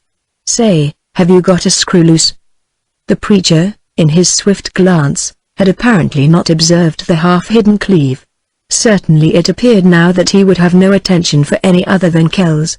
The bandit was a study. His astonishment was terrific and held him like a chain. Suddenly he lurched. "What did you say?" he roared, his face flaming. "I can't marry you to a woman who already has a husband." Swift as light the red flashed out of Kells's face. "Did you ever see her before?" he asked. "Yes," replied the preacher. "Where and when?" "Here at the back of this cabin a few nights ago." It hurt Joan to look at Kells now, yet he seemed wonderful to behold. She felt as guilty as if she had really been false to him. Her heart labored high in her breast. This was the climax, the moment of catastrophe. Another word and Jim Cleave would be facing Kells. The blood pressure in Joan's throat almost strangled her. "At the back of this cabin? At her window?" "Yes." "What were you there for?" "In my capacity as minister. I was summoned to marry her." "To marry her?" gasped Kells. "Yes. She is Joan Randall, from Hoadley, Idaho. She is over 18. I understood she was detained here against her will. She loved an honest young miner of the camp. He brought me up here one night. And I married them." "You married them?" "Yes." Kells was slow in assimilating the truth and his action corresponded with his mind. Slowly his hand moved toward his gun. He drew it, threw it aloft. And then all the terrible evil in the man flamed forth. But as he deliberately drew down on the preacher Blicky leapt forward and knocked up the gun.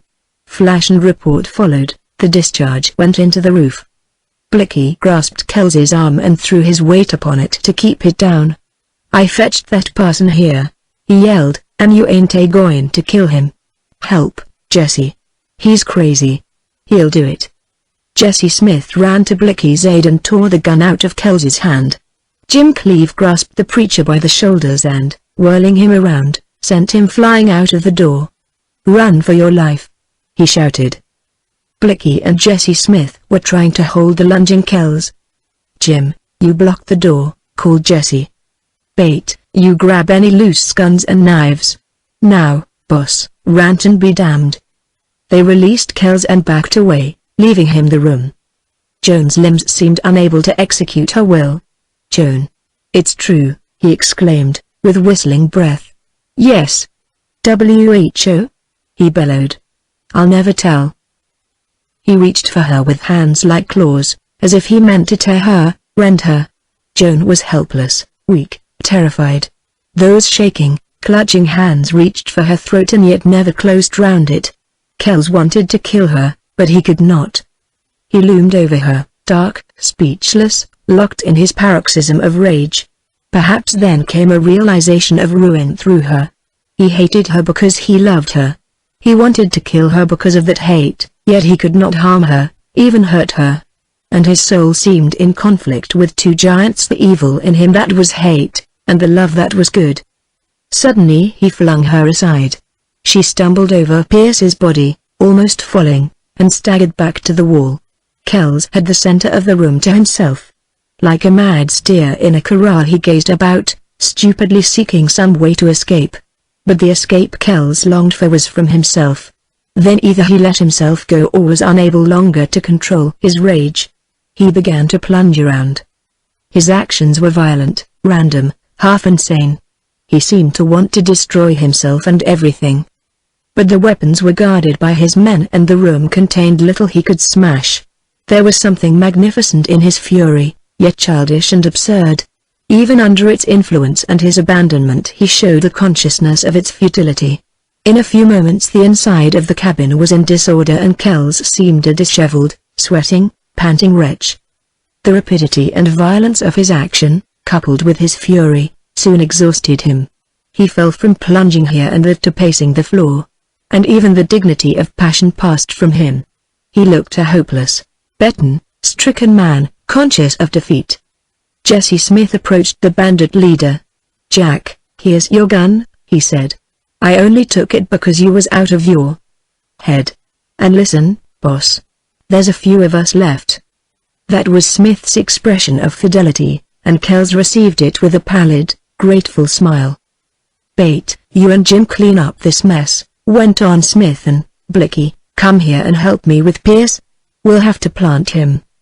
The stir begun by the men was broken by a sharp exclamation from Cleve.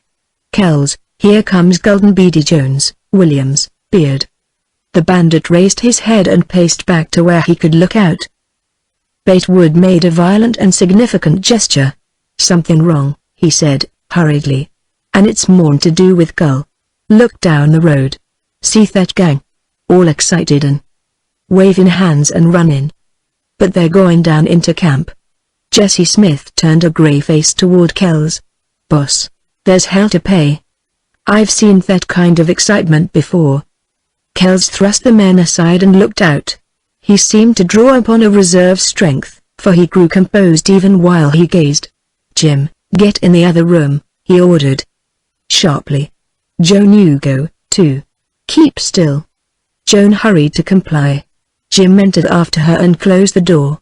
Instinctively they clasped hands, drew close together. "Jim, what does it mean?" she whispered, fearfully. "Golden."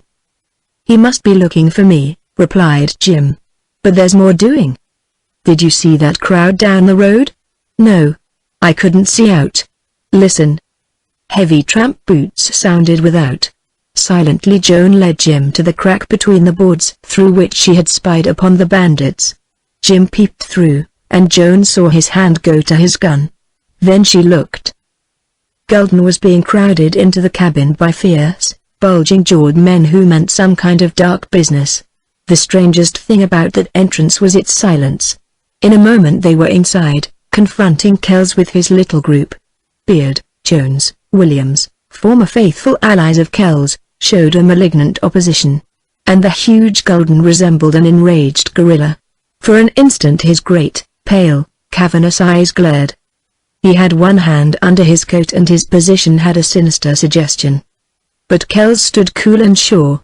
When Golden moved, Kells's gun was leaping forth. But he withheld his fire, for Golden had only a heavy round object trapped in a handkerchief. "Look there!" he boomed, and he threw the object on the table. The dull, heavy, sodden thump had a familiar ring. Joan heard Jim gasp and his hand tightened spasmodically upon hers. Slowly the ends of the red scarf slid down to reveal an irregularly round, glinting lump. When Joan recognized it, her heart seemed to burst. "Jim Cleve's nugget!" ejaculated Kells. "Where do you get that?" Golden leaned across the table, his massive jaw working. "I found it on the Minor Creed," replied the giant, stridently. Then came a nervous shuffling of boots on the creaky boards.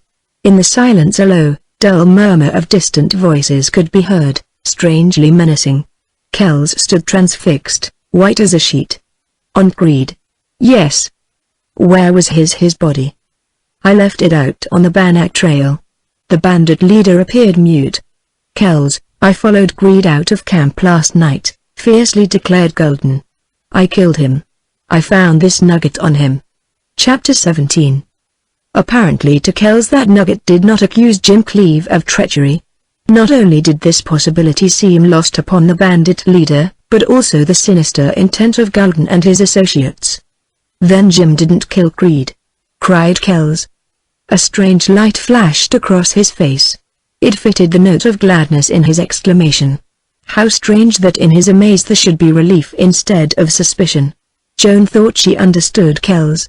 He was glad that he had not yet made a murderer out of Cleave. Gulden appeared slow in rejoining. "I told you I got Creed," he said. "And we want to know if this says to you what it says to us." His huge, hairy hand tapped the nugget. Then Kells caught the implication. "What does it say to you?"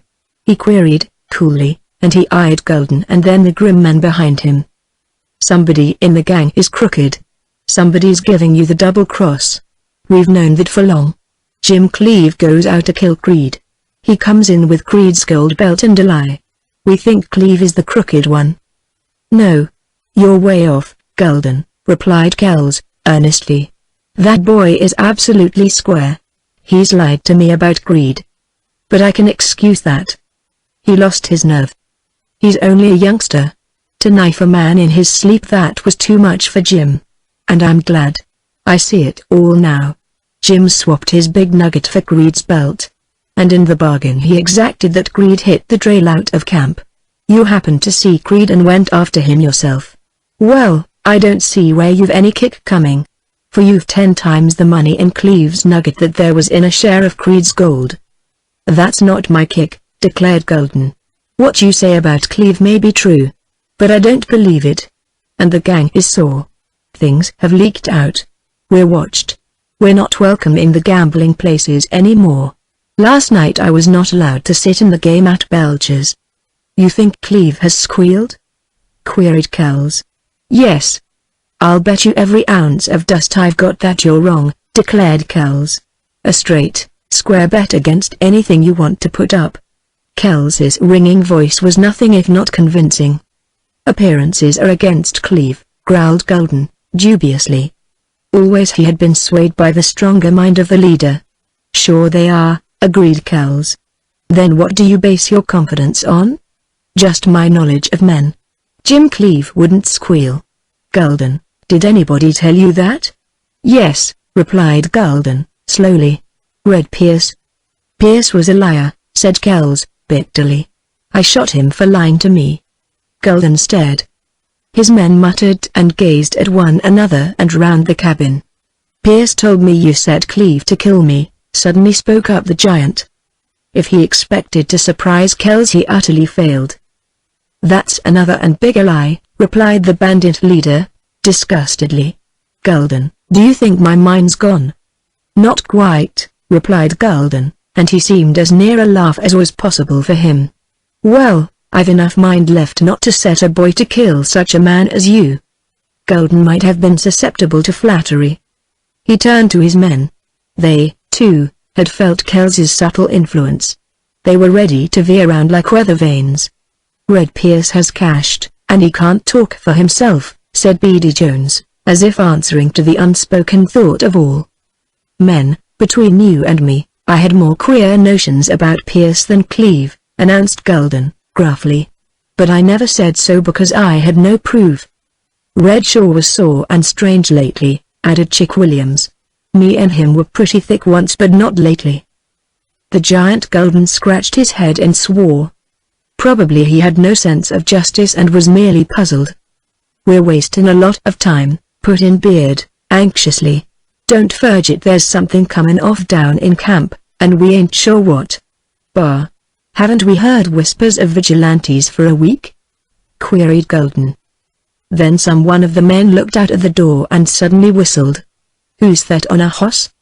Gulden's gang crowded to the door. "That's Handy Oliver." "No." "Sure is. I know him. But it ain't his hoss. Say, he's hurrying." Low exclamations of surprise and curiosity followed. Kells and his men looked attentively, but no one spoke. The clatter of hooves on the stony road told of a horse swiftly approaching, pounding to a halt before the cabin. "Handy. Air you chased? What's wrong? You sure look pale round the gills." These and other remarks were flung out the door. "Where's Kells?" "Let me in," replied Oliver, hoarsely. The crowd jostled and split to admit the long, lean Oliver. He stalked straight toward Kells, till the table alone stood between them. He was grey of face, breathing hard, resolute and stern. "Kells, I throwed you down," he said, with outstretched hand. It was a gesture of self-condemnation and remorse. "What of that?" demanded Kells, with his head leaping like the strike of an eagle. "I'm tucking it back." Kells met the outstretched hand with his own and wrung it. "Handy, I never knew you to write about face. But I'm glad." "What's changed you so quickly?" "Vigilantes." Kells's animation and eagerness suddenly froze. "Vigilantes?" he ground out. "No rumor, Kells, this time. I've sure some news. Come close, all you fellows. You, Gulden, come and listen. Here's where we get together closer than ever." Gulden surged forward with his group. Handy Oliver was surrounded by pale, tight faces, dark-browed and hard-eyed. He gazed at them, preparing them for a startling revelation. Men, of all the white-livered traitors as ever was Red Pierce was the worst. He declared, hoarsely. No one moved or spoke. And he was a vigilante. A low, strange sound, almost a roar, breathed through the group. "Listen now and don't interrupt. We ain't got a lot of time. So never mind how I happened to find out about Pierce. It was all accident, and just because I put two and two together. Pierce was approached by one of this secret vigilante band, and he planned to sell the Border Legion outright. There was to be a big stake in it for him. He held off day after day, only tipping off some of the gang. There's Dart and Singleton and Frenchy and Texas all caught red-handed at jobs. Pierce put the vigilantes to watching them just to prove his claim. I've got the proofs. Just wait. Listen to me. You all that never in your lives seen a snake like Red Pierce. And the job he had put up on us was grand. Today he was to squeal on the whole gang. You know how he began on Kells and how with his oily tongue he asked a guarantee of no gunplay. But he figured Kells wrong for once. He accused Kells's girl and got killed for his pains. Maybe it was part of his plan to get the girl himself. Anyway, he had agreed to betray the Border Legion today. And if he hadn't been killed by this time we'd all be tied up, ready for the noose. Maybe that wasn't a lucky shot of the bosses. Men, I was the first to declare myself against Kells, and I'm here now to say that I was a fool. So you've all been fools who've bucked against him. If this ain't proving it, what can? But I must hustle with my story. They was having a trial down at the big hall, and that place was sure packed. No digging gold today. Think of what that means for Alder Creek. I got inside where I could stand on a barrel and see. Dart and Singleton and Frenchy and Texas was being tried by a masked court. A man near me said 2 of them had been proved guilty. It didn't take long to make out a case against Texas and Frenchy. Miners recognized them and identified them. They was convicted and sentenced to be hung. Then the offer was made to let them go free out of the border if they'd turn state's evidence and give away the leader and men of the Border Legion. That was put up to each prisoner. Dart he never answered at all. And Singleton told them to go to hell. And Texas he swore he was only a common and honest road agent, and never heard of the Legion. But the Frenchman showed a yellow streak. He might have taken the offer. But Texas cussed him tumble, and made him ashamed to talk. But if they get Frenchy away from Texas they'll make him blab. He's like a greaser. Then there was a delay. The big crowd of miners yelled for ropes. But the vigilantes are waiting, and it's my hunch they're waiting for Pierce. So. And where do we stand?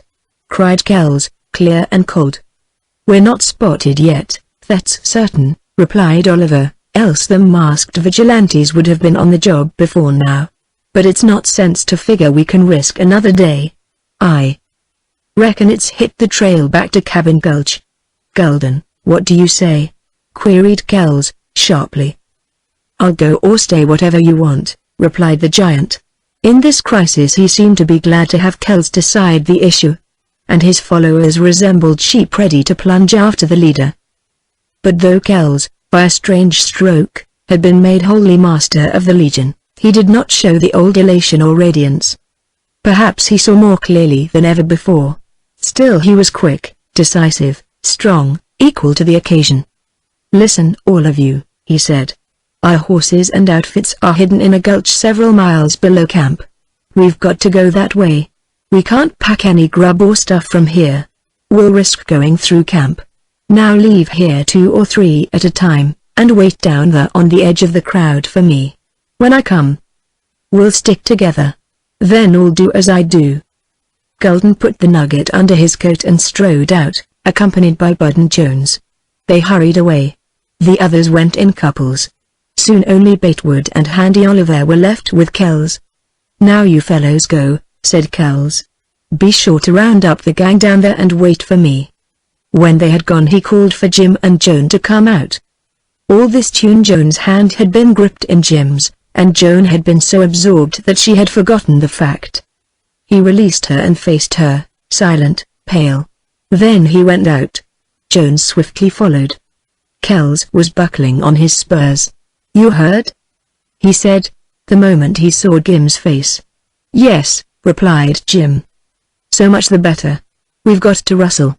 Joan, put on that long coat of Cleve's. Take off your mask. Jim, get what gold you have, and hurry. If we're gone when you come back, hurry. Down the road. I want you with me." Cleve stalked out, and Joan ran into her room and put on the long coat. She had little time to choose what possessions she could take, and that choice fell upon the little saddle bag, into which she hurriedly stuffed comb and brush and soap all it would hold. Then she returned to the larger room. Kells had lifted a plank of the floor, and was now in the act of putting small buckskin sacks of gold into his pockets. They made his coat bulge at the sides. "Joan, stick some meat and biscuits in your pockets," he said. "I'd never get hungry with my pockets full of gold." "But you might." Joan rummaged around in Batewood's rude cupboard. "These biscuits are as heavy as gold and harder," she said. Kells flashed a glance at her that held pride, admiration, and sadness. "You are the gamest girl I ever knew. I wish I'd, but that's too late. Joan, if anything happens to me, stick close to Cleve. I believe you can trust him. Come on now." Then he strode out of the cabin. Joan had almost to run to keep up with him. There were no other men now in sight. She knew that Jim would follow soon, because his gold dust was hidden in the cavern back of the room, and he would not need much time to get it. Nevertheless, she anxiously looked back. She and Kells had gone perhaps a couple of 100 yards before Jim appeared, and then he came on the run. At a point about opposite the first tents he joined Kells. "Jim, how about guns?" asked the bandit. "I've got 2, replied Cleve. "Good. There's no telling, Jim. I'm afraid of the gang. They're crazy. What do you think?" "I don't know. It's a hard proposition. We'll get away, all right. Don't worry about that. But the gang will never come together again." This singular man spoke with melancholy. "Slow up a little now," he added. "We don't want to attract attention. But where is there anyone to see us? Jim, did I have you figured right about the greed job?" "You sure did. I just lost my nerve." "Well, no matter." Then Kells appeared to forget that. He stalked on with keen glances searching everywhere, until suddenly, when he saw round a bend of the road, he halted with grating teeth. That road was empty all the way to the other end of camp, but there surged a dark mob of men. Kells stalked forward again. The last nugget appeared like an empty barn. How vacant and significant the whole center of camp. Kells did not speak another word. Joan hurried on between Kells and Cleve. She was trying to fortify herself to meet what lay at the end of the road. A strange, hoarse roar of men and an upflinging of arms made her shudder. She kept her eyes lowered and clung to the arms of her companions. Finally they halted. She felt the crowd before she saw it. A motley assemblage with what seemed craned necks and intent backs. They were all looking forward and upward. But she forced her glance down. Kells stood still. Jim's grip was hard upon her arm. Presently men grouped round Kells. She heard whispers. They began to walk slowly, and she was pushed and led along. More men joined the group. Soon she and Kells and Jim were hemmed in a circle. Then she saw the huge form of Gulden, the towering Oliver, and Smith and Blicky, Beard, Jones, Williams, Budd, and others. The circle they formed appeared to be only one of many groups, all moving, whispering, facing from her. Suddenly a sound like the roar of a wave agitated the mass of men. It was harsh, piercing, unnatural, yet it had a note of wild exultation. Then came the stamp and surge, and then the upflinging of arms, and then the abrupt strange silence, broken only by a hiss or an escaping breath, like a sob. Beyond all, Joan's power to resist was a deep, primitive desire to look. There over the heads of the mob from the bench of the slope rose grotesque structures of new-hewn lumber. On a platform stood black, motionless men in awful contrast with a dangling object that doubled up and curled upon itself in terrible convulsions. It lengthened while it swayed, it slowed its action while it stretched. It took on the form of a man. He swung by a rope round his neck. His head hung back. His hands beat. A long tremor shook the body, then it was still, and swayed to and fro, a dark, limp thing. Joan's gaze was riveted in horror. A dim, red haze made her vision imperfect. There was a sickening riot within her. There were masked men all around the platform, a solid phalanx of them on the slope above. They were heavily armed. Other masked men stood on the platform. They seemed rigid figures, stiff, jerky when they moved. How different from the two forms swaying below. The structure was a rude scaffold, and the vigilantes had already hanged 2 bandits. 2 others with hands bound behind their backs stood further along the platform under guard. Before each dangled a noose. Joan recognized Texas and Frenchie. And on the instant the great crowd let out a hard breath that ended in silence. The masked leader of the vigilantes was addressing Texas. "We'll spare your life if you confess. Who's the head of this? Border Legion? Sure, it's Red Pierce. Haw. Haw. Haw. We'll give you one more chance," came the curt reply. Texas appeared to become serious and somber. "I swear to God it's Pierce," he declared. "A lie won't save you. Come, the truth. We think we know, but we want proof. Hurry." "You can go where it's hot," responded Texas. The leader moved his hand and 2 other masked men stepped forward. "Have you any message to send, anyone anything to say?" he asked. "Nope." "Have you any request to make?" "Hang that Frenchman before me. I want to see him kick." Nothing more was said. The 2 men adjusted the noose round the doomed man's neck. Texas refused the black cap. And he did not wait for the drop to be sprung. He walked off the platform into space as Joan closed her eyes. Again that strange, full, angry, and unnatural roar waved through the throng of watchers. It was terrible to hear. Joan felt the violent action of that crowd, although the men close round her were immovable as stones. She imagined she could never open her eyes to see Texas hanging there. Yet she did, and something about his form told her that he had died instantly. He had been brave and loyal even in dishonor. He had more than once spoken a kind word to her. Who could tell what had made him an outcast? She breathed a prayer for his soul. The vigilantes were bolstering up the craven Frenchie. He could not stand alone. They put the rope round his neck and lifted him off the platform, then let him down. He screamed in his terror. They cut short his cries by lifting him again. This time they held him up several seconds. His face turned black. His eyes bulged. His breast heaved. His legs worked with the regularity of a jumping jack. They let him down and loosened the noose. They were merely torturing him to wring a confession from him. He had been choked severely and needed a moment to recover. When he did, it was to shrink back in abject terror from that loop of rope dangling before his eyes. The vigilante leader shook the noose in his face and pointed to the swaying forms of the dead bandits. Frenchie frothed at the mouth as he shrieked out words in his native tongue, but any minor could have translated their meaning. The crowd heaved forward, as if with one step, then stood in a strained silence. "Talk English," ordered the vigilante. I'll tell. Joan became aware of a singular tremor in Kelsey's arm, which she still clasped. Suddenly it jerked. She caught a gleam of blue. Then the bellow of a gun almost split her ears. Powder burned her cheek. She saw Frenchie double up and collapse on the platform. For an instant there was a silence in which every man seemed petrified. Then burst forth a hoarse uproar and the stamp of many boots. All in another instant pandemonium broke out. The huge crowd split in every direction. Joan felt Cleve's strong arm around her, felt herself borne on a resistless tide of yelling, stamping, wrestling men. She had a glimpse of Kelsey's dark face drawing away from her, another of Gulden's giant form in Herculean action, tossing men aside like ninepins, another of weapons aloft. Savage, wild-eyed men fought to get into the circle whence that shot had come. They broke into it, but did not know then whom to attack or what to do. And the rushing of the frenzied miners all around soon disintegrated Kelsey's band and bore its several groups in every direction. There was not another shot fired. Joan was dragged and crushed in the melee. Not for rods did her feet touch the ground. But in the clouds of dust and confusion of struggling forms she knew Jim still held her, and she clasped him with all her strength.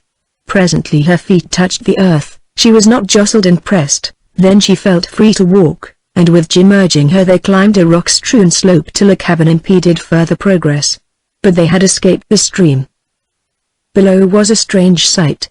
A scaffold shrouded in dust clouds, a band of bewildered vigilantes with weapons drawn, waiting for they knew not what, 3 swinging, ghastly forms and a dead man on the platform, and all below, a horde of men trying to escape from one another. That shot of Kelsey's had precipitated a rush.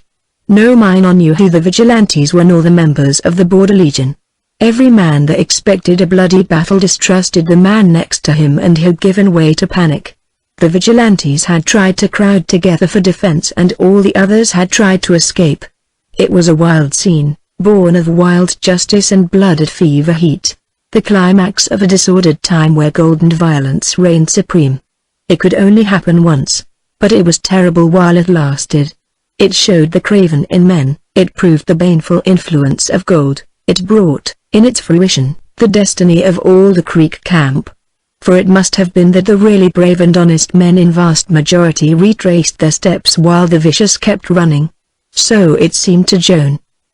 She huddled against Jim in the shadow of the cabin wall, and not for long did either speak. They watched and listened. The streams of miners turned back toward the space around the scaffold where the vigilantes stood grouped, and there rose a subdued roar of excited voices. Many small groups of men conversed together, until the vigilante leader brought all to attention by addressing the populace in general. Joan could not hear what he said and had no wish to hear. "Joan, it all happened so quickly, didn't it?" whispered Jim, shaking his head as if he was not convinced of reality.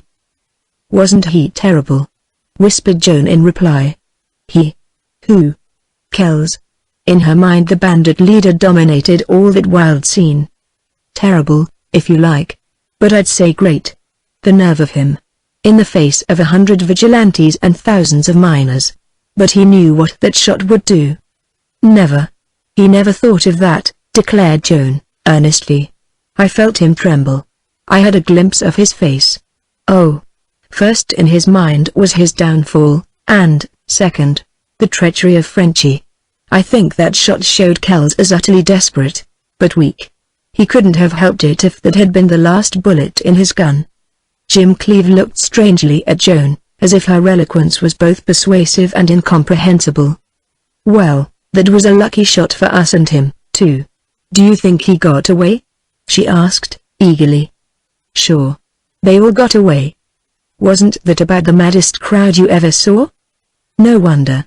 In a second every man feared the man next to him would shoot. That showed the power of Kelsey's Border Legion. If his men had been faithful and obedient he never would have fallen." "Joan, you speak as if you regret it." "Oh, I am ashamed," replied Joan. "I don't mean that. I don't know what I do mean. But still I'm sorry for Kells. I suffered so much. Those long hours of suspense. And his fortunes seemed my fortunes, my very life and yours, too, Jim." "I think I understand, dear," said Jim, soberly. "Jim, what'll we do now? Isn't it strange to feel free? I feel as queer as you. Let me think. replied Jim. They huddled there in comparative seclusion for a long time after that. Joan tried to think of plans, but her mind seemed unproductive. She felt half-dazed.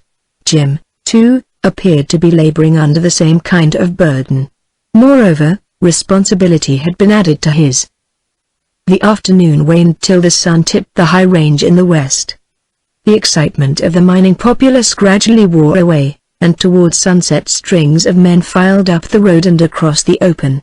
The masked vigilantes disappeared, and presently only a quiet and curious crowd was left round the grim scaffold and its dark swinging forms. Joan's one glance showed that the vigilantes had swung Frenchie's dead body in the noose he would have escaped by treachery. They had hanged him dead. What a horrible proof of the temper of these newborn vigilantes. They had left the bandits swinging. What sight was so appalling as these limp, dark, swaying forms? Dead men on the ground had a dignity, at least the dignity of death. And death sometimes had a majesty. But here both life and death had been robbed, and there was only horror. Joan felt that all her life she would be haunted. "Joan, we've got to leave Alder Creek," declared Cleve, finally. He rose to his feet. The words seemed to have given him decision. "At first I thought every bandit in the gang would run as far as he could from here. But you can't tell what these wild men will do. Gulden, for instance. Common sense ought to make them hide for a spell. Still, no matter what's what, we must leave. Now, how to go? Let's walk. If we buy horses or wait for the stage, we'll have to see men here, and I'm afraid. But, Joan, there'll be bandits along the road, sure. And their trails, wherever they are, would be less safe. Let's travel by night and rest by day." "That won't do, with so far to go and no pack." "Then part of the way." "No. We'd better take the stage for Bannack. If it starts at all, it'll be under armed guard. The only thing is, will it leave soon? Come, Joan, we'll go down into camp."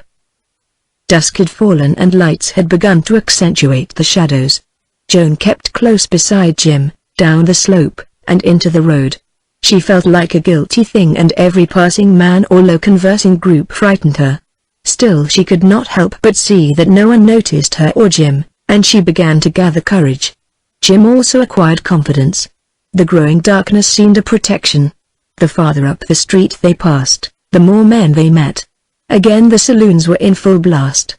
Alder Creek had returned to the free, careless tenor of its way. A few doors this side of the last nugget was the office of the Stage and Express Company. It was a wide tent with the front canvas cut out and a shelf counter across the opening. There was a dim, yellow lamplight. Half a dozen men lounged in front, and inside were several more, two of whom appeared to be armed guards. Jim addressed no one in particular. "When does the next stage leave for Bannack?" A man looked up sharply from the papers that littered a table before him. "It leaves when we start it," he replied, curtly. "Well, when will that be?" "What's that to you?" he replied, with a question still more curt. "I want to buy seats for two." "That's different. Come in and let's look you over." "Hello. It's young Cleve. I didn't recognize you." "Excuse me. We're a little particular these days." The man's face lighted. Evidently he knew Jim and thought well of him. This reassured Joan and stilled the furious beating of her heart. She saw Jim hand over a sack of gold, from which the agent took the amount due for the passage. Then he returned the sack and whispered something in Jim's ear. Jim rejoined her and led her away, pressing her arm close to his side. "It's all right," he whispered, excitedly. "Stage leaves just before daylight. It used to leave in the middle of the forenoon. But they want a good start tomorrow. They think it might be held up?" "He didn't say so. But there's every reason to suspect that." "Joan, I sure hope it won't. Me with all this gold. Why, I feel as if I weighed 1,000 pounds. What'll we do now?" she inquired. Jim halted in the middle of the road. It was quite dark now. The lights of the camp were flaring, men were passing to and fro, the loose boards on the walks rattled to their tread, the saloons had begun to hum, and there was a discordant blast from the last nugget. "That's it, what'll we do?" he asked in perplexity. Joan had no idea to advance, but with the lessening of her fear and the gradual clearing of her mind she felt that she would not much longer be witless. "We've got to eat and get some rest," said Jim, sensibly. "I'll try to eat but I don't think I'll be able to sleep tonight," replied Joan. Jim took her to a place kept by a Mexican. It appeared to consist of 2 tents, with opening in front and door between. The table was a plank resting upon 2 barrels, and another plank, resting upon kegs, served as a seat. There was a smoking lamp that flickered. The Mexican's tableware was of a crudeness befitting his house, but it was clean and he could cook, 2 facts that Joan appreciated after her long experience of baked wood. She and Jim were the only customers of the Mexican, who spoke English rather well and was friendly. Evidently it pleased him to see the meal enjoyed. Both the food and the friendliness had good effect upon Jim Cleeve. He ceased to listen all the time and to glance furtively out at every footstep.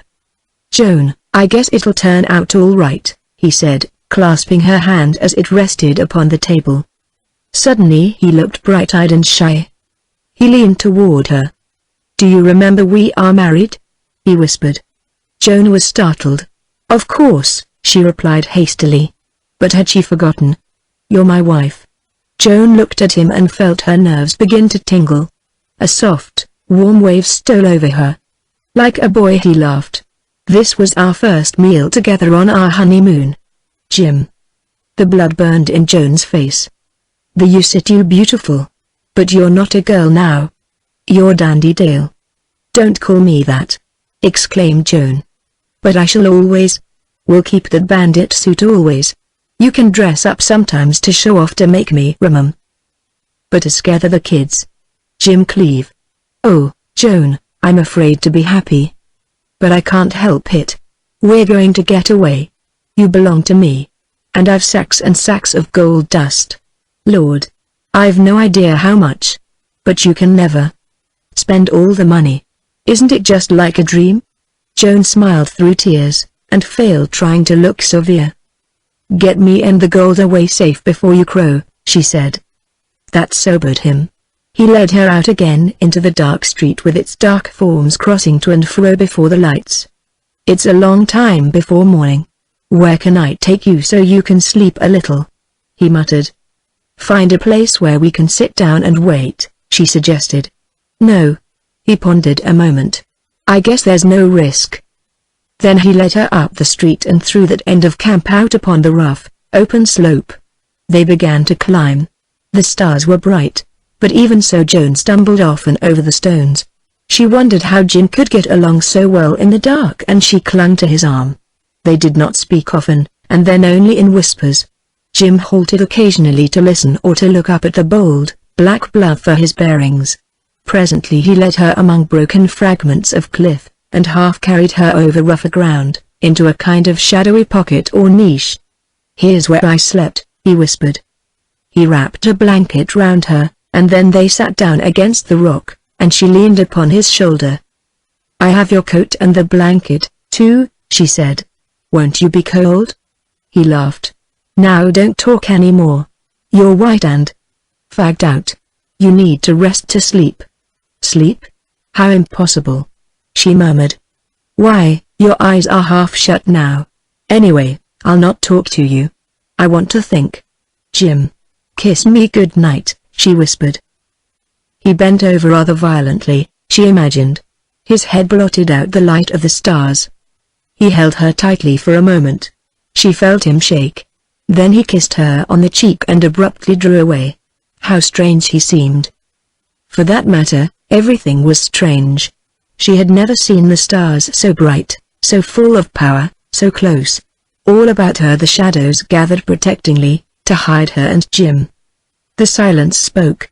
She saw Jim's face in the starlight and it seemed so keen, so listening, so thoughtful, so beautiful.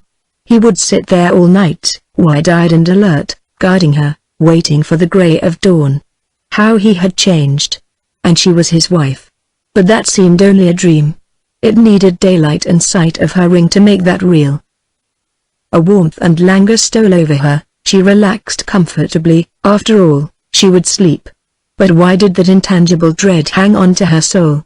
The night was so still and clear and perfect, a radiant white night of stars, and Jim was there, holding her, and tomorrow they would ride away. That might be, but dark, dangling shapes haunted her, back in her mind, and there, too, loomed Kells. Where was he now? Gone on his bloody trail with his broken fortunes and his desperate bitterness. He had lost her. The lunge of that wild mob had parted them. A throb of pain and shame went through her, for she was sorry. She could not understand why, unless it was because she had possessed some strange power to instill or bring up good in him. No woman could have been proof against that. It was monstrous to know that she had power to turn him from an evil life, yet she could not do it.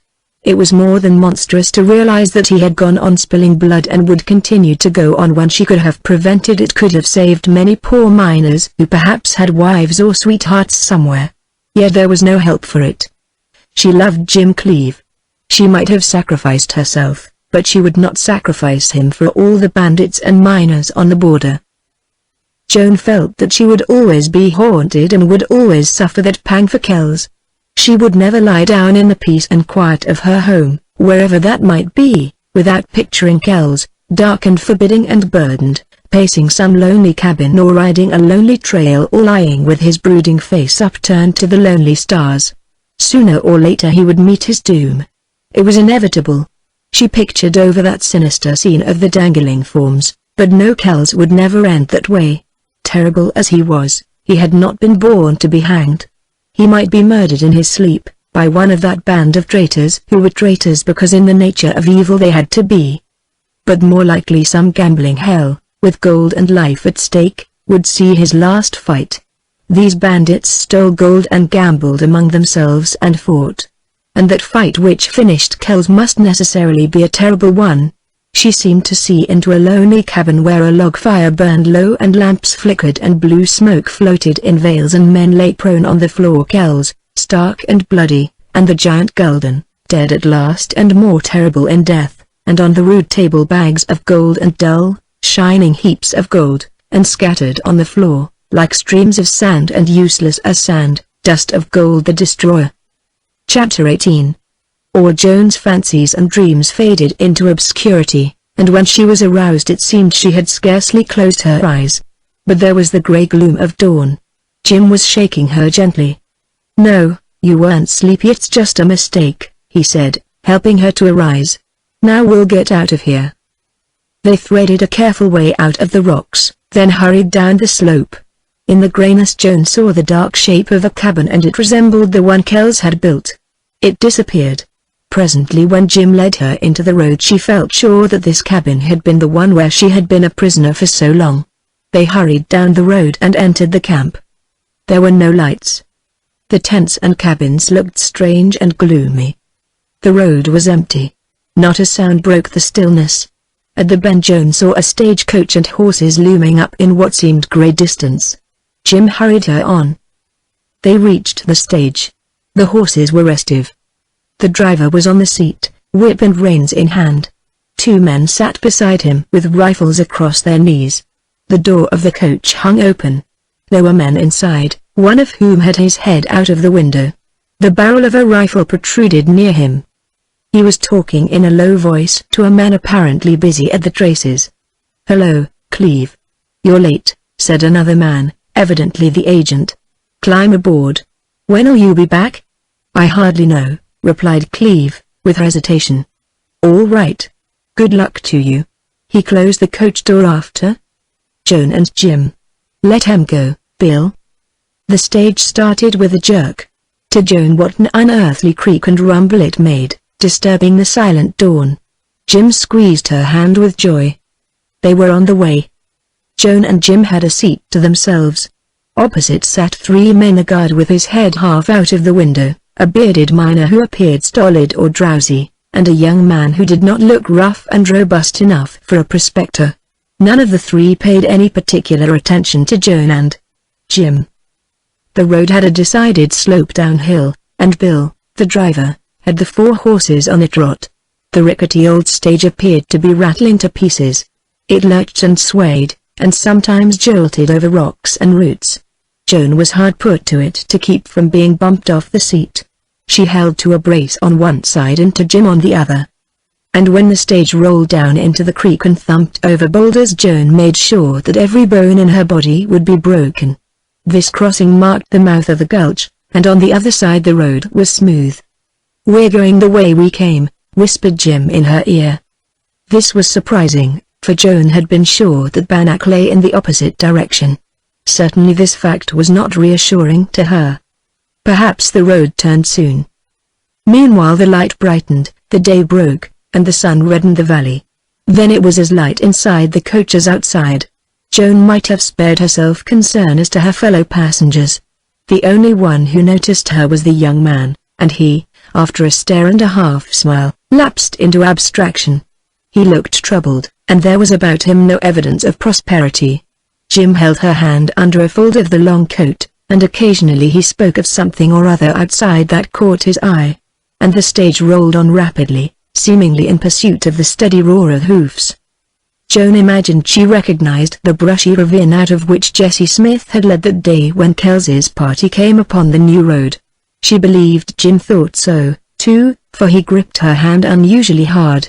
Beyond that point Joan began to breathe more easily. There seemed no valid reason now why every mile should not separate them farther from the bandits, and she experienced relief. Then the time did not drag so. She wanted to talk to Jim, yet did not, because of the other passengers. Jim himself appeared influenced by their absorption in themselves. Besides, the keen, ceaseless vigilance of the guard was not without its quieting effect. Danger lurked ahead in the bends of that road. Joan remembered hearing Kels say that the Bannack stage had never been properly held up by road agents, but that when he got ready for the job it would be done right. Riding grew to be monotonous and tiresome. With the warmth of the sun came the dust and flies, and all these bothered Joan. She did not have her usual calmness, and as the miles steadily passed her nervousness increased. The road left the valley and climbed between foothills and wound into rockier country. Every dark gulch brought to Joan a trembling, breathless spell. What places for ambush! But the stage bowled on. At last her apprehensions wore out and she permitted herself the luxury of relaxing, of leaning back and closing her eyes. She was tired, drowsy, hot. There did not seem to be a breath of air. Suddenly Joan's ears burst to an infernal crash of guns. She felt the whip and sting of splinters sent flying by bullets. Harsh yells followed, then the scream of a horse in agony, the stage lurching and slipping to a halt, and thunder of heavy guns overhead. Jim yelled at her, threw her down on the seat. She felt the body of the guard sink against her knees. Then she seemed to hear through an icy, sickening terror. A scattering volley silenced the guns above. Then came the pound of hoofs, the snort of frightened horses. "Jessie Smith!" "Stop!" called Jim, piercingly. "Hold on Thar, Biddy," replied a hoarse voice. "Damn if it ain't Jim Cleave." "Ho, gull!" yelled another voice, and Joan recognized it as Blicky's. Then Jim lifted her head, drew her up. He was white with fear. "Dear, are you hurt?" "No. I'm only scared," she replied. Joan looked out to see bandits on foot, guns in hand, and others mounted, all gathering near the coach. Jim opened the door, and, stepping out, bade her follow. Joan had to climb over the dead guard. The miner and the young man huddled down on their seat. "If it ain't Jim and Kelsey's girl Dandy Dale!" ejaculated Smith. "Fellas, this means something. Say, youngster, hope you ain't hurt or the girl?" "No. But that's not your fault," replied Cleave. "Why did you want to plug the coach full of lead?" "This beats me," said Smith. "Kels sent you out in the stage. But when he gave us the job of holding it up he didn't tell us you'd be in there. When and where'd you leave him?" "Sometime last night in camp near our cabin," replied Jim, quick as a flash. "Manifestly he saw his opportunity. He left Dandy Dale with me. Told us to take the stage this morning. I expected him to be in it or to meet us." "Didn't you have no orders?" "None, except to take care of the girl till he came. But he did tell me he'd have more to say." Smith gazed blankly from Cleave to Blicky, and then at Gulden, who came slowly forward, his hair ruffed. his gun held low. Joan followed the glance of his great grey eyes, and she saw the stage driver hanging dead over his seat, and the guards lying back of him. The offside horse of the leaders lay dead in his traces, with his mate nosing at him. "Who's in there?" boomed Gulden, and he thrust hand and gun in at the stage door. "Come out." The young man stumbled out, hands above his head, pallid and shaking, so weak he could scarcely stand. Gulden prodded the bearded miner. "Come out here, you." The man appeared to be hunched forward in a heap. "Guess he's plugged," said Smith. "But he ain't cashed. Hear him breathe? Heaves like a sick boss." Gulden reached with brawny arm and with one pull he dragged the miner off the seat and out into the road, where he flopped with a groan. There was blood on his neck and hands. Gulden bent over him, tore at his clothes, tore harder at something, and then, with a swing, he held aloft a broad, black belt, sagging heavy with gold. "Ha!" he boomed. It was just an exclamation, horrible to hear, but it did not express satisfaction or exultation. He handed the gold belt to the grinning bud, and turned to the young man. "Got any gold?" "No. I wasn't a miner," replied the youth huskily. Gulden felt for a gold belt, then slapped at his pockets. "Turn round," ordered the giant. "Or, Gull, let him go," remonstrated Jesse Smith. Blicky laid a restraining hand upon Gulden's broad shoulder. "Turn round," repeated Gulden, without the slightest sign of noticing his colleagues. But the youth understood and he turned a ghastly livid hue. "For God's sake don't murder me," he gasped. "I had nothing, no gold, no gun." Gulden spun him round like a top and pushed him forward. They went half a dozen paces, then the youth staggered, and turning, he fell on his knees. "Don't kill me," he entreated. Joan, seeing Jim Cleave stiffen and crouch, thought of him even in that horrible moment, and she gripped his arm with all her might. They must endure. The other bandits muttered, but none moved a hand. Gulden thrust out the big gun. His hair bristled on his head, and his huge frame seemed instinct with strange vibration, like some object of tremendous weight about to plunge into resistless momentum. Even the stricken youth saw his doom. "Let me pray," he begged. Joan did not fault, but a merciful unclamping of muscle-bound rigidity closed her eyes. "Gull," yelled Blicky, with passion. "I ain't a-going to let you kill this kid. There's no sense in it. We're spotted back in Alder Creek. Run, kid. Run." Then Joan opened her eyes to see the surly Gulden's arm held by Blicky, and the youth running blindly down the road. Joan's relief and joy were tremendous. But still she answered to the realizing shock of what Gulden had meant to do. She leaned against Cleave, all within and without a whirling darkness of fire. The border wildness claimed her then. She had the spirit, though not the strength, to fight. She needed the sight and sound of other things to restore her equilibrium. She would have welcomed another shock, an injury. And then she was looking down upon the gasping miner. He was dying. Hurriedly Joan knelt beside him to lift his head. At her call Cleave brought a canteen. But the miner could not drink and he died with some word unspoken. Dizzily Joan arose, and with Cleave half supporting her she backed off the road to a seat on the bank. She saw the bandits now at businesslike action. Blicky and Smith were cutting the horses out of their harness. Beady Jones, like a ghoul, searched the dead men. The three bandits whom Joan knew only by sight were making up a pack. Bud was standing beside the stage with his expectant grin, and Gulden, with the agility of the gorilla he resembled, was clambering over the top of the stage.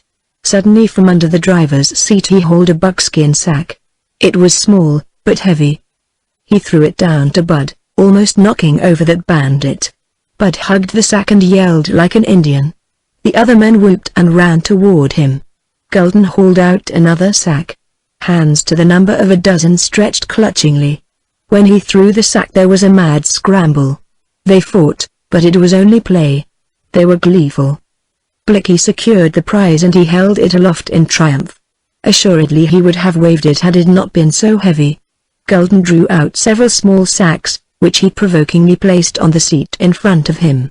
The bandits below howled in protest. Then the giant, With his arm under the seat, his huge frame bowed, heaved powerfully upon something, and his face turned red. He halted in his tugging to glare at his banded comrades below.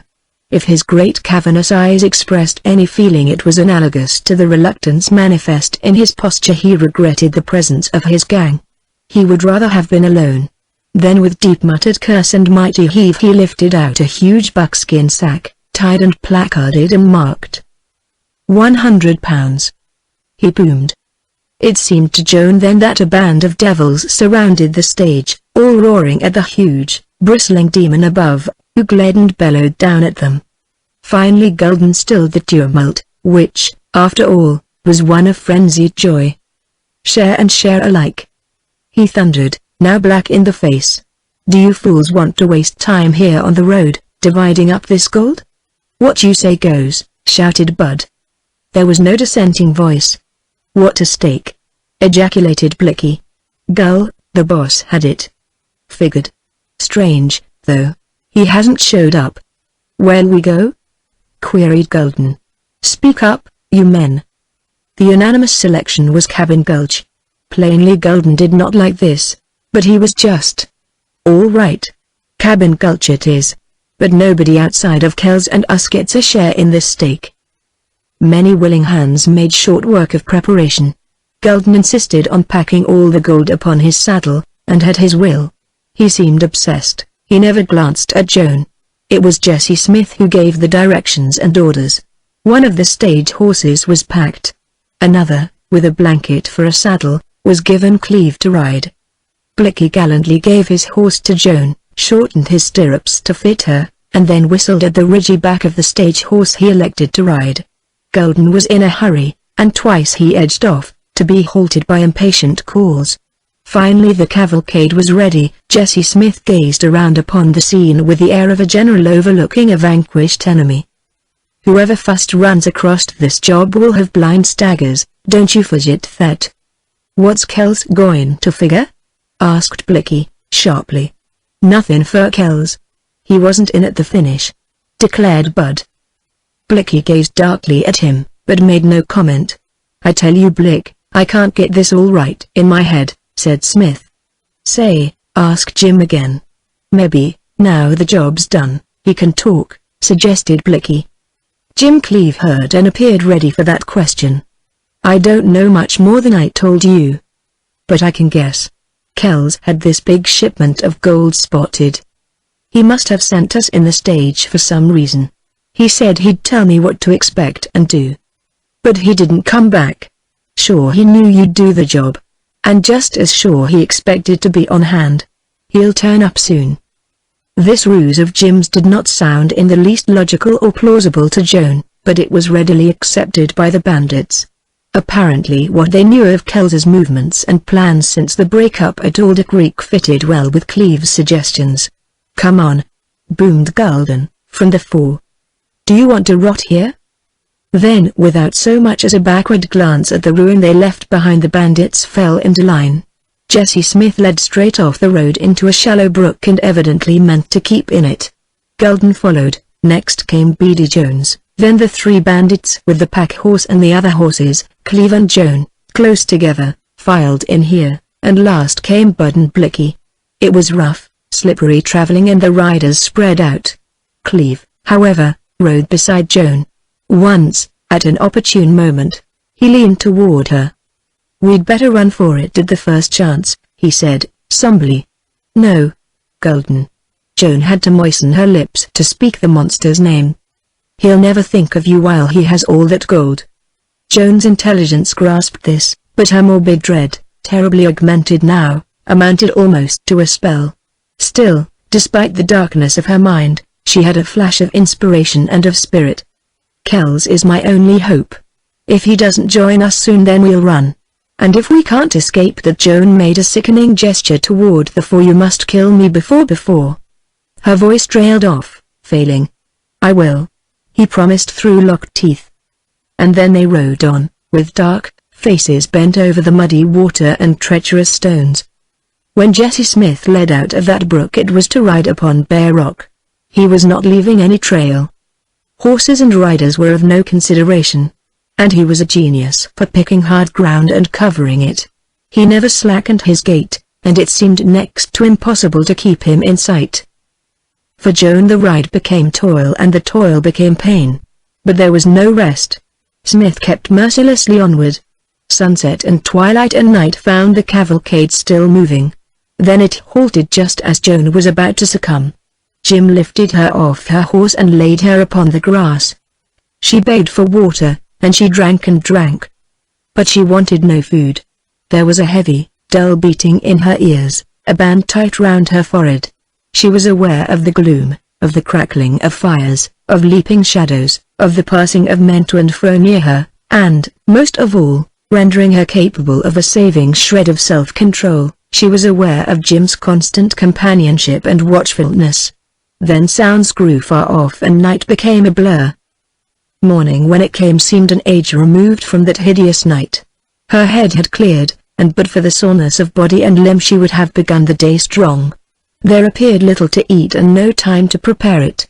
Gulden was rampant for action. Like a miser he guarded the saddle packed with gold.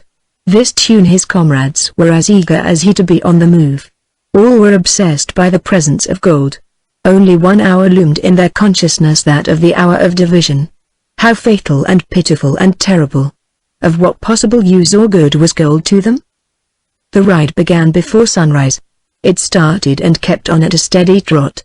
Smith led down out of the rocky slopes and fastnesses into green valleys. Jim Cleeve, riding bareback on a lame horse, had his difficulties.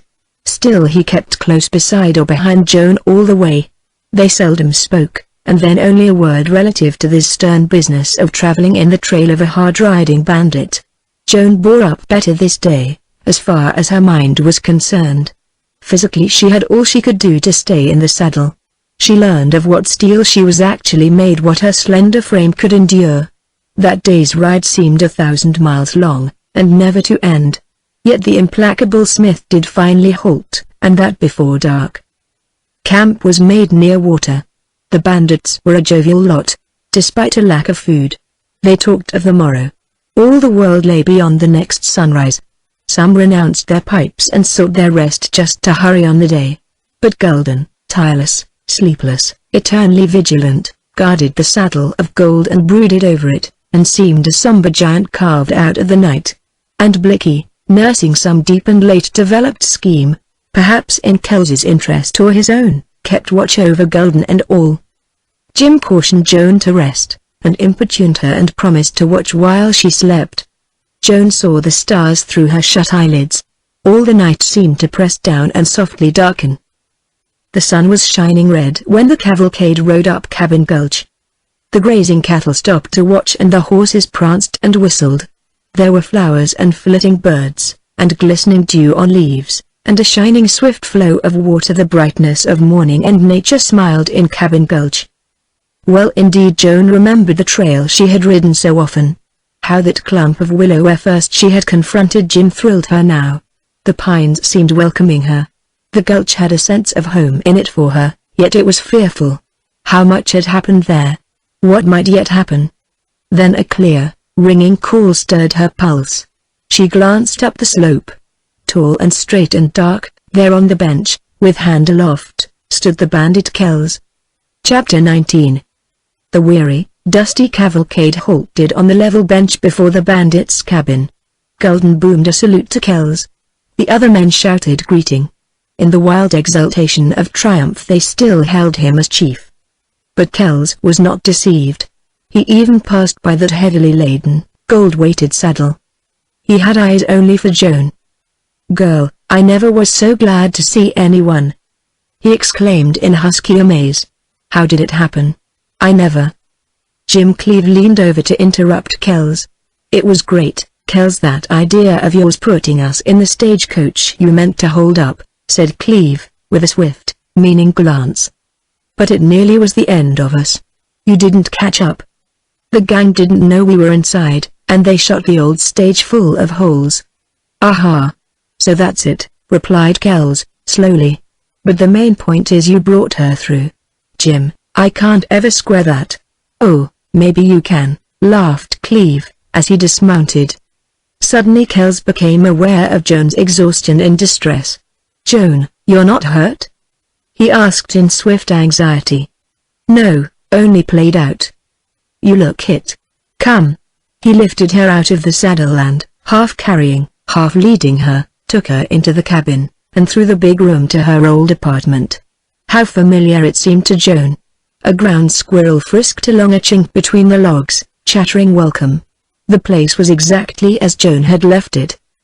Kells held Joan a second, as if he meant to embrace her, but he did not. "Lord, it's good to see you. I never expected to again. But you can tell me all about yourself after you rest." "I was just having breakfast. I'll fetch you some." "Were you alone here?" asked Joan. "Yes. I was with Bate and Handy." "Hey, Kells!" roared the gang, from the outer room. Kells held aside the blanket curtain so that Joan was able to see through the door. The men were drawn up in a half circle round the table, upon which were the bags of gold. Kells whistled low. "Joan, there'll be trouble now," he said. "But don't you fear. I'll not forget you." Despite his undoubted sincerity, Joan felt a subtle change in him, and that, coupled with the significance of his words, brought a return of the strange dread. Kells went out and dropped the curtain behind him. Joan listened. "Share and share alike," boomed the giant golden. "Say," called Kells, gaily, "aren't you fellows going to eat first?" Shouts of derision greeted his sally. "I'll eat gold dust," added Bud. "Have it your own way, men," responded Kells. "Blicky, get the scales down off of that shelf. Say, I'll bet anybody I'll have the most dust by sundown." More shouts of derision were flung at him. "Who wants to gamble now?" "Boss, I'll take that bet." "Haw. Haw. You won't look so bright by sundown." Then followed a moment's silence, presently broken by a clink of metal on the table. "Boss, how do you ever get wind of this big shipment of gold?" asked Jesse Smith. "I've had it spotted. But Handy Oliver was the scout." "We'll sure drink to Handy," exclaimed one of the bandits. "And who was sending out this shipment?" queried the curious Smith. "Them bags are marked all the same." "It was a one-man shipment," replied Kells. "Sent out by the boss miner of Alder Creek. They called him Overland something." That name brought Joan to her feet with a thrilling fire. Her uncle, old Bill Hoadley, was called Overland. Was it possible that the bandits meant him? It could hardly be, that name was a common one in the mountains. "Sure, I seen Overland lots of times," said Bud. "And he got wise to my watching him." "Somebody tipped it off that the Legion was after his gold," went on Kells. "I suppose we have Pierce to thank for that. But it worked out well for us. The hell we raised there at the lynching must have thrown a scare into Overland. He had nerve enough to try to send his dust to Bannack on the very next stage. He nearly got away with it, too. For it was only lucky accident that Handy heard the news." The name Overland drew Joan like a magnet, and she arose to take her old position, where she could peep in upon the bandits. One glance at Jim Cleave told her that he, too, has been excited by the name. Then it occurred to Joan that her uncle could hardly have been at Alder Creek without Jim knowing it. Still, among thousands of men, all wild and toiling and self-sufficient, hiding their identities, anything might be possible. After a few moments, however, Joan leaned to the improbability of the man being her uncle. Kells sat down before the table and Blicky stood beside him with the gold scales. The other bandits lined up opposite. Jim Cleave stood to one side, watching, brooding. "You can't weigh it all on these scales," said Blicky. "That's sure," replied Kells. "We'll divide the small bags first. 10 shares 10 equal parts. Spill out the bags, Blick. And hurry. Look how hungry Gulden looks. Somebody cook your breakfast while we divide the gold." "Haw. Haw. Ho. Ho. Who wants to eat?" The bandits were gay, derisive, scornful, eager, like a group of boys, half surly, half playful, at a game. "Vile, I sure want to see my share weighted," drawled Bud. Kells moved his gun, flashed, he slammed it hard upon the table. "Bud, do you question my honesty?" he asked, quick and hard. "No offense, boss. I was just talking." That quick change of Kells marked a subtle difference in the spirit of the bandits and the occasion. Gaiety and good humor and badinage ended. There were no more broad grins or friendly leers or coarse laughs. Golden and his groups clustered closer to the table, quiet, intense, watchful, suspicious. It did not take Kells and his assistant long to divide the smaller quantity of the gold. "Here, Golden," he said, and handed the giant a bag. "Jesse. Bossert. Bike. Beady. Braverman. Blicky. Here, Jim Cleve, get in the game," he added, throwing a bag at Jim. It was heavy. It hit Jim with a thud and dropped to the ground. He stooped to reach it. "That leaves one for Handy and one for me," went on Kells. "Blicky, spill out the big bag." Presently Joan saw a huge mound of dull, gleaming yellow. The color of it leapt to the glinting eyes of the bandits, and it seemed to her that a shadow hovered over them. The movements of Kells grew tense and hurried. Beads of sweat stood out upon his brow. His hands were not steady. Soon larger bags were distributed to the bandits. That broke the waiting, the watchfulness, but not the tense eagerness. The bandits were now like leashed hounds. Blicky leaned before Kells and hit the table with his fist. "Boss, I've a kick comin'," he said. "Come on with it," replied the leader. "Ain't Golden going to divide up that big nugget? Here's if he's square." A chorus of affirmatives from the bandits strengthened Kells's statement. Golden moved heavily and ponderously, and he pushed some of his comrades aside to get nearer to Kells. "Wasn't it my right to do a job by myself when I wanted?" he demanded. "No. I agreed to let you fight when you wanted. To kill a man when you liked. That was the agreement." "What did I kill a man for?" No one answered that in words, but the answer was there, in dark faces. "I know what I meant," continued Golden. "And I'm going to keep this nugget." There was a moment's silence. It boded ill to the giant. "So he declares himself," said Blicky, hotly. "Boss, what you say goes." "Let him keep it," declared Kells, scornfully. "I'll win it from him and divide it with the gang." That was received with hoarse acclaims by all except Golden. He glared sullenly. Kells stood up and shook a long finger in the giant's face. "I'll win your nugget," he shouted. "I'll beat you at any game. I call your hand. Now if you've got any nerve. Come on," boomed the giant, and he threw his gold down upon the table with a crash. The bandits closed in around the table with sudden, hard violence, all crowding for seats.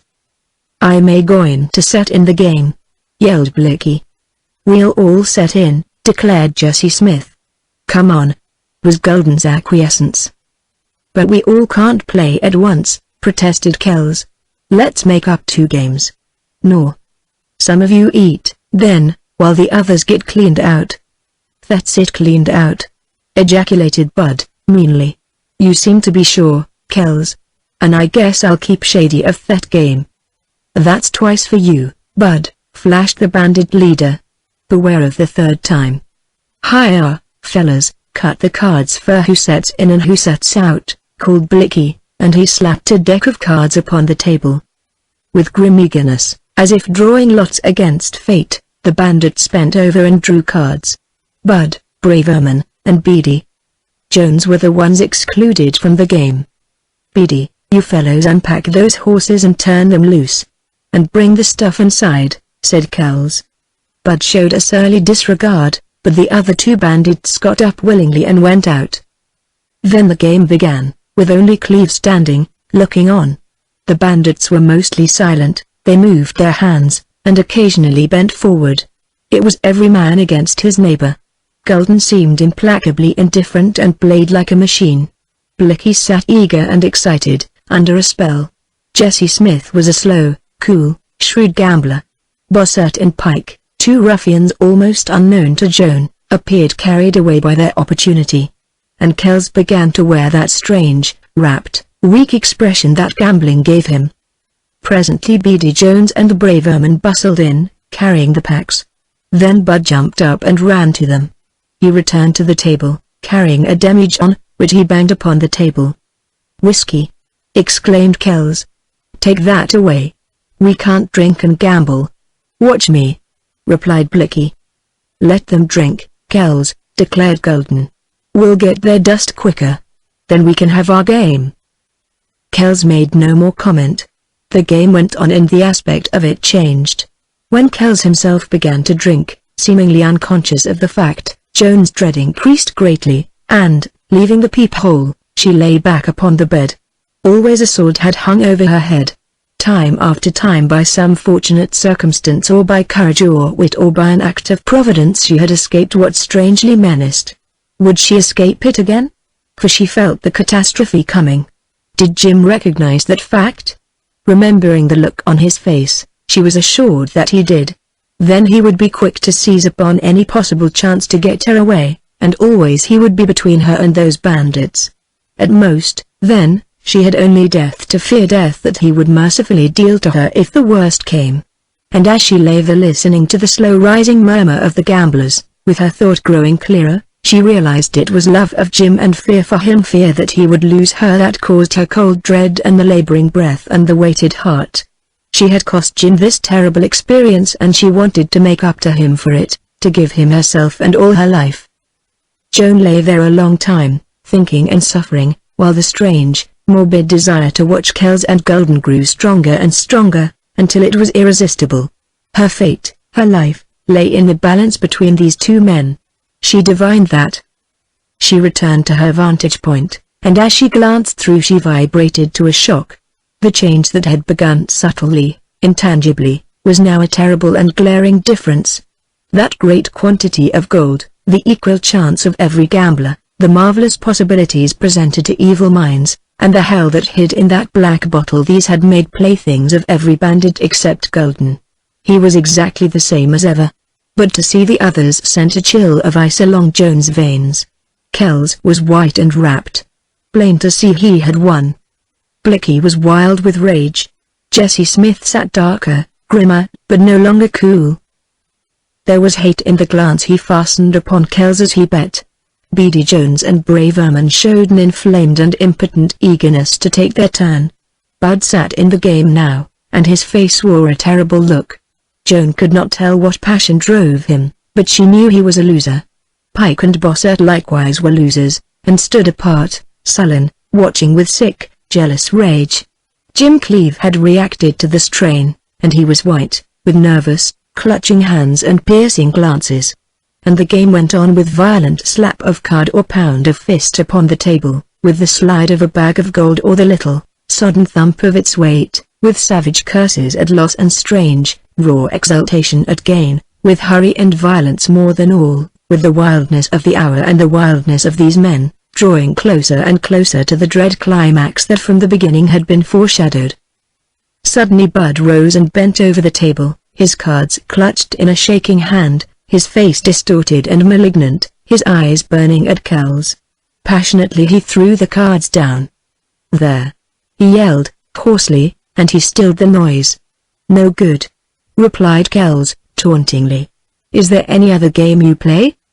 Bud bent low to see the cards in Kells's hand, and then, straightening his form, he gazed with haggard fury at the winner. "You've done me. I'm cleaned, I'm busted," he raved. "You were easy. Get out of the game," replied Kells, with an exultant contempt. It was not the passion of play that now obsessed him, but the passion of success. "I said you done me," burst out Bud, insanely. "You're slick with the cards." The accusation acted like magic to silence the bandits, to check movement, to clamp the situation. Kells was white and radiant. He seemed careless and nonchalant. "All right, Bud," he replied, but his tone did not suit his. "Strange look. That's 3 times for you." Swift as a flash he shot. Bud fell over Golden, and the giant with one sweep of his arm threw the stricken bandit off. Bud fell heavily, and neither moved nor spoke. "Pass me the bottle," went on Kells, a little hoarse shakiness in his voice. "And go on with the game." "Can I set in now?" asked Beady Jones, eagerly. "You and Jack wait. This is getting to be all between Kells and me," said Golden. "We've sure got Blicky done." exclaimed Kells. There was something taunting about the leader's words. He did not care for the gold. It was the fight to win. It was his egotism. "Make this game faster and bigger, will you?" retorted Blicky, who seemed inflamed. "Boss, a little luck makes you lofty," interposed Jesse Smith in dark disdain. "Pretty soon you'll show yellow clear to your gizzard." The gold lay there on the table. It was only a means to an end. It signified nothing. The evil, the terrible greed, the brutal lust, were in the hearts of the men. And hate, liberated, rampant, stalked out unconcealed, ready for blood. "Gulden, change the game to suit these gents," taunted Kells. "Double stakes. Cut the cards," boomed the giant, instantly. Blicky lasted only a few more deals of the cards, then he rose, loser of all his share, a passionate and venomous bandit, ready for murder. But he kept his mouth shut and looked wary. "Boss, can't we set in now?" demanded Beady Jones. "Say, Beady, you're in a hurry to lose your gold," replied Kells. "Wait till I beat Gulden and Smith." Luck turned against Jesse Smith. He lost first to Gulden, then to Kells, and presently he rose, a beaten, but game man. He reached for the whiskey. "Fellas, I reckon I can enjoy Kells's yellow streak more when I ain't playin'," he said. The bandit leader eyed Smith with awakening rancor, as if a persistent hint of inevitable weakness had its effect. He frowned, and the radiance left his face for the forbidding cast. "Stand around, you men, and see some real gambling," he said. At this moment in the contest Kells had twice as much gold as Gulden, there being a huge mound of little buckskin sacks in front of him. They began staking a bag at a time and cutting the cards, the higher card winning. Kells won the first 4 cuts. How strangely that radiance returned to his face. Then he lost and won and lost. The other bandits grouped around, only Jones and Braverman now manifesting any eagerness. All were silent. There was suspense, strain, mystery in the air. Gulden began to win consistently and Kells began to change. It was a sad and strange sight to see this strong man's nerve and force gradually deteriorate under a fickle fortune.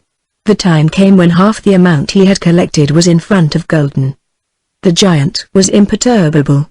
He might have been a huge animal, or destiny, or something inhuman that knew the run of luck would be his. As he had taken losses, so he greeted gains with absolute indifference. While Kells's hands shook, the giant's were steady and slow and sure. It must have been hateful to Kells, this faculty of Gulden's, to meet victory identically as he met defeat. The test of a great gambler's nerve was not in sustaining loss, but in remaining cool with victory.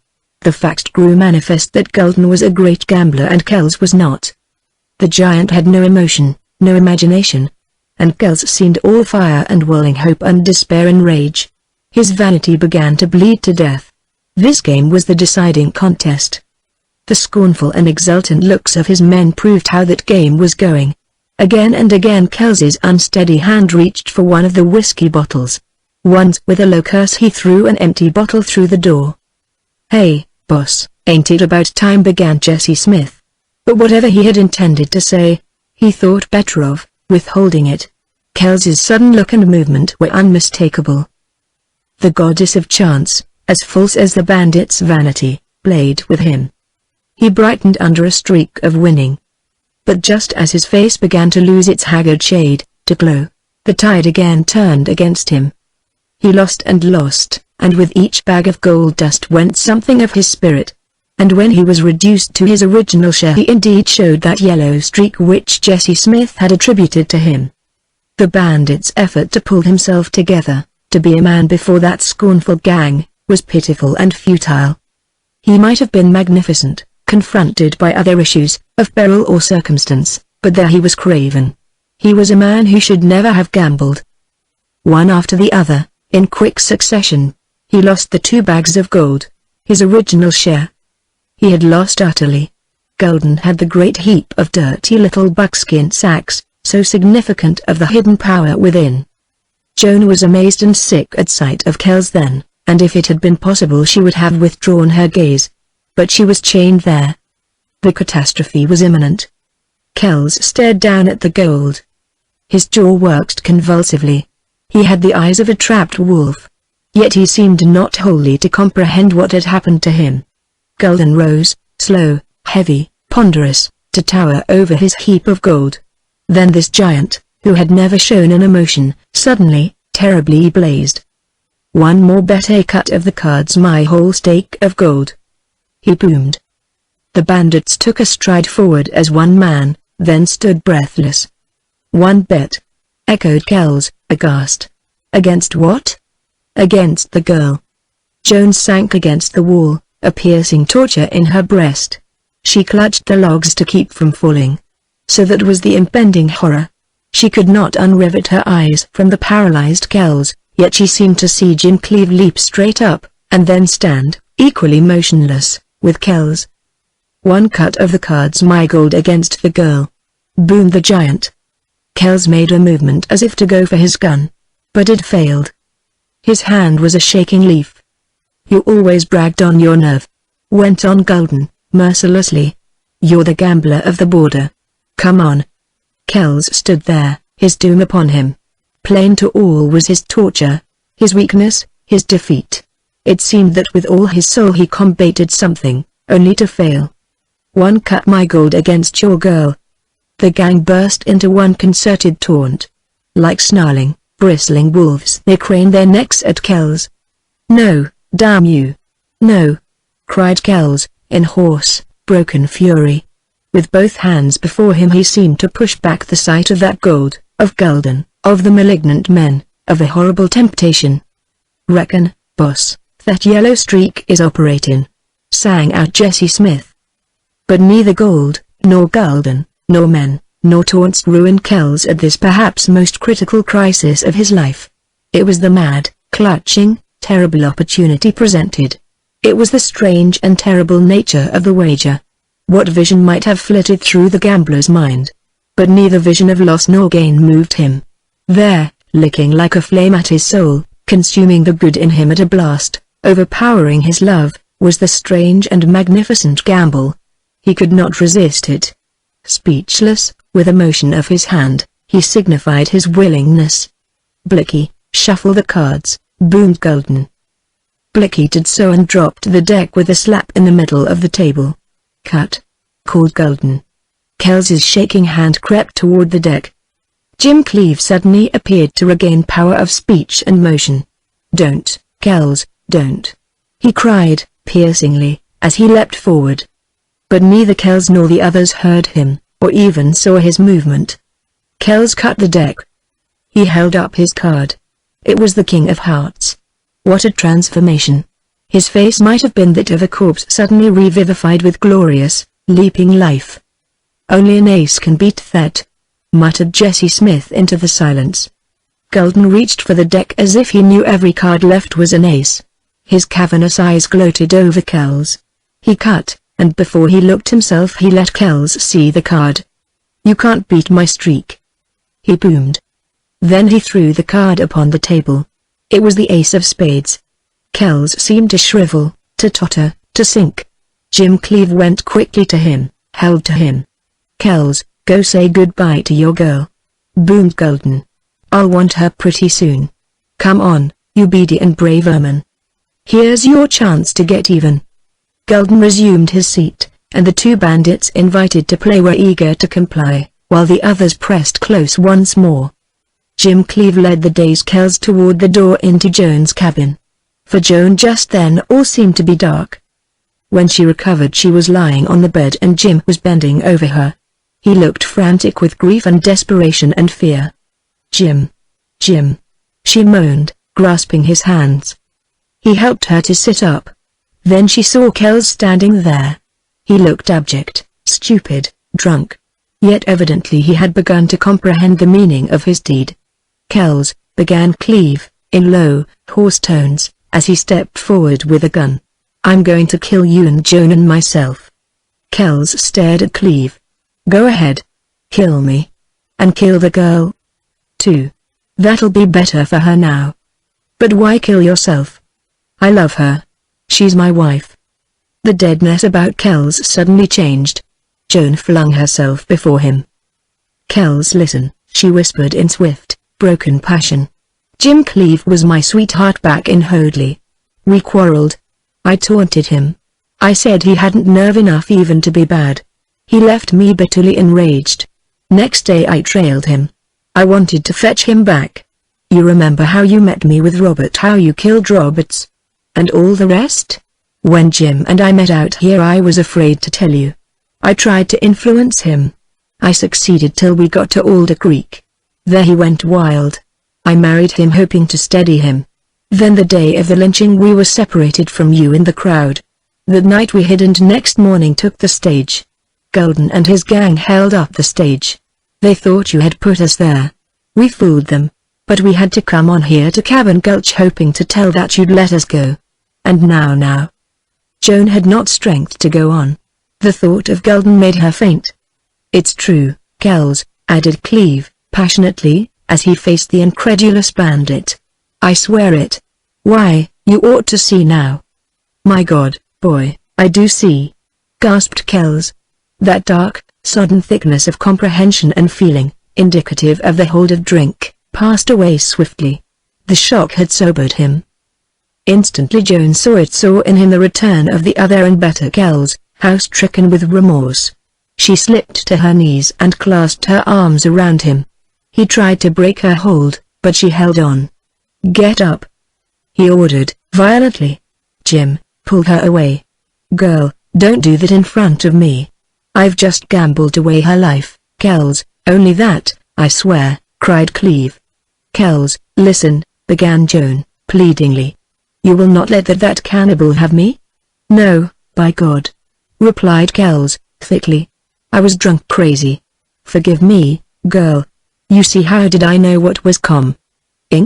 Oh, the whole thing is hellish." "You loved me once," whispered Joan, softly. "Do you love me still? Kells, can't you see? It's not too late to save my life and your soul. Can't you see? You have been bad. But if you save me now from Golden, save me for this boy I've almost ruined you. God will forgive you. Take us away, go with us and never come back to the border." "Maybe I can save you," he muttered, as if to himself.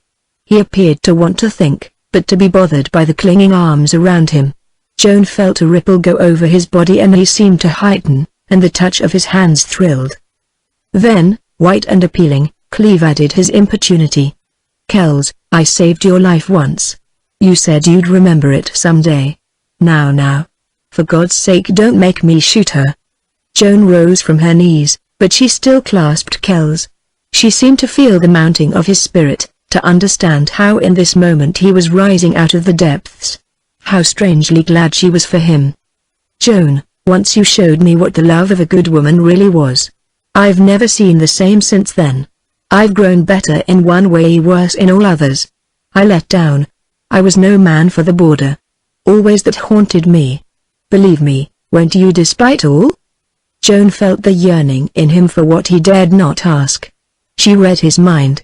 She knew he meant, somehow, to atone for his wrong. "I'll show you again," she whispered. "I'll tell you more. If I'd never loved Jim Cleave, if I'd met you, I'd have loved you. And, bandit or not, I'd have gone with you to the end of the world." Joan. The name was almost a sob of joy and pain. Sight of his face then blinded Joan with her tears. But when he caught her to him, in a violence that was a terrible renunciation, she gave her embrace, her arms, her lips without the vestige of a lie, with all of womanliness and sweetness and love and passion. He let her go and turned away, and in that instant Joan had a final divination that this strange man could rise once to heights as supreme as the depths of his soul were dark. She dashed away her tears and wiped the dimness from her eyes. Hope resurged. Something strong and sweet gave her strength. When Kells wheeled, he was the Kells of her earlier experience, cool, easy, deadly, with the smile almost amiable, and the strange, pale eyes. Only the white radiance of him was different. He did not look at her. "Jim, will you do exactly what I tell you?" "Yes, I promise," replied Jim. "How many guns have you?" "2. "Give me one of them." Cleave held out the gun that all the while he had kept in his hand. Kells took it and put it in his pocket. "Pull your other gun, be ready," said he, swiftly. "But don't you shoot once till I go down. Then do your best. Save there. Last bullet for Joan in case." "I promise," replied Cleve, steadily. Then Kells drew a knife from a sheath at his belt. It had a long, bright blade. Joan had seen him use it many a time round the campfire. He slipped the blade up his sleeve, retaining the haft of the knife in his hand. He did not speak another word. Nor did he glance at Joan again. She had felt his gaze while she had embraced him, as she raised her lips. That look had been his last. Then he went out. Jim knelt beside the door, peering between post and curtain. Joan staggered to the chink between the logs. She would see that fight if it froze her blood, the very marrow of her bones. The gamblers were intent upon their game. Not a dark face looked up as Kells sauntered toward the table. Gulden sat with his back to the door. There was a shaft of sunlight streaming in, and Kells blocked it, sending a shadow over the bent heads of the gamesters. How significant that shadow, a black and aspiring gold. Still no one paid any attention to Kells. He stepped closer. Suddenly he leapt into swift and terrible violence. Then with a lunge he drove the knife into Gulden's burly neck. Up heaved the giant, his mighty force overturning table and benches and men. An awful boom, strangely distorted and split, burst from him. Then Kells blocked the door with a gun in each hand, but only the one in his right hand spurted white and red. Instantly there followed a mad scramble, hoarse yells, over which that awful roar of Gulden's predominated, and the bang of guns. Clouds of white smoke veiled the scene, and with every shot the veil grew denser. Red flashes burst from the ground where men were down, and from each side of Kells. His form seemed less instinct with force, it had shortened. He was sagging. But at intervals the red spurt and report of his gun showed he was fighting. Then a volley from one side made him stagger against the door. The clear spang of a Winchester spoke above the heavy boom of the guns. Joan's eyesight recovered from its blur, or else the haze of smoke drifted, for she saw better. Gulden's actions fascinated her, horrified her. He had evidently gone crazy. He groped about the room, through the smoke, to and fro before the fighting, yelling bandits, grasping with huge hands for something. His sense of direction, his equilibrium, has become affected. His awful roar still sounded above the din, but it was weakening. His giant's strength was weakening. His legs bent and buckled under him. All at once he whipped out his two big guns and began to fire as he staggered at random. He killed the wounded Blicky. In the melee he ran against Jesse Smith and thrust both guns at him. Jesse saw the barrel and with a shriek he fired point blank at Gulden. Then as Gulden pulled triggers both men fell. But Gulden rose, bloody-browed, bawling, still a terrible engine of destruction. He seemed to glare in one direction and shoot in another. He pointed the guns and apparently pulled the triggers long after the shots had all been fired. Kells was on his knees now with only one gun. This wavered and fell, wavered and fell. His left arm hung broken. But his face flashed white through the thin, drifting clouds of smoke. Besides Gulden, the bandit Pike was the only one knocked down, and he was hard hit. When he shot his last he threw the gun away, and, drawing a knife, he made at Kells. Kells shot once more, and hit Pike, but did not stop him. Silence, after the shots and yells, seemed weird, and the groping giant, trying to follow Pike, resembled a huge phantom. With one wrench he tore off a leg of the overturned table and brandished that. He swayed now, and there was a whistle where before there had been a roar. Pike fell over the body of Blicky and got up again. The bandit leader staggered to his feet, flung the useless gun in Pike's face, and closed with him in weak but final combat. They lurched and careened to and fro, with the giant Gulden swaying after them. Thus they struggled until Pike moved under Gulden's swinging club.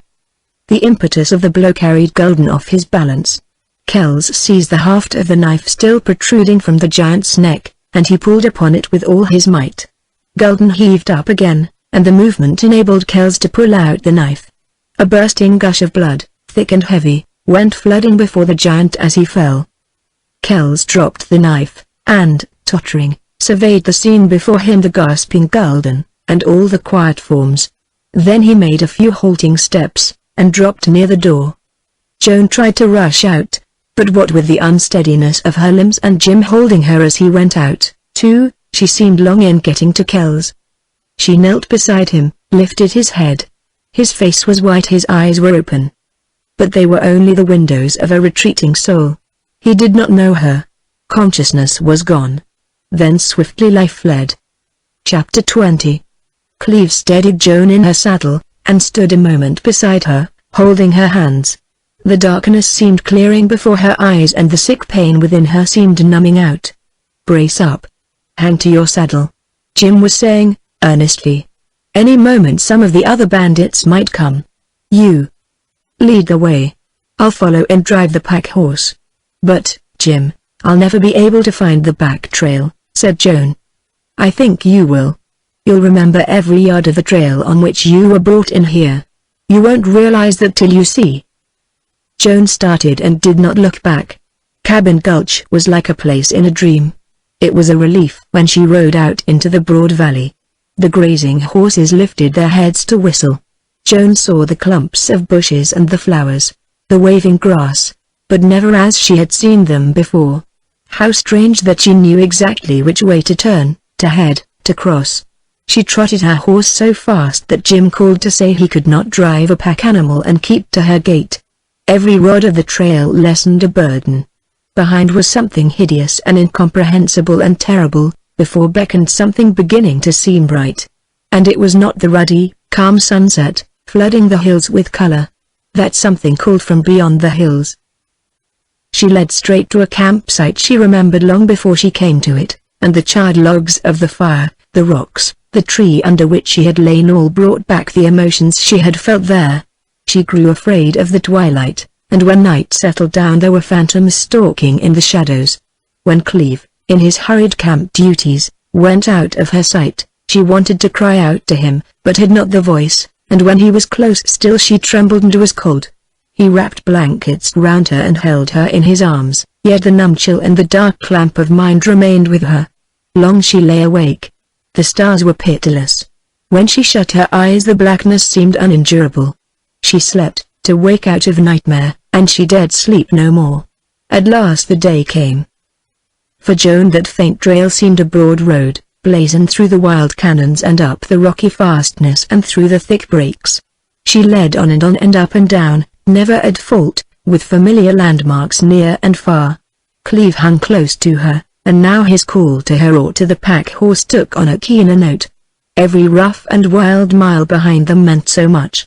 They did not halt at the noon hour.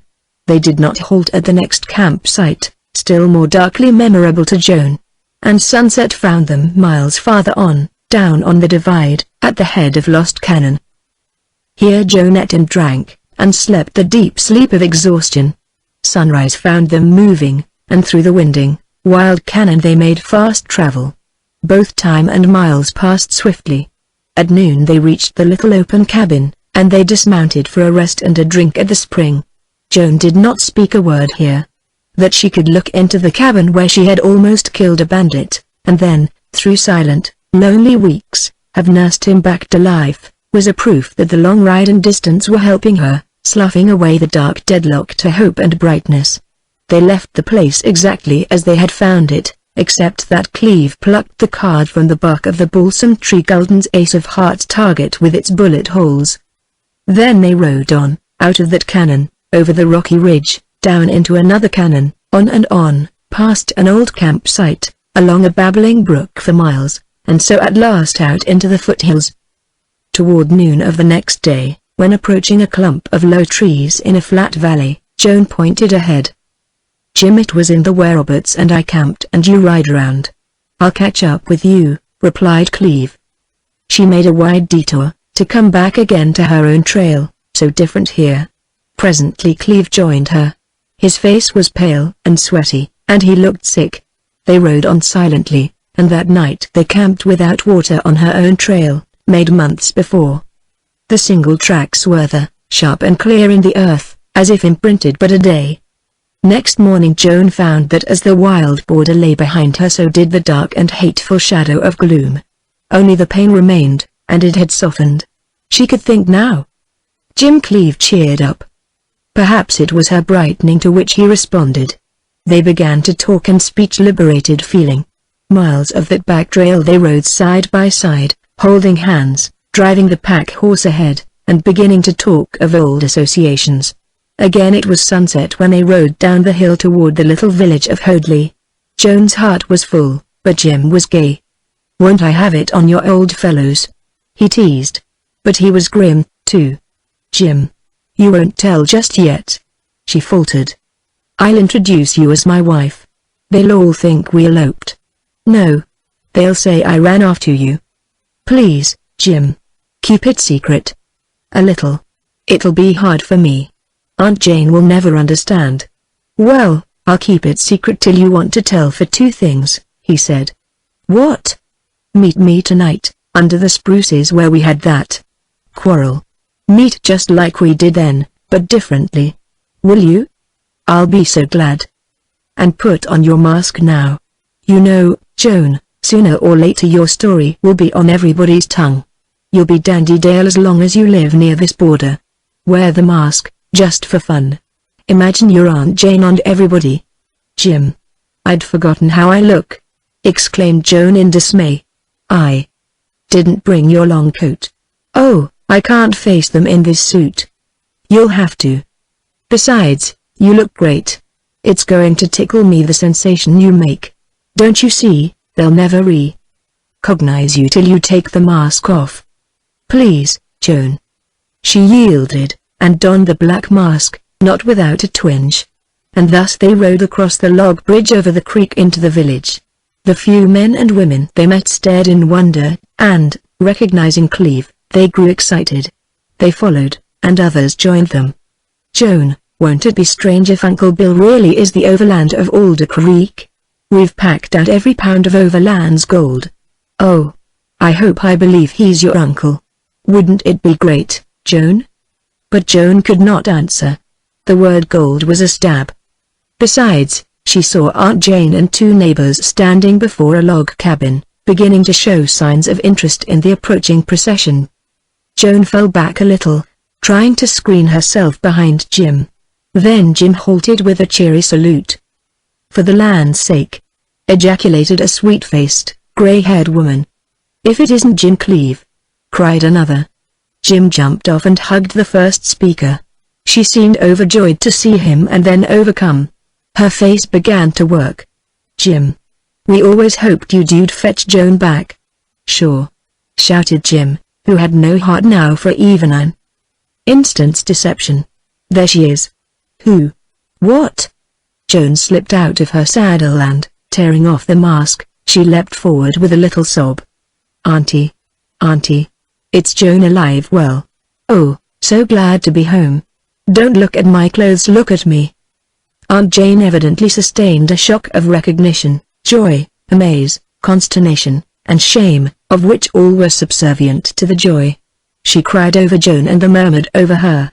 Then, suddenly alive to the curious crowd, she put Joan from her. "You wild thing! You desperado! I always told Bill you'd run wild someday. March in the house and get out of that indecent rig." That night under the spruces, with the starlight piercing the lacy shadows, Joan waited for Jim Cleave. It was one of the white, silent, mountain nights. The brook murmured over the stones and the wind rustled the branches. The wonder of Joan's homecoming was in learning that Uncle Bill Hoadley was indeed Overland, the discoverer of Alder Creek. Years and years of profitless toil had at last been rewarded in this rich gold strike. Joan hated to think of gold. She had wanted to leave the gold back in Cabin Gulch, and she would have done so had Jim permitted it. And to think that all that gold which was not Jim Cleave's belonged to her uncle.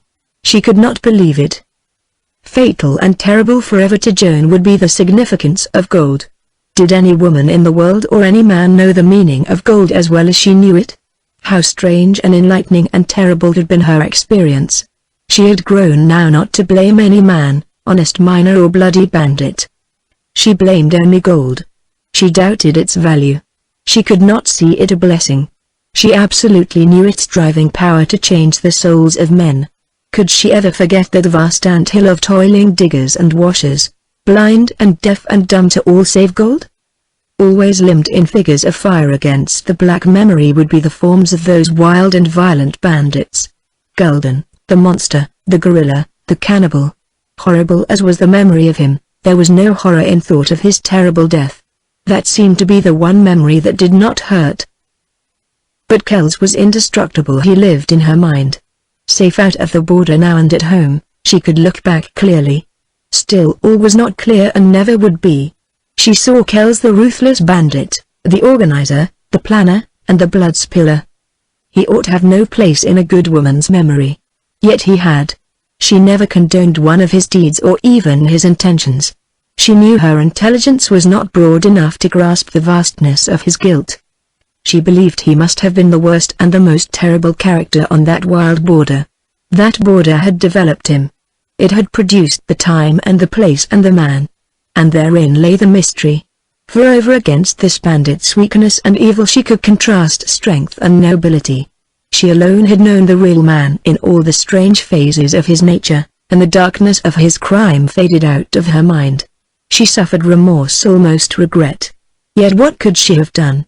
There had been no help for that impossible situation, as there was now no help for her in a right and just placing of Kells among men.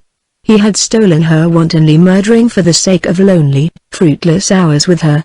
He had loved her and he had changed. He had gambled away her soul and life, a last and terrible proof of the evil power of gold, and in the end he had saved her. He had gone from her white, radiant, cool, with strange, pale eyes and his amiable, mocking smile, and all the ruthless force of his life had expended itself in one last magnificent stand. If only he had known her at the end when she lifted his head. But no, they had been only the fading light, the strange, weird look of a retreating soul, already alone forever. A rustling of leaves, a step thrilled Joan out of her meditation. Suddenly she was seized from behind, and Jim Cleave showed that though he might be a joyous and grateful lover, he certainly would never be an actor. For if he desired to live over again that fatal meeting and quarrel which had sent them out to the border, he failed utterly in his part. There was possession in the gentle grasp of his arms and bliss in the trembling of his lips. "Jim, you never did it that way," laughed Joan. "If you had, do you think I could ever have been furious?"